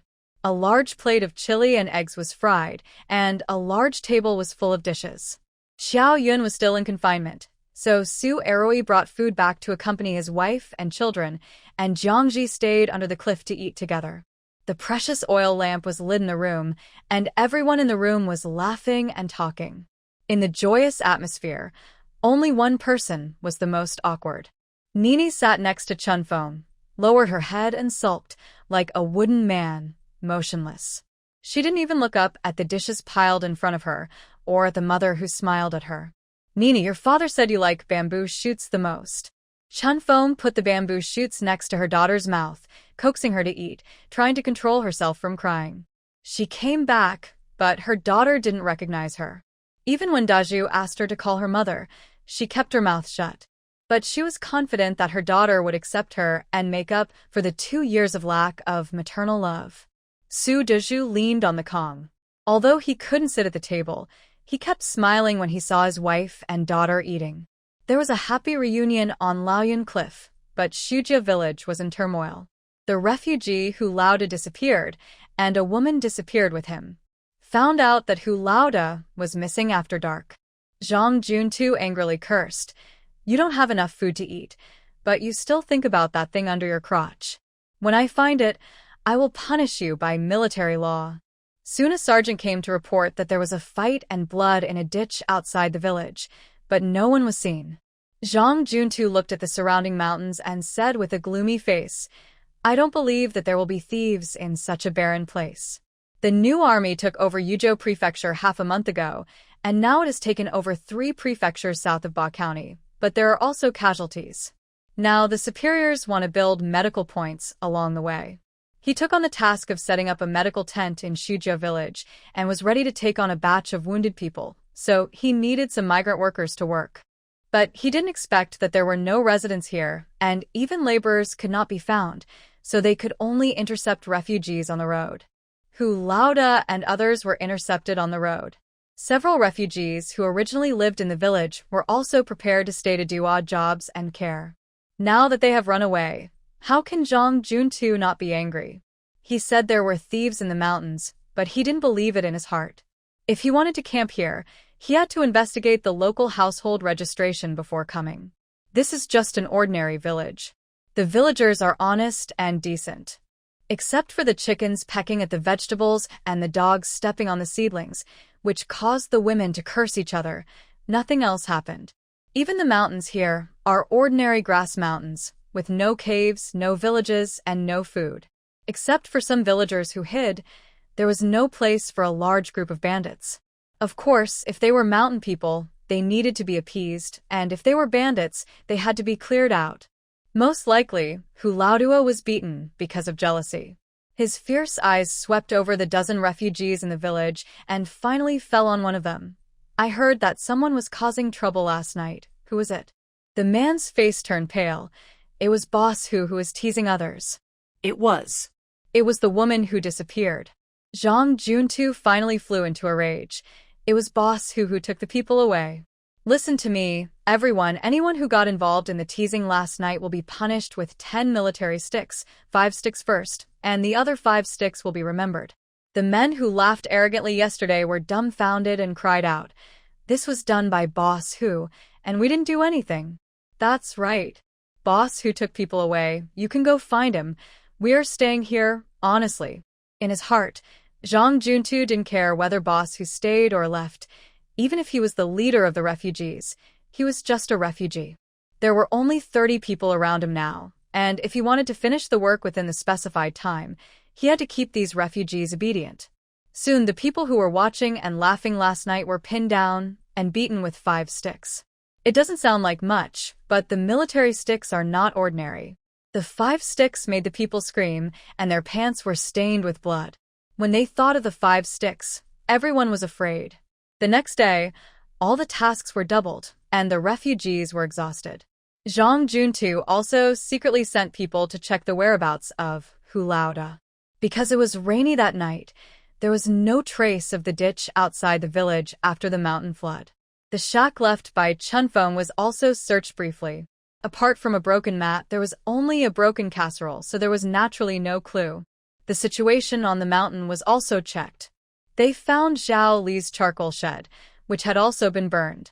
What they saw was still a collapsed shack, and the remaining few dark wooden beams and pillars were washed away by rain. Another road leading to the mountain was destroyed by a landslide, and green grass had grown on it, indicating that no one had been walking on it, which meant that there was no one on the mountain. The forest burned by the wildfire was like a scab, and you could see the end at a glance. It didn't look like it could hide bandits. So it seemed that it was indeed Boss who led his men to escape. The soldiers who went to the mountain to check were completely unaware that two pairs of eyes were watching their every move. After observing for a few days, Xiaoman and Su Erui returned to the cliff only to find that the soldiers were no longer checking. Naturally, this matter was hastily concluded and soon forgotten by General Zhang. Because the higher-ups had begun to urge the construction of the medical shed, the wounded and medical officers would be here soon. At this time, the mountain was busy and relaxed. Just with the addition of Chunfeng, it was as if they had returned to the spring when the flowers were blooming. Everyone in Xiaoman's family was smiling and walking with the wind under their feet. Chunfeng was not someone who could be idle. After a night's rest, she immediately took over Xiaoman's job of chasing away sparrows. And she didn't want anyone to help her. She carried Su Dezhu out of the cold house and brought him to the terraced field to accompany her. At the edge of the woods, the temporary shed that Xiaoman had built to guard the sparrows was covered with soft hay and branches. Su Dezhu just lay inside, watching his young wife running around on the ridge of the field. When Chunfeng came back, he handed her the cool mountain spring water and fanned her. Beside, although Nini still didn't speak, she kept sticking to her parents, and her eyes were following her mother. In the leisure time of driving away the sparrows, Chunfeng didn't sit idle either. While talking to Su Dezhu, she scraped off the green skin of the kudzu vines that Xiaoman had cut back with a knife. This is also farm work. If you want to have kudzu clothes and kudzu cloth in winter, you have to prepare it in summer. Leave the white fibers in the kudzu vines, boil them with boiling water, dry them, and store them for weaving. Su Dezhu was not convenient to work while lying down, so he helped Chunfeng press the vines. The two were so intimate that it seemed as if they had never been apart. It was just Chunfeng's skillful movements and the missing little finger that made Su Dezhu feel distressed. Chunfeng had never done such dirty and tiring work in the Su family before. As for the missing fingers, Chunfeng explained, "I chopped them off myself with a kitchen knife." She said that there was one egg missing at home and blamed me for stealing and asked someone to beat me. I didn't want to admit this injustice, so I chopped off my own hand. Her tone was calm, as if she was talking about someone else. The one who wronged Chunfeng was talking about was her mother-in-law after she remarried. This knife made her give up on her husband's family and her parents' family, who forced her to marry. After she ran away from the famine, she never thought about her parents' home again. Chunfeng, I'm sorry for you, and made you suffer. Su Dezhu was deeply regretful at this time. He shouldn't have forced his wife back to her parents' home. He originally wanted her to find a new family to live a good life, but he sent her to torture. Chunfeng finally came back, and she didn't want to talk about the past anymore. Brother Dezhu, I am no longer the sister Feng who knew nothing before.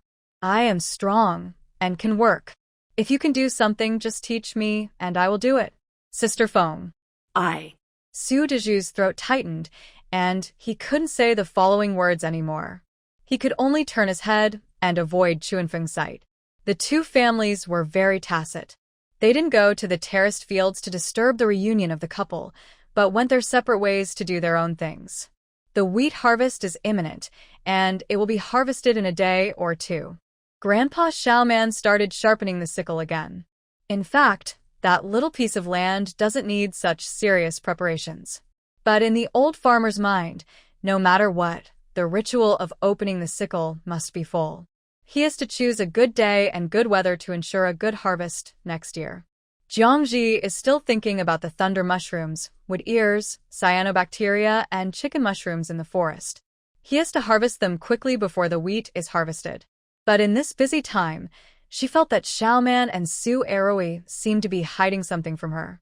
They always talked furtively and didn't come back until a day after going out. Xiaoman and Su Erui promised that no one would notice Chunfeng's departure from the village. They had been watching her for the past 2 days. Jiangji still trusted their words. In order not to leave any traces, everyone was used to walking in various ditches so that as long as it rained, there would be water flowing and no one would find their footprints. Now in July, it is the best time of the year to pick mushrooms. And now there is one more person on the mountain, and there are only so many crops that can be planted. As long as winter comes, food will be in short supply again. Then we still need to use chingang powder and puraria root as the staple food. These things are called life-saving food, which means that you can only eat them when you are about to starve to death. In terms of taste and variety, they are naturally not comparable to soybeans, wheat, and rice that have been selected by our ancestors. In order to fill your stomach, you can only add food with good taste as much as possible. Dried bamboo shoots, mushrooms, dried fruits, and various seasonings need to be prepared more. It is customary to collect a batch of fungus first, and Jiangji deliberately keeps the mushroom sticks that have grown longer than fungus. Qinggang mushrooms are now beginning to emerge.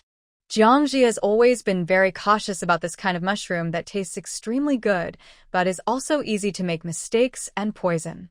Qinggang mushrooms can be eaten and have a special fragrance, but they cannot be eaten in excess, otherwise there will be mild poisoning symptoms, such as dizziness.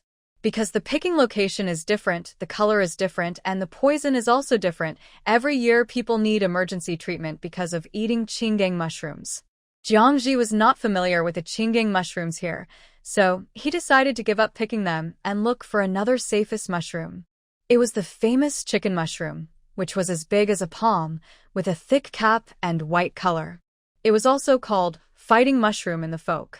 The chicken mushrooms were thick and plump, with fine white texture and sweet and crisp taste.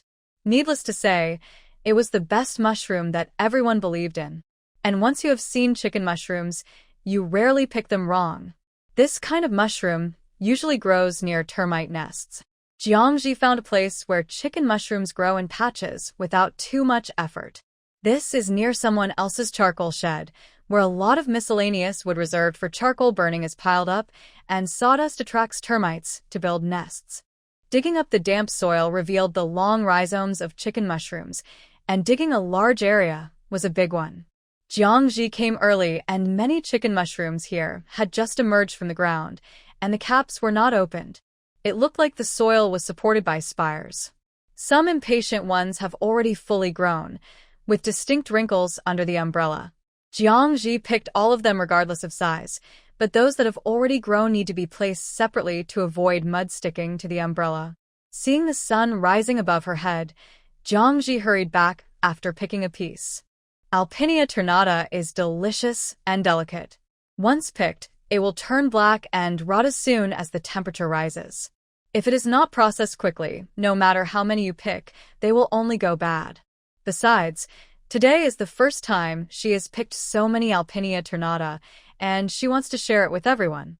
Unexpectedly, when she returned home, she encountered another happy thing.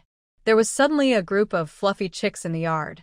Led by the old hen, the chicks walked around in the sun. The whole yard was filled with cluck, cluck, cluck, and chirp, chirp, and the originally quiet forest home suddenly became lively. Xiaoyun was not in the house. She was holding Xiao Caixia and sitting next to her to feed the baby. Nini didn't stick to her parents at this time, but squatted beside them with a curious look on her face, touching her little sister's hands and feet, and then ran over to catch the chicks, making her giggle with joy. Jiangji was surprised and said, "Oh, when did these chicks hatch?" How come I didn't know yet? She was really happy. There was no need to worry about the hen once it entered the nest. She went to take a look at it at the beginning, but she was busy and left it aside. Xiaoyun was taking care of it all. Seeing the chicks all healthy and pecking at the hen, Jiangji put down the basket and began to count. 1, 2, 3, 4. Hey! 20 eggs hatched 18 chickens. This hen is very good at hatching. The hen doesn't look thin at all. Xiaoyun, I didn't expect you to have a way to take care of these chicks. In the future, you will have to take care of the chickens when you hatch them at home. The more you raise, the more chickens there will be, and the whole mountain will be full of chickens. Xiaoyun just smiled when she heard her mother-in-law's praise, but she was very happy in her heart. She was in charge of the entire hatching process. Every day, she would go to see the hens hatching eggs, check whether all the eggs were tucked under their belly hair, and help the hens turn the eggs to hatch evenly. Worried that the mother hen would be hungry and thin, She would force the mother hen to come out every other day to eat and drink water, and then a lot of smelly chicken, and then go into the chicken coop to hatch eggs. During the period when the hen came out to eat, she had to cover the eggs with clothes to keep them warm and prevent the chicks in the shells from getting cold.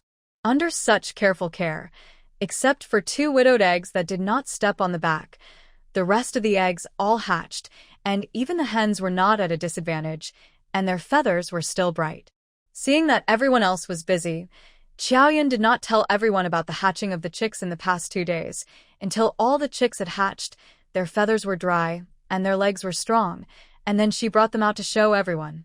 Sure enough, it was a big surprise for my mother-in-law. Jiangji smiled from ear to ear and finally found a supervisor for her idea of raising pheasants. In this environment, it is impossible to survive by relying on one person's strength, and she needs more assistance to share the pressure. At noon, Su Eroi and Xiaoman also came back. They brought back a fat rabbit that was trapped to death last night. They are now running in the mountains all day. In the early stage, they needed to find kudzu roots and dig yams. Now they catch rabbits and set traps, which is more for safety considerations. As long as there are traces and smells of people, those intelligent large wild animals will consciously leave the area. There are mushrooms and rabbits, and it is just right to take care of Qiaoyan's confinement. The 2 families get together for a lively time. A large basket of mushrooms was cleaned up, and Chunfeng, who was at the edge of the terraced field, was also replaced by Xiaoman to help cook. The little baby was lying in a basket padded with hay and covered with a mat and snoring. Xiaoman's grandmother sat next to him and fanned mosquitoes with cattail leaves. Nini ran around to drive the chickens into the pen. It was like a scene in the evening of a farmer's home. Grandpa Xiaoman sat on the edge of the stone, splitting bamboo strips with a hatchet to make a brush handle for washing the pot. Although he didn't talk much, he was satisfied with the rare peace and tranquility in the mountains. Chunfeng looked small, but now she is very skillful. She doesn't need help to peel rabbit skin or chop rabbit meat. So Jiangji went to wash mushrooms, and Qiaoyan helped to burn firewood. Soon, the kitchen was filled with fragrance. Before it got dark, a pot of wild mushroom soup was served on the table. Everyone drank a bowl of soup no matter where they sat. Su Dezhu was not convenient, so he lay on a wooden board next to him, but he was not lonely. On the left was Chunfeng, and on the right was Nini. One fed him meat, and the other let him eat mushrooms. Then the wheat harvest began. This year's terraced fields are the first year. The soil is fertile and there is no shortage of water. It has matured little by little under the attention of several pairs of eyes. Now the wheat grains are finally full and golden in color. In order to keep a few more grains of wheat, several people stayed by the field for half a month, and now the results can be seen. Even the weather was good.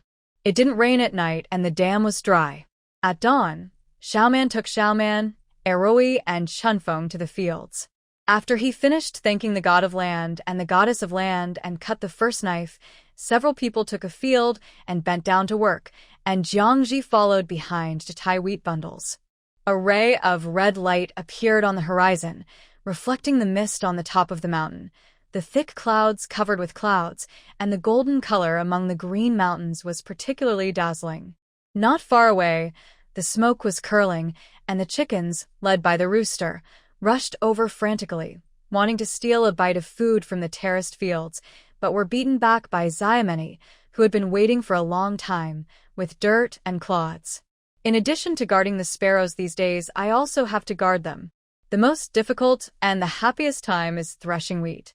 When the sun rises above the head, all the wheat has been bundled and moved to the yard. Fortunately, Jiangji used quicklime mixed with cement to smash the yard, and now we only need to sweep it clean before we can pile the wheat. After moving the wheat bundles early in the morning, everyone needs to thresh the wheat after a hurried meal. According to convention, a wooden block of moderate height is placed in the yard first, and half a stone mill is placed on it. People take the wheat bundles and beat them the stone mill. When the wheat grains fall off the wheat ears, the remaining wheat straw bundles are thrown aside. Xiaoman and Su Eroi are the main force in threshing wheat, and they can beat the wheat grains in a few strokes. Grandpa Xiaoman holds a wooden stick and beats the thrown wheat straw bundles again to ensure that no grain of wheat is missed. Jiangji and Chunfeng assist, and they need to carry the clean wheat straw without a grain left to the woods and stack them carefully. These straws can be used to make fire for cooking or to build a thatched house. The harvested wheat grains should be dried quickly while the sun is good. If it rains, the wheat will sprout quickly. Xiaoman's grandmother spread oilcloth on the terraced field and then poured the wheat grains into it and spread them evenly. The hearts of the two families were extremely pious and excited. There was a war, they fled and went up the mountain. Finally, they started to harvest food. That night, Chunfeng fried the new wheat and ground it into flour, sifted out the coarse skin, and then added eggs and chives to make wheat cakes. Although the coarse bran mixed in it was a bit throat-cutting, the long-lost wheat fragrance made everyone's appetite increase, and they licked their fingers. Jiangji was also full, without exaggeration. Xiaoman's grandfather counted on his fingers and sighed. 5 ridges can produce more than 200 kilograms of wheat when dried. It's a high yield. If the 5 acres of land at the foot of the mountain have this yield, there will be 1,000 kilograms of wheat a year. Alas, if it can't be eaten in a year, you can save a few taels of silver. Jiangji shook his head in his heart. Only 200 kilograms of wheat, not enough to share. In modern times, with improved varieties and fertilizers, the yield per mu has reached 1,200 to 1,500 kilograms. This harvest is good, and it is also due to the absence of pests and diseases. It seems that wheat planting needs to be more careful, and scientific and technological methods should be used as much as possible. After harvesting wheat, rice seedlings need to be planted immediately. This should be done at the same time under normal circumstances. Jiangji once participated in the double harvest and red May war of farm work. As long as the work is slow, you have to stand in the flooded wheat field to cut wheat ears. The wheat is dried in the courtyard, and the careful Xiaoyun is left at home to watch. Xiaoyun has a heavy task. She needs to observe the movement of clouds in the sky at any time to prevent the rain in the mountains from attacking. The rest of the people all went to the terraced fields, used hose to dig up the wheat, broke the soil, and then released water into the fields. With the ditches that stored water before, the wheat fields are not short of water, and it is also convenient to work on the rice fields now. Without oxen pulling the plow, Su Eroi and Xiaoman took turns to walk in front and pull the. Xiaoman Yu was busy using mud to paste the field ridges. Now it is a rush to plant and harvest. Time waits for no one. Even at night they do not stop working. Several people work until dawn. In the morning light, the terraces sparkle, and the seedlings have been pulled out of the nursery. This time, Jiangji asked to do it according to his own ideas. The seedlings should be 1 foot apart, and they need to be tied with ropes, so that they are planted in an even manner and the furrows face the sunrise and sunset. Xiaoman Yi and Eroi were dumbfounded. Xiaoman Yi said, "Eroi's mother, you planted so sparsely, it's a waste of land." Su Eroi also said, "In the past, we planted rice along the edge of the field. It was convenient, and we planted it closely and harvested more. Mother, you taught me this." He was beaten for planting rice in the past. Why did he change now? Jiangji said calmly, "I planted it wrong before, so the yield was not high, and I was hungry every year. Uncle Chongqing, you promised to listen to me when farming, and this wheat is the proof." "This is also a reason?" Grandpa Xiaoman held it in. He did say so, and it was Eroi Nyang who built the terraces. In the end, the rice was planted according to Jiangji's instructions. Looking at the sparse seedlings planted in the water, the entire terrace looked empty, and Grandpa Xiaoman felt his heart aching. What a sin! Such a waste of land. However, Grandpa Xiaoman's heart did not ache for long, and he had other things to do. The soybeans on the hillside should be harvested. It was not like the wheat in the terraces, which could be harvested in one go. Harvesting soybeans was time-consuming and labor-intensive. The hillside had a large area, and no matter how hard Grandpa Xiaoman weeded, he could not match the vitality of the weeds. Especially in June, there was a lot of rain and the sun was strong, and the grass was really thriving and the bean seedlings were sparse. And in order to take care of the wheat, the beans were inadvertently neglected. The bean field where they often walked was better, and they could still see the soil after a few hoeings every day. In other places, the soybeans were hidden in the grass. So, several people began to look for bean seedlings in the grass. It must be said that the ash from the burned grass provides fertility and the weeding and seedling protection in the early stage. Even though the grass now covers the bean seedlings, the soybeans are still deep-rooted and strong, and the bean pods are also full and strong. This search made Xiaomon's grandfather distressed again. After careful observation, he found that many bean pods were still eaten by rabbits in the grass. He could only scold and quickly harvest the beans. The timing of harvesting soybeans needs to be mastered.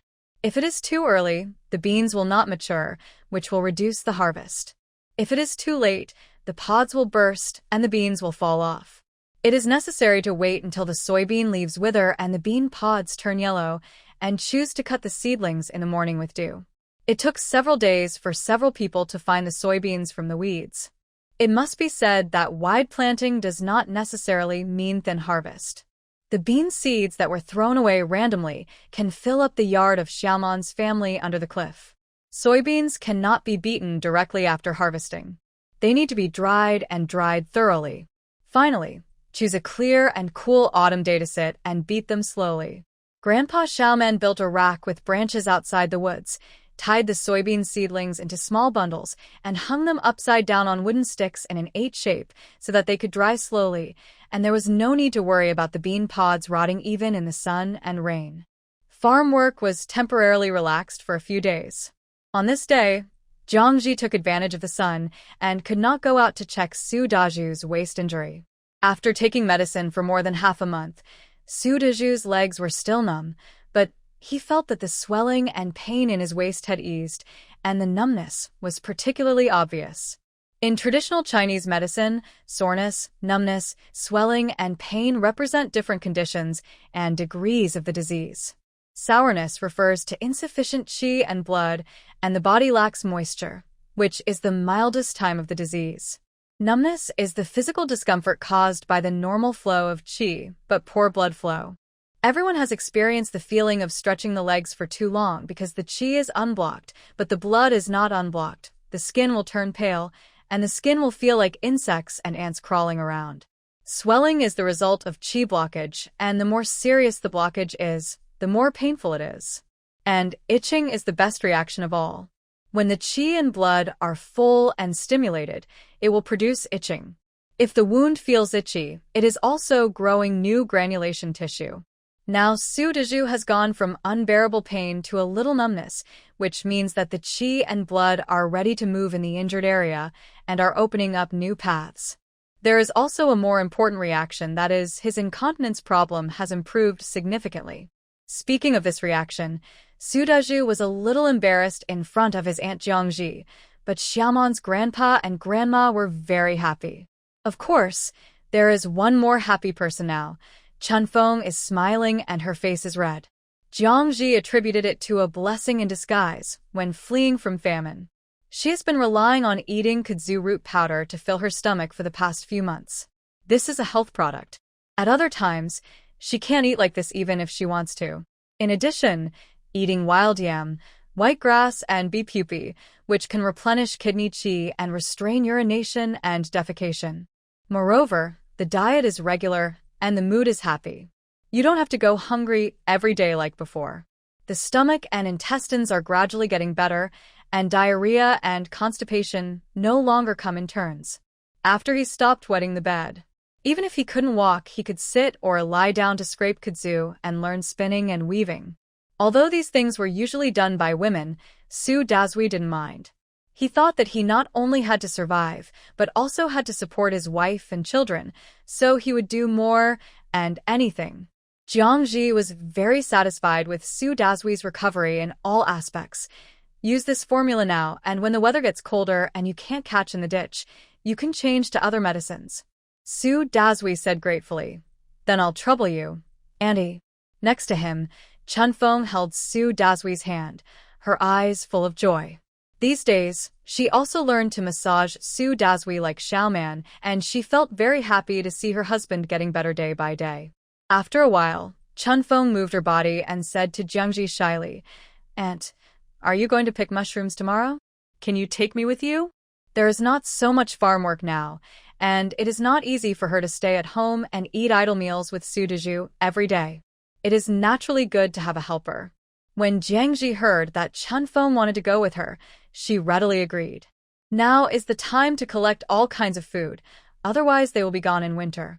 Some time ago, from the time Qiaoyan was pregnant to the time she was in confinement, someone had to stay at home at all times. Jiangji went to the mountains alone to dig herbs and pick mushrooms. After all, the things she could bring were limited. And Chunfeng was not lazy, so she went with him if she could. The next morning, Chunfeng came to Jiangji with a basket on her back. "Aunt, where are we going today?" Jiangji put down her bowl and chopsticks and said to Su Erui, who was drinking porridge, "Erui, don't go out today. Dry the wheat at home first. The two families will share it after it is dried." Although Xiaomeni didn't mention what to do when the wheat is ripe, Jiangji understood that the two families were growing crops together, and they would share it after harvesting and drying it, so as not to let it sit for too long. Drying more than 200 kilograms of wheat, if there's a rainstorm, Qiaoyan can't move it alone and can't harvest it well, so a man is still needed. Su Erui hummed and agreed while eating, and he also had to clean up the house. Jiangji packed his clothes and prepared to go out, but when he turned around and saw Chunfeng's open trouser legs and loose sleeves, he shook his head. "Chunfeng, you can't wear it like this." Chunfeng's clothes were Su Deju's old clothes, and she was reluctant to cut them, so she wore them loosely. To walk in the mountains, you need to tie your trouser legs tightly, tighten your collar and cuffs, and wrap a scarf on your head. Not only does Jiangji do this, Xiaoman and Su Erui also have to do this. There are many snakes, insects, and ants in the mountains. If you are not careful, you will step on them and get bitten. Tightening your trouser legs can prevent being bitten. There are also insects such as centipedes on the trees. When people walk under them, it is possible that the insects will be frightened and fall into your collar. Chunfeng has no experience, so she quickly wrapped herself tightly according to Jiangji's instructions. The two of them were looking for chicken mushrooms this time. Of course, there was no time to spare when walking. They put everything they saw into the backpack. Various herbs, as well as the golden-colored prickly pears with thorns all over their bodies, scrape off the thorns on them and bite them so sour that you will drool. Prickly pears can be eaten raw, soaked in water, and boiled in water. They can beautify the skin, help digestion, and strengthen the stomach and lower blood pressure. While Jiangji was talking to Chunfeng, he cut the yellow prickly pears with a knife, took them back, sliced them, dried them, and stored them.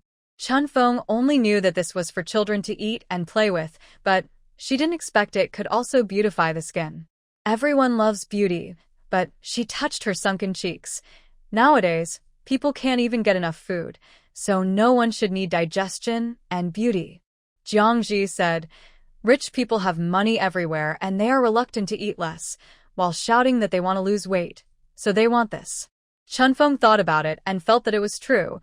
"I heard from others that people in the city eat white flour every day and meat every now and then. They may need this medicine that can help digestion." Jiangji nodded. "Well, we can sell these to the city in exchange for white flour and meat in the future." After eating diet meals for several months, Jiangji now especially wants to eat carbohydrate bomb foods. In the future, she will get angry with anyone who mentions health food, and she will no longer be disgusted with white rice, white flour, big fish, and meat. Can it be exchanged for white rice and white flour? Chunfeng couldn't help swallowing her saliva. With hope comes motivation. The two of them were not afraid of the thorny wild fruits, and they picked them quickly, as if they had seen the white meat in front of them. They were busy until noon, and they sat down to rest. Jiangji took out the vegetable cakes he brought and shared them with them. They were still made of qinging powder, mixed with vegetable leaves. After eating new wheat once, she couldn't swallow these things. Chunfeng was obviously eating very happily, biting the vegetable cakes with relish. Andy is really different from before. She has been in the Su family for more than 2 years, especially with Xiaoman. She is very clear about the abuse of Xiaotian by her original body. At that time, Aunt Jiang looked at everyone as if they owed her money. She always had a sullen face and a sharp look in her eyes. She didn't dare to talk to her. If you want to work and eat together like now, it's impossible. Hearing that she is different from her original body, Jiangji put down the vegetable cake in her hand. Chunfeng is not Su Erui's stupid son, nor is she as simple as Qiaoyun and Xiaoman, and she is not as tolerant as Xiaoman's grandparents who are older. As a woman, she is sensitive and has experienced social abuse. It is impossible for her not to notice the earth-shaking changes in herself.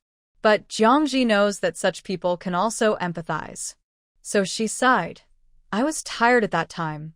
When I was tired, I felt annoyed. I didn't like everything I saw, and I always had to express it to feel comfortable. Otherwise, I would feel uncomfortable. In this world, no suffering can compare to the grievance in my heart. Sure enough, Chunfeng's chewing of the biscuit slowed down, and her tone became sympathetic. I heard people say that Annie not only has to take care of the family's crops, but also has to be on guard against the family. She couldn't say anything more. It was said that when Aunt Jiang's mother-in-law was still alive, she often took advantage of Aunt Jiang working in the fields to secretly cook eggs for Xiaotian at home. Her grandson Su Erui and the eldest child who died could only watch. Now think about it. Aunt Jiang has to farm to support the family and is also said to be mean. She must feel aggrieved. The whole family is on guard against her, and they can't explain it even if they are right. As soon as the mother-in-law and her husband died, they simply abused them even more. With resentment in their hearts, they beat and scolded Xiaotian and used him like an animal when he worked. The child suffered a lot. Who can be blamed for this? Having said that, Jiangji also asked about her remarriage and escape. On the day Chunfeng came back, Jiangji found many scars when she was scrubbing her body. Although Su Erui said that Chunfeng married a domestic violence man, Jiangji also wanted to show some concern and increase the friendship between women. Speaking of remarriage, Chunfeng's tears fell. When she knew that she was deceived by the Su family, she fell ill, and the illness was very serious. Her parents were afraid that she would die at home, so they accepted the betrothal gifts and married her off. The sick Chunfeng had no way to resist. Not only was she forced to marry in the hall, but she was also forced to have that night.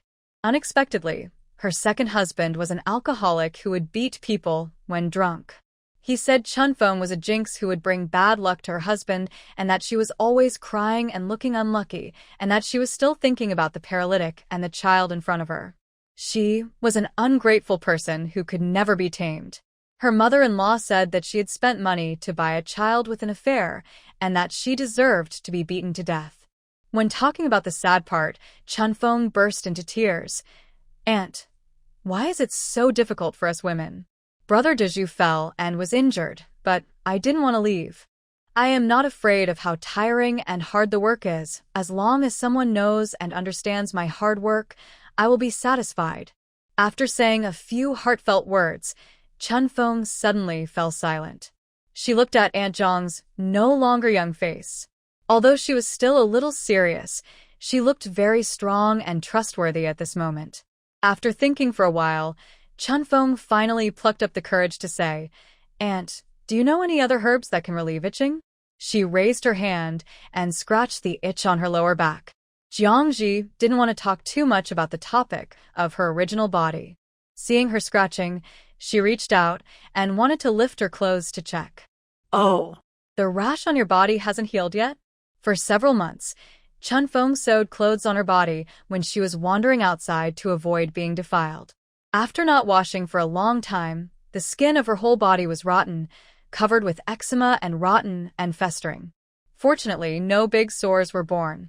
After going up the mountain, Jiangji asked her to wash with medicine every day, and she has begun to get better. It may be because of harvesting wheat, transplanting rice, and then harvesting soybeans.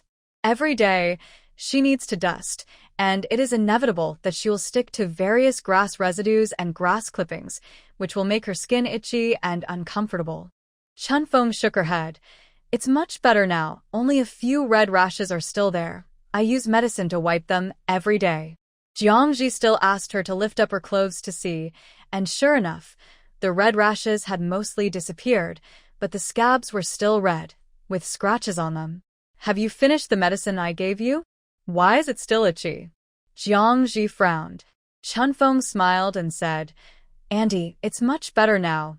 Even if it itches, you just need to scratch it for a while, and you can bear it even if you don't scratch it. Jiangji was not satisfied with the effect and blamed. You should have said it earlier. You can change the medicine at any time if it doesn't work. While she was talking, she had already recalled the medicine she had used before. She had used old wormwood leaves, willow branches, and redbud bark to boil water for Chunfeng to wash, and the effect of relieving itching should be good. These medicines are the easiest to find. The willow tree is a deciduous tree that grows by the streams and riverbanks. Its leaves are poisonous. Boiling water can kill insects and disinfect. It can only be used externally, not internally. Willow branches are more common and can also relieve wind and heat. Only the crepe myrtle tree is a bit more troublesome. It is not everywhere. I found it only because Xiaoman said he had seen it before. Crepe myrtle flowers are called shy flowers here, also called itchy trees.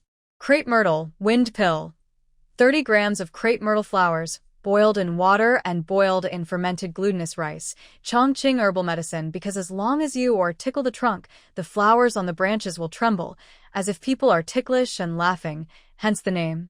If you want to use it as medicine, you can only take the bark that falls off the crepe myrtle tree in summer. The two variants of crepe myrtle, silver myrtle and green myrtle, cannot be used as medicine. If all these things are used and the effect is not good, then add the beehive and the iron broom just found. The iron broom seedlings were found at the foot of the mountain. They are common things. People usually plant a few in front of and behind their houses. They eat the tender tips in spring and then cut the whole plant down in autumn. All the branches are tied into a bundle to make a big broom, which is durable. The seeds of the iron broom are Kochia scoparia. It's a pity that they are still seedlings now, otherwise this special medicine for treating itching would be more effective. But before Jiangji could prepare the new bath medicine soup at his mind, Chunfeng whispered, Aunt, I'm not talking about itching. What itching? Jiangji asked subconsciously. Down. Down there, where you? Although her aunt is also a woman, Chunfeng still finds it difficult to talk about such shameful and dirty things. If she wasn't really uncomfortable, she wouldn't want to say it. How long has it been? Why didn't you say it earlier? Jiangji came back to his senses and was a little surprised for a moment. Chunfeng lowered her head. Before fleeing the famine, I just felt a little itchy. I didn't drink much water and didn't take a shower because I was afraid of taking off my pants to urinate on the road. As she spoke, she raised her head suddenly, with a look of anxiety and fear. Auntie, do I have a dirty disease? I haven't been promiscuous. Only that drunkard forced me a few times over there. Could it be that he got sick outside? Jiangji laughed dumbly, and at the same time, he was annoyed that he didn't find Chunfeng's abnormality in time. No wonder after she came back, although she had to talk with me and others, she always felt uneasy. Before, I thought it was embarrassing. Jiangji was not a person who liked to inquire about other people's private affairs. Chunfeng's experience was unusual, so she didn't want to ask. Today, she went into the forest with me and urinated frequently. I just thought that she urinated a lot because of the porridge she drank in the morning. From this point of view, Chunfeng probably has a urinary tract infection, or even mixed with urinary tract inflammation. Then the reason why the eczema on her body could not go away for a long time can be found, and there is also this aspect of the root cause. In the past few months in the mountains, I have to use the gray bag every time I have a little day. The cloth bags outside are hot and exposed to the sun, and the ash inside is also the cleanest, and it is changed frequently, which is barely acceptable. There is no such condition on the road of escape, unless the traverser has a space villa with a shower room. Women's physical strength can't keep up, plus the menstrual period, and the hygienic cleaning that cannot be done at other times. Women's short urethra is also more susceptible to bacterial infection. If it is violated again, it will be worse, and each one will harm the health of the body. In normal times, women dare not talk about this disease. If people hear it, they will think it is a dirty disease caused by improper behavior. If they have the disease, they can only wash it with salt water and endure it. Just like Chunfeng at this moment, if Jiangji is not an acquaintance and can't stand it, I'm afraid she won't say it. Jiangji patted Chunfeng's hand. What nonsense are you talking about? This is a disease caused by heat. Is it that every time you urinate, the is yellow and small, and it hurts? Will it be relieved if you wash it with cold water? Chunfeng nodded, her eyes wide open, with an unbelievable look on her face. Auntie, how did you know that I was really just too hot? Chunfeng told the truth during Jiangji's detailed questioning. She washed with medicine after going up the mountain, and the itching on her body was relieved, and even the discomfort below was relieved. Chunfeng thought that it would slowly get better. But during the busy farming days, everyone was harvesting wheat and planting rice. Chunfeng didn't dare to be lazy. After sunbathing and being tired, the urinary pain problem became more serious. So she followed Jiangji into the forest and asked for medicine quietly. She was afraid that Su Daju and others would know and misunderstand that she was not a good woman. Don't worry, you just have heat poison, not a serious disease. Jiangji didn't mention anything else, just said it was caused by heat. This so-called infection is the most difficult to understand. Even modern people are prone to wild thoughts. Chunfeng and Su Daju finally reunited, and it was better to have less trouble than more, especially since there was nothing wrong in the first place. She said that the itching was caused by damp heat and the problem was solved. Urinary tract infection also requires drinking more water, and it can be solved by clearing away heat and dampness. Hearing that her disease can be cured, and it is only heat poison, Chunfeng's brows relaxed, and she was finally happy. Since she needs to take medicine to cure the disease, she needs to dig some new and symptomatic ones. Viola yedoensis, plantain, money grass, Petrinia scabra, loach strings that clear heat and dampness, and stone reed that is specially used to treat urinary tract infection. Money grass, Chunfeng followed Jiangji to find mushrooms and collect medicine. When she got home, she had collected most of these medicines. So, Chunfeng boiled water to take a bath, while drinking medicine. When the Su family asked, Jiangji only said that it was medicine to treat Chunfeng's eczema. Hearing Aunt Jiang defending herself like this, and as her condition improved, Chunfeng felt more and more grateful. After entering late July, the rain gradually decreased, and all the sorghum and corn on the hillside had ears, and the cotton gradually turned white. The rice in the field tillered, and the originally sparse seedlings gradually increased in leaves, filling the reserved row spacing. After the wheat was dried, the two families divided it equally, and Xiaoman's family received 100 kilograms. Now there is a good harvest in sight. Thinking of being able to share another 100 kilograms of rice, not having to pay taxes, and being able to eat white rice and white flour in the future, Xiaoman smiled from ear to ear every day, and even his hunched back straightened a little.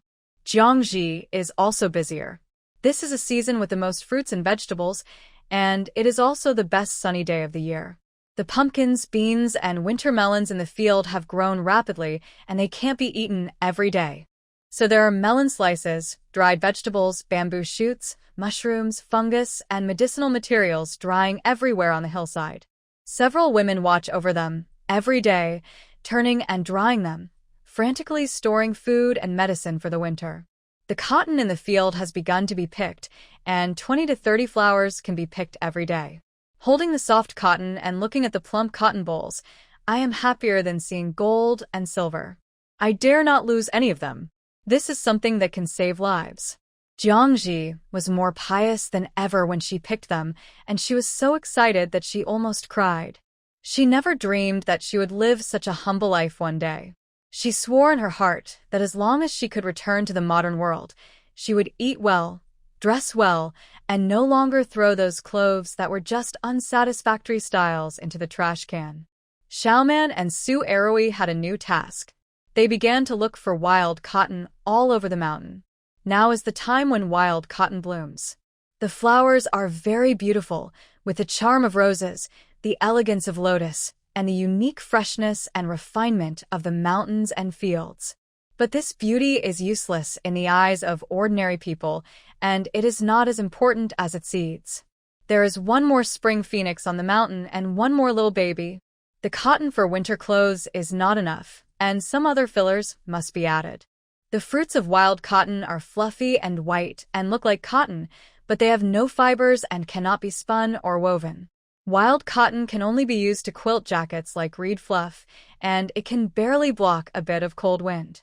In addition to collecting wild cotton, Su Aroi and his team also need to dig up plant rhizomes and bring them back for medicine. The fresh roots of wild cotton can be mashed and applied externally to treat injuries from falls, and boiled water and taken internally can drive away roundworms. Su Daju's back injury has been treated with a new formula, and now he uses wild cotton. In addition, Su Aroi and Xiaoman have a more difficult task, which is to beat. In rural areas, men farm and women weave leisurely, and self-sufficiency sounds romantic, but it is actually miserable. Here, clothes and food all depend on one's own hands. In addition to growing crops, they also have to cut kudzu vines in May and June, and beet in July and August. The diligent women need to spin and weave in their spare time to make clothes and kudzu cloth for the family to wear. There are many procedures from harvesting stalks to sewing clothes. Peeling, drying, tearing into thin threads, then hand-rolling threads, boiling the threads with stove ash to remove the glue and make them soft, and they also need to be repeatedly washed and dried, and finally dyed and woven. Of course, these things are still interspersed with other farm work, and we can't delay food for clothes. It takes about half a year to make a piece of clothing. It is dirty and tiring to beat under the scorching sun. The leaves people, and the long stalks are heavy. People need to wrap themselves tightly before they dare to go into the field. The seedlings grow on a relatively concentrated gentle. Although they are wild, they have been cultivated by the people of Shujia village for many years and have grown very well. In previous years, villagers rushed to harvest, but this year no one is scrambling. In the spring, in order to fill the stomach, the kudzu roots on the mountain were dug too hard, and only a few kudzu vines were cut in June. Now, everyone relies on stalks to add clothes. This time there are 4 people going to the field. Jiangji and Chunfeng cut stalks, and Su Aroi and Xiaoman carry the fresh and heavy stalks back. At home, Xiaoman's grandparents and Xiaoyan are busy peeling and drying, and Su Daju and Nini are also using a small knife to scrape off the remaining green skin. There is no idle person in the farmhouse. Even the chickens at home are busy looking for food to lay eggs for humans. Because chickens that don't lay eggs can only be put into the pot. Life on the mountain is so peaceful, but there have been changes in the village at the foot of the mountain. Under the close surveillance of Jiangji and others, the sheds have been built. Many people have come now, but most of them are carried here, and along with them are some medical soldiers with red cloth strips tied on their arms. Everyone has learned from Chunfeng before that the sheds in the village are the wounded camp set up by the new army. The new army is the name given to themselves by the rebels. Jiangji has been uneasy in the past few months. It has been a long time since he knew the direction of the plot of the male protagonist, nor did he know what the situation was. He just wanted to avoid the chaotic army, but he didn't want to be a savage on this mountain for the rest of his life. Fortunately, the wounded camp was built at the foot of the mountain, and they were all lying in bed, so there was no need to worry about refugees walking around the mountain. And he could get a little news from the outside world. For example, now we can see that the number of wounded people sent in is gradually increasing, and there are also a few more graves in the fields outside the village. I'm afraid that these people know that there are villagers on the mountain, and they have no time to manage. The fight outside did not affect the 2 families in the mountain from going all out to solve the problem of food and clothing. Things are not always smooth sailing, and the problem of competing for food with rabbits and sparrows appeared again. In fact, it is not again, but it has never disappeared. As August approaches, the corn cobs are about to become full, and the roots of sweet potatoes planted in various cracks and hillsides are also beginning to swell. The animals that people are most worried about and afraid of also heard the news and are about to start their feast. On the hillside, several pairs of eyes watched a group of wild boars swaggering towards the hillside full of crops in broad daylight, chewing corn, sorghum, and sweet potatoes wantonly. There are more than a dozen guys in this group, big and small, including a sow, a boar, 4 or 5 half-sized pigs, and 7 or 8 small wild boars, more than 1 foot long with yellow-brown stripes on their bodies. Su Eroi was so angry that he pounded the ground. It's over. Once this group of wild boars have done their damage, there will be nothing left. Xiaoman was impatient and wanted to jump up with a hatchet. I'll fight them. Jiangji shouted. Xiaoman, don't be reckless. Your life is more precious than those grains. You have to use your brain. As the saying goes, the ranking of wild beasts in terms of ferocity is pigs, bears, and tigers. It's not about how strong their fighting ability is, but how much damage they can cause. The most powerful one is, of course, the tiger. But tigers will not leave their territory casually and are alert by nature. They will avoid people when they meet them and rarely have direct conflicts with humans. The second is bears. Except for mother bears with cubs, they can often have short-distance contact with people, and their first reaction when they see humans is to flee. But pigs are different. Pigs are stupid and not afraid of people. Adult boars can weigh up to 400 or 500 kilograms, have great strength and have a bad temper, mood swings, and go crazy at any time. They are fearless, just like the big rooster and the big white goose among the 3 bullies in the countryside. Now, this herd of wild boars not only includes boars, but also sows with piglets. It is not just a herd of pigs, it is simply a barrel of explosives that may go berserk at any time. Even tigers have to stay away from it. Once a conflict breaks out, the humans on their side will have almost no ability to resist. At this time, 2 people were walking hurriedly from the other side of the house. Grandpa Xiaoman was so flustered that he almost tripped over a stone. Chunfeng, who was walking behind him, helped him stand. When he saw the 3 people still on the Grandpa Xiaoman breathed a sigh of relief. Grandpa Xiaoman, who always valued crops more than his life, did not feel sorry for the food this time. He just said to the 3 people anxiously, "Don't mess with wild boars. Crops will be eaten, but people are more important." Xiaoman was not convinced. "Grandpa, we worked so hard to grow crops, and we are about to harvest them. Let a group of animals eat them." Hey. He threw down the hatchet and sat down on the ground. Grandpa Xiaoman looked at the wild boars destroying the crops below, his face wrinkled, and he was also very distressed. "Even if we have to drive the pigs away, we have to find a way.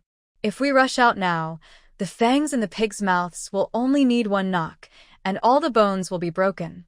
Jiangji stared at the wild boars eating happily, but she was secretly a little excited in her heart. "You are happy to eat my crops, so don't blame me for being happy to eat your meat."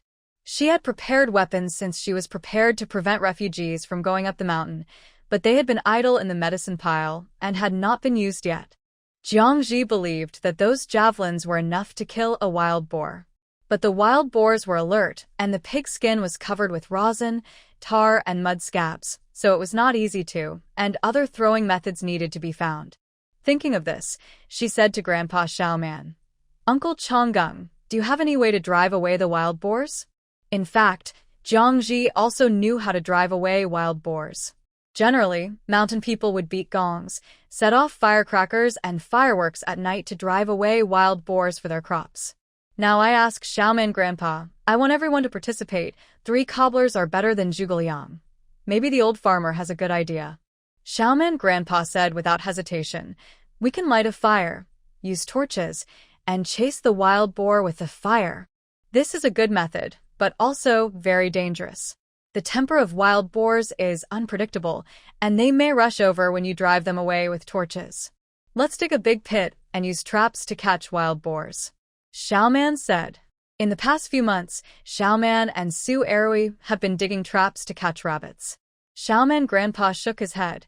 "If you want to trap such a big wild boar, how long will it take to dig it out? I'm afraid that by then all the corn and sorghum will be eaten up." Jiangji has decided to use poison, but other auxiliary facilities are needed, such as the trap that Xiaoman mentioned, to trap the pig first, and then use the poison gun. We still have to chase these wild boars away now. Otherwise, they will make a big loss. We also need to see clearly where the wild boars came from.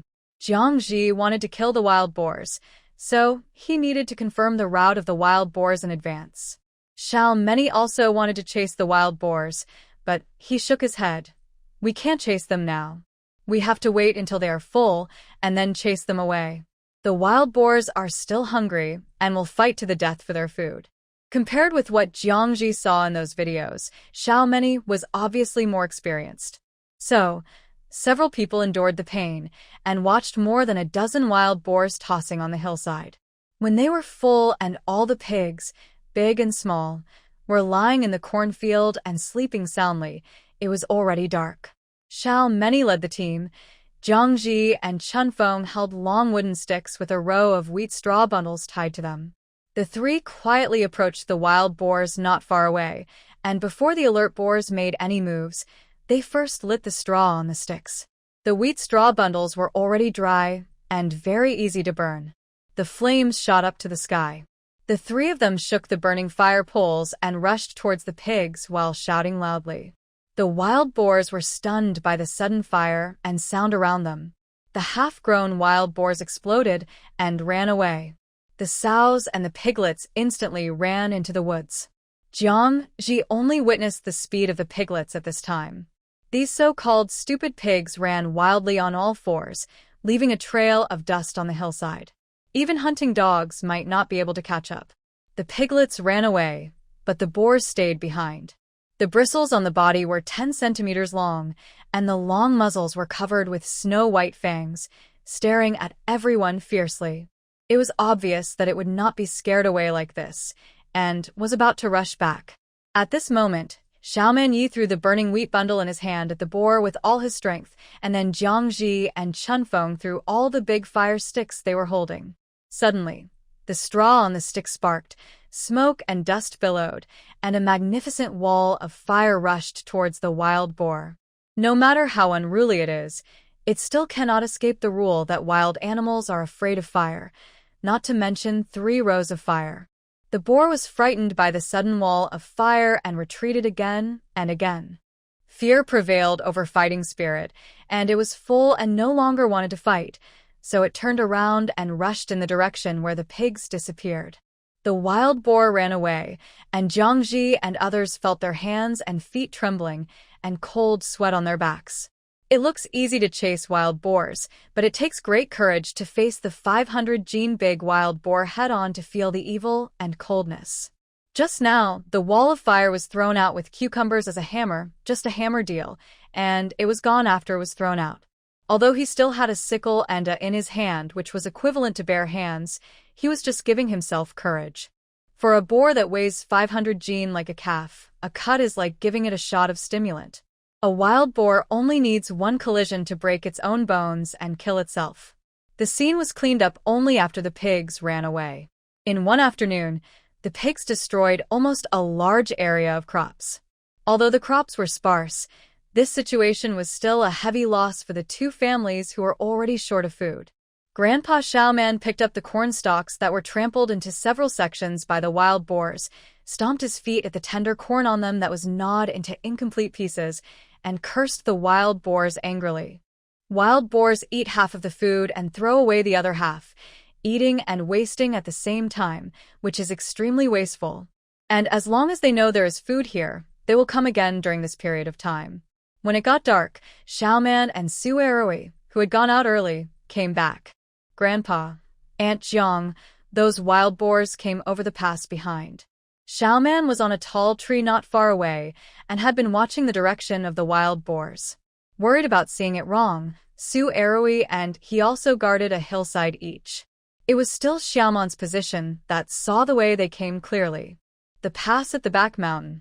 The hill where the 2 families are now is still close to the direction of Shujia village. If you go in from the ditch where you catch and snails, you will be on the other side of the mountain. The low-lying part of the ditch is naturally the pass. Xiaoman, you saw it clearly. Did the wild boars come over the pass from the ditch? Jiangji was immediately refreshed after discovering the wild boars' route. Xiaoman nodded vigorously. I must have seen it clearly. I was afraid of making mistakes, so I went over the pass to see. I saw the wild boars went into the forest and came back down the mountain. It was actually a coincidence that we found the wild boars today. Xiaoman wanted to go to the stream to see if he could still catch. Before he arrived, he saw a group of wild boars rolling in the mud next to the pond. He grew up in this mountain and knew how powerful the wild boars were.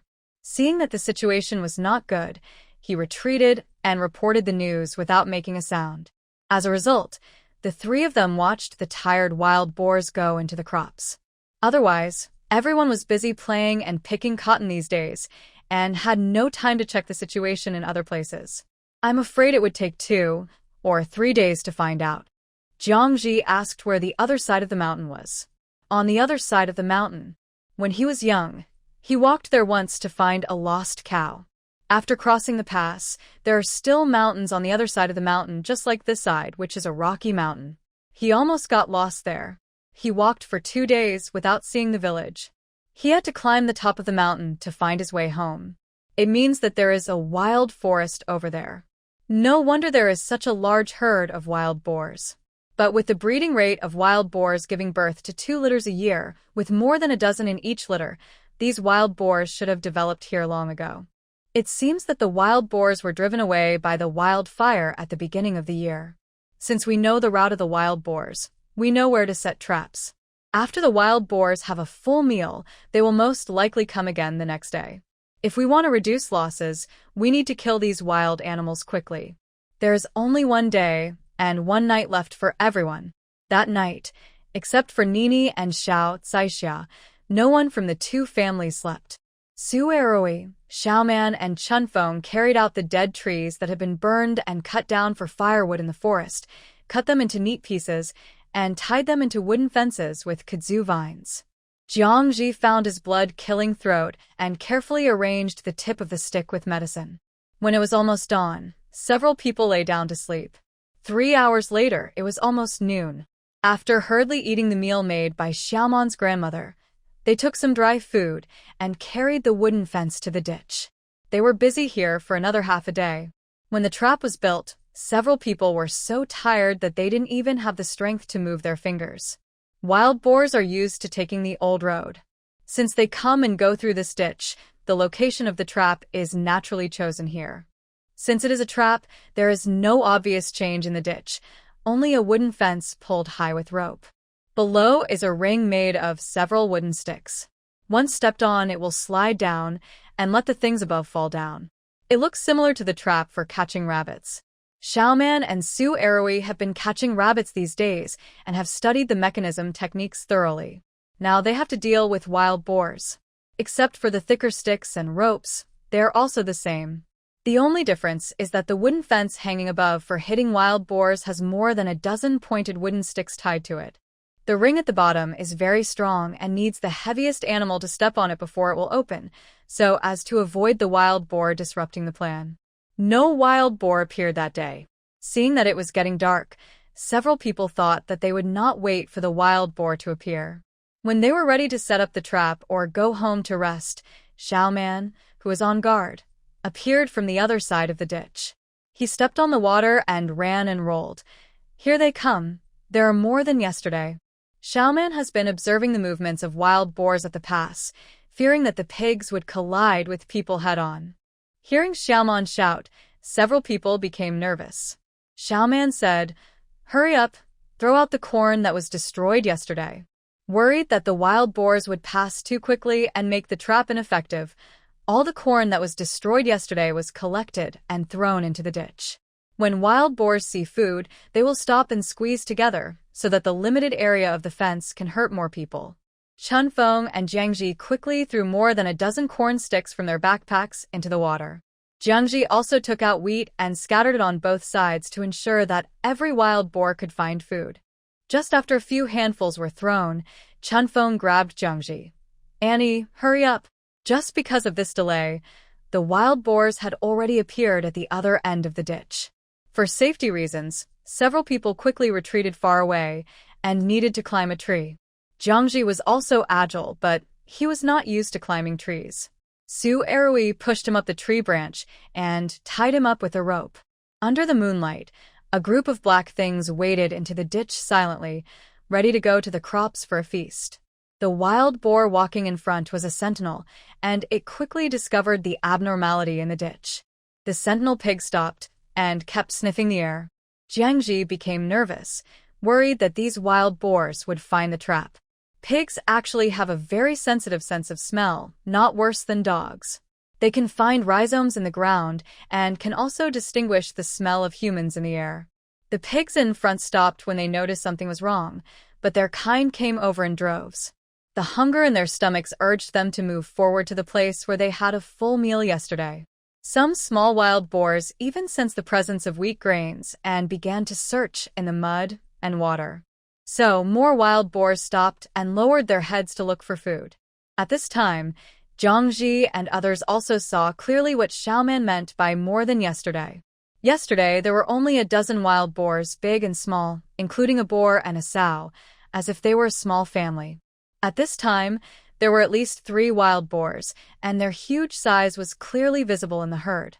The 2 sows brought at least 20 little wild boars, and a rough calculation showed that there were 40 or 50 wild boars here.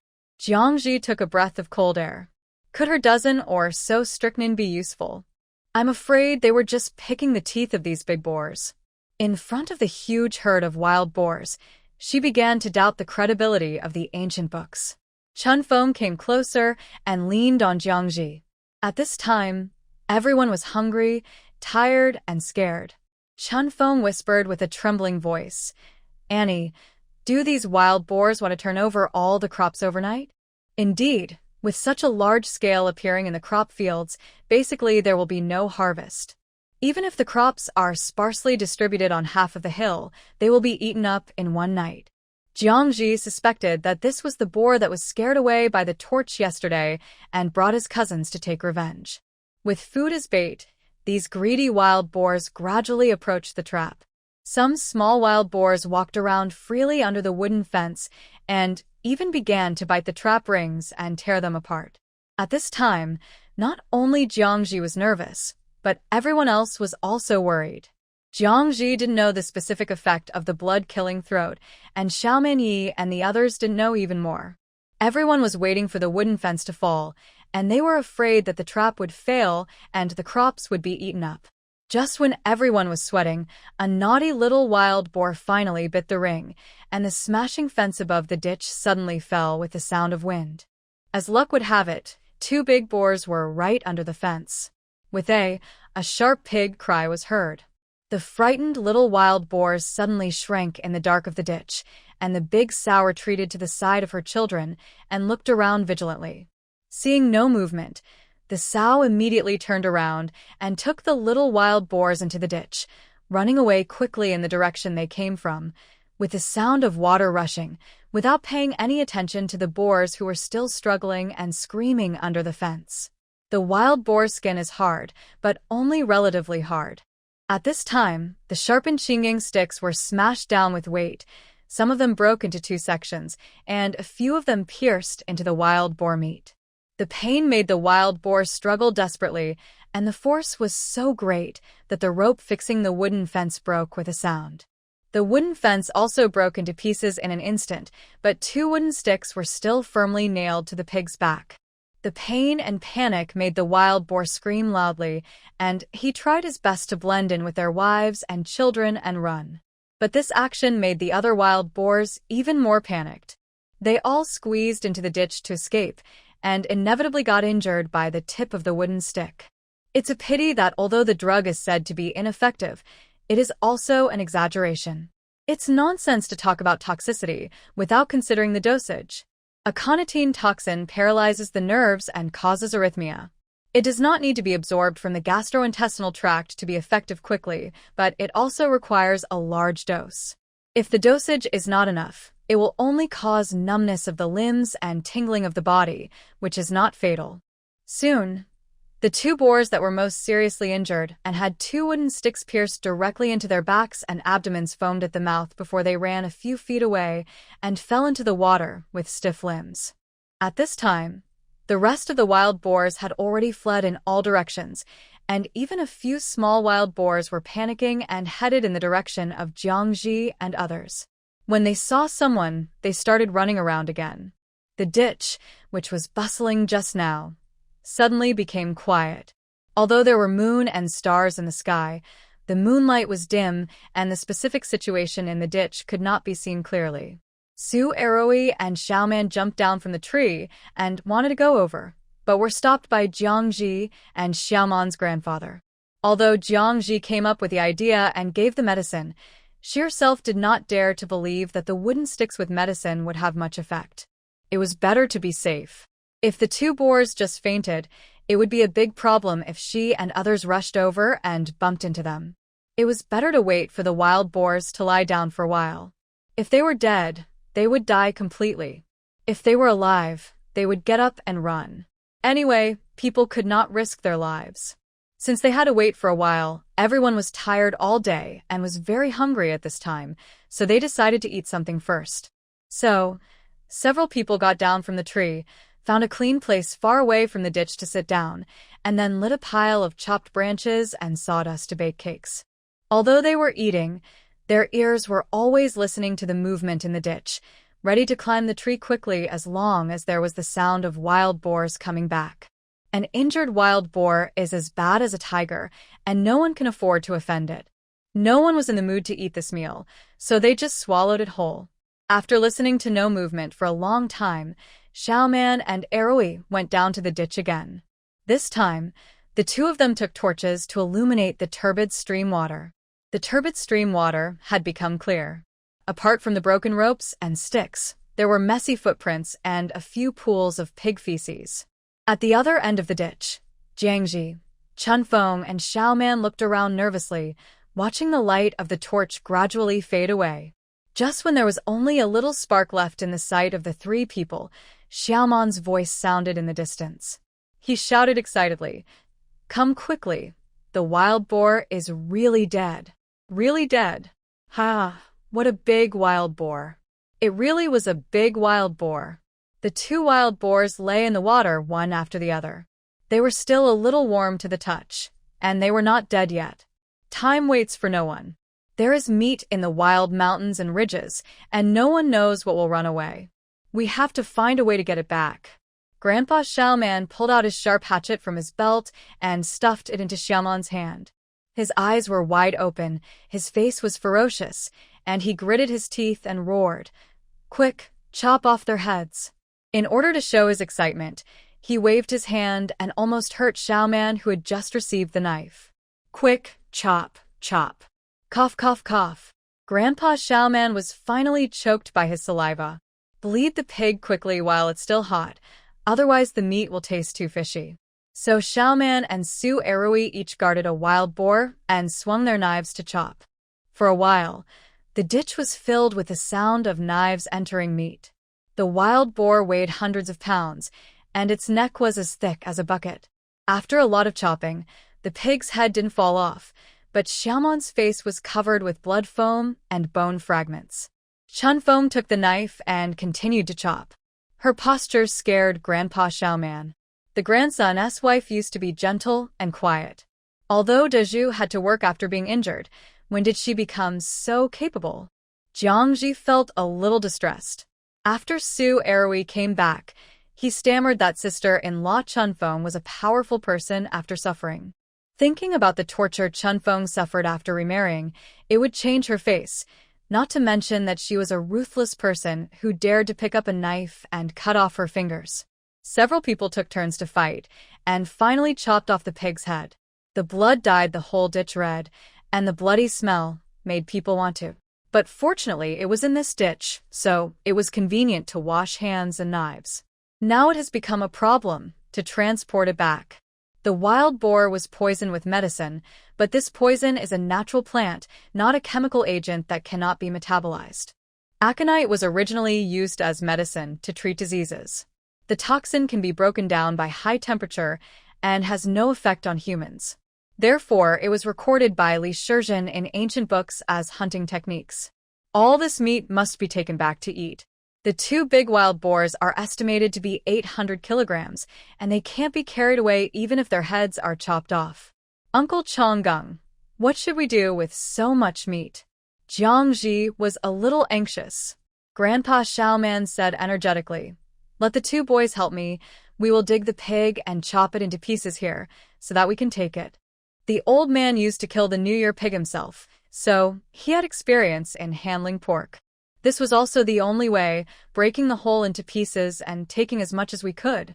So, several people brought stones to pad a high platform in the water, put firewood on it, and lit a bonfire. The water ripples, and the firelight was bright. Grandpa Xiaoman seemed to be 10 years younger at this time, turning into a butcher under the moon. Holding the hatchet that had been chopped by Xiaoman, he skillfully cut the wild boar that had bled into 8 pieces. There was no time to deal with the heart, liver, spleen, lungs, and kidneys, just the meat. During this busy time, no one complained of being tired, and no one even had time to go home to deliver a message. After finally cutting up the 2 wild boars, they moved them all to the hillside outside the ditch, and the sky was already turning pale.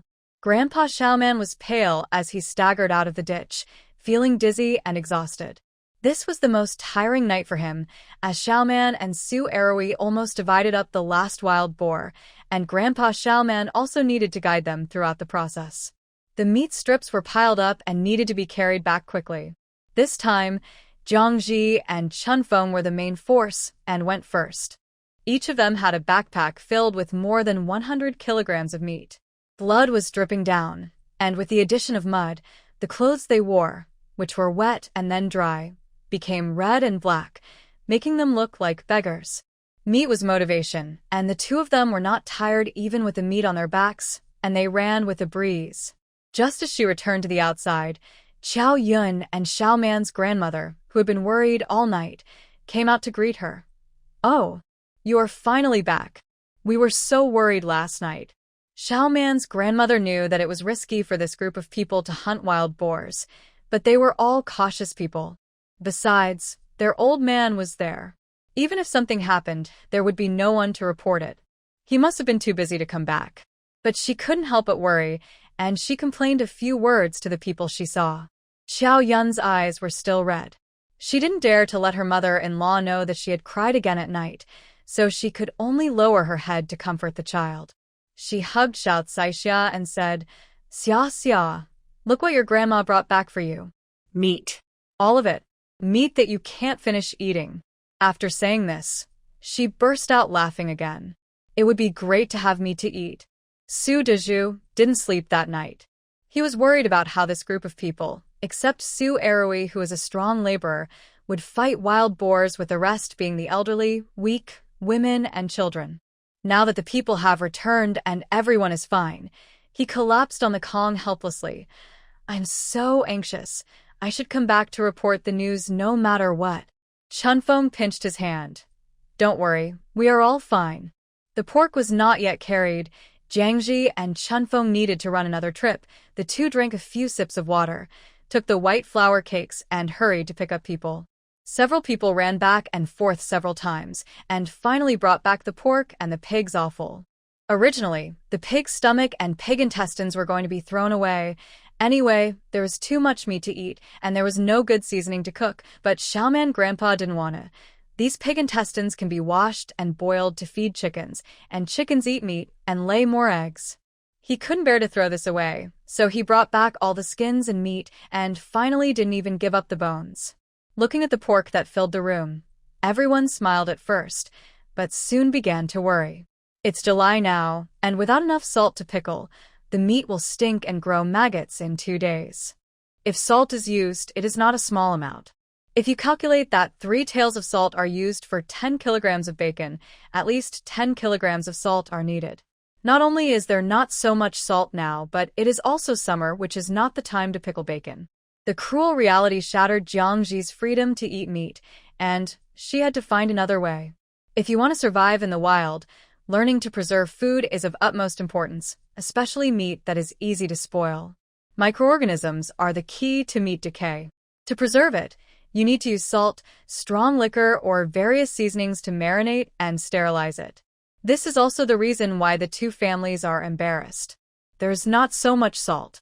In addition, the most commonly used methods are dehydration or maintaining a low-temperature environment. Needless to say, keeping the temperature low means freezing, but there is no refrigerator here. Generally, farmers will wrap the meat in oil paper and bury it in the stream, or step it directly into the mud field, which can keep it fresh for a month. These cannot be met now, so we can only dehydrate it. On the other hand, Grandpa Xiaoman is also actively saving the losses. Without salt, he also thought of making smoked meat. Jiang Ji said to Xiaoman Yi, who was looking for sticks to hang the meat, "Uncle Changgang, there is no way to smoke dry so much meat with the firewood at home." Xiaoman Ye's wrinkled face was full of anxiety. He looked at the pile of meat and sighed, "Alas. My eyes are big, but my stomach is small. I can't eat it. I can only smoke some. I can't work hard all night in vain." Jiang Ji said, "It must not be wasted. We have to smoke the meat dry, and we have to smoke it all at once. Uncle Changgang, we can use a charcoal kiln. There is a lot of space inside, so all the meat can definitely be piled up, and the temperature of the charcoal kiln is easy to control." This is the solution Jiang Ji thought of. Charcoal kiln. Everyone looked up and suddenly realized something. Grandpa Xiaoman raised his hand and slapped himself on the forehead. "Hey, look, I'm so busy that I only think about the little fire on the stove and don't think about other places. That place can indeed be used. Eroi's mother is right. We just need to hang the meat strips on the wall of the kiln and use firewood to burn the kiln, and all of them will be smoked." In fact, Jiang Ji wanted to use the charcoal kiln to make a large baking box and put the meat in it to dry. However, charcoal burning is a high-temperature, air-isolated smoldering, while smoking meat jerky is a low-temperature, long-term baking. The temperature cannot be high when drying pork, otherwise it will burn. Thinking that Grandpa Xiaoman and Su Dezhu are both charcoal burners and can operate the temperature skillfully, according to their experience, although they have never used a charcoal kiln to smoke meat, they will definitely not really burn into charcoal blocks. You can try to modify the charcoal kiln. Let's try it. Jiang Ji's words immediately made the people who were just dead excited again. Grandma Xiaoman put her hands on her waist and directed several women to do the initial processing of the meat. Grandpa Xiaoman took Xiaoman and Su Erui, who were like chicken blood, to tidy up the charcoal kiln and bake the meat immediately. With hope, the exhausted people were no longer tired. Although it was hot now, fortunately the wild boar died in the cold stream, and the meat was cut yesterday when the temperature was lowest at night, which gave time to deal with it. Xiaoman's charcoal kiln was right next to it. It was used all year round and was well maintained. Even though it had been abandoned for more than a year, it was cleaned out by Xiaoman's grandmother some time ago. Now Xiaoman's grandfather is going to put up a wooden rack inside to hang the meat. The charcoal kiln is easy to deal with, but Jiang Ji and his men have the heaviest task. There is no way to pluck the wild boar's hair because there are too many hairs and the skin is thick, so they can only be discarded. Dried meat is divided into raw meat and cooked meat that can be eaten immediately. There is no time to process cooked dried meat now, so the raw meat can only be baked directly, and it needs to be steamed and boiled when eaten later. So, several people first cut off the pigskin with a knife, and then put the clean meat cut into thin strips aside.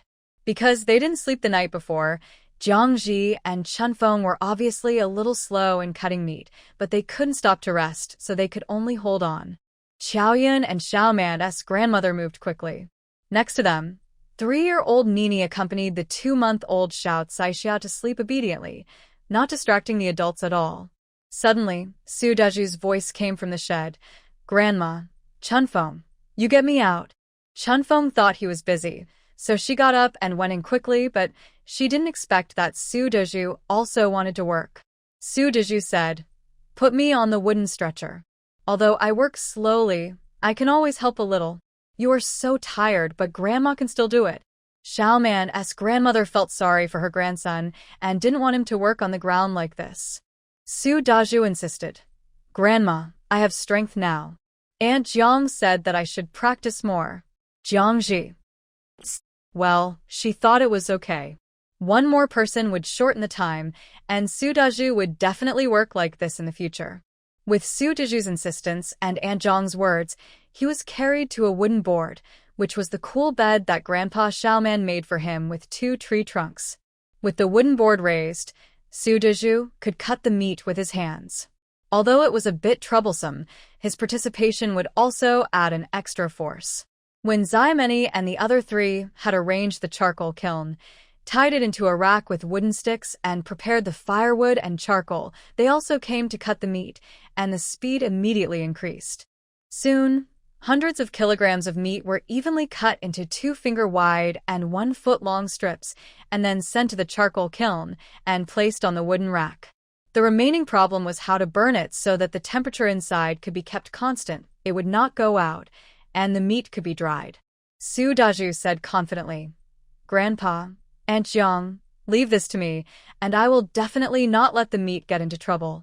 The temperature inside cannot be controlled by adding charcoal, but by the ventilation size of the kiln door, which requires very high technology." This time, no one opposed Su Daju's request because he was the most skilled among the few people. After Su Daju started burning charcoal at the age of 16, he rarely made mistakes and produced a lot of charcoal with good quality. In Shujia village, no one dared to say that he was the first if he was second. After Su Daju checked the amount of charcoal in the kiln and the dryness and humidity, Xiaoman used firewood to light the charcoal pile. Because he was worried that he could not do it himself and would ruin the whole kiln, Su Daju asked Xiaoman to curl himself up in the backpack and tie the backpack to the wooden stake next to the kiln. In this way, he could observe the situation inside from a close distance, and he could also block the kiln mouth with mud to control the temperature of the charcoal fire inside. But it was too close and it was inconvenient to move. The smoke and dust from the kiln mouth blackened his face, making his body squatting in the backpack look like a naughty child. But the mood of being entrusted with an important task was extremely comfortable. Su Daju's usually indifferent face was relaxed, and he even made faces with black ash, making Chunfeng and Nini laugh. Xiaomon's grandparents quietly wiped away tears beside him. At this time, Su Daju seemed to have returned to the old times and returned to the high-spirited young man before his injury. Xiaoman was not tired anymore, and he circled around his elder brother, listening to him teach him how to observe the fire from the subtle points and how to sense the temperature changes. This requires practice. Even with guidance, the inexperienced Xiaoman still couldn't tell the difference between one more layer of mud, one less layer of mud, and the charcoal fire inside. Baking meat is a long process. With Su Daju around, the few people can go back to sleep without worry. Even Xiaoman, who was next to Su Daju, had a dazed look in his eyes and yawned. "Brother, they're all exhausted and need to sleep for a while. I can still hold on. Call me if you need anything." Su Daju didn't look at him. "If you want to sleep, sleep for a while. I'm watching you." "No need." Ha, ha. Xiaoman didn't finish his words, and he leaned on the haystack next to him and started snoring. Su Daju smiled and focused on the temperature in the kiln again. Jiang Ji only had a shallow sleep and got up quickly as soon as he woke up. The pork was processed, and the lard and pork bones were left beside it. Such a large amount of wild boar meat is hard to come by, and it is unknown when the next time will be. These days, there is no oil and water, and Jiang Ji feels that he is about to turn into a Hulk by eating the bland vegetable porridge every day. Thinking about the large pieces of lard residue in his mind, Jiang Ji went to the bottom of the cliff and found that Xiaoman Nai and Xiao Yun had not rested. They had cut the lard in the pig's stomach into small pieces and put them in the pot to boil oil. The pig liver, pig heart, and pig offal were also roughly cleaned and cooled with cold mountain spring water. These things were originally planned to be thrown away in the ditch, but Xiaoman grandpa couldn't bear to part with them and said that he would bring them back to cook chicken. Now that they have been brought back with great effort, Xiaoman Nai is reluctant to part with them and wants to clean them and cook them for people. A pot of lard was gurgling. Xiao Yin wiped the sweat from her forehead and said to Jiang Ji happily, "Mom, this pig is really fat. We can make at least 2 large jars of oil. Lard can be used for cooking." Thinking about the meat in the kiln and looking at the full pot of oil, Xiao Yun's mouth was watering. She had to feed the child. Although all the eggs in the house were eaten by her alone, she still craved meat every meal. Jiang Ji also rolled up her sleeves and came forward to help. "Aunt, you don't have to eat these offal." Uncle Chonggung said to feed the chickens. "We can eat these pig livers and pig hearts." Xiaoman's grandmother was struggling with 2 long-nosed pig heads. She wanted to boil a pot of water to shave the pig hair. She wanted to clean up the pig heads with brown bumps. How could she bear not to eat the pig offal? She could only stop Jiangji in a hurry. What does an old man like him know about kitchen matters? Rui Nyang, don't worry about the sewage, I have a way. But I can't move this pig's head. Can you help me take care of it? A pig's head weighs dozens of pounds. Xiaoman Nai was tired after a day's work and was old, so she really had no choice but to shave the pig's hair. Xiaoman Nai really couldn't bear to scrape the pig's head, so Jiangji could only think of a solution. She didn't use boiling water to scrape the pig's head. Instead, she put the pig's head and the cut pig skin on the ground outside the yard, covered them with thick wheat straw, and set them on fire. After a while, Chun Feng, who had also slept for a while, got up to help. When the fire was extinguished and the ashes were cold, the pig's head below had been burnt to a char.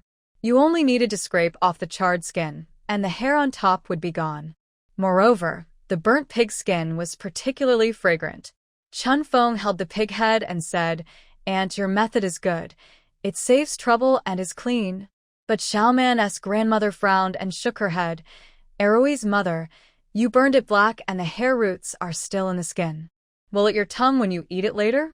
Jiangji smiled and said, "Aunt, the burnt pig skin is fragrant. When you eat it, it won't your tongue. Be careful not to swallow it." Chun Feng pursed her lips and laughed quietly. Xiaoman's grandmother deliberately glared at her. Erui's mother likes to joke too. "I want to see if you will swallow your tongue when you eat it." It is a local custom to burn pig skin with fire to remove hair, and it does look dirty. Jiangji had seen in a video that people there killed the New Year pig. After bleeding and removing the internal organs, they laid the whole pig on the ground and covered it with fern leaves prepared in advance from the mountains. The more particular families wet the ash and paste it on the pig before burning the pig hair, and then light the bracken grass piled on it. When the dried ash shell is removed, the pig hair roots can be removed. Now Jiangji also pastes the ash with ash. Although the wheat straw loses the meaning of the bracken grass, the actual effect is similar. Anyway, it is more fragrant than boiling water. The pig head is burned and the lard is refined. The two families share it equally. The oil residue and lard fill the oil tank at home, which is enough for a year. Jiangji didn't take the pig offal and gave it all to Xiaoman. Although it seems that everyone can wash the pig offal and the time-traveling women can cook and stew it, she is an exception because it is too smelly and can't do it. This busy work takes more than a day. After the lard is boiled, the stove is empty and the pork bones with more meat are stewed. Su Dezhu will need to continue roasting meat for a while, so Jiangji took the time to go to the ditch to take a look. In fact, Xiaoman Grandpa went to see it the next day. Fearing that the wild boars would retaliate, Xiaoman Grandpa held a knife and waited for most of the day. He returned only when he did not see the wild boars. Jiangji went there at noon. Wild boars are afraid of heat, so they always sleep under the shade of trees at noon. After more than a day, the stream water in the ditch, which had originally turned red, became clear again. However, the shores splashed with blood and meat, as well as some discarded internal organs, attracted piles of green flies and ants. However, those internal organs had disappeared into the water. It seemed that other carnivores had also had a full meal here. The traps had been dismantled long ago. Jiangji searched for a long time and finally found 2 Qingging javelins broken by wild boars in the distance of the ditch. The medicine juice was still on them. He quickly packed them up carefully so that they could be used again in the future. Together with the few that were inserted into the wild boar's body, all the medicine javelins were finally found. It is always dangerous to throw away such lethal things casually. After looking around and finding no risks, Jiangji walked back. She still wanted to pick cotton in the cotton field. She had been hunting wild boars for 2 days and had no time to pick cotton buds and cotton. Thinking that the precious cotton would be exposed to the rain, she was anxious. She didn't even take the small path, but took a shortcut through the forest and went straight to the cotton field on the grass. Just as she crossed a dry ditch, Jiangji suddenly heard a low hum sound.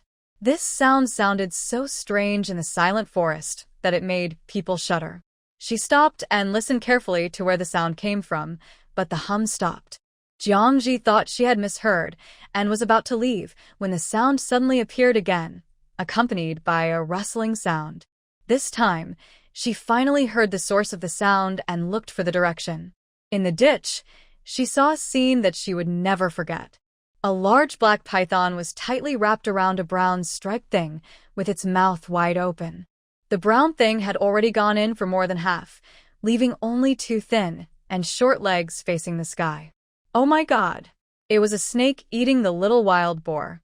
The 5 or 6 gene piglet stretched the snake's mouth to the limit, which was completely inconsistent with the snake's arm-thick body.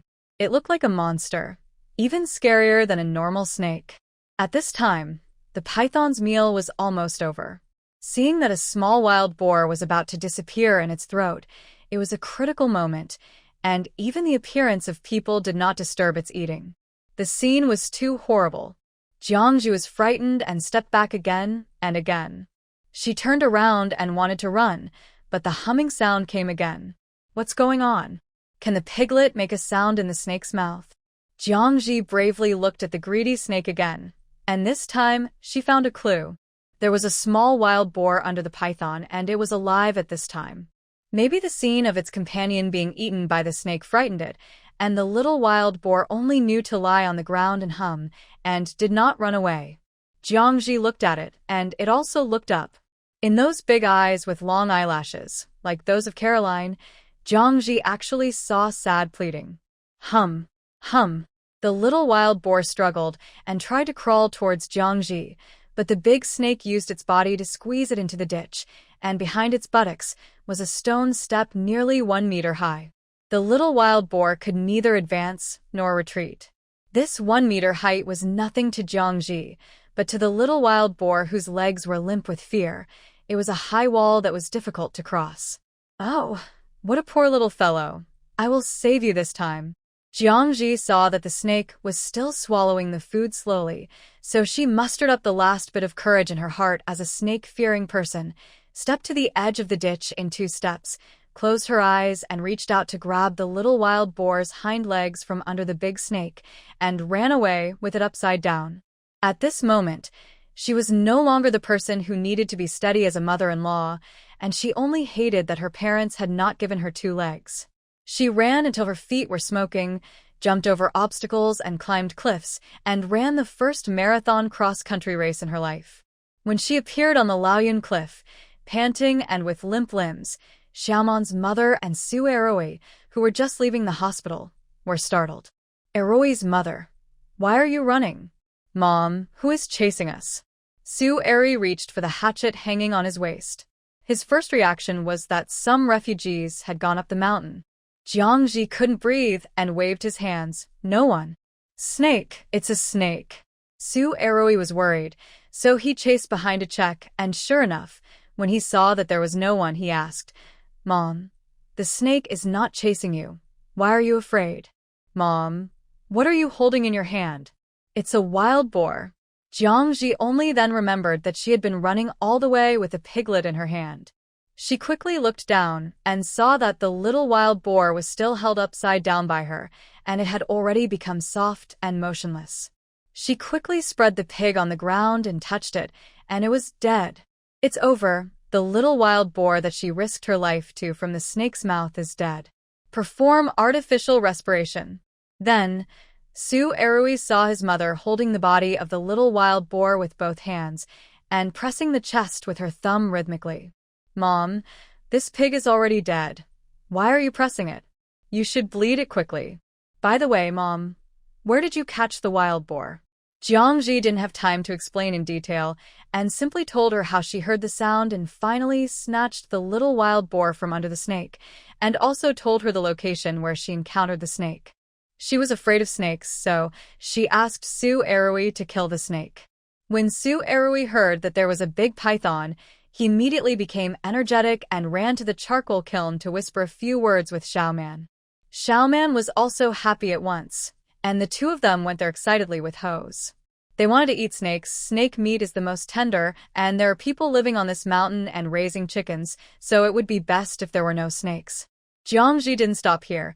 Xiaoman's grandmother and Chunfeng, who came after hearing the sound, were watching from the side, and soon the dead little wild boar began to move.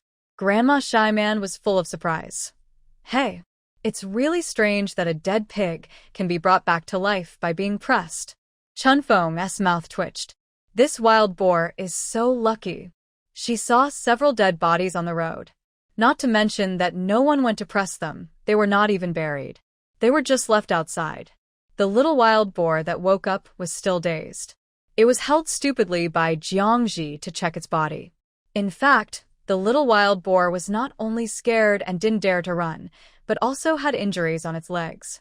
It looked like it had fallen. One of its hind legs was curled up and trembling. Jiangji touched it and found that there was no bone injury, but the tendons were still injured, so he found some herbs and mashed them to apply. Grandpa Xiaoman also heard that a little wild boar was picked up, so he came to see it. Seeing that it was still a little pig with fine hair and spots all over its body, he said, "I'm afraid this little piglet has not been weaned yet. Even if you want to raise it, you can't keep it alive. It's better to kill it as soon as possible." Jiangji speculated that this was the little piglet that was scattered when the big wild boar was caught the night before. "I have already killed its father and uncle, and now the jars and pots are full, and there is no shortage of meat for it, so I'd better save its life for the time being. That's it. Feed it with porridge first. If it can live, it will live. If it can't live, it's its fate." Jiangji's kindness is still limited, and this guy will have the same fate when he grows up. It's like a firefighter saving a duck shed from fire, turning the ducklings from roast duck to quasi-roast duck, from death sentence to suspended death sentence, and delaying the time to serve. Porridge is ready. Although Qiaoyun doesn't understand why her mother-in-law wants to feed wild boars, she still scoops a spoonful of vegetable porridge from the pot. Jiangji diluted it with water to make a thin soup and put it to the mouth of the little wild boar. The little wild boar grunted and refused to eat. It was still a baby who was breastfeeding. Apart from, it couldn't lick the food. It turned around and just wanted to bite the corner of Jiangji's clothes. If it can't eat it, it will die now. There is no way. Jiangji can only use his hands to smear the porridge on the mouth of the little wild boar. The little wild boar, who had been hungry for 2 days, felt the water and wetness, but could not find the familiar pacifier. He was so anxious that he looked around and cried, and almost kicked over the small wooden basin of porridge.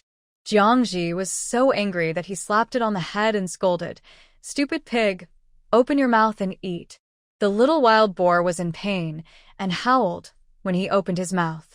Unexpectedly, the soup brought by Jiangji's hand splashed on his face and flowed into his mouth along his fur. He smacked his lips, and although it felt strange, it still felt a bit like milk. So, the starving little wild boar began to push Jiangji's hand frantically. In his little head, he only knew that the milk was given by his hand. So Jiangji didn't know whether to laugh or cry, and could only slap it one by one. Feed, and the little wild boar's face and head were covered with porridge. After tossing for a while, the little wild boar finally learned to eat porridge by itself, and it finally gave itself a name, Wuhua. Now it is a small striped pig, and in the future it will be fat and lean pork belly. After eating and drinking, Xiao Wuhua, whose head was almost swollen by the fan, dragged his injured leg and found a cool place in the corner of the house to lie down and fall asleep. He was sleepy, tired, and scared for the past 2 days. Now the poor little one who lost his family, and pigs can sleep well. Jiangji was afraid of snakes and did not go to the cotton field. Su Erui and Xiaoman went there with hoes. When they came back, they only brought back the blooming cotton and said that they did not see the big python. I think it was frightened and hid to digest the food. Jiangji's encounter with the snake this time made everyone careful. In the past few months, this area was burned to death by wildfires, most of the snakes that hibernated in the winter, and basically no one encountered it. But after so long, it is inevitable that snakes from other places will migrate with rabbits, mice, and birds, so you need to be careful when walking in the future. Especially the big snake that can eat a small wild boar. It is better for adults, but it is a big threat to children. It's just that snakes digest food very slowly. After eating a small wild boar, It will take at least half a month or even a month before it appears again. The smart ones will hide away by themselves. 2 days later, the meat in the charcoal kiln was dried. The red meat slices were hard, shiny, and smooth. Because no one had experience in drying meat, Sudiju had been guarding the kiln day and night for the past few days. He could not be careless and could only control it by instinct. Only Chunfeng could take a nap for him, and his eyes were bloodshot from staying up all night. Looking at the 2 large backpacks full of meat, both families were so happy that they couldn't stop smiling. With so much meat, they would be enough to eat for a year. Although Su Daju was exhausted after making great contributions, he was even happier in his heart. Everyone's happiness and the admiration in the eyes of his wife and brother all showed one thing: they were not useless. The little wild boar Wuhua dragged his injured leg, which was still a little lame, and circled around the meat. I don't know if it smelled the scent of its old father or felt the aroma of meat. It hummed and wailed, and its little tail kept wagging. Jiang Ji touched its head. Wuhua, say goodbye to your family. If you want to eat other people's meat, you should be more polite. The little pig snorted, turned around, and twisted away. Jiang Ji felt funny. It's true that the one who gives you milk is your mother. He dragged the little wild boar out of the snake's mouth, as if he had grown a little tail. These days, Xiao Wuhua followed him closely all the time, and even slept on the ground beside him at night. The slaughter that day obviously made the wild boars know how powerful they are, and they have never appeared on this side of the mountain pass since then.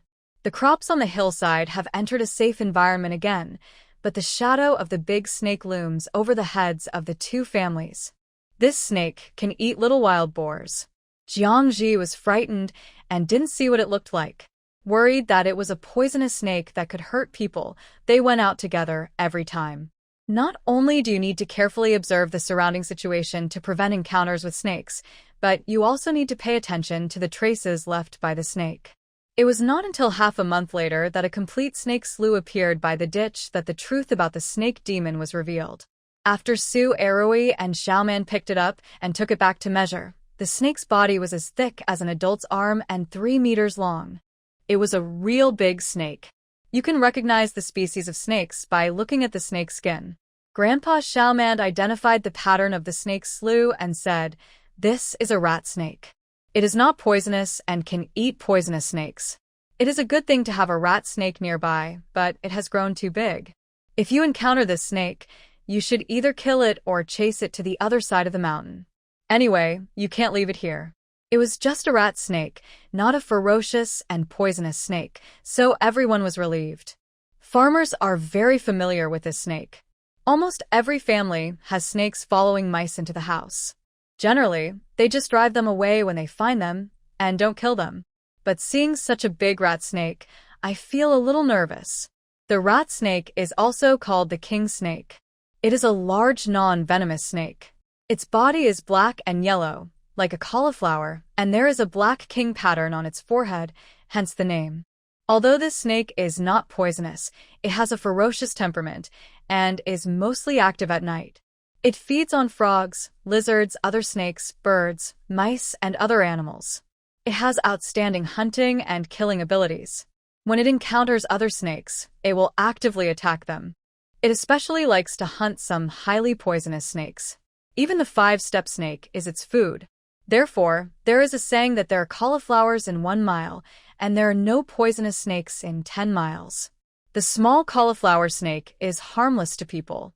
Even if there are snakes at home, it doesn't matter because it eats mice and poisonous snakes, and it can also play the role of guarding the house. But now there are big snakes over 3 meters long and weighing more than 10 kilograms near the house. Its diet is not just those small mice and frogs and birds. As Jiang Ji thought, adults will be safe if they encounter it. As long as they don't step on the snake's body, there will be no harm. But the children in the family are in great danger, especially Xiao Caixia, who has just turned 1 month old. In order to prevent accidents, Xiaoman Yi took the 2 boys to search the firewood piles in front of and behind the house again, and even searched under the wooden sticks for drying soybeans. The stone cracks, tree holes, and earth pits around the 2 houses were all filled and blocked, and the low shrubs were removed, trying to leave no blind spots and no hiding places for snakes. It is also very easy to find the cauliflower snake. This kind of snake is very smelly. The smell is a fusion of rotten eggs and manure buckets, which makes other animals afraid. Not only does the snake body smell bad, but even the places where the snake passes will leave smelly body fluids, which can last for quite a long time. No trace of the snake has been found for the time being, and everyone is still worried. Snakes are creatures that hide during the day and come out at night. If there is no snake now, it does not mean that there will be no snake in the future. Maybe when you are sleeping soundly at night, it will lie quietly on the roof by the door. Anyway, it is not far away, staring at you with a pair of cold eyes. Just thinking about it makes you feel creepy. At night, Jiangji once again burned wormwood and other herbs outside the two houses, sprinkled realgar powder in the fire, and the smoke drifted in the wind, fumigating the cliffs up and down. Everyone knows that snakes are afraid of realgar, so they think that if realgar powder is sprinkled on the ground, the snake will not dare to cross. That is an extremely wrong idea. If you really do this, I am afraid something will happen. Some people have done experiments and found that snakes are not afraid of realgar at all, and can even crawl directly over the realgar powder. Instead, it is afraid of minced garlic, juice, and even vinegar. Anyway, it doesn't like anything with a strong and irritating smell. Once it feels it, it will turn around and leave immediately. Realgar is a natural mineral with no smell, but burned realgar will produce yellow-white smoke and a strong garlic smell. The sulfur smell after burning realgar is very, very annoying to snakes, and they can't stand it for a moment. Dusk fell, 100 meters away from the cliff where the two families lived. In the cracks of the rocks, a 2-foot-long, black and white little snake was quietly waiting for its prey to appear. Just as Jiangji lit the wormwood and realgar powder, it suddenly spit out its forked tongue and quickly stretched and retracted in the direction of the cliff. Almost without hesitation, it turned around and disappeared into the leaves and grass. At the same time, a colorful snake with the word king on its forehead slid down silently from the top of the tree and left this place.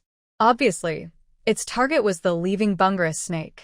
The smoke rising from Laoyan Cliff today inadvertently saved the life of the little snake, but whether it can escape the pursuit of the big snake next, that's unknown. Knowing that there are big snakes around, for safety, people who go out to work every day have to hang snake repellent bags fumigated with realgar on their clothes so that snakes can avoid them within a certain range. The two children also need to pay special attention. Nini no longer picks rabbitgrass and is not allowed to go to the woods outside the house. She can only stay with adults at all times. Xiao Yun simply took Xiao Caixia to the bottom of the cliff, and every day she worked with Xiaomon's grandmother to make thread, peel cotton seeds, and spin cotton thread. The cotton that has been picked has been dried, and the seeds inside have been removed. Then it is rubbed and scraped alternately with 2 wooden boards with sharp thorns, which can comb the strong cotton into fluffy and disrupt the fiber of cotton for spinning and weaving. Su Dezhu didn't lie in the house either. He twisted thread in the yard, keeping an eye on the surrounding movements at all times. Having one more person present can also give courage to the old and young in the family. Su Erui and Xiaoman, the grandfather and grandson, need to go to the fields to work, while Jiangji and Chunfeng packed up the wild boar jerky and went out together to pick bamboo shoots, fungus, and mushrooms. August is coming. In half a month, the temperature in the morning and evening will gradually cool down, which means that the picking season of various mushrooms and fungus will end at the end of August. Now, Jiangji and Chunfeng must rush to harvest mountain products, even if there are big snakes. After entering the forest, those cycads and fungus have grown thick and strong again after not coming here for more than 10 days. According to the habit she had developed long ago, Jiangji did not approach the woodpile, but first knocked around with a long wooden stick and then carefully stepped on the fallen leaves and weeds. Chunfeng was brave. She put down her backpack and rushed to look around the woodpile. Then she smiled at Jiangji, who looked nervous. "Auntie, there are no snakes, come over. We have been fumigating with realgar smoke every day during this period, and we carry snake repellent bags when we go out. I'm afraid that the snake is gone." After getting along for a long time, she already knew that although Aunt Jiang was fierce and seemed to be afraid of nothing, she was afraid of snakes and centipedes, and even used a wooden stick to pick away centipedes that did not bite people. Maybe because she was frightened by the big snake half a month ago, her fear is getting worse now, and she is suspicious of even a pile of wood. Jiangji also knew that she was too vigilant, but she was grateful to Chunfeng for taking care of her emotions, so she took back the wooden fork and smiled. Be careful, as long as the weather gets colder in 2 months, there will be no insects. Chunfeng also said, yes.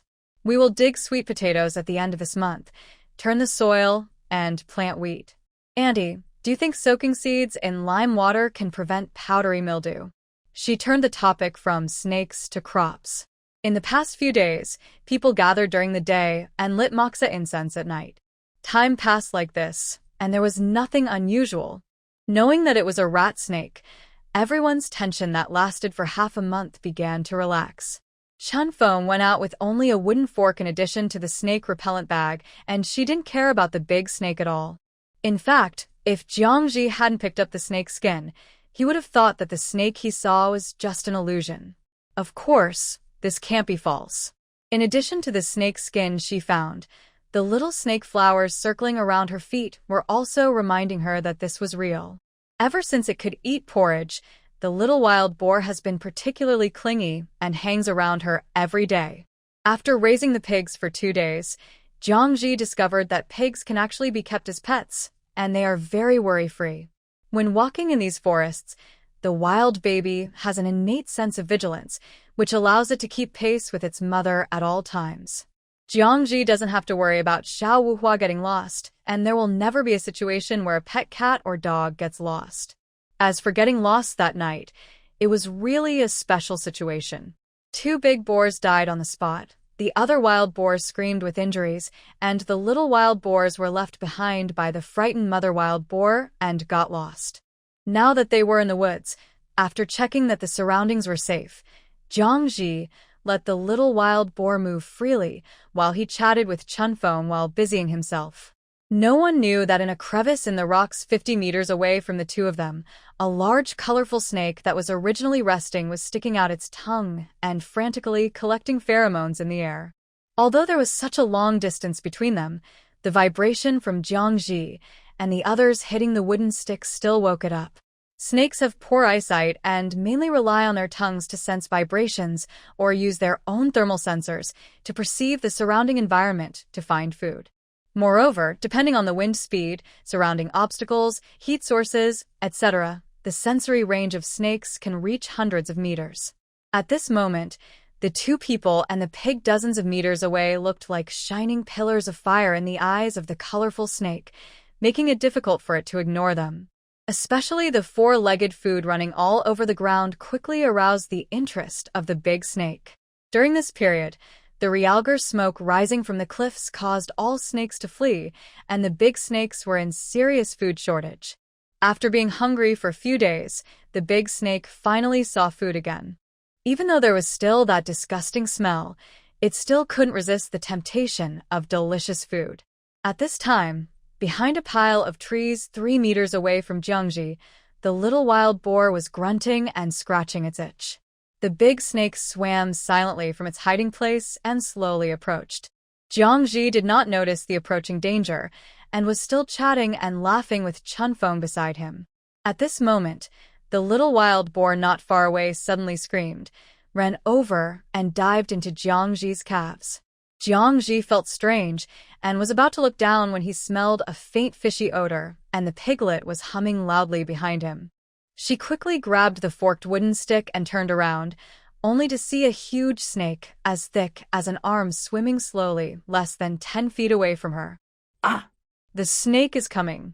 Jiangji shouted and quickly pointed the wooden fork at the big snake. These wooden forks are specially carved, with a sharp blade tied to the long pole head. They can be used to drive away animals and for self-defense, especially the fork in the front, which is a tool for catching snakes. Chunfeng was nearby, and when she heard Jiangji shout, she ran over with her wooden fork in hand. When he saw the big snake, he was shocked. Oh, it's really a big snake, enough to eat for several meals. At this time, the big snake was afraid to get close because of the smell of the snake repellent bag. It stopped in place and swam anxiously, spitting out the core from its mouth continuously. With Chunfeng's encouragement, Jiangji was not that scared. What's more, there was a shivering little wild boar under him that he needed to protect. Jiangji waved the long pole in his hand to drive the snake away and didn't care whether the snake could understand or not, and shouted loudly, "Get out of here." Chunfeng picked up a stone on the ground and threw it, trying to drive the snake away. This thing is really brave. It's really not afraid of death. The two women didn't expect that the big snake, who was on high alert at home, would be encountered so far away from the top of the mountain, and it even showed the intention to attack actively. They were a little panicked for a moment. The big snake was stimulated and immediately formed a snake formation, coiled into a semicircle and hissed at the river branch, spitting out its snake core. At this time, the snake's target changed. Before, it only wanted to catch the little wild boars, but now it discovered that one of them was the human who had stolen its food, and it was determined to settle both new and old grudges. The little wild boar was the first to notice the snake's change in momentum, and its fear of its natural enemy made it run away. As soon as the little wild boar ran away, Jiangji and Chunfeng immediately became alert. "Auntie, this snake will bite people. Be careful." Chunfeng had just finished speaking when the snake jumped up from the spot and pounced towards Jiangji, who was standing opposite. Seeing a big snake was scary enough, and now the snake was pouncing towards him. Jiangji was almost about to collapse. Her mind was blank, and she only knew to swing the wooden stick in her hand desperately. It is said that a random punch can kill a master, and this cloak stick method is just as effective. The more panicked he was, the faster his hands moved. The stick created a shadow, and the snake was knocked off track by the stick as soon as it got close. Jiang Zibong danced quickly, but without much power. He only knocked the snake's head crooked, and in the blink of an eye, it was swimming quickly on the ground again. Chunfeng was also frightened, but she saw the big snake fall to the ground and then swim away again after a while before she reacted. "I can't let the snake hurt my aunt." Chunfeng was also a ruthless person. He picked up the wooden fork in his hand and stabbed it, but he missed the target and instead cut a hole in the snake's body. The pain made the big snake go crazy. It raised its head again, opened its big mouth, and bit Jiangji. The bloody mouth that suddenly expanded several times in size and could swallow a small wild boar was right in front of him, almost able to swallow Jiangji's head. Jiangji was so scared that she stepped back repeatedly, but her speed was no match for the snake's, so she could only turn sideways to avoid the vital parts of her head and face. Although the rat snake is non-venomous, it can strangle a person. Moreover, when a person is bitten, it will leave several bloody holes, and the person will inevitably suffer some physical pain. At this critical moment, Chunfeng hit the snake in the waist with a stick, and the snake instantly lost its force and fell to the ground. In terror, Chunfeng's ruthlessness completely erupted. She dropped the wooden fork, grabbed the snake's tail, screamed, jumped, and swung it around wildly at the tree and the ground. It is said that when you catch a snake, you should grab it at 3 inches, and when you hit it, you should hit it at 7 inches. Because the 3-inch point is the snake's jaw joint, if you grab it, it will not be able to turn around and bite you. The 7-inch point is the snake's heart. If it is broken, the snake will die. Chunfeng's method of grabbing the snake's tail is also a way for him to do this. Once the snake's body is in the air, it has no foothold and cannot turn around, so it can only be slaughtered. It really tests one's mentality, and ordinary people simply can't do it.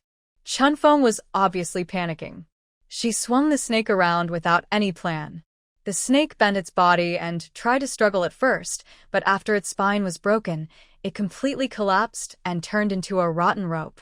At this time, Jiangji stood behind the pile of rotten wood, holding the shivering Xiao Wuhua and watching a woman swinging a snake madly. It's like watching an old man in the park cracking a whip. Snap! The snake's head was rotten, and its scales fell off. Finally, Chunfeng was exhausted, but she still held on to the snake's tail tightly and did not dare to stop. Chunfeng didn't come to her senses until Jiang Ji took the dead snake from her hands. And I. She wanted to say how killing a snake was more terrible than killing a person, but when she thought about the consequences, she swallowed the words back into her stomach. Jiang Ji was full of admiration. Chunfeng, you are awesome. Now that the snake was dead, they didn't dare to stay here any longer. Jiang Ji put the dead snake into a backpack, picked up the little wild boar whose legs were limp from fear, and then led the exhausted Chunfeng along, and the two of them hurried home. When we got home, Su Eroi and Xiaoman had already returned and were preparing tools for picking corn at Xiaoman's house at the foot of the cliff. Everyone was shocked to see the two men suddenly come back and look so disheveled. Jiang Ji and Chunfeng had disheveled hair and pale faces. Even the little wild boar in their arms looked listless and listless. Su Eroi stepped forward and took the backpack from his mother, puzzled. Mom, you are picking wood ears. Why do you look so ugly, so pale?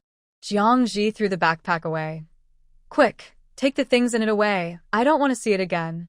Chunfeng's face was not looking good either. She saw Su Dazui lying on the wooden board next to her. Her mouth pursed, and she shouted, Brother Zhuzi. After shouting, she didn't care if there were other people in the yard, and threw herself into Su Dazui's arms, crying loudly in grievance. The snake wanted to bite my aunt. I was anxious, so I grabbed its tail and threw it to death. But my hand was too smelly. Su Dazui put his arm around his wife and comforted her repeatedly. What's the matter? Talk slowly. Don't be anxious. Jiang Ji retched beside him. There's a snake in the backpack. It stinks. It stinks so much. Snake. The people in the yard dispersed in a flash, and Su Eroi and Xiaoman came over with sticks and hose. Where is it? Where is it? Jiang Ji was too weak to answer and could only point to the backpack. Su Eroi stepped forward, stretched out his hand and lifted the backpack and tilted it to the ground. Pa! A piece of black and yellow soft meat rolled out. The snake was dead. The death was quite ugly, with skin and flesh torn, scales peeled off and armor turned out. Everyone was stunned. After a while, Jiang Ji drank the water that Qiao Yun poured over, while touching the little wild boar beside her, and told her the story. She first praised the little wild boar for being smart because it was the little wild boar that discovered the big snake and knew to get close to her legs to remind people in the first place so that people could find the big snake approaching and avoid accidents. The reason why she felt uncomfortable was because of the snake. At that time, the two of them beat the snake in a splashing way, and it took a long time to recover, thinking that the matter was over. But when they were walking on the road, they felt a little uncomfortable on their hands. They wanted to find a place with water to wash, but they didn't expect that the discomfort on their hands did not disappear after getting wet. Instead, they smelled a kind of pungent stench. No matter how tough they were, they could never like snakes. At this time, not only did their hands smell bad, but the most important thing was a slippery feeling that was difficult to get rid of. This feeling made people feel as if they had been holding a snake in their hands, so they vomited all the way back. For people who don't come into contact with snakes on a daily basis, this smell is really enough. Now the two of them wanted to cut off their hands, and how to get rid of the snake odor became the most urgent thing. Jiang Ji knows about herbs, but he is afraid of snakes, so he knows less about snake-related things, such as how to clean a snake after touching it. Fortunately, Xiaoman Yi knows how to deal with this matter. Xiaoman Yi said, cauliflower snakes are smelly, and it is not enough to wash them with water. You have to use the juice of several kinds of grass to wash them. If you have touched a snake and your hands are left with snake odor, you can find green onion leaves and the branches and leaves of the ear root, rub them to get the juice, and apply it on your hands. Then use smelly mud, fine sand, and coarse sand to polish and clean your hands in turn to eliminate the psychological panic caused by the greasy feeling on your hands. Otherwise, the smell on your hands will remain for several days, and you will feel uncomfortable for several days. Know the method, and use it immediately. Su Eroi quickly found several kinds of grass with strong smells for Jiang Ji and Chunfeng. The two scrubbed their hands and polished them with sand. The effect is excellent.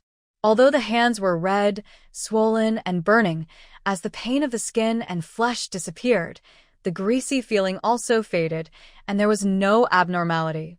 On the other side, everyone was talking around the dead snake, and everyone was laughing. This snake has made the two families nervous for so long, worrying about people and chickens. People dare not go out, and chickens dare not go out of the pen. Even the eggs have been reduced. The hens and chicks can only be locked in the house, and they have all over the house, and the stench is overwhelming. Now that the snake has been killed, I feel at ease.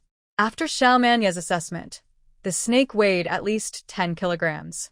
It would take a lot of effort for a man to catch it alive or kill it, but he didn't expect it to be thrown to death by a woman.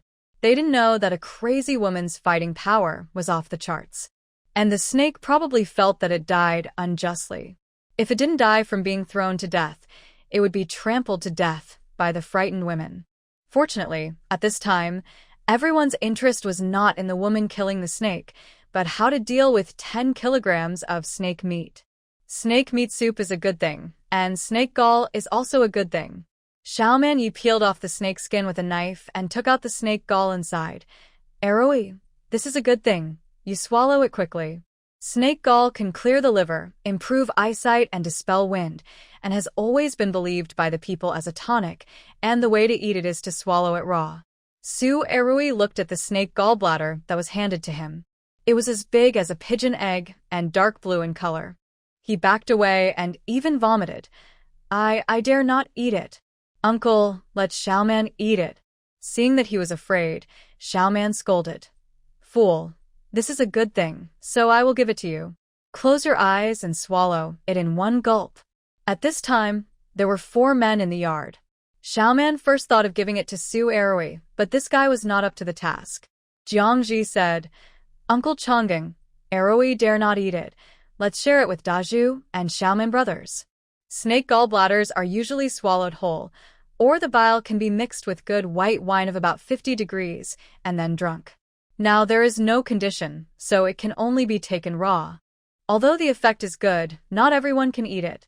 Since Su Erui can't accept it, there is no need to waste it. Xiaoman didn't eat it either, so he gave it to his eldest brother Su Deju. Su Deju didn't refuse and asked Chun Feng to bring cold water and swallowed it in one gulp. After taking out the snake gallbladder, the snake meat is cut into small pieces and wild and scallion are added to fill a large pot. After a while of moving firewood and building a stove, the pot was set up in the yard, and the boiling snake soup began to steam, and the special freshness also filled the yard. Snake soup must be cooked outdoors. Because it is rumored that snakes and centipedes are natural enemies, the smell of snake soup will attract centipedes to spit on the beams of the house. If it accidentally drips into the pot, the snake soup will become poisonous soup, and people will be poisoned to death if they eat it. This is an ancient rumor that Jiangji heard, and he didn't expect that there is such a saying in Shijia village. The weather is cool at night, and it is not bad for the two families to eat snake soup around the fire. The snake soup is very fresh, just add a little and salt, and no other seasonings are needed. The snake meat is also very delicate, and large chunks of snake oil float directly on the soup.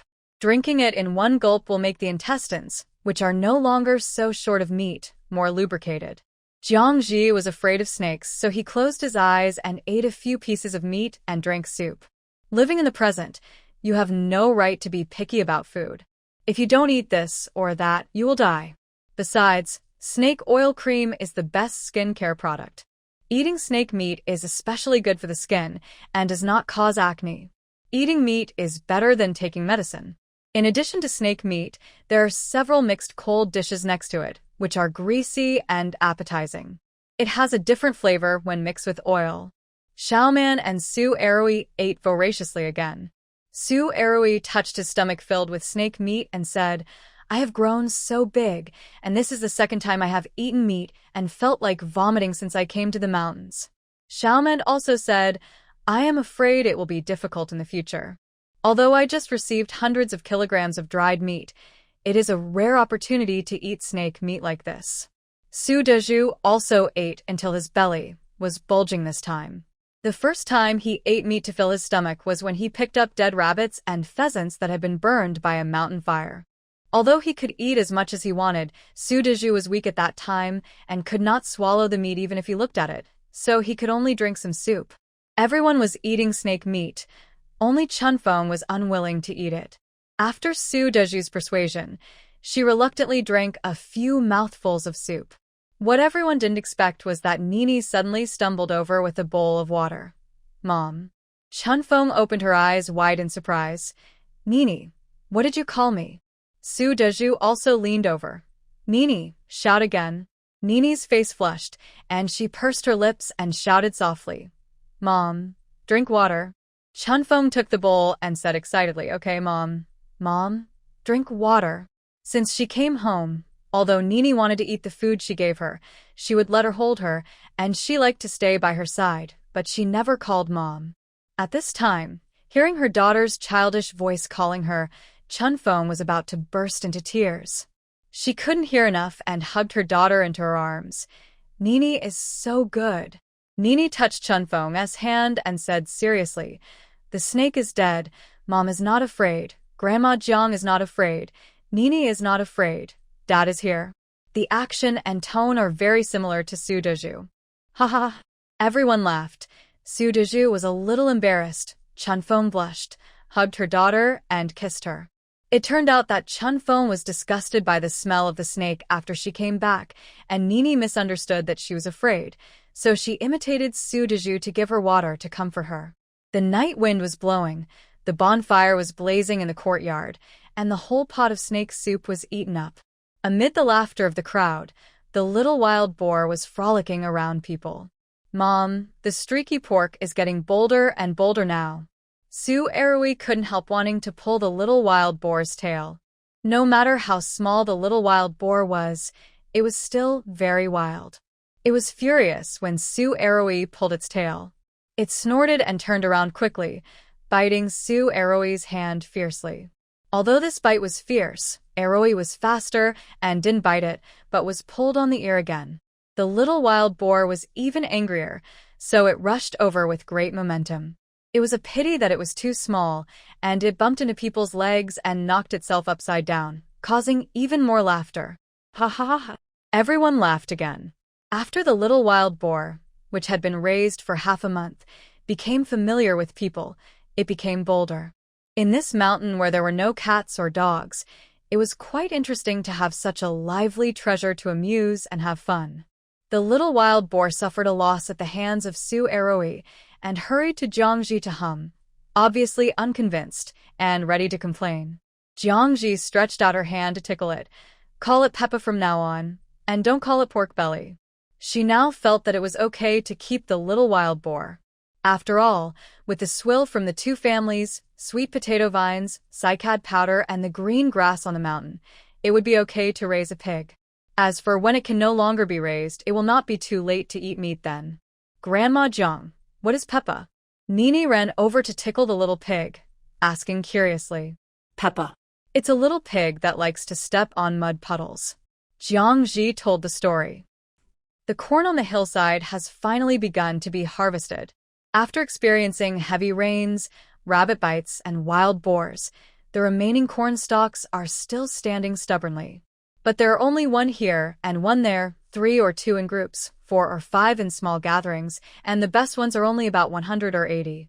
On the empty hillside, it looked like the leftovers of others, without the momentum of the rows of harvest in the fertile fields.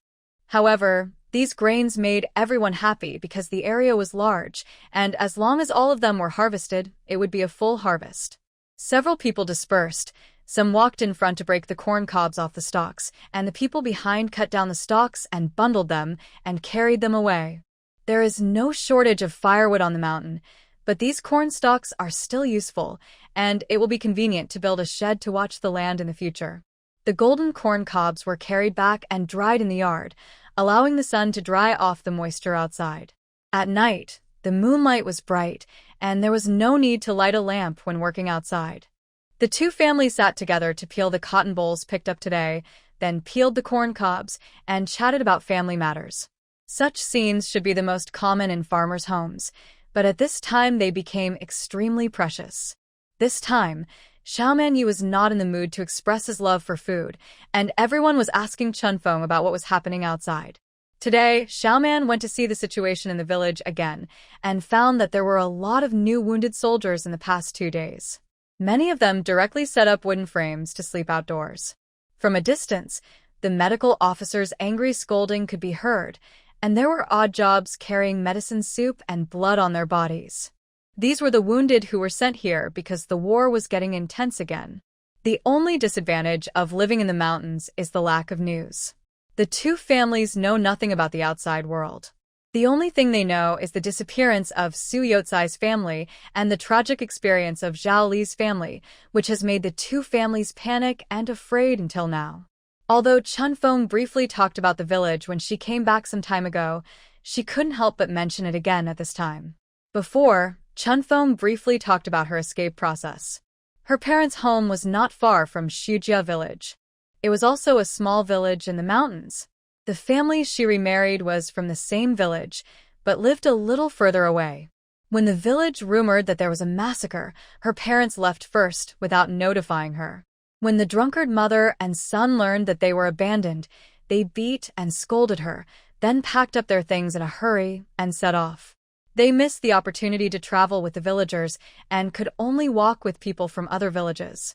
It was because of being with strangers that Chunfeng had the opportunity to escape.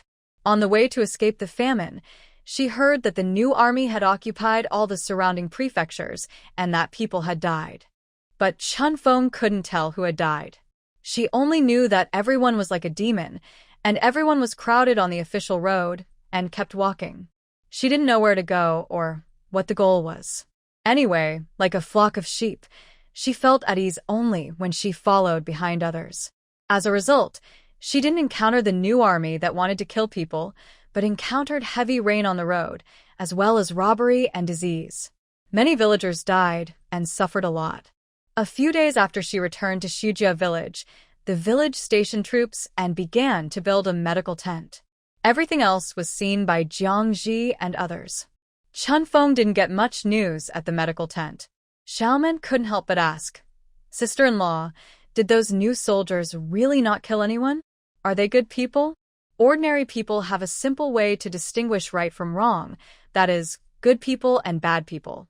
It has been almost 2 months since the medical tent entered the village, and no one has come up the mountain to harass them, and the two families have not been frightened again. The initial tension and anxiety gradually faded, and they became a little curious about the outside world. Especially after Chunfeng escaped to the mountain, she said that those new soldiers were not the scary green-faced and fanged people in the rumors. Those people used to be farmers, and even a few soldiers were from the county. Through observing the medical tent in the village during this time, Jiang Ji did not see the soldiers killing innocent people indiscriminately. The most hateful ones are the refugees. They look pitiful on the surface, but they are extremely vicious behind the scenes. They can do anything to bully the weak and fear the strong. In troubled times, there is no moral restraint, which exposes the ugliness of human nature. This is what Jiangji saw with his own eyes when he entered the village to carry lime, and it was also Chunfeng's personal experience. In fact, thinking about it now, this escape from famine is really absurd. For ordinary people, it doesn't matter who is the emperor. They still have to rely on the people below to farm, pay taxes, and perform labor service. Neither side in the internal struggle for power will aim to kill ordinary people. Earliest rumors came from various cities saying that the new army would not only kill court officials, but also kill villagers and even dig out hearts and livers, drink human blood, and eat human flesh. Jiangji suspected that those rumors were the court army's way of intimidating the people. It is even possible that killing people and slaughtering villages is a means for the two armies to deliberately sabotage each other's camps, and the thief cries "catch the thief" to disrupt the morale of the army. In modern times, it is a psychological warfare. Anyway, when gods fight, mortals suffer. A word from the upper class can make ordinary people pay with their lives. The rumors of murder became more and more mysterious, and the villagers were so scared that they dared not stay, so they all left their hometowns to escape famine. This chaos social order was completely messed up. Refugees became bandits, and bandits hurt refugees again. Bandits, refugees, and defeated soldiers and chaotic soldiers. Wherever they passed, it was like 1,000 miles of broken dikes, waves rolling, sand rolling, and there was no safe place to live. Everyone believed everything they heard and spread rumors. Everyone was a farmer who usually stayed at home. How could they know where it was safe? Even if they fled, they would flee with their eyes closed. Some went south, some went north, or some went their separate ways. Anyway, they were running around aimlessly. When they had nothing to eat or drink, they would just steal and rob. The more they robbed, the more panicked they became. The more panicked, the more chaotic they became. There was no peace. Xiaomon's grandmother had lived in the countryside all her life, doing housework every day. The farthest she had ever been was to the town to attend the market a few times. She had no idea about the political situation. When she heard Chunfeng talking about the deaths of refugees on the road, she sighed with heartache. These are all human lives. What kind of army is this? They are all family members. Can't they sit down and discuss it properly so that everyone can live in peace? In the minds of the rural farm families, since the king of Zhou and the emperor were relatives, they were family members. They should find a middleman to sit down and talk it out like the brothers in the village quarreled. Xiaoman's grandfather naturally knew more, but he did not blame his old wife for her ignorance, and he also looked confused. But he still had expectations in his heart. If there was a new emperor, would his family have to pay less taxes? Should the tax officials also be replaced? Although the imperial court clearly stipulated that the tax should be 35%, in the hands of the tax officials who went to the countryside, no matter how clean the grain of each household was, 10% of impurities and moisture would be deducted. They would even write the top quality products as medium and low quality, which would require additional weight. After being shortchanged, the annual tax was actually more than 50%. If you don't pay the grain but pay silver, when you sell the grain merchants will buy it at a low price, which is even more cruel than the tax officials. No matter what, the people will be deprived of half of their harvest. In addition, there are countless exorbitant taxes, which really make it impossible for people to survive. Jiangji was peeling corn cobs in his hands, and he was also thinking about the refugees silently. He hadn't heard from the male protagonist for a long time. If the two armies really fought in Yuzhou Prefecture, the people of Shujia village would be right at the gunpoint, which would be miserable. It seems that the male protagonist's bad luck aura really goes wherever he goes. He was able to spend half a year safely in the mountains, and it was right to leave the male protagonist early. And from what Chunfeng said, most of the refugees went to the prefectures and states because there were at least soldiers to maintain law and order in those places. This was consistent with what I knew. As a waterway transportation center, Yuzhou Prefecture was the richest place, and there were many soldiers stationed by the imperial court. It was also the primary position that the new army had to control. As a place that the two armies must fight for, now that the number of wounded has increased, I am afraid that the area near Yuzhou Prefecture has become the main battlefield. The refugees gathered there will suffer. If I follow them to escape from the famine, I will die outside the city of Yuzhou Prefecture if I don't die in the hands of the male protagonist. Beside him, Su Eroi didn't say anything. He was still thinking about the village chief and Xiao Tian in his heart. He couldn't help but whispered to Jiangji, "Mom, will the war in Yuzhou Prefecture kill the refugees?" Looking at Su Eroi with a worried face, I know that this is the halo effect of the male protagonist. There are always people who worship the male protagonist inexplicably. Jiangji thinks this is normal. Apart from the male protagonist's halo, Su Eroi and Xiaoman grew up with Nie Fantian, so they didn't escape from the famine and stayed. Life in the mountains is dull and boring, and one can't help but miss the familiar people and things. Facing Su Eroi's doubts, Jiangji said, "There are many people in Shujia village and no one dares to kill them." After that, she said no more. It's hard to say whether the refugees will be killed, but it is possible to force them to join the army. Nie Fantian should have joined the new army in this way. With the male protagonist, there are a lot of bad luck, but there is also good luck. there are always a few people who follow him to succeed. Jiangji is not willing to recall the glorious future of the male protagonist. Even with the protagonist's halo, there are still countless hardships and dangers. A general's fame is the result of the death of thousands of people. If someone succeeds, it means that more people will die. She is separated from the protagonist and is also the protagonist in her own world. Now she just wants to live a good life day by day, and the porridge in the bowl can become thicker day by day. For example, what gives her a headache now? The corn cob in her hand is too short and there are missing grains. It grows little to begin with, and the corn kernels look like they have only a few more teeth than Xiaomanyi. If you eat tender corn, one person can eat 2 mu of land. No wonder when Jiangji wanted to taste the tender seed some time ago, Su Eroi was horrified, as if a wild boar had reappeared. For Jiangji, who is used to seeing big corn, it is really annoying. But looking at everyone's satisfied look now, you can know that this is also a bumper year without paying taxes. At this time, everyone was working and chatting, talking about the new troops at the foot of the mountain, and then scolding the bad-hearted refugees. Grandpa Xiaoman reminded Su Eroi and Xiaoman to check the traps every day, so as not to know what wild animals are coming.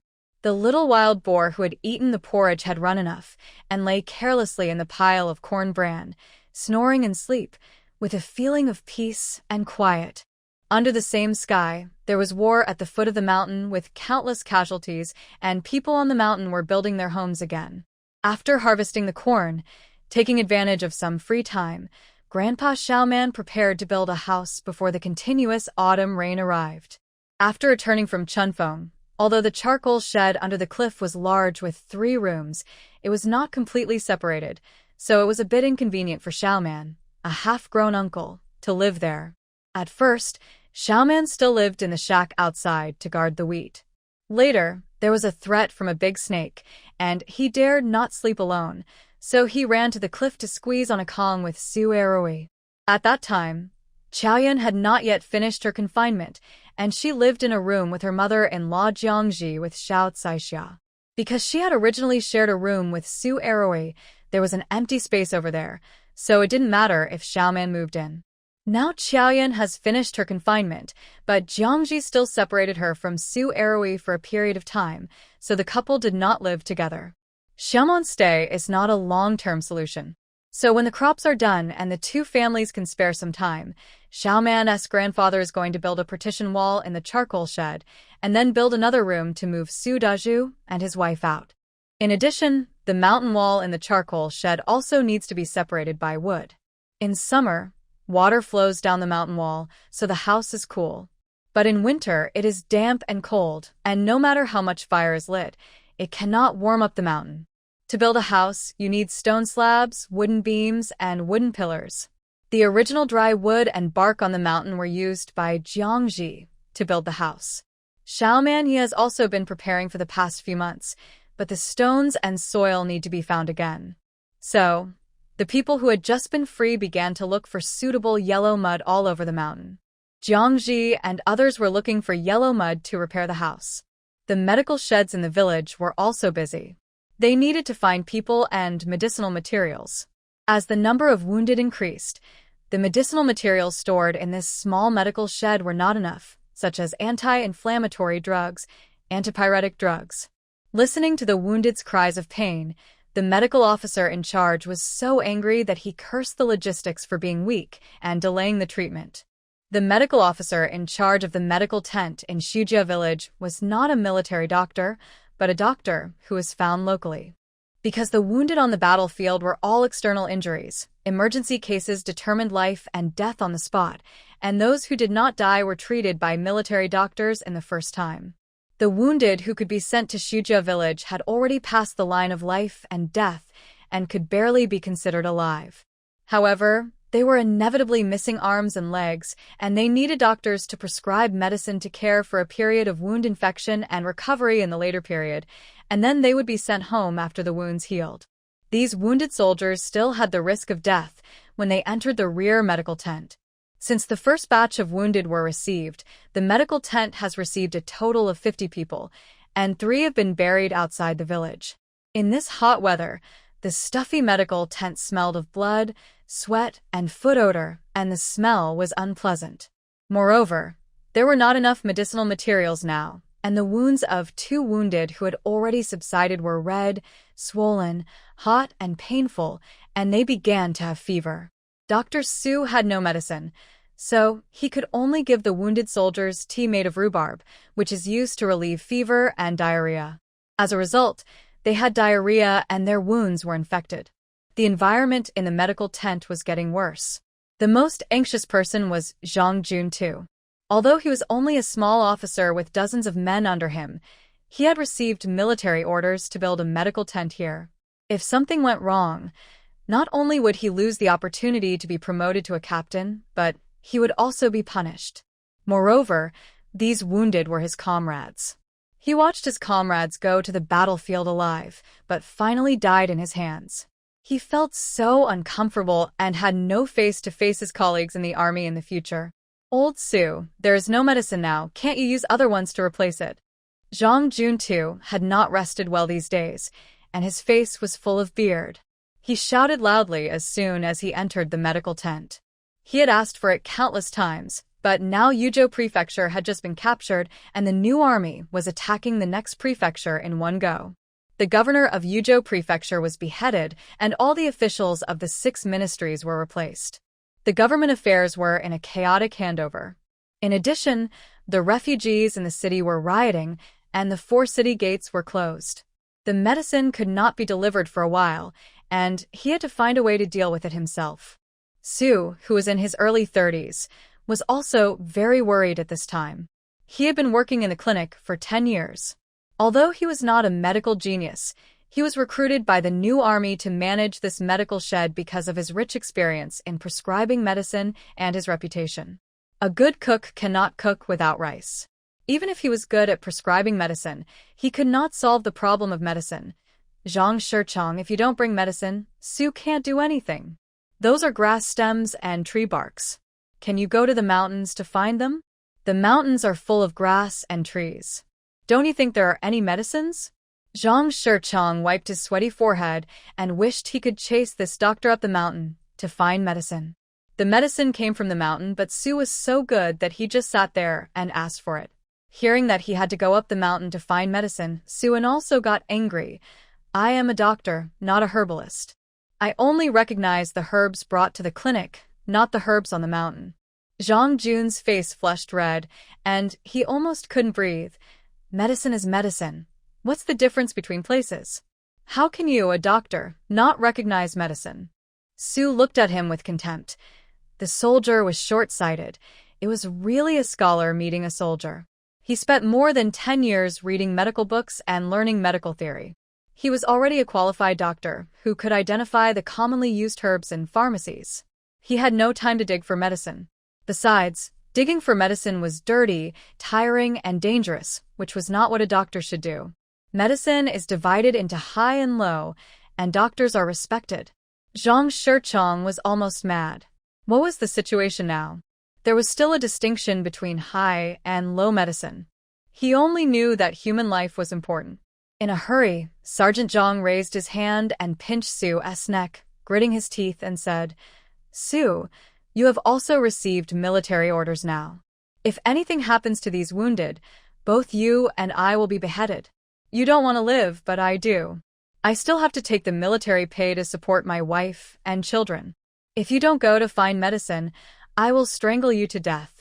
He was a soldier and had great strength in his hands. He pinched Su so hard that his face turned pale. He couldn't push away and could only slap Zhang Juntu hard. Let go, you reckless man. Zhang Juntu let go, and Su coughed violently a few times. He knew that if he angered this reckless man, he would suffer. So he had to trick this tough guy. Zhang Juntu, don't be anxious. Listen to what I have to say. Speak. Zhang Juntu was furious. Su said, do you think that all the clinics in the city make their own medicine? Zhang Juntu glared. Isn't it? Su showed disdain. A clinic is a clinic, not a drugstore. I am a doctor. I am too busy to prescribe medicine and see patients every day. How can I have the time to deal with medicinal materials? Besides, There are patients here. If I go to dig medicine, who will take care of them? If something goes wrong, can you bear the responsibility? Zhang Juntu moved his mouth and scratched his head, as if Su really couldn't leave casually. Su continued, although I have never dug medicine in the mountains, I have memorized the Materia Medica by heart, so I naturally know medicine. You let those migrant workers go up the mountain to find it, and when they find it back, I can recognize the right and wrong. That's it? Zhang Juntu felt that Su was reasonable, but he felt something was wrong. Now he no longer had time to think about why Su said that he didn't recognize the medicine in the mountain, but he recognized the medicine in the medicine cabinet, and what was the relationship between the two? Fortunately, Su said that he knew the medicine, so he would let the refugees find it. In fact, Su was telling the truth. Plants are all kinds of strange, growing in different environments and in different forms, and the medicines need to be processed before they are handed over to patients. Therefore, doctors must learn the compendium of Materia Medica and understand pharmacology and medicinal properties. The origin of each medicine is different, and the efficacy is naturally different. Sichuan Acaranthes and Huai Acaranthes, South Adenophora and Northern Adenophora, saffron and Sichuan saffron, Zhejiang fritillaria and Sichuan fritillaria. The difference of one word is a world of difference. When prescribing, not only do you have to ask about the source and origin of the medicine, you will even handle it yourself. However, there are still only a few doctors who are willing to collect and make medicine by themselves. After all, doctors are very busy and prescribing is their main business and their specialties in the profession, that's all. Knowing that Su is unreliable, although Zhang Juntu is angry and anxious now, he can do nothing. So while complaining that these lazy guys who don't know how to distinguish between grains can only play with pens, he asked the medical soldiers and odd jobs who know the medicine.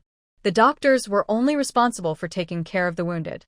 There were not enough people to begin with, and no one knew medicine. There was no other way, so they had to ask the refugees if anyone knew the medicine. Although the refugees were all farmers, dealing with plants and trees every day, they could go out and pull a basket of grass for pigs, but they were completely clueless when it came to medicinal herbs. Zhang Juntu felt the veins on his forehead throbbing. A few handfuls of grass were enough to stump him. Fortunately, after the last round of asking, someone actually said that he knew the medicine. Zhang Juntu, I know the medicine. Zhang Juntu looked up and saw that the person who came was not happy. Li Laosher, do you really know it? Or do you want to cheat more money? You must know that this is a serious matter, and you'll be beaten if you lie.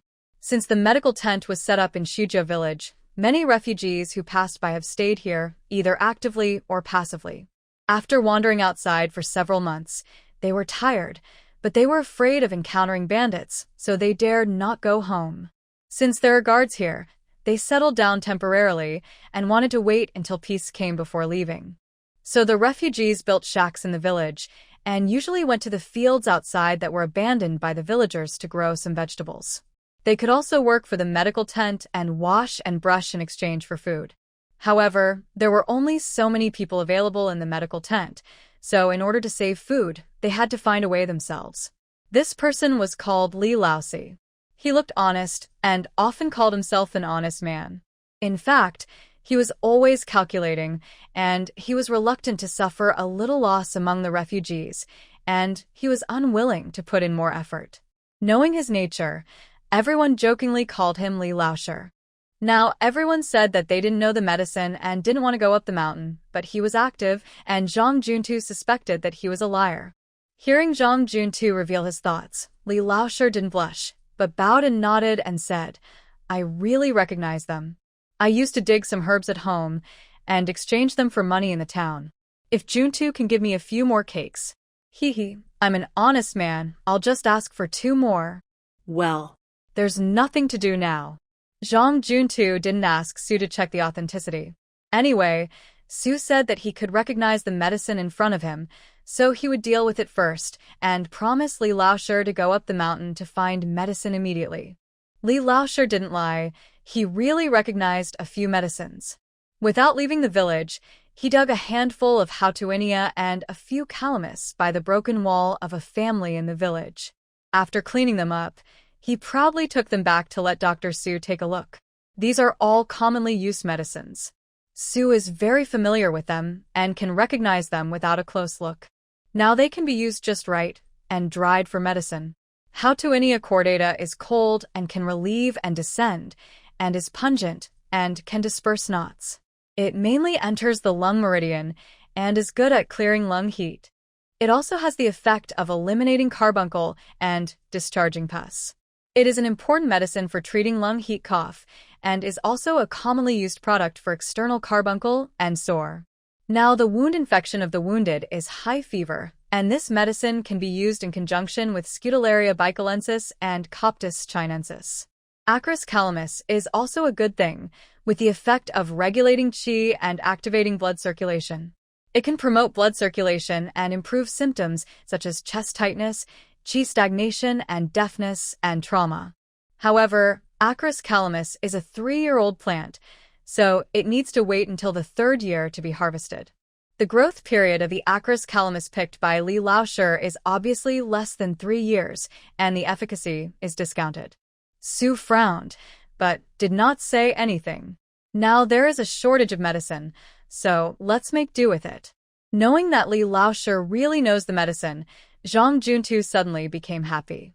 But Zhang Juntu is also a scheming person. It's too easy for Li Laoshi to just grab a handful and want to change the cake. So he said that this amount of medicine was too little, and he needed to collect more to get the reward. Li Laoshi was a little disappointed when he saw that his idea of exchanging a bunch of Houtuinia for a cake failed. It seemed that he still needed to take some real things. But what Li Laoshi didn't expect was that there was a bigger trouble waiting for him. Just when he went to hand in the medicine with a proud look on his face, the refugees who followed him to watch the excitement made public that Li Laoshi was exchanging medicine for cakes. It turned out that the grasses on the corners of the walls could be exchanged for cakes, and it turned out that the medicines in the medicine shop that cost hundreds of coins a bag were all the grasses that everyone was familiar with. Everyone immediately became interested and began to look for it everywhere in and outside the village. When Li Laoshi knew that he had taught people for free, he was immediately angry and anxious. He couldn't help cursing, but he was almost beaten. The herbs are not yours. Why can you collect them but we can't? Knowing that he was alone, Li Laoshi had to endure it, pretending to be looking for medicine, and quietly slipped away after a few turns. He quietly left the village, but was noticed by someone who was interested and followed him. The man was sneaking around, his tall and thin body appearing and disappearing behind the bushes, but he was still discovered by Li Laoshi. Li Laoshi gritted his teeth in hatred, but he couldn't beat them. If he attracted other people in the village, it would be even worse. In order to earn 2 more white flour cakes, he also plucked up his courage to go out of the village alone. Those who have been refugees on the road know that only by gathering together can you ensure safety, and running alone is the most dangerous. Li Laoshi used to be a lazy man in the village. After his parents died, he was a bachelor. After separating from his brother and sister-in-law, he relied on finding a few kinds of medicine to exchange for money to eat occasionally, and usually lived on 3 days and 9 meals. Unexpectedly, when he fled from the famine this time, he picked up a lone woman on the road.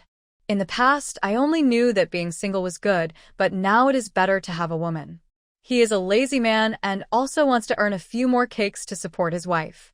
Jiangji and Xiaoman never go near the village at the foot of the mountain when picking herbs, but Li Laoshi really found the herbs. In the shade and wet place of a willow tree beside the ditch outside the village, there are no leaves or buds, and the height of a foot is like a branch. The knotty grass stems grow in patches. When the horsetails saw these familiar plants, Li Laoshi was overjoyed. He didn't know many medicinal herbs, but this knotweed was his favorite to dig. Every time he wanted to change some money, he would go out to find knotweed and sell it to the medicine shop in the town. The reason was simple. Other medicinal herbs needed to cross mountains and ridges, but this grass grew by the water and roadside, so it was easy to find. But now he was followed by a tail, and he couldn't pick herbs casually. Li Laoshi jumped into the ditch, untied his belt, and squatted in the grass as if he was going to take A. He was bored while taking A, and while looking around, he casually pulled out a knotweed and also separated the grass from it into sections and clamped it on his eyebrows. Behind him, the tall and thin-bearded man frowned and watched Li Laoshi pulling out those cow grasses for fun while taking a spit a bad word and turned around and left. But he still had some doubts in his heart. Could those grasses also be medicine? He used to herd cattle in his hometown, and the cattle liked to eat the knotweed the most. Not far away, Li Laoshi saw the people leaving, squatted on the ground without even pulling up his pants, and quickly pulled out a handful of joint grass and stuffed it into the pocket he was carrying. In just a few breaths, a large cluster of joint grass around was packed, and he stopped. He lazily pulled up his pants, tucked the cloth bag around his waist, looked around a few more times, and made sure that the people following him had gone far away. Then he excitedly returned to the village to find Zhang Juntu to hand in the medicine and ask for a reward of cakes. Looking at Li Laoshi, who came to hand in the medicine again, and then looking at the bag of grass, Zhang Juntu became alert. Didn't Su say that collecting medicine was difficult? How come it was so easy again? Li Laoshi brought 3 kinds of medicine in less than an hour. Is he deceiving himself? Zhang Juntu opened the cloth bag and revealed the green branches inside. He knew it, and he often saw it by the river. Is it medicine? What kind of medicine? And he has also seen the medicine bags prescribed by the doctor. Those dark brown dried and sliced medicinal materials and these green grasses in front of him don't seem to be related. Zhang Jun was not very clear on his face. Forget it. Let Su identify himself. So he placed a bag of knotweed in front of the medical officer. Seeing the knotweed, Su, who had been serious, suddenly relaxed his expression and immediately picked up a piece to examine it. The knotweed feels rough to the touch, and there are tubular dark brown scaly leaves at the nodes. With a gentle pull, it can be pulled out from the node. It is brittle, easy to break, and hollow in the cross-section. The name of this medicine is Equisetum arvens. In front of Zhang Juntu, Su did not rush to identify the medicine, but recited aloud. The Jiahu Materia Medica has a note. Equisetum arvens is used to treat eye diseases and remove cataracts. It also eliminates lumps, benefits the liver and gallbladder, improves eyesight, treats intestinal wind, stops dysentery, and helps women's menstrual flow. The Yuzhu Yaojia also notes, it can soothe sores, swellings and hardness, and spit out wind and phlegm. It treats carbuncles, scrofula, furuncle, tinea versicolor, powder residue, and red and white symptoms of metrorrhagia. Zhang Juntu's face turned green. You speak human language. He didn't understand. It was embarrassing. Listening to Dr. Su showing off his knowledge, Li Laoshi chuckled dryly and waited until he finished reciting before saying, Dr. Su, I am an honest man. Just tell me if this is medicine or not. Su smiled brightly and nodded. Of course it is medicine. This thing is called horsetail. It can be used as medicine after drying and cutting into small pieces. It is also convenient to use externally to treat tinea versicolor. Just grind it into powder and apply it externally. Li Laoshi smacked his lips. He only knew it was called eyebrow grass, and the medicine shop in the town did not even tell him the real name of the medicine. Although Su had never gone up the mountain to collect medicine, he memorized the Materia Medica by heart, and he had seen it in the pharmacy, so when he saw it this time, he recited it. Next to him, Zhang Juntu curled his lips. What's wrong with this? He clearly recognized it, but he said it was from the mountain and the pharmacy. Medicine is medicine. No matter how it changes, it will still be the same. Can medicinal materials be like women changing clothes and putting on red lips and changing their appearance? Zhang Juntu complained, but he was very surprised in his heart. Who would have known that the grass I pulled yesterday to rub my old feet would be used as medicine today? The joints of horsetail grass are rough and strong, and they have many daily uses. In the era when there were no sandpaper grinders, people would use dried horsetail grass to polish wooden objects and also as a tool for polishing bronze mirrors. The bamboo hairpin on Chunfeng S head was polished by Su Dezhu using horsetail grass. Many medicinal herbs are touched and used every day, but few people know their efficacy. As a result, they have to buy them at high prices when they are sick. Li Laoshi exchanged a bag of horsetail for 2 cakes and went home immediately, one for his wife and one for himself. He didn't care that it was not dark yet, and he hugged his wife to sleep after eating. He is an honest man, and he can't teach others these ways to make money. He can't collect too much medicine at a time, otherwise the medical shed will be inseparable from him. In the future, he can collect some medicine every day to exchange for cakes, so that he can have food every day. It's really wonderful to think about it. Li Laoshi went to sleep by himself, and the other refugees were still hungry, so they couldn't be idle. They learned and applied it at the same time. Since Hautuinia cordata and Acris calamus could be exchanged for cakes, they immediately started looking for medicine. For a while, the Hautuinia cordata around Shujia village suffered. The Hautuinia cordata that was originally growing lushly on the edge of the field was pulled out of the soil, and its roots were all lost. The few Acris calamus plants in the village and the stream outside the village were even worse. Not only did they die inexplicably, but even the safflower that looked very similar to it was pulled out. Someone sent medicine again, and Su was very happy. But when he saw a pile of long and short Hautuinia cordata with old leaves and weeds in front of him, and Acris calamus mixed with safflower, he frowned immediately. These Hautuinia cordata herbs are not good. They need to be cleaned up, and the grass inside is cleared. And your pile seems wrong. He pointed at the Acris calamus and said. The refugees were still waiting to exchange cakes, but when they heard that it was not possible, they immediately became anxious. Do you know how to identify medicine as a doctor? This is clearly the stone calamus you mentioned, and now you say it is wrong. As he said this, he picked up a few pieces of plants that looked like orchid leaves and shook them, causing the mud and water on them to drip down. Su was also anxious. The stone calamus he saw were all dried, with bamboo-like node-shaped rhizomes on top. These stone calamus only have a pile of leaves, and although the rhizomes below are also there, they are short and small. Your roots are short and small, and they have red heads. It doesn't look right. He pointed at the rhizomes of the stone calamus in the man's hand. The refugee was not happy. Dr. Su, you better speak nicely. If you don't recognize the medicine, just admit it. Whose root is short? And what redhead is it? Zhang Jun's face was as black as the bottom of a pot. He was anxious to begin with. Seeing that Su said these medicines were not good, the refugee was still stubborn, so he immediately cursed. Dr. Su said your root is short, so it is short.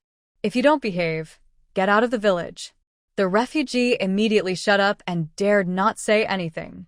From a pile of herbs, only some Hautuinia cordata and Acris calamus were selected, and the remaining fake Acris calamus were all discarded. If Jiangji saw it at this time, he would be heartbroken. The Acris calamus mistakenly picked by the refugees is called Swishuxiang, also known as five-spice herb, and another famous name, Kaempferia galunga.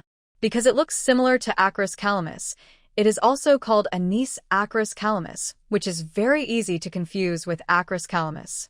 Galangal is the king of roasted and stewed spices, as famous as star anise and fennel.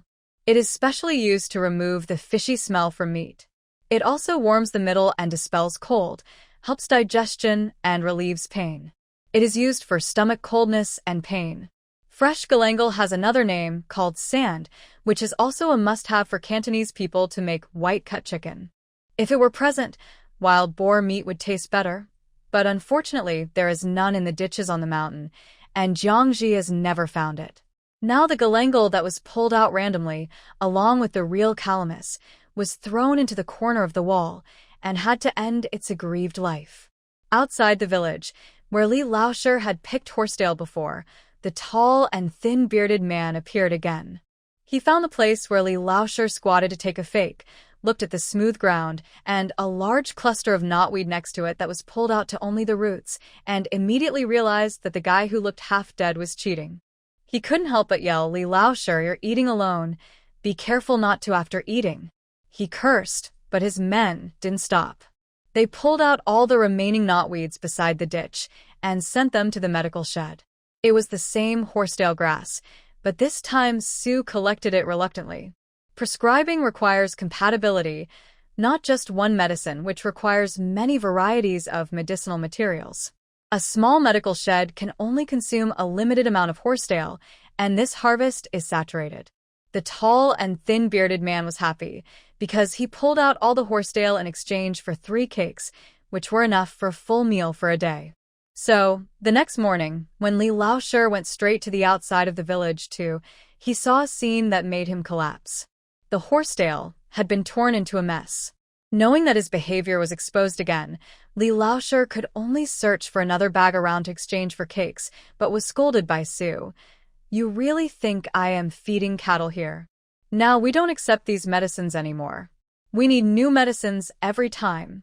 Li Laoshi was dumbfounded. Not only did they not accept horsetail, but they also didn't accept hautuinia cordata. He was still thinking of relying on these 2 things to make a living. Those refugees knew that their way of making money was cut off. They cursed a few times inwardly, but could do nothing. They all looked at Li Laoshi again.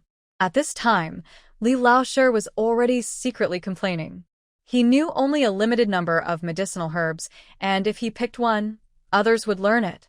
If this continued, he would have no food to eat in just 3 days. How could he agree to teach others for nothing? So he thought, then he would not pick herbs or eat cakes. Anyway, he, an honest man, could not suffer any loss. When Zhang Juntu pushed him to the edge, he only picked horsetail to deal with it. He would not work if he was not given food. Feeling that he had the medical tent under control, Li Laoshi lay down comfortably. His idea was good, but the next day Zhang Jun beat him out of the shack with a few sticks. "If you want to stay here, go work for me. You are not allowed to come back until you find a bag of medicine." On the Laoyan cliff, Xiaoman came back with a basket of freshly cut straw. This grass needs to be harvested and dried in the summer, and is the raw material for making ropes and straw sandals. There is little land in Shijia village, so the villagers sell straw in the summer, pick tung trees in the fall, and sell cycad charcoal in the winter to supplement the land harvest. Recalling memories, now Xiaoman lives in the mountains. Every day, apart from the things he should do, he also cuts a handful of straw to take home when he goes out. Xiaoman's grandfather was weaving a backpack with straw. When he saw him coming back, he said, "We will start repairing the house tomorrow morning. You can help your sister-in-law split the pig's head." In the past 2 days, they just made the partition of the big room smaller. It was done by Xiaoman's family, and Su Erui was not asked to help. But they have to build another house outside. This big project requires both families to work together, and they need to stew a big pig's head to eat. Xiaoman said happily, "I know, grandfather. My sister-in-law has already soaked the smoked pig's head, and I will split it in a while." Xiaoman still feels that he has not eaten enough meat during this period. He threw down the straw and the backpack, took out a large bunch of dogtail grass from it, and shouted loudly, "Nini, look, what did your uncle bring you back?" Nini was pestering her mother by the stove. When she heard her uncle calling her, she hurried out to see. Every day, her uncle would bring her different little toys, sometimes beautiful wild flowers, sometimes big insects with bared fangs and claws. She was afraid at first, but she was no longer afraid after being scared for a while, and she wanted to know what it would be this time. Seeing Nini coming out, Xiaoman took the dogtail grass and shook it. "Look, there are so many. Enough for you to play with for a whole day." Nini likes the fluffy dogtail grass, and when she saw so many, she smiled and squinted her eyes. "Uncle is the best." But just as she came over, Xiaoman inserted the dogtail flowers into the small bun on her head and laughed and clapped his hands. "Ha ha, Nini has a tail on her head." Nini grabbed the grass on her head and chased him angrily. "Uncle is a bad man. I will tell my father about you." There was laughter and noise in the yard. Xiaoman teased his niece and went to work. Nini lay on Su Daju and acted like a spoiled child to complain. Su Daju was making straw sandals. Seeing his daughter coming to him to complain, he had to untie the rope tied around his waist to fix her body, took off the dogtail on Nini's head, and smiled to comfort her. "Nini, don't cry. Dad will weave a puppy for you to play with." He was skillful, and soon he used dogtail grass to weave a fluffy puppy. Nini stopped crying and happily took it to Chunfeng to show her treasure. "Mom, look at the puppy Dad made." On the Neta cliff, Jiangji was also busy. Next to her was Xiaoman Nai, who looked focused, and Xiaoyun, who was holding a child. Xiaoyun had been learning spinning and weaving from Xiaoman Nai for the past few months. In addition to Xiao Caixua's clothes, she also wove a piece of Raimi cloth, saying that she would make new clothes for her mother-in-law. Before, Xiao Caixua's clothes were not dyed, and the original cloth was original color. Now Jiangji's cloth needs to be dyed. In farmers' families, those who can weave cloth by themselves usually dye their own. Those who are more particular will use the blue grass on the mountain to dye indigo, dark blue, or various shades of blue. What is not particular is that the wood ash and mud are added to dye the cloth light gray.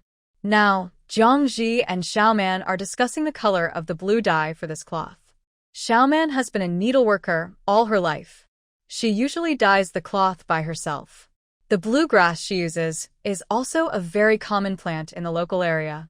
The so-called bluegrass is not a plant, but a general term for a variety of plants that can be dyed. Li Shizhen said in Compendium of Materia Medica, there are 5 kinds of blue, each with its main function. But they're all the same when making indigo. He pointed out 5 kinds of blue, namely cabbage, polygonum, horse chestnut, wood, and amaranth. The famous Isida's root is the rhizome of bluegrass. There is no need to elaborate on its function. It is not an exaggeration to say that it is an omnipotent magic medicine. The floating indigo flower taken out before dyeing the cloth with bluegrass is the drug indigo, the main drug for treating laryngitis, and also the pigment indigo in Chinese painting.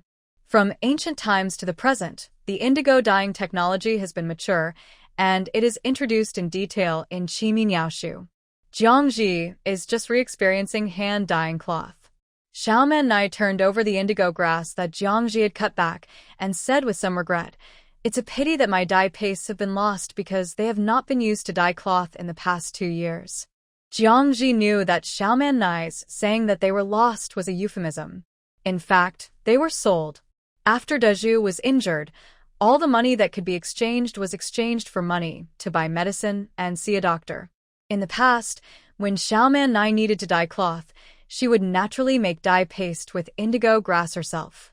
It is very troublesome to make dye paste with indigo grass. It takes a long time to soak the indigo grass in a large vat, and a large amount of lime needs to be added repeatedly. There is not so much lime on the mountain, nor a large vat for soaking indigo grass. Moreover, Jiangji only dyed 1 piece of cloth and did not have the patience to make dye water. She wanted to use the ancient plant dyeing method of modern bloggers in front of an old expert like Xiaoman Nai. Although it was a show-off, it was just for convenience and speed. The dyeing method of bloggers is very simple, that is, put the plants of the required color in water and boil them to get the base color. Then soak the cloth in 40-degree soup for a while, take it out, and soak it again in a color fixer with alum as the medium. The required depth of color of the fabric is determined by the number of times and duration of soaking.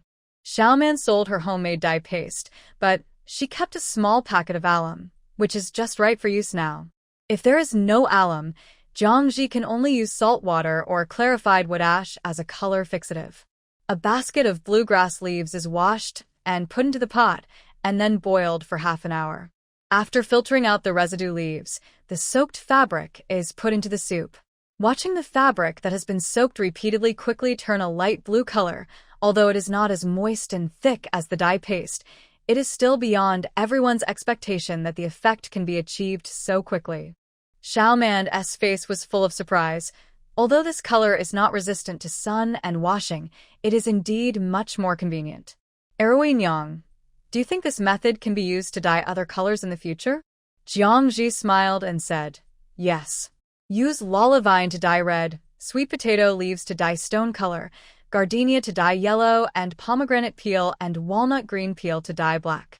Lala vine, also known as saw vine, is the most common growing in wheat fields. Based on the principle that everything can be used as medicine, it can also be used as a medicinal material to cure diseases and save lives. Taking its effect of cooling blood and stopping bleeding, it is used with imparator root to treat nosebleeds and with loach strings to treat bloody diarrhea. If motherwort is added, it can also be used for dysmenorrhea. Because saw vine belongs to the Rubiaceae family, it can also dye beautiful red. Xiaoman's mother was very surprised. Let's try it in the future. Plant dyeing has a disadvantage, that is, it fades quickly, which is not as good as chemical dyes. Clothes are still bright even when they are torn. Work requires resistance to dirt, and clothes need to be beaten and washed frequently.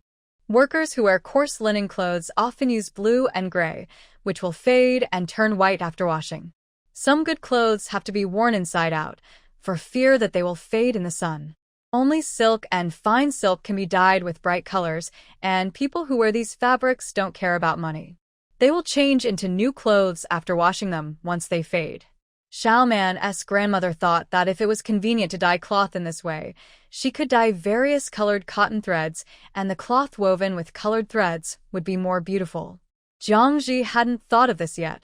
Seeing that Xiaoman's grandmother had such a clear mind, she naturally encouraged and supported her, and said with a smile, "Chunfeng and Xiaoyan can think about it more in the future, and it will be worth it for you to teach them spinning and weaving." Xiaoman's grandmother thought of her eldest grandson who said he wanted to learn weaving. If Dazhu and his wife really mastered this craft, they would never have to worry about food and clothing in the future. She looked at Jiangji and said gratefully, "Mother Eroi, I don't know how to thank you for this. Dazhu and his wife will owe you a lifetime of love."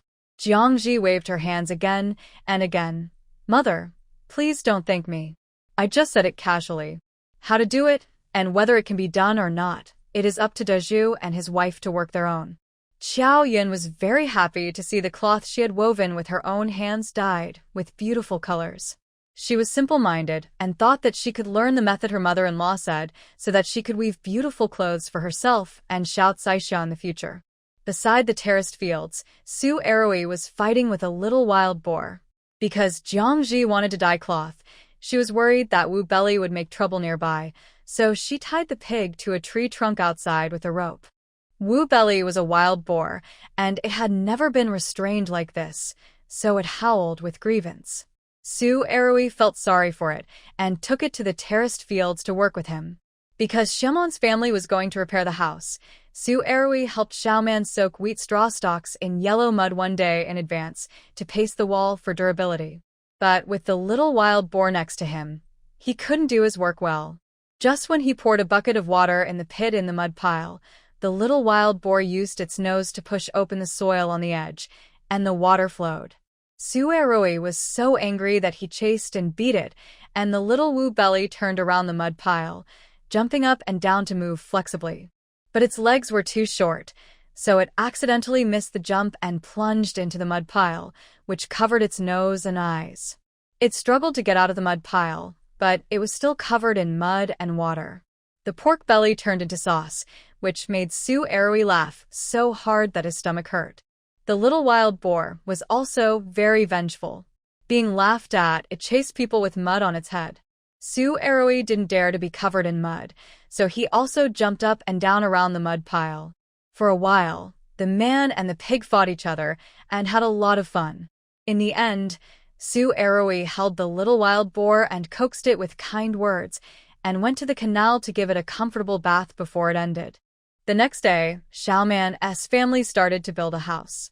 The previous charcoal shed had been divided, and this time a bedroom for the couple was built next to the charcoal shed, which was what Xiaoman's grandfather called private eaves.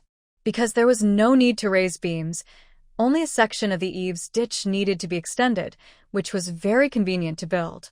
The two families gathered together, first laid a circle of stone feet, and then built walls with straw tendons and mud. This room is for Su Dazhu. Jiangji suggested that it be paved with wooden flooring. He has difficulty in moving, so he can sit or lie on the floor without worrying about catching a cold. If you want to lay wooden boards, you can't build a Kong inside, but build a stove and firewall for warming up. The gap between the ground and the wooden boards should be filled with lime to prevent moisture. There is no lime on the mountain, but charcoal is convenient, so we plan to use moisture-proof charcoal to fill it. But there are not enough charcoal blocks now, so we have to wait until later and take advantage of the rainy and foggy days to burn a few kills of charcoal. The earthen Kong in the charcoal shed has also been dismantled. It was almost collapsed by a heavy rain in the summer. In addition, Xiaoman's grandfather and grandmother are old, and they are still used to using the suspended, open wooden bed below, which is covered with soft straw for comfort. Because they need to lay wooden boards, the ground is only roughly leveled, and the work of several people is very smooth. It took half a day to build a half-person high wall. Judging from the progress, it will only take 2 days to repair it. In the sunshine, Nini and the little wild boar ran wildly in the yard, and their 6 short legs were running fast. The fighting power of the two is evenly matched for the time being, and they have to fight for a branch for a long time. However, they can only play for a period of time. When the little wild boar is 3 months old, the patterns on its body fade, and it becomes a wild beast that can bite people. At that time, it is necessary to separate the little wild boar from the children. The people on the mountain are happy and happy. At this time, Li Laoshi is having a headache and upset at the foot of the mountain. Ever since he was driven out of the shack by Zhang Juntu and forced to collect herbs, a group of refugees followed him. No matter what he does, those people have to learn it once. Just after touching some grass, he walked a few steps and looked back. The grass roots were gone. They had been snatched away by a group of people. Those refugees grinned when they saw him find it. Li Laoshi felt creepy. Those people who usually laughed and laughed turned into a group of big insects, opening their bloody mouths to eat him. Walking around the village, a group of people followed. Walking around outside the village, there was still a group of people following, leaving no grass behind. Li Laoshi's brains were almost dried up. He didn't know much to begin with. If he was caught up by this group of people, not only would they learn everything, but he would also lose the herbs in his hands. He was an honest man, so he couldn't do honest things. So, Li Laoshi wandered around the ditches and fields outside the village for a day, and the people behind him followed him for a day. When it got dark, Li Laoshi, who was exhausted, picked a few wild vegetables and went back to cook porridge. The next day was the same. Zhang Juntu, who didn't get the medicine, was furious and gave Li Laoshi an ultimatum, saying that he would use a military stick if he didn't get the medicine. Li Laoshi also knew that it was his greed for those cakes that caused the trouble.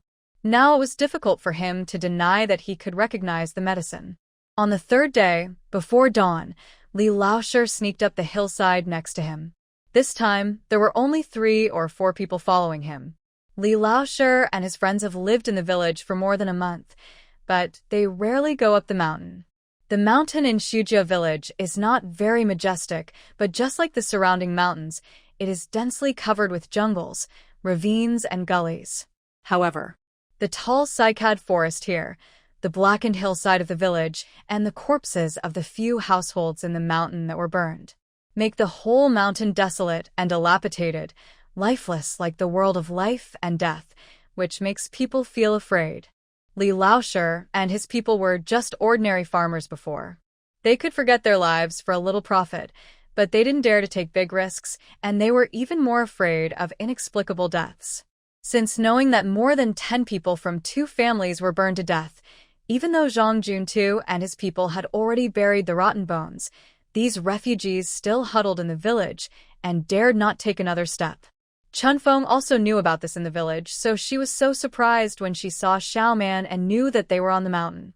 Now Li Laoshi wanted to climb up the mountain and scare the people behind him back, but the people behind him also thought so, and everyone wanted to hold on to the end. So, several people walked farther and farther. The mountain road was rugged and difficult to walk on, and it was interrupted by landslides everywhere, forcing them to change their routes constantly. Several people walked in the lush wild grass forest one after another, only caring about what grass and medicine each other was picking, and not caring about looking up to see the terrain. As they walked, they gradually lost themselves in the mountains. The sun was setting and the dusk was dim. Li Laoshi and his friends walked aimlessly for a day and could not find the way down the mountain. Thinking of those who were burned to death, seeing that it was getting dark again, they were suddenly afraid and had to gather together. The thin and tall beard who followed Li Laoshi first said, "Li Laoshi, everyone is tired after running for a day, so let's open the window and talk frankly. In the future, we will pick herbs together. You just need to move your mouth, and a few of us will help you, and then the food will be divided equally among the 4 of us." Li Laoshi was dissatisfied. Who needs your help? I can pick it myself. I picked it myself and ate it myself. Why should I let others take away most of it? Another man with disheveled hair said, Li Laoshi, if you don't agree, we will follow you. Don't leave. Let's see if Zhang Juntu will punish you. Li Laoshi gritted his teeth, knowing that if he didn't agree, he wouldn't be able to get down the mountain today. He rolled his eyes and agreed with a smile. Okay, brothers, help me collect herbs in the future, and everyone will have food and drink. He wandered around the mountain for a day, but didn't find any herbs he knew, so he could only pick a few familiar ones to deal with. Since these people are pestering him, let's go to Zhang Juntu to receive punishment. At this time, the heat of the daytime sun had receded, leaving only the coldness coming out of the forest. A mountain breeze blew, causing the 4 people, who were just sweating profusely, to shiver. In an instant, they felt cold all over and quickly put on their clothes. It was cooler on the mountain than at the foot of the mountain. To go down the mountain, they had to go to a high place to find the direction before finding the way. The 4 people dragged their tired bodies to the top of a nearby hill to look into the distance. It didn't matter what they saw. They were all stunned. A large hillside below them, although it was still a burned, even the dung bucket couldn't be placed steadily. But there were fiery red sorghum, clusters of vegetables, and white cotton that's growing in a mess. The tall and thin-bearded man said happily, Oh, I didn't expect there were crops in this forest. Those are food. This hillside is behind the forest. If you don't go up the mountain and climb to this hilltop, you can't see it. Li Laoshi was very happy. He no longer hated the men who had chased him for a whole day. He agreed. Who said it wasn't? Let's cut some sorghum and dig some sweet potatoes to take back. You're stupid. You can tell at a glance that these things are planted by people. There must be people here. Look over there. The man with messy hair was excited and shouted, pointing his finger at the opposite mountain forest. What attracted them was not just but also the clouds and smoke in the deep forest opposite and the cliff half exposed. It was already sunset, and the night fog rose from all over the forest and spread to the sky like a curtain that gradually became thicker and thicker, covering the mountain forest tightly. The birds returning to their nests jumped and chirped on the treetops, melodiously, but only the sound could be heard but not the figure. This scene was something that Li Laoshi and his friends had been used to seeing since childhood, but it was a little different today. A green smoke rose from the white smoke, which could not be seen from a distance and would only be regarded as fog. At this time, several people were on the hill next to them.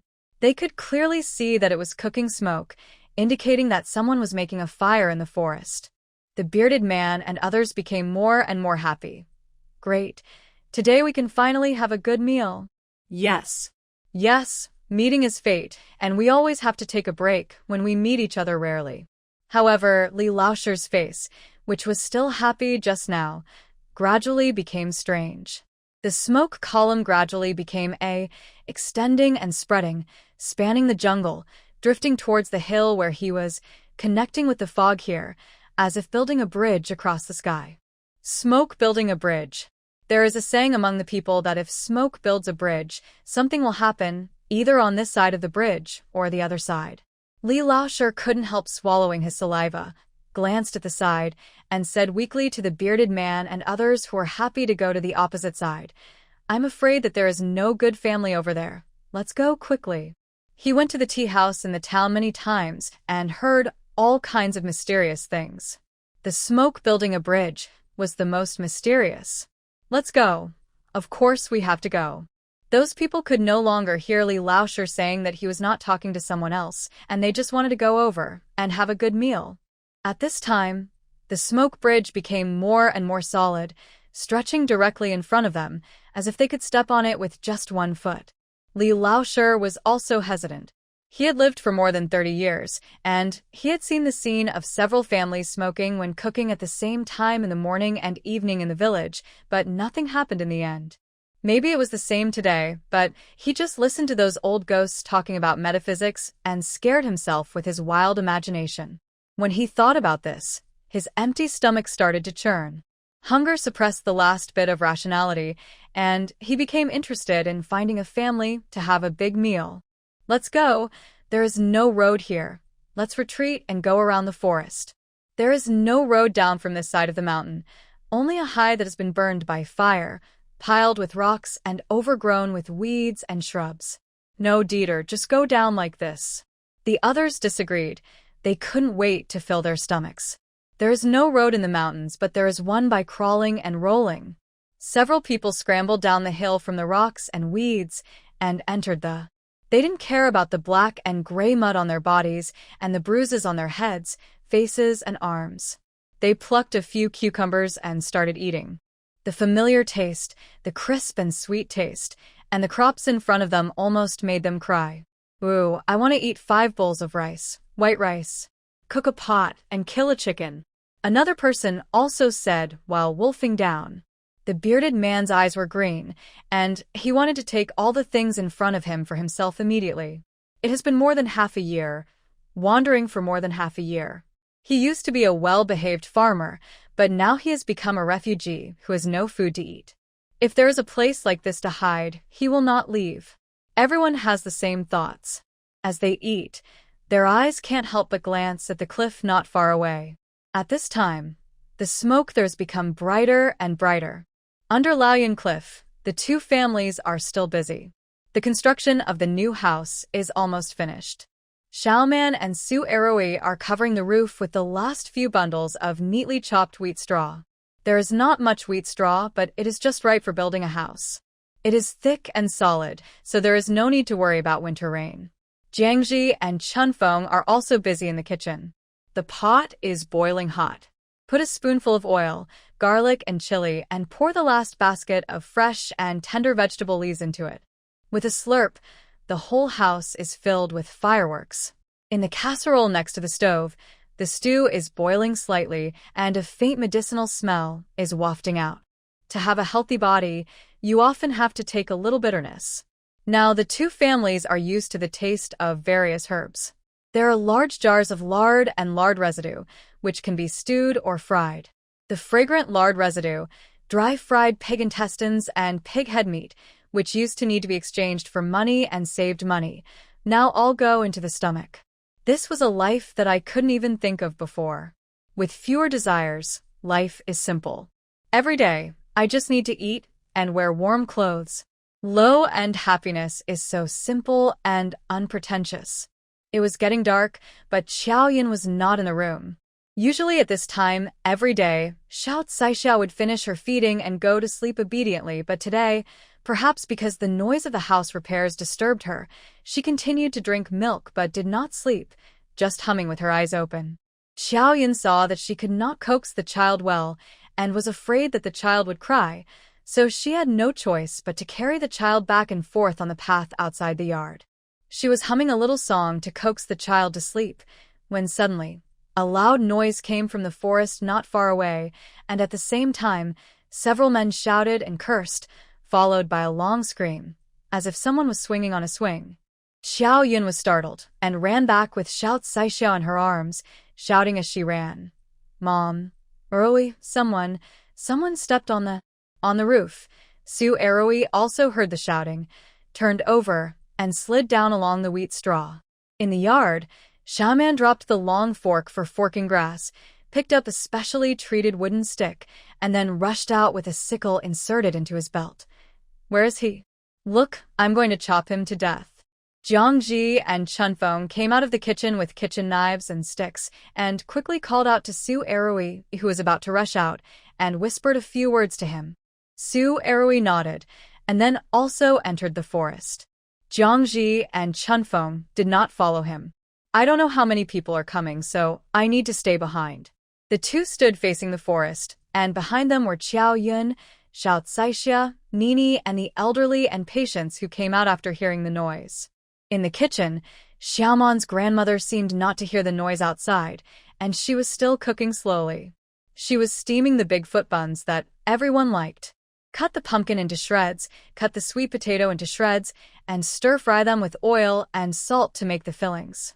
Add fresh cornmeal and water to make it soft and hard. Wrap all the fillings together like making dumplings. Finally, use clean mulberry leaves, wrap the whole thing well, put it on the bamboo steaming plate, and steam it in water. Xiaoman's grandfather walked to the door of the kitchen and said slowly as usual, "Old woman, those people are coming up the mountain." Xiaoman's grandmother did not have a trace of fear on her face, and her hands did not stop. With Rui Nyang and Xiaoman, they can kill big wild boars. "I'm not afraid." She was not mysteriously confident. It was dark and the road was steep, and she couldn't escape even if she wanted to. It was useless to be afraid. What was coming would come. Besides, she had already made all the preparations. From the first day of going up the mountain, she was on guard every moment against the people down the mountain knowing. Over time, it has become a habit.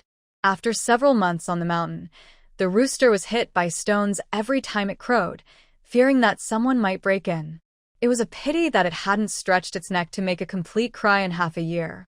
The two families would choose to cook in the morning and evening when there was fog, and even when walking on the mountain, they tried not to leave any traces. Especially after the refugees moved into the village, Jiangji asked Xiaoman and his friends to increase the size of the traps in the forest near the two families to prevent people and wild animals, and to protect the two families. Some time ago, in order to hunt wild boars, Jiangji also talked about several traps. Although they were not used to kill wild boars in the end, Xiaoman and Su Eroi were inspired and improved the traps. It used to be an enhanced version of the rabbit trap, but now it is a ring that can hurt wild boars. Pull down a trap made of a bent treetop. As long as you step on the ground mechanism and the branch bounces up, you can hang the wild boar on the cycad tree. Even if it is not put on, the bouncing treetop can make a sound to remind the two families that something is approaching. The cry of pain that Xiao Yun heard just now was because she stepped on a trap. It was not yet completely dark, and as soon as Xiaoman entered the forest, he saw several strangers in a panic. One of them was still hanging upside down on a tree, trying hard to untie the rope on his legs. But the man was hanging in the air and swaying. When he moved, the entire treetop was shaking, as if it was about to break. He was so scared that he screamed, "Hurry up and save me." But no one paid attention to him at this time. "What are you doing? How did you get here?" Xiaoman looked innocent. The bearded man was panicking after being trapped, but he could see that Xiaoman in front of him was still a half-grown child, so he smiled immediately. "Little brother, don't shout. We're going up the mountain to collect herbs. We saw your house and wanted to come over to ask for water. We accidentally stepped on this pole, and we don't know whose family did this evil thing. Little brother, come quickly, help put the person down." Xiaoman still had a silly look on his face. "There are wild boars here, so my family set the trap." "Who told you to walk around?" "Sorry, you have to climb up the tree to release it yourself." He was polite in his mouth, but he sneered in his heart. Whoever did the evil thing, he set the trap himself.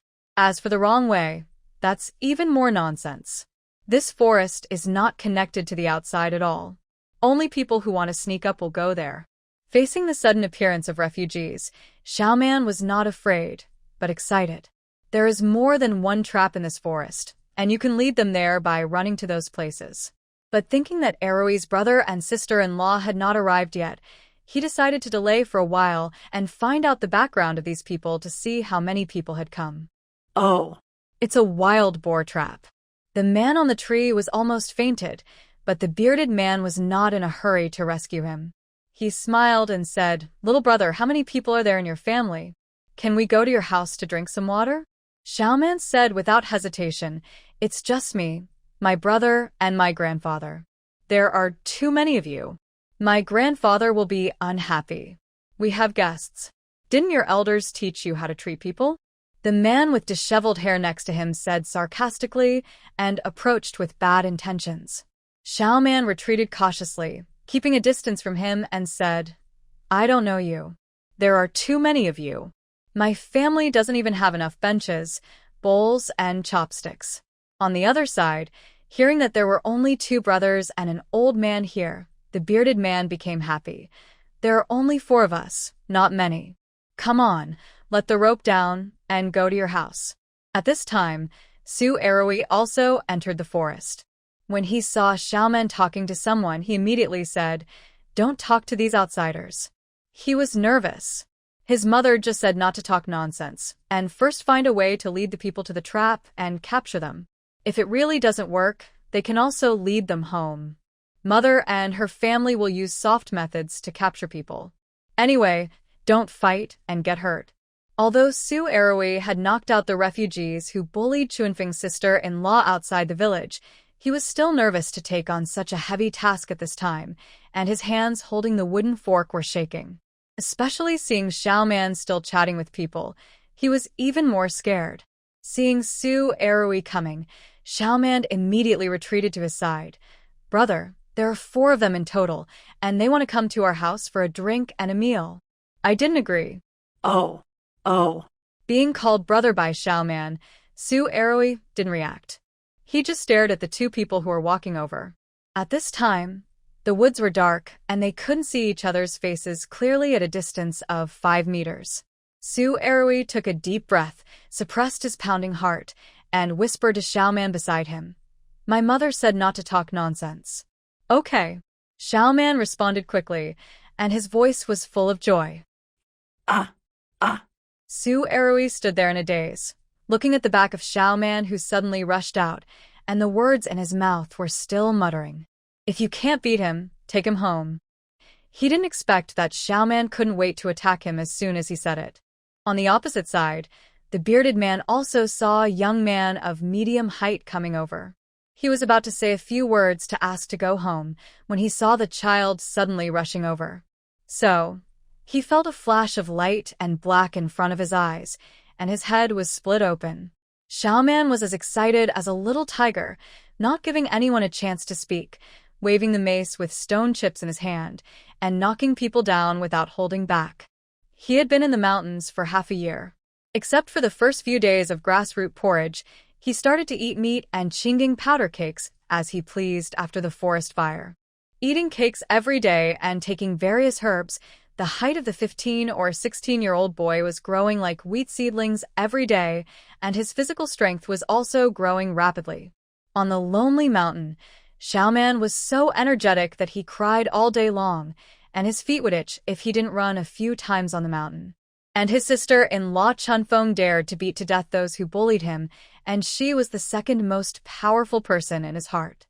The most powerful person was, of course, his eldest brother. He couldn't wait to see his own strength, and finally waited for the refugees to come. Xiaoman is now like a little wild boar that has begun to grow fangs and needs a teething stick every day. He bites everything he sees. And Xiaoman wanted to test his new weapon. Because Aunt Jiang said that if a person who is not strong enough uses a knife, the blade will easily get stuck on the bone, which is not very useful. Ugh. When Xiaoman used a knife to chop the wild boar's neck, the knife did get stuck, and blood splashed all over his face. The mace is specially made, with sharp stone pieces embedded in the Qinggang stick, which is powerful and angular. Xiaoman liked it after trying it only once. It was very easy to wield, and each stick had a bunch of blood holes. Just like now, after being hit by a stick, the bearded man covered his bleeding head and staggered and couldn't find his way. The man with messy hair next to him fell to the ground after being hit by a stick and couldn't get up. Seeing 2 people lying down with 2 ah-ah sounds, Li Laoshi, who had been hiding behind, panicked. He finally knew that the rumor about the smoke bridge was true, and now it was his side that was unlucky. Li Laoshi didn't care about his companions who were still hanging or lying, and ran wildly down the mountain, disappearing in the blink of an eye. The speed was so fast that Su Arui, who was chasing closely, almost lost him. It was not that Li Laoshi knew any kung fu to disappear on the spot. The reason was simple. It was already dark, and Li Laoshi, who was blindfolded, could not see the terrain under his feet. He stepped into the air and rolled down the. Fortunately, there was a tree blocking the way, otherwise he would have to pick up people under the cliff again. Being dragged back to the woods by Su Arui's hair, Li Laoshi was so scared that he knelt on the ground and kowtowed repeatedly. "Grandpas, spare me. I am an honest man. I really just came to collect herbs." Su Arui, the 2 who were knocked down by Xiaoman, and then the one who was untied from the tree, and then began to interrogate Li Laoshi. Li Laoshi kept calling him an honest man and told how he was persecuted in the medical tent and forced to this place by these refugees. He felt very wronged and cried with tears and snot. Grandpa, little grandpa, I am an honest man. I don't steal or rob. I even walk around other people's vegetable gardens for fear that others will say that I have lost an onion. I was forced to go up the mountain this time. My poor wife is still waiting at the door. If her husband can't come back, she will go to someone else's shack to live with her. He even sang as he spoke. Suerui and Xiaoman were so angry that their heads were buzzing. Xiaoman roared, "Shut up, who told you to watch the road and sneak into the forest with bad intentions?" Because the two families had to go to work every day, they had already walked out a small path. Since these people were already in the field, they could find the way over. But they wanted to go through the forest, which was not a good purpose, but a sneak attack. Li Laoshi had no words to say. They wanted to steal things. Of course, if the head of the family was small and wanted to stop them, they would just rob them.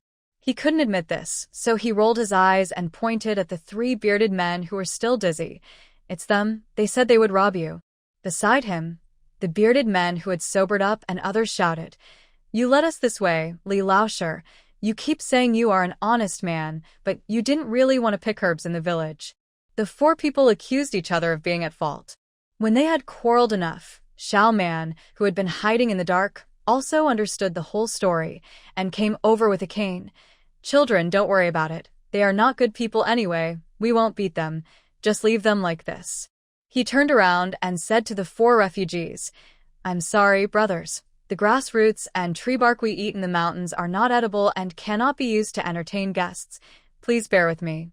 After that, he walked back slowly with a cane, regardless of whether his words were credible or not, and regardless of the four refugees' pleas.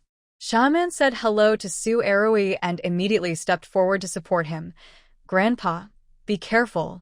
After walking a distance, Xiaoman whispered, "Grandpa, why don't you just?" Xiaoman's grandfather said in a deep voice, "Shut up. I have something to tell you when I get back." Jiangji and others were listening to the noise in the forest. Starting from the conversation before Xiaoman took action, although they did not go in, they also heard a lot of things inside. As soon as Xiaoman came out, he saw his elder brother with a nervous face and Aunt Jiang with a slightly frowned brow. Thinking that the family members were worried about the four refugees, Xiaoman hurriedly said, "Brother, Aunt Jiang, Brother Eroi, and I have tied them up tightly and are still hanging on the tree. They will definitely not escape." Jiangji nodded. "Everyone is tired all day, let's eat first." Since the four refugees who came were collecting herbs, Chunfeng and I had already checked the surroundings. There was no one else, so it was safe for the time being. Everyone had been repairing the house all day and was tired, so they had to eat first. Only after eating and drinking enough can we have the strength to fight when the bandits come. The meals have been put on the table for a long time, stewed, fried, and steamed. The staple food is still a thin paste, but the powder of Pueraria lobata has been changed to cornmeal. Zyme and I specially steamed Bigfoot buns for several people to share today. If it weren't for the disgusting incident of refugees going up the mountain, Jiangji felt that this was a food-tasting meeting. Bigfoot buns are local food. The filling is fried pumpkin and sweet potato strips, which are salty, sweet, and spicy. The cornmeal shell is soft, glutinous, and slightly sweet, and the mulberry leaves wrapped on the outside are lightly fragrant, and the taste is clearly layered. Next to it are fried sweet potato tips and stewed pork head meat. It is hard to imagine that this is a famine. Of course, you also need to deliberately ignore the shouts in the woods. Those are real refugees. Everyone was unhappy during the meal and hurriedly filled their stomachs. After Chunfeng and Xiaoyan took their children to the side, Sudoju asked Xiaoman, "Why did you hit him just now? Why didn't you listen to Eroi's words?" Aunt Jiang said that we should lead people to the trap and not rashly fight with others. Today, Xiaoman escaped because the four people underestimated the enemy at the beginning or just wanted to rob things and did not have the intention to kill. If the bandits were real bandits, Xiaoman would have died on the spot, and the few people behind would have used other methods to leave children, the elderly, and the sick behind, and casualties were inevitable. Xiaoman scratched his head and forced a smile. I heard Brother Erui say stop talking nonsense, and I thought he was going to fight. Su Dazui scolded. You almost 16 years old. When will you change your impetuous temper? Xiaoman was a little dissatisfied. Brother, you're just sick. That's why you're so timid. Look, I dealt with those people easily, and I didn't even have to fight Brother Erui. Su Dazui was so angry that he slapped the wood under him. You are not obedient, and you have the right to do so. You should know that you have a big family behind you. What should we do if something happens to you? If I were still okay, no one would stop me even if I wanted to go to heaven. Seeing that his elder brother was angry, and thinking about the fact that he had to rely on himself for a family, Xiaoman finally lowered his head. I was wrong. In the future, I must be steady. At the same time, Grandpa Xiaoman said, Xiaoman, you are a good child. You knew to get the truth first in today's matter. This is more sensible than before. You should use your brain more in the future. Xiaoman was somewhat happy to be praised by his grandfather, but he had to suppress his pride as his elder brother was staring at him. Su Dazui and Xiaoman Yi were scolding the child, and Jiangji was listening beside them. She silently recalled Xiaoman's tragic ending in the original world. She died in a battle, and the situation seemed similar to today's. At this moment, she realized that changing a person is more difficult than creating a person. Even though she had kept Xiaoman, she still could not change his character. When I first read the book, I looked at the whole book from a god's perspective. I always felt that I was the most clear-headed person in the world, and I could definitely do better than the characters in the play. Now that I am involved in the situation, I realize how complicated human nature is. Xiaoman has an impatient temper and acts impulsively, which is why he ends up as a cannon fodder. He had previously gone to pick up Chun Feng without telling the adults, and today he took the initiative to attack someone. Although it seems that Xiaoman succeeds every time, there are too many variables that can cause him to fail and lose his life. Moreover, this kind of luck is too much, which gives him a sense of luck. When he gets older, he will be more murderous and fearless, and something bad will happen. Now Xiaoman is a flesh and blood person, and Jiangji doesn't want to see him develop a reckless character and eventually lose his life. In the past, Xiaoman followed the male protagonist, and what he wanted was ruthlessness and cruelty. Fortunately, now I have Xiaoman Yi and Su Dazui to teach me, and a lot will change. However, now is not the time to teach the children. We need to discuss immediately how to deal with the 4 refugees and how to deal with the consequences. Xiaoman, cover Li Laosher's eyes and bring him here first. Jiangji said to Xiaoman, who had a sad face. Chun Feng had been to the village before, so in order not to cause trouble, Li Laosher couldn't see the situation here. Soon, Li Laosher, who claimed to be an honest man, was brought in with his head covered. He howled all the way like a pig about to be slaughtered. Li Laosher knelt on the ground trembling, calling for mercy from his grandfather repeatedly. Jiangji did not conceal his voice and asked directly about the situation of the village medical tent. From being caught and tied to a tree, to being covered with a blanket and brought here, Li Laosher had already been frightened out of his wits and answered whatever was asked. He told the whole story, starting from where he fled from, why he stayed in Shijia village, and how he was chased up the mountain by Zhang Juntu because he knew a few herbs. Seeing that no one expressed sympathy, Li Laosher said pitifully, all the other villagers on the mountain are dead. We thought that no one owned the crops here, so we thought about finding some vegetables to eat. We didn't mean to rob you. Jiangji asked, who said that all the people on the mountain were dead. Li Laosher said, it was General Zhang who said that. 2 people ran away when the medical tent was built, a man and a woman. They checked the mountain and only found a dozen dead people who were burned. Even the corpses were rotten to bones. General Zhang said that there had been forest fires before, and I'm afraid that few families in the mountain were alive. Grandpa Xiaoman sighed in his heart. Zhao Li's family had already been buried by their own family, and now only a few other families' corpses were still exposed. Well, what a sin. Everyone has his own destiny. Life and death are in the hands of God. Jiangji listened with a frown.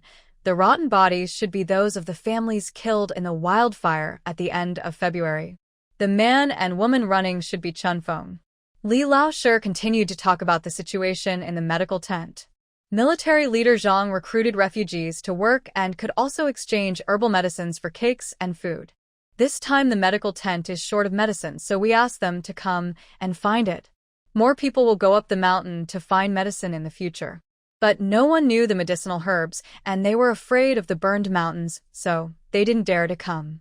While questioning him, the little wild boar was full and didn't want to sleep. He was walking around the house grunting. Seeing a stranger in the room, it came over and sniffed Li Laoshi with its long mouth. It didn't turn over his clothes, but just bit the corner of his clothes. Li Laoshi was already hungry and tired at this time. He could not see anything with his face covered.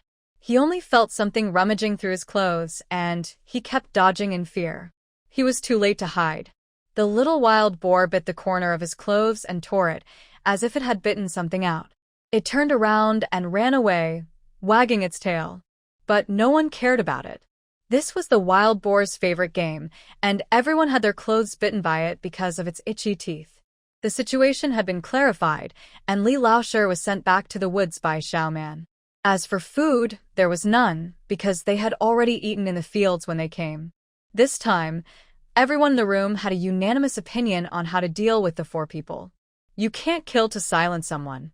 Li Laoshi said that the medical clinic was short of medicine, and that he dug Hautuinia cordata and Acarus calamus himself, and that Dr. Su had recognized Equisetum arvense and endorsed it. The four men did not have any weapons, but Li Laoshi had a medicine bag with some herbs in it. There are no flaws in these things, which shows that these people are really collecting herbs for the military. If someone who helps collect herbs for the medical shed disappears on the mountain, there will definitely be a large-scale search of the mountain, and one that involves murderous intent. The refugees might just die and be dealt with just like Erui and the others did before, but it's different for the military personnel. If they sense hostility around them, they will just kill them without even saying hello. The military knew that there were mountain people in the mountains. Moreover, Li Laoshi said that the doctors and soldiers in these medical tents were all from the county, and most of the refugees came from several surrounding prefectures and counties. Jiangxi was temporarily hiding from refugees and rebel soldiers in the mountains. The mountains can be self-sufficient in food, but human life requires social teamwork. It's not like we can hide in space, we always have to come into contact with the outside world. According to Li Laoshi, there was no chaos in the prefectures and counties, but the government did not allow refugees to enter the city. The new army had already begun to drive the refugees back to their hometowns to farm the land in the areas occupied by the new army, but they stayed in Shujia village because they were afraid of being robbed. It seems that although there is still chaos at the foot of the mountain, it is much better than at the beginning. It is only a matter of time before I go down the mountain. Now that the medical shed needs people to collect herbs, I have the chance. Once I miss it, there will never be such a good opportunity again. However, the scale needs to be struck well, relying on the military while not letting the medical tent control it. Thinking of this, Jiangxi said to the grandfather and grandson who were still thinking hard, "These people are here to collect herbs. We can't arouse the hostility of the medical shed. We will let them go tomorrow, but we must be prepared for the worst, which is to move away." Having stayed in the mountains for these days, Jiangxi has become the head of the two families. At this time, she said to let the people go, and the others did not refute, but only considered how to let them go. Su Dezhu said, "Auntie, don't you keep these people as laborers? Now there is a great need for manpower to open up wasteland in the mountains." Because Jiangxi and others continue to expand the terraces as the land area increases, the surrounding resources are quickly used up, and now they need to go to other places to collect stones and soil. In addition, they need to collect dead leaves and barks in the mountains to make fertilizer, which are all hard work and need people to do. These four people should stay and work for a few days before letting them go. Jiangxi shook her head. Although she also wanted to have more coolies, these people could not be arranged like this. These people are collecting medicine for the medical shed. If they don't go back overnight, the medical shed will definitely know. They will come up in 3 days at most. What we need to think about is not the revenge of the refugees, but how to deal with the military next. The refugees are like the 4 people who came today. They look like strong men, but they are actually a mess. I have been prepared for a long time. It's not a big problem. As long as one is killed, the others will scatter like birds and beasts. What needs to be worried is the medical shed. Only if you are innocent can you escape this time. Su Daju and Xiao Manyi turned pale. Ordinary people are unwilling to deal with the government, let alone the military. They are always afraid of these people from the bottom of their hearts. Rui Nyang, let's release these 4 people now. Xiao Manyi had a bitter face, feeling a bit like a cat scratching glutinous rice cakes and unable to get rid of its claws. Jiang Ji shook his head. What's the point of releasing them now? It will still expose his position. Moreover, these herbalists will definitely hide it from the medical shed when they go home, and he will lose the opportunity to contact the medical shed. Detain them for 1 night, and let them go tomorrow morning. Jiang Ji said. This will also bring a message to the medical shed that no one has been killed, and there are medicines. Things were temporarily settled like this. Fearing any accidents, Jiang Ji's family of 4 did not return to the cliff that night, but lived directly under the cliff. The roof of the new room was barely covered, and Su Daju and his family of 3 moved in with the quilt. A fire was lit under the eaves, and Jiang Ji was keeping watch on a chair covered with bedding, with the little wild boar lying at her feet. Xiao Yun took the child to live in the compartment, while Su Eroi and Xiao Man slept on the floor in the house, so they could get up at the first opportunity if anything happened. That night, everyone just made do and waited for dawn. In the mountains in summer, the nights were very cold, and the 4 people in the woods were shivering in their single clothes. The melons and vegetables that they had stolen had long been digested, and now they were sleepy, tired, and hungry. They were tied here and bitten by insects in the mountains, and each bite left a big lump.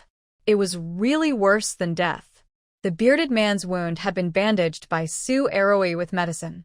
Although it stopped bleeding, it was still throbbing and painful. At this time, he kept scolding Li Laosher. Li Laosher, you go there to eat and drink enough. We're going to starve to death here. Li Laosher was taken to that courtyard, and after a long time he came out intact, without even a scratch on his skin, so he must have eaten and drunk enough.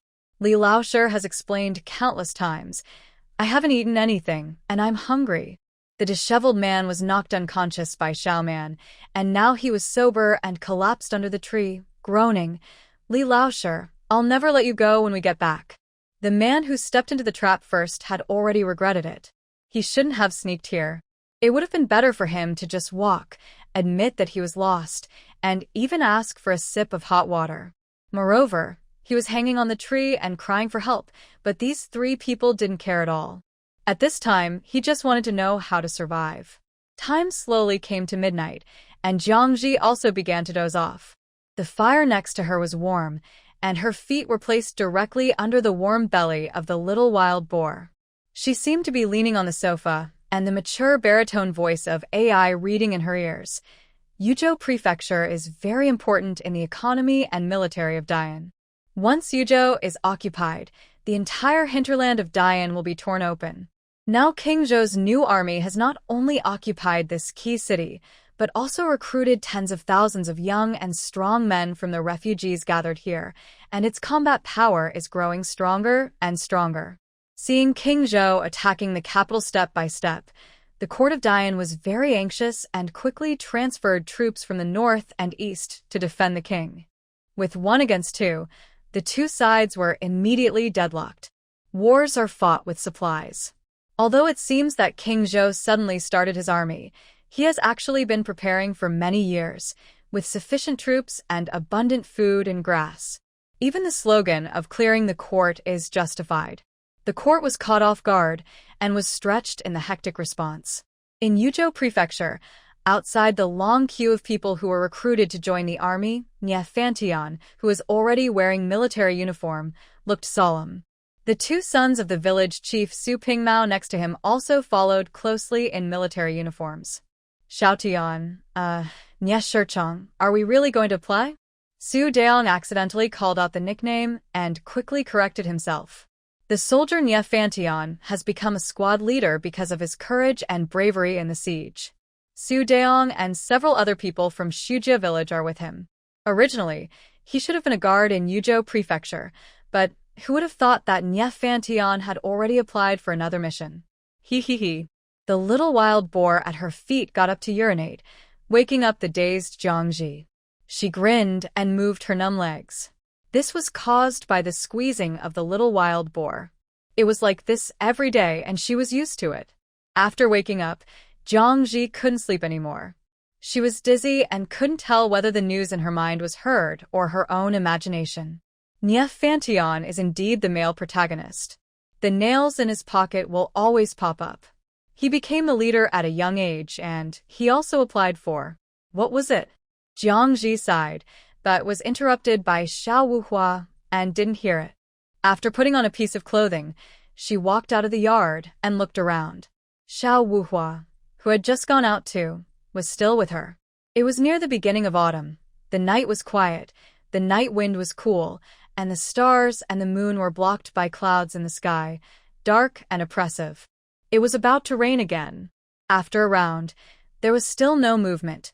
Only the night birds were startled and flew by, making long and short calls. Jiangji returned to the fire and was about to add a few more woods when she suddenly saw a shiny object on the ground where she and the little wild boar had just sat. She picked it up and saw that it was a piece of broken silver. At this time, it was full of teeth marks. It was bitten by Xiao Wuhua again. Where did the broken silver come from? Jiangji suddenly recalled that the little wild boar tore something off the refugee at night. It must have been hidden by the man, but Xiaoman and the others didn't find it during the body search, and it was pulled out by the little wild boar. Jiangji thought of the man who kept calling himself an honest man and said that he was penniless and hungry, so he immediately stuffed the silver into the purse around his waist. Since the refugees were penniless, the silver was not theirs.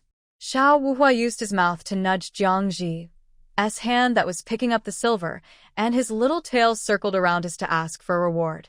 Jiangji touched its big head and scratched its belly. Could it be that this little thing also likes the smell of silver and money? After receiving the loving touch, Xiao Wuhua hummed happily, and then fell to the ground with a plop, turning over its round belly and its limbs stiff. It was so cool. After finally making it to dawn, everyone started to get busy. Those who needed to cook started to cook. Xiaoman took some porridge left over from the night before and went into the woods.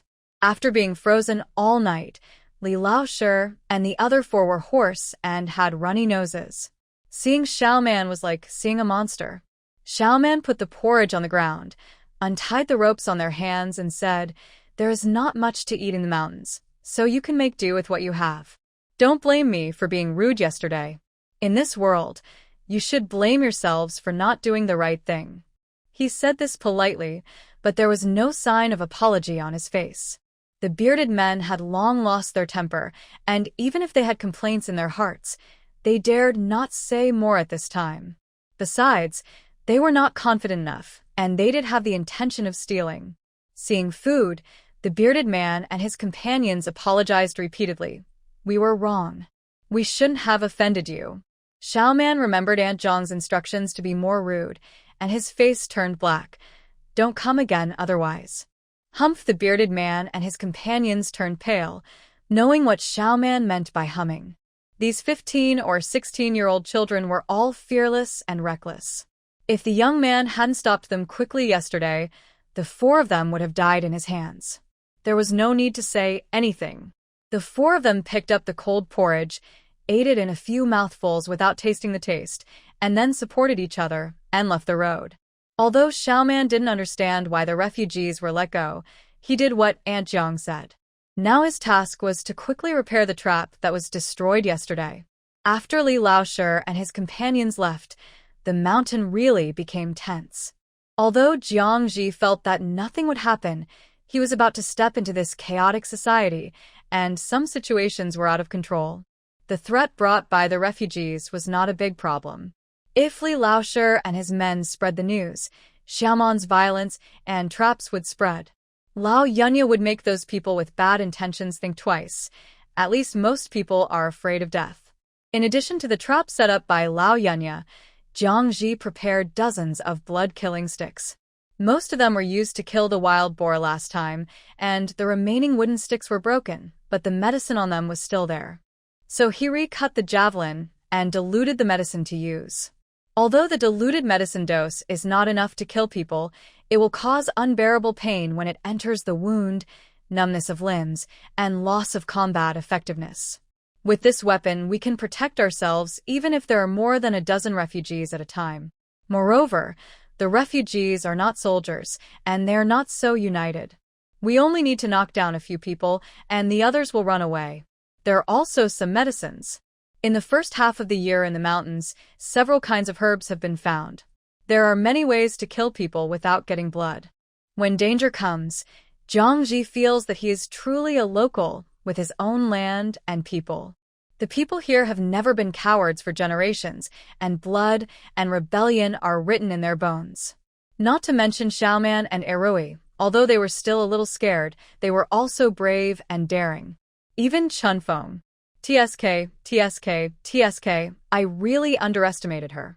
Although there were few people on my side, as long as everyone dared to fight and united, they could fight 10 with 1. You have to be tough when dealing with refugees. The harder the fist, the better. You have to be soft with the military, and you have to show that you are useful. Letting Li Laoshi and others go at the first time was to lower his posture to show goodwill to the medical shed, and also to send a signal. Xiaoman had punched several holes in the bearded man's head, and he was bandaged at night. The powder used would definitely arouse the interest of the medical officer. If the medical shed was really short of medicine, they would definitely come to inquire about the medicine.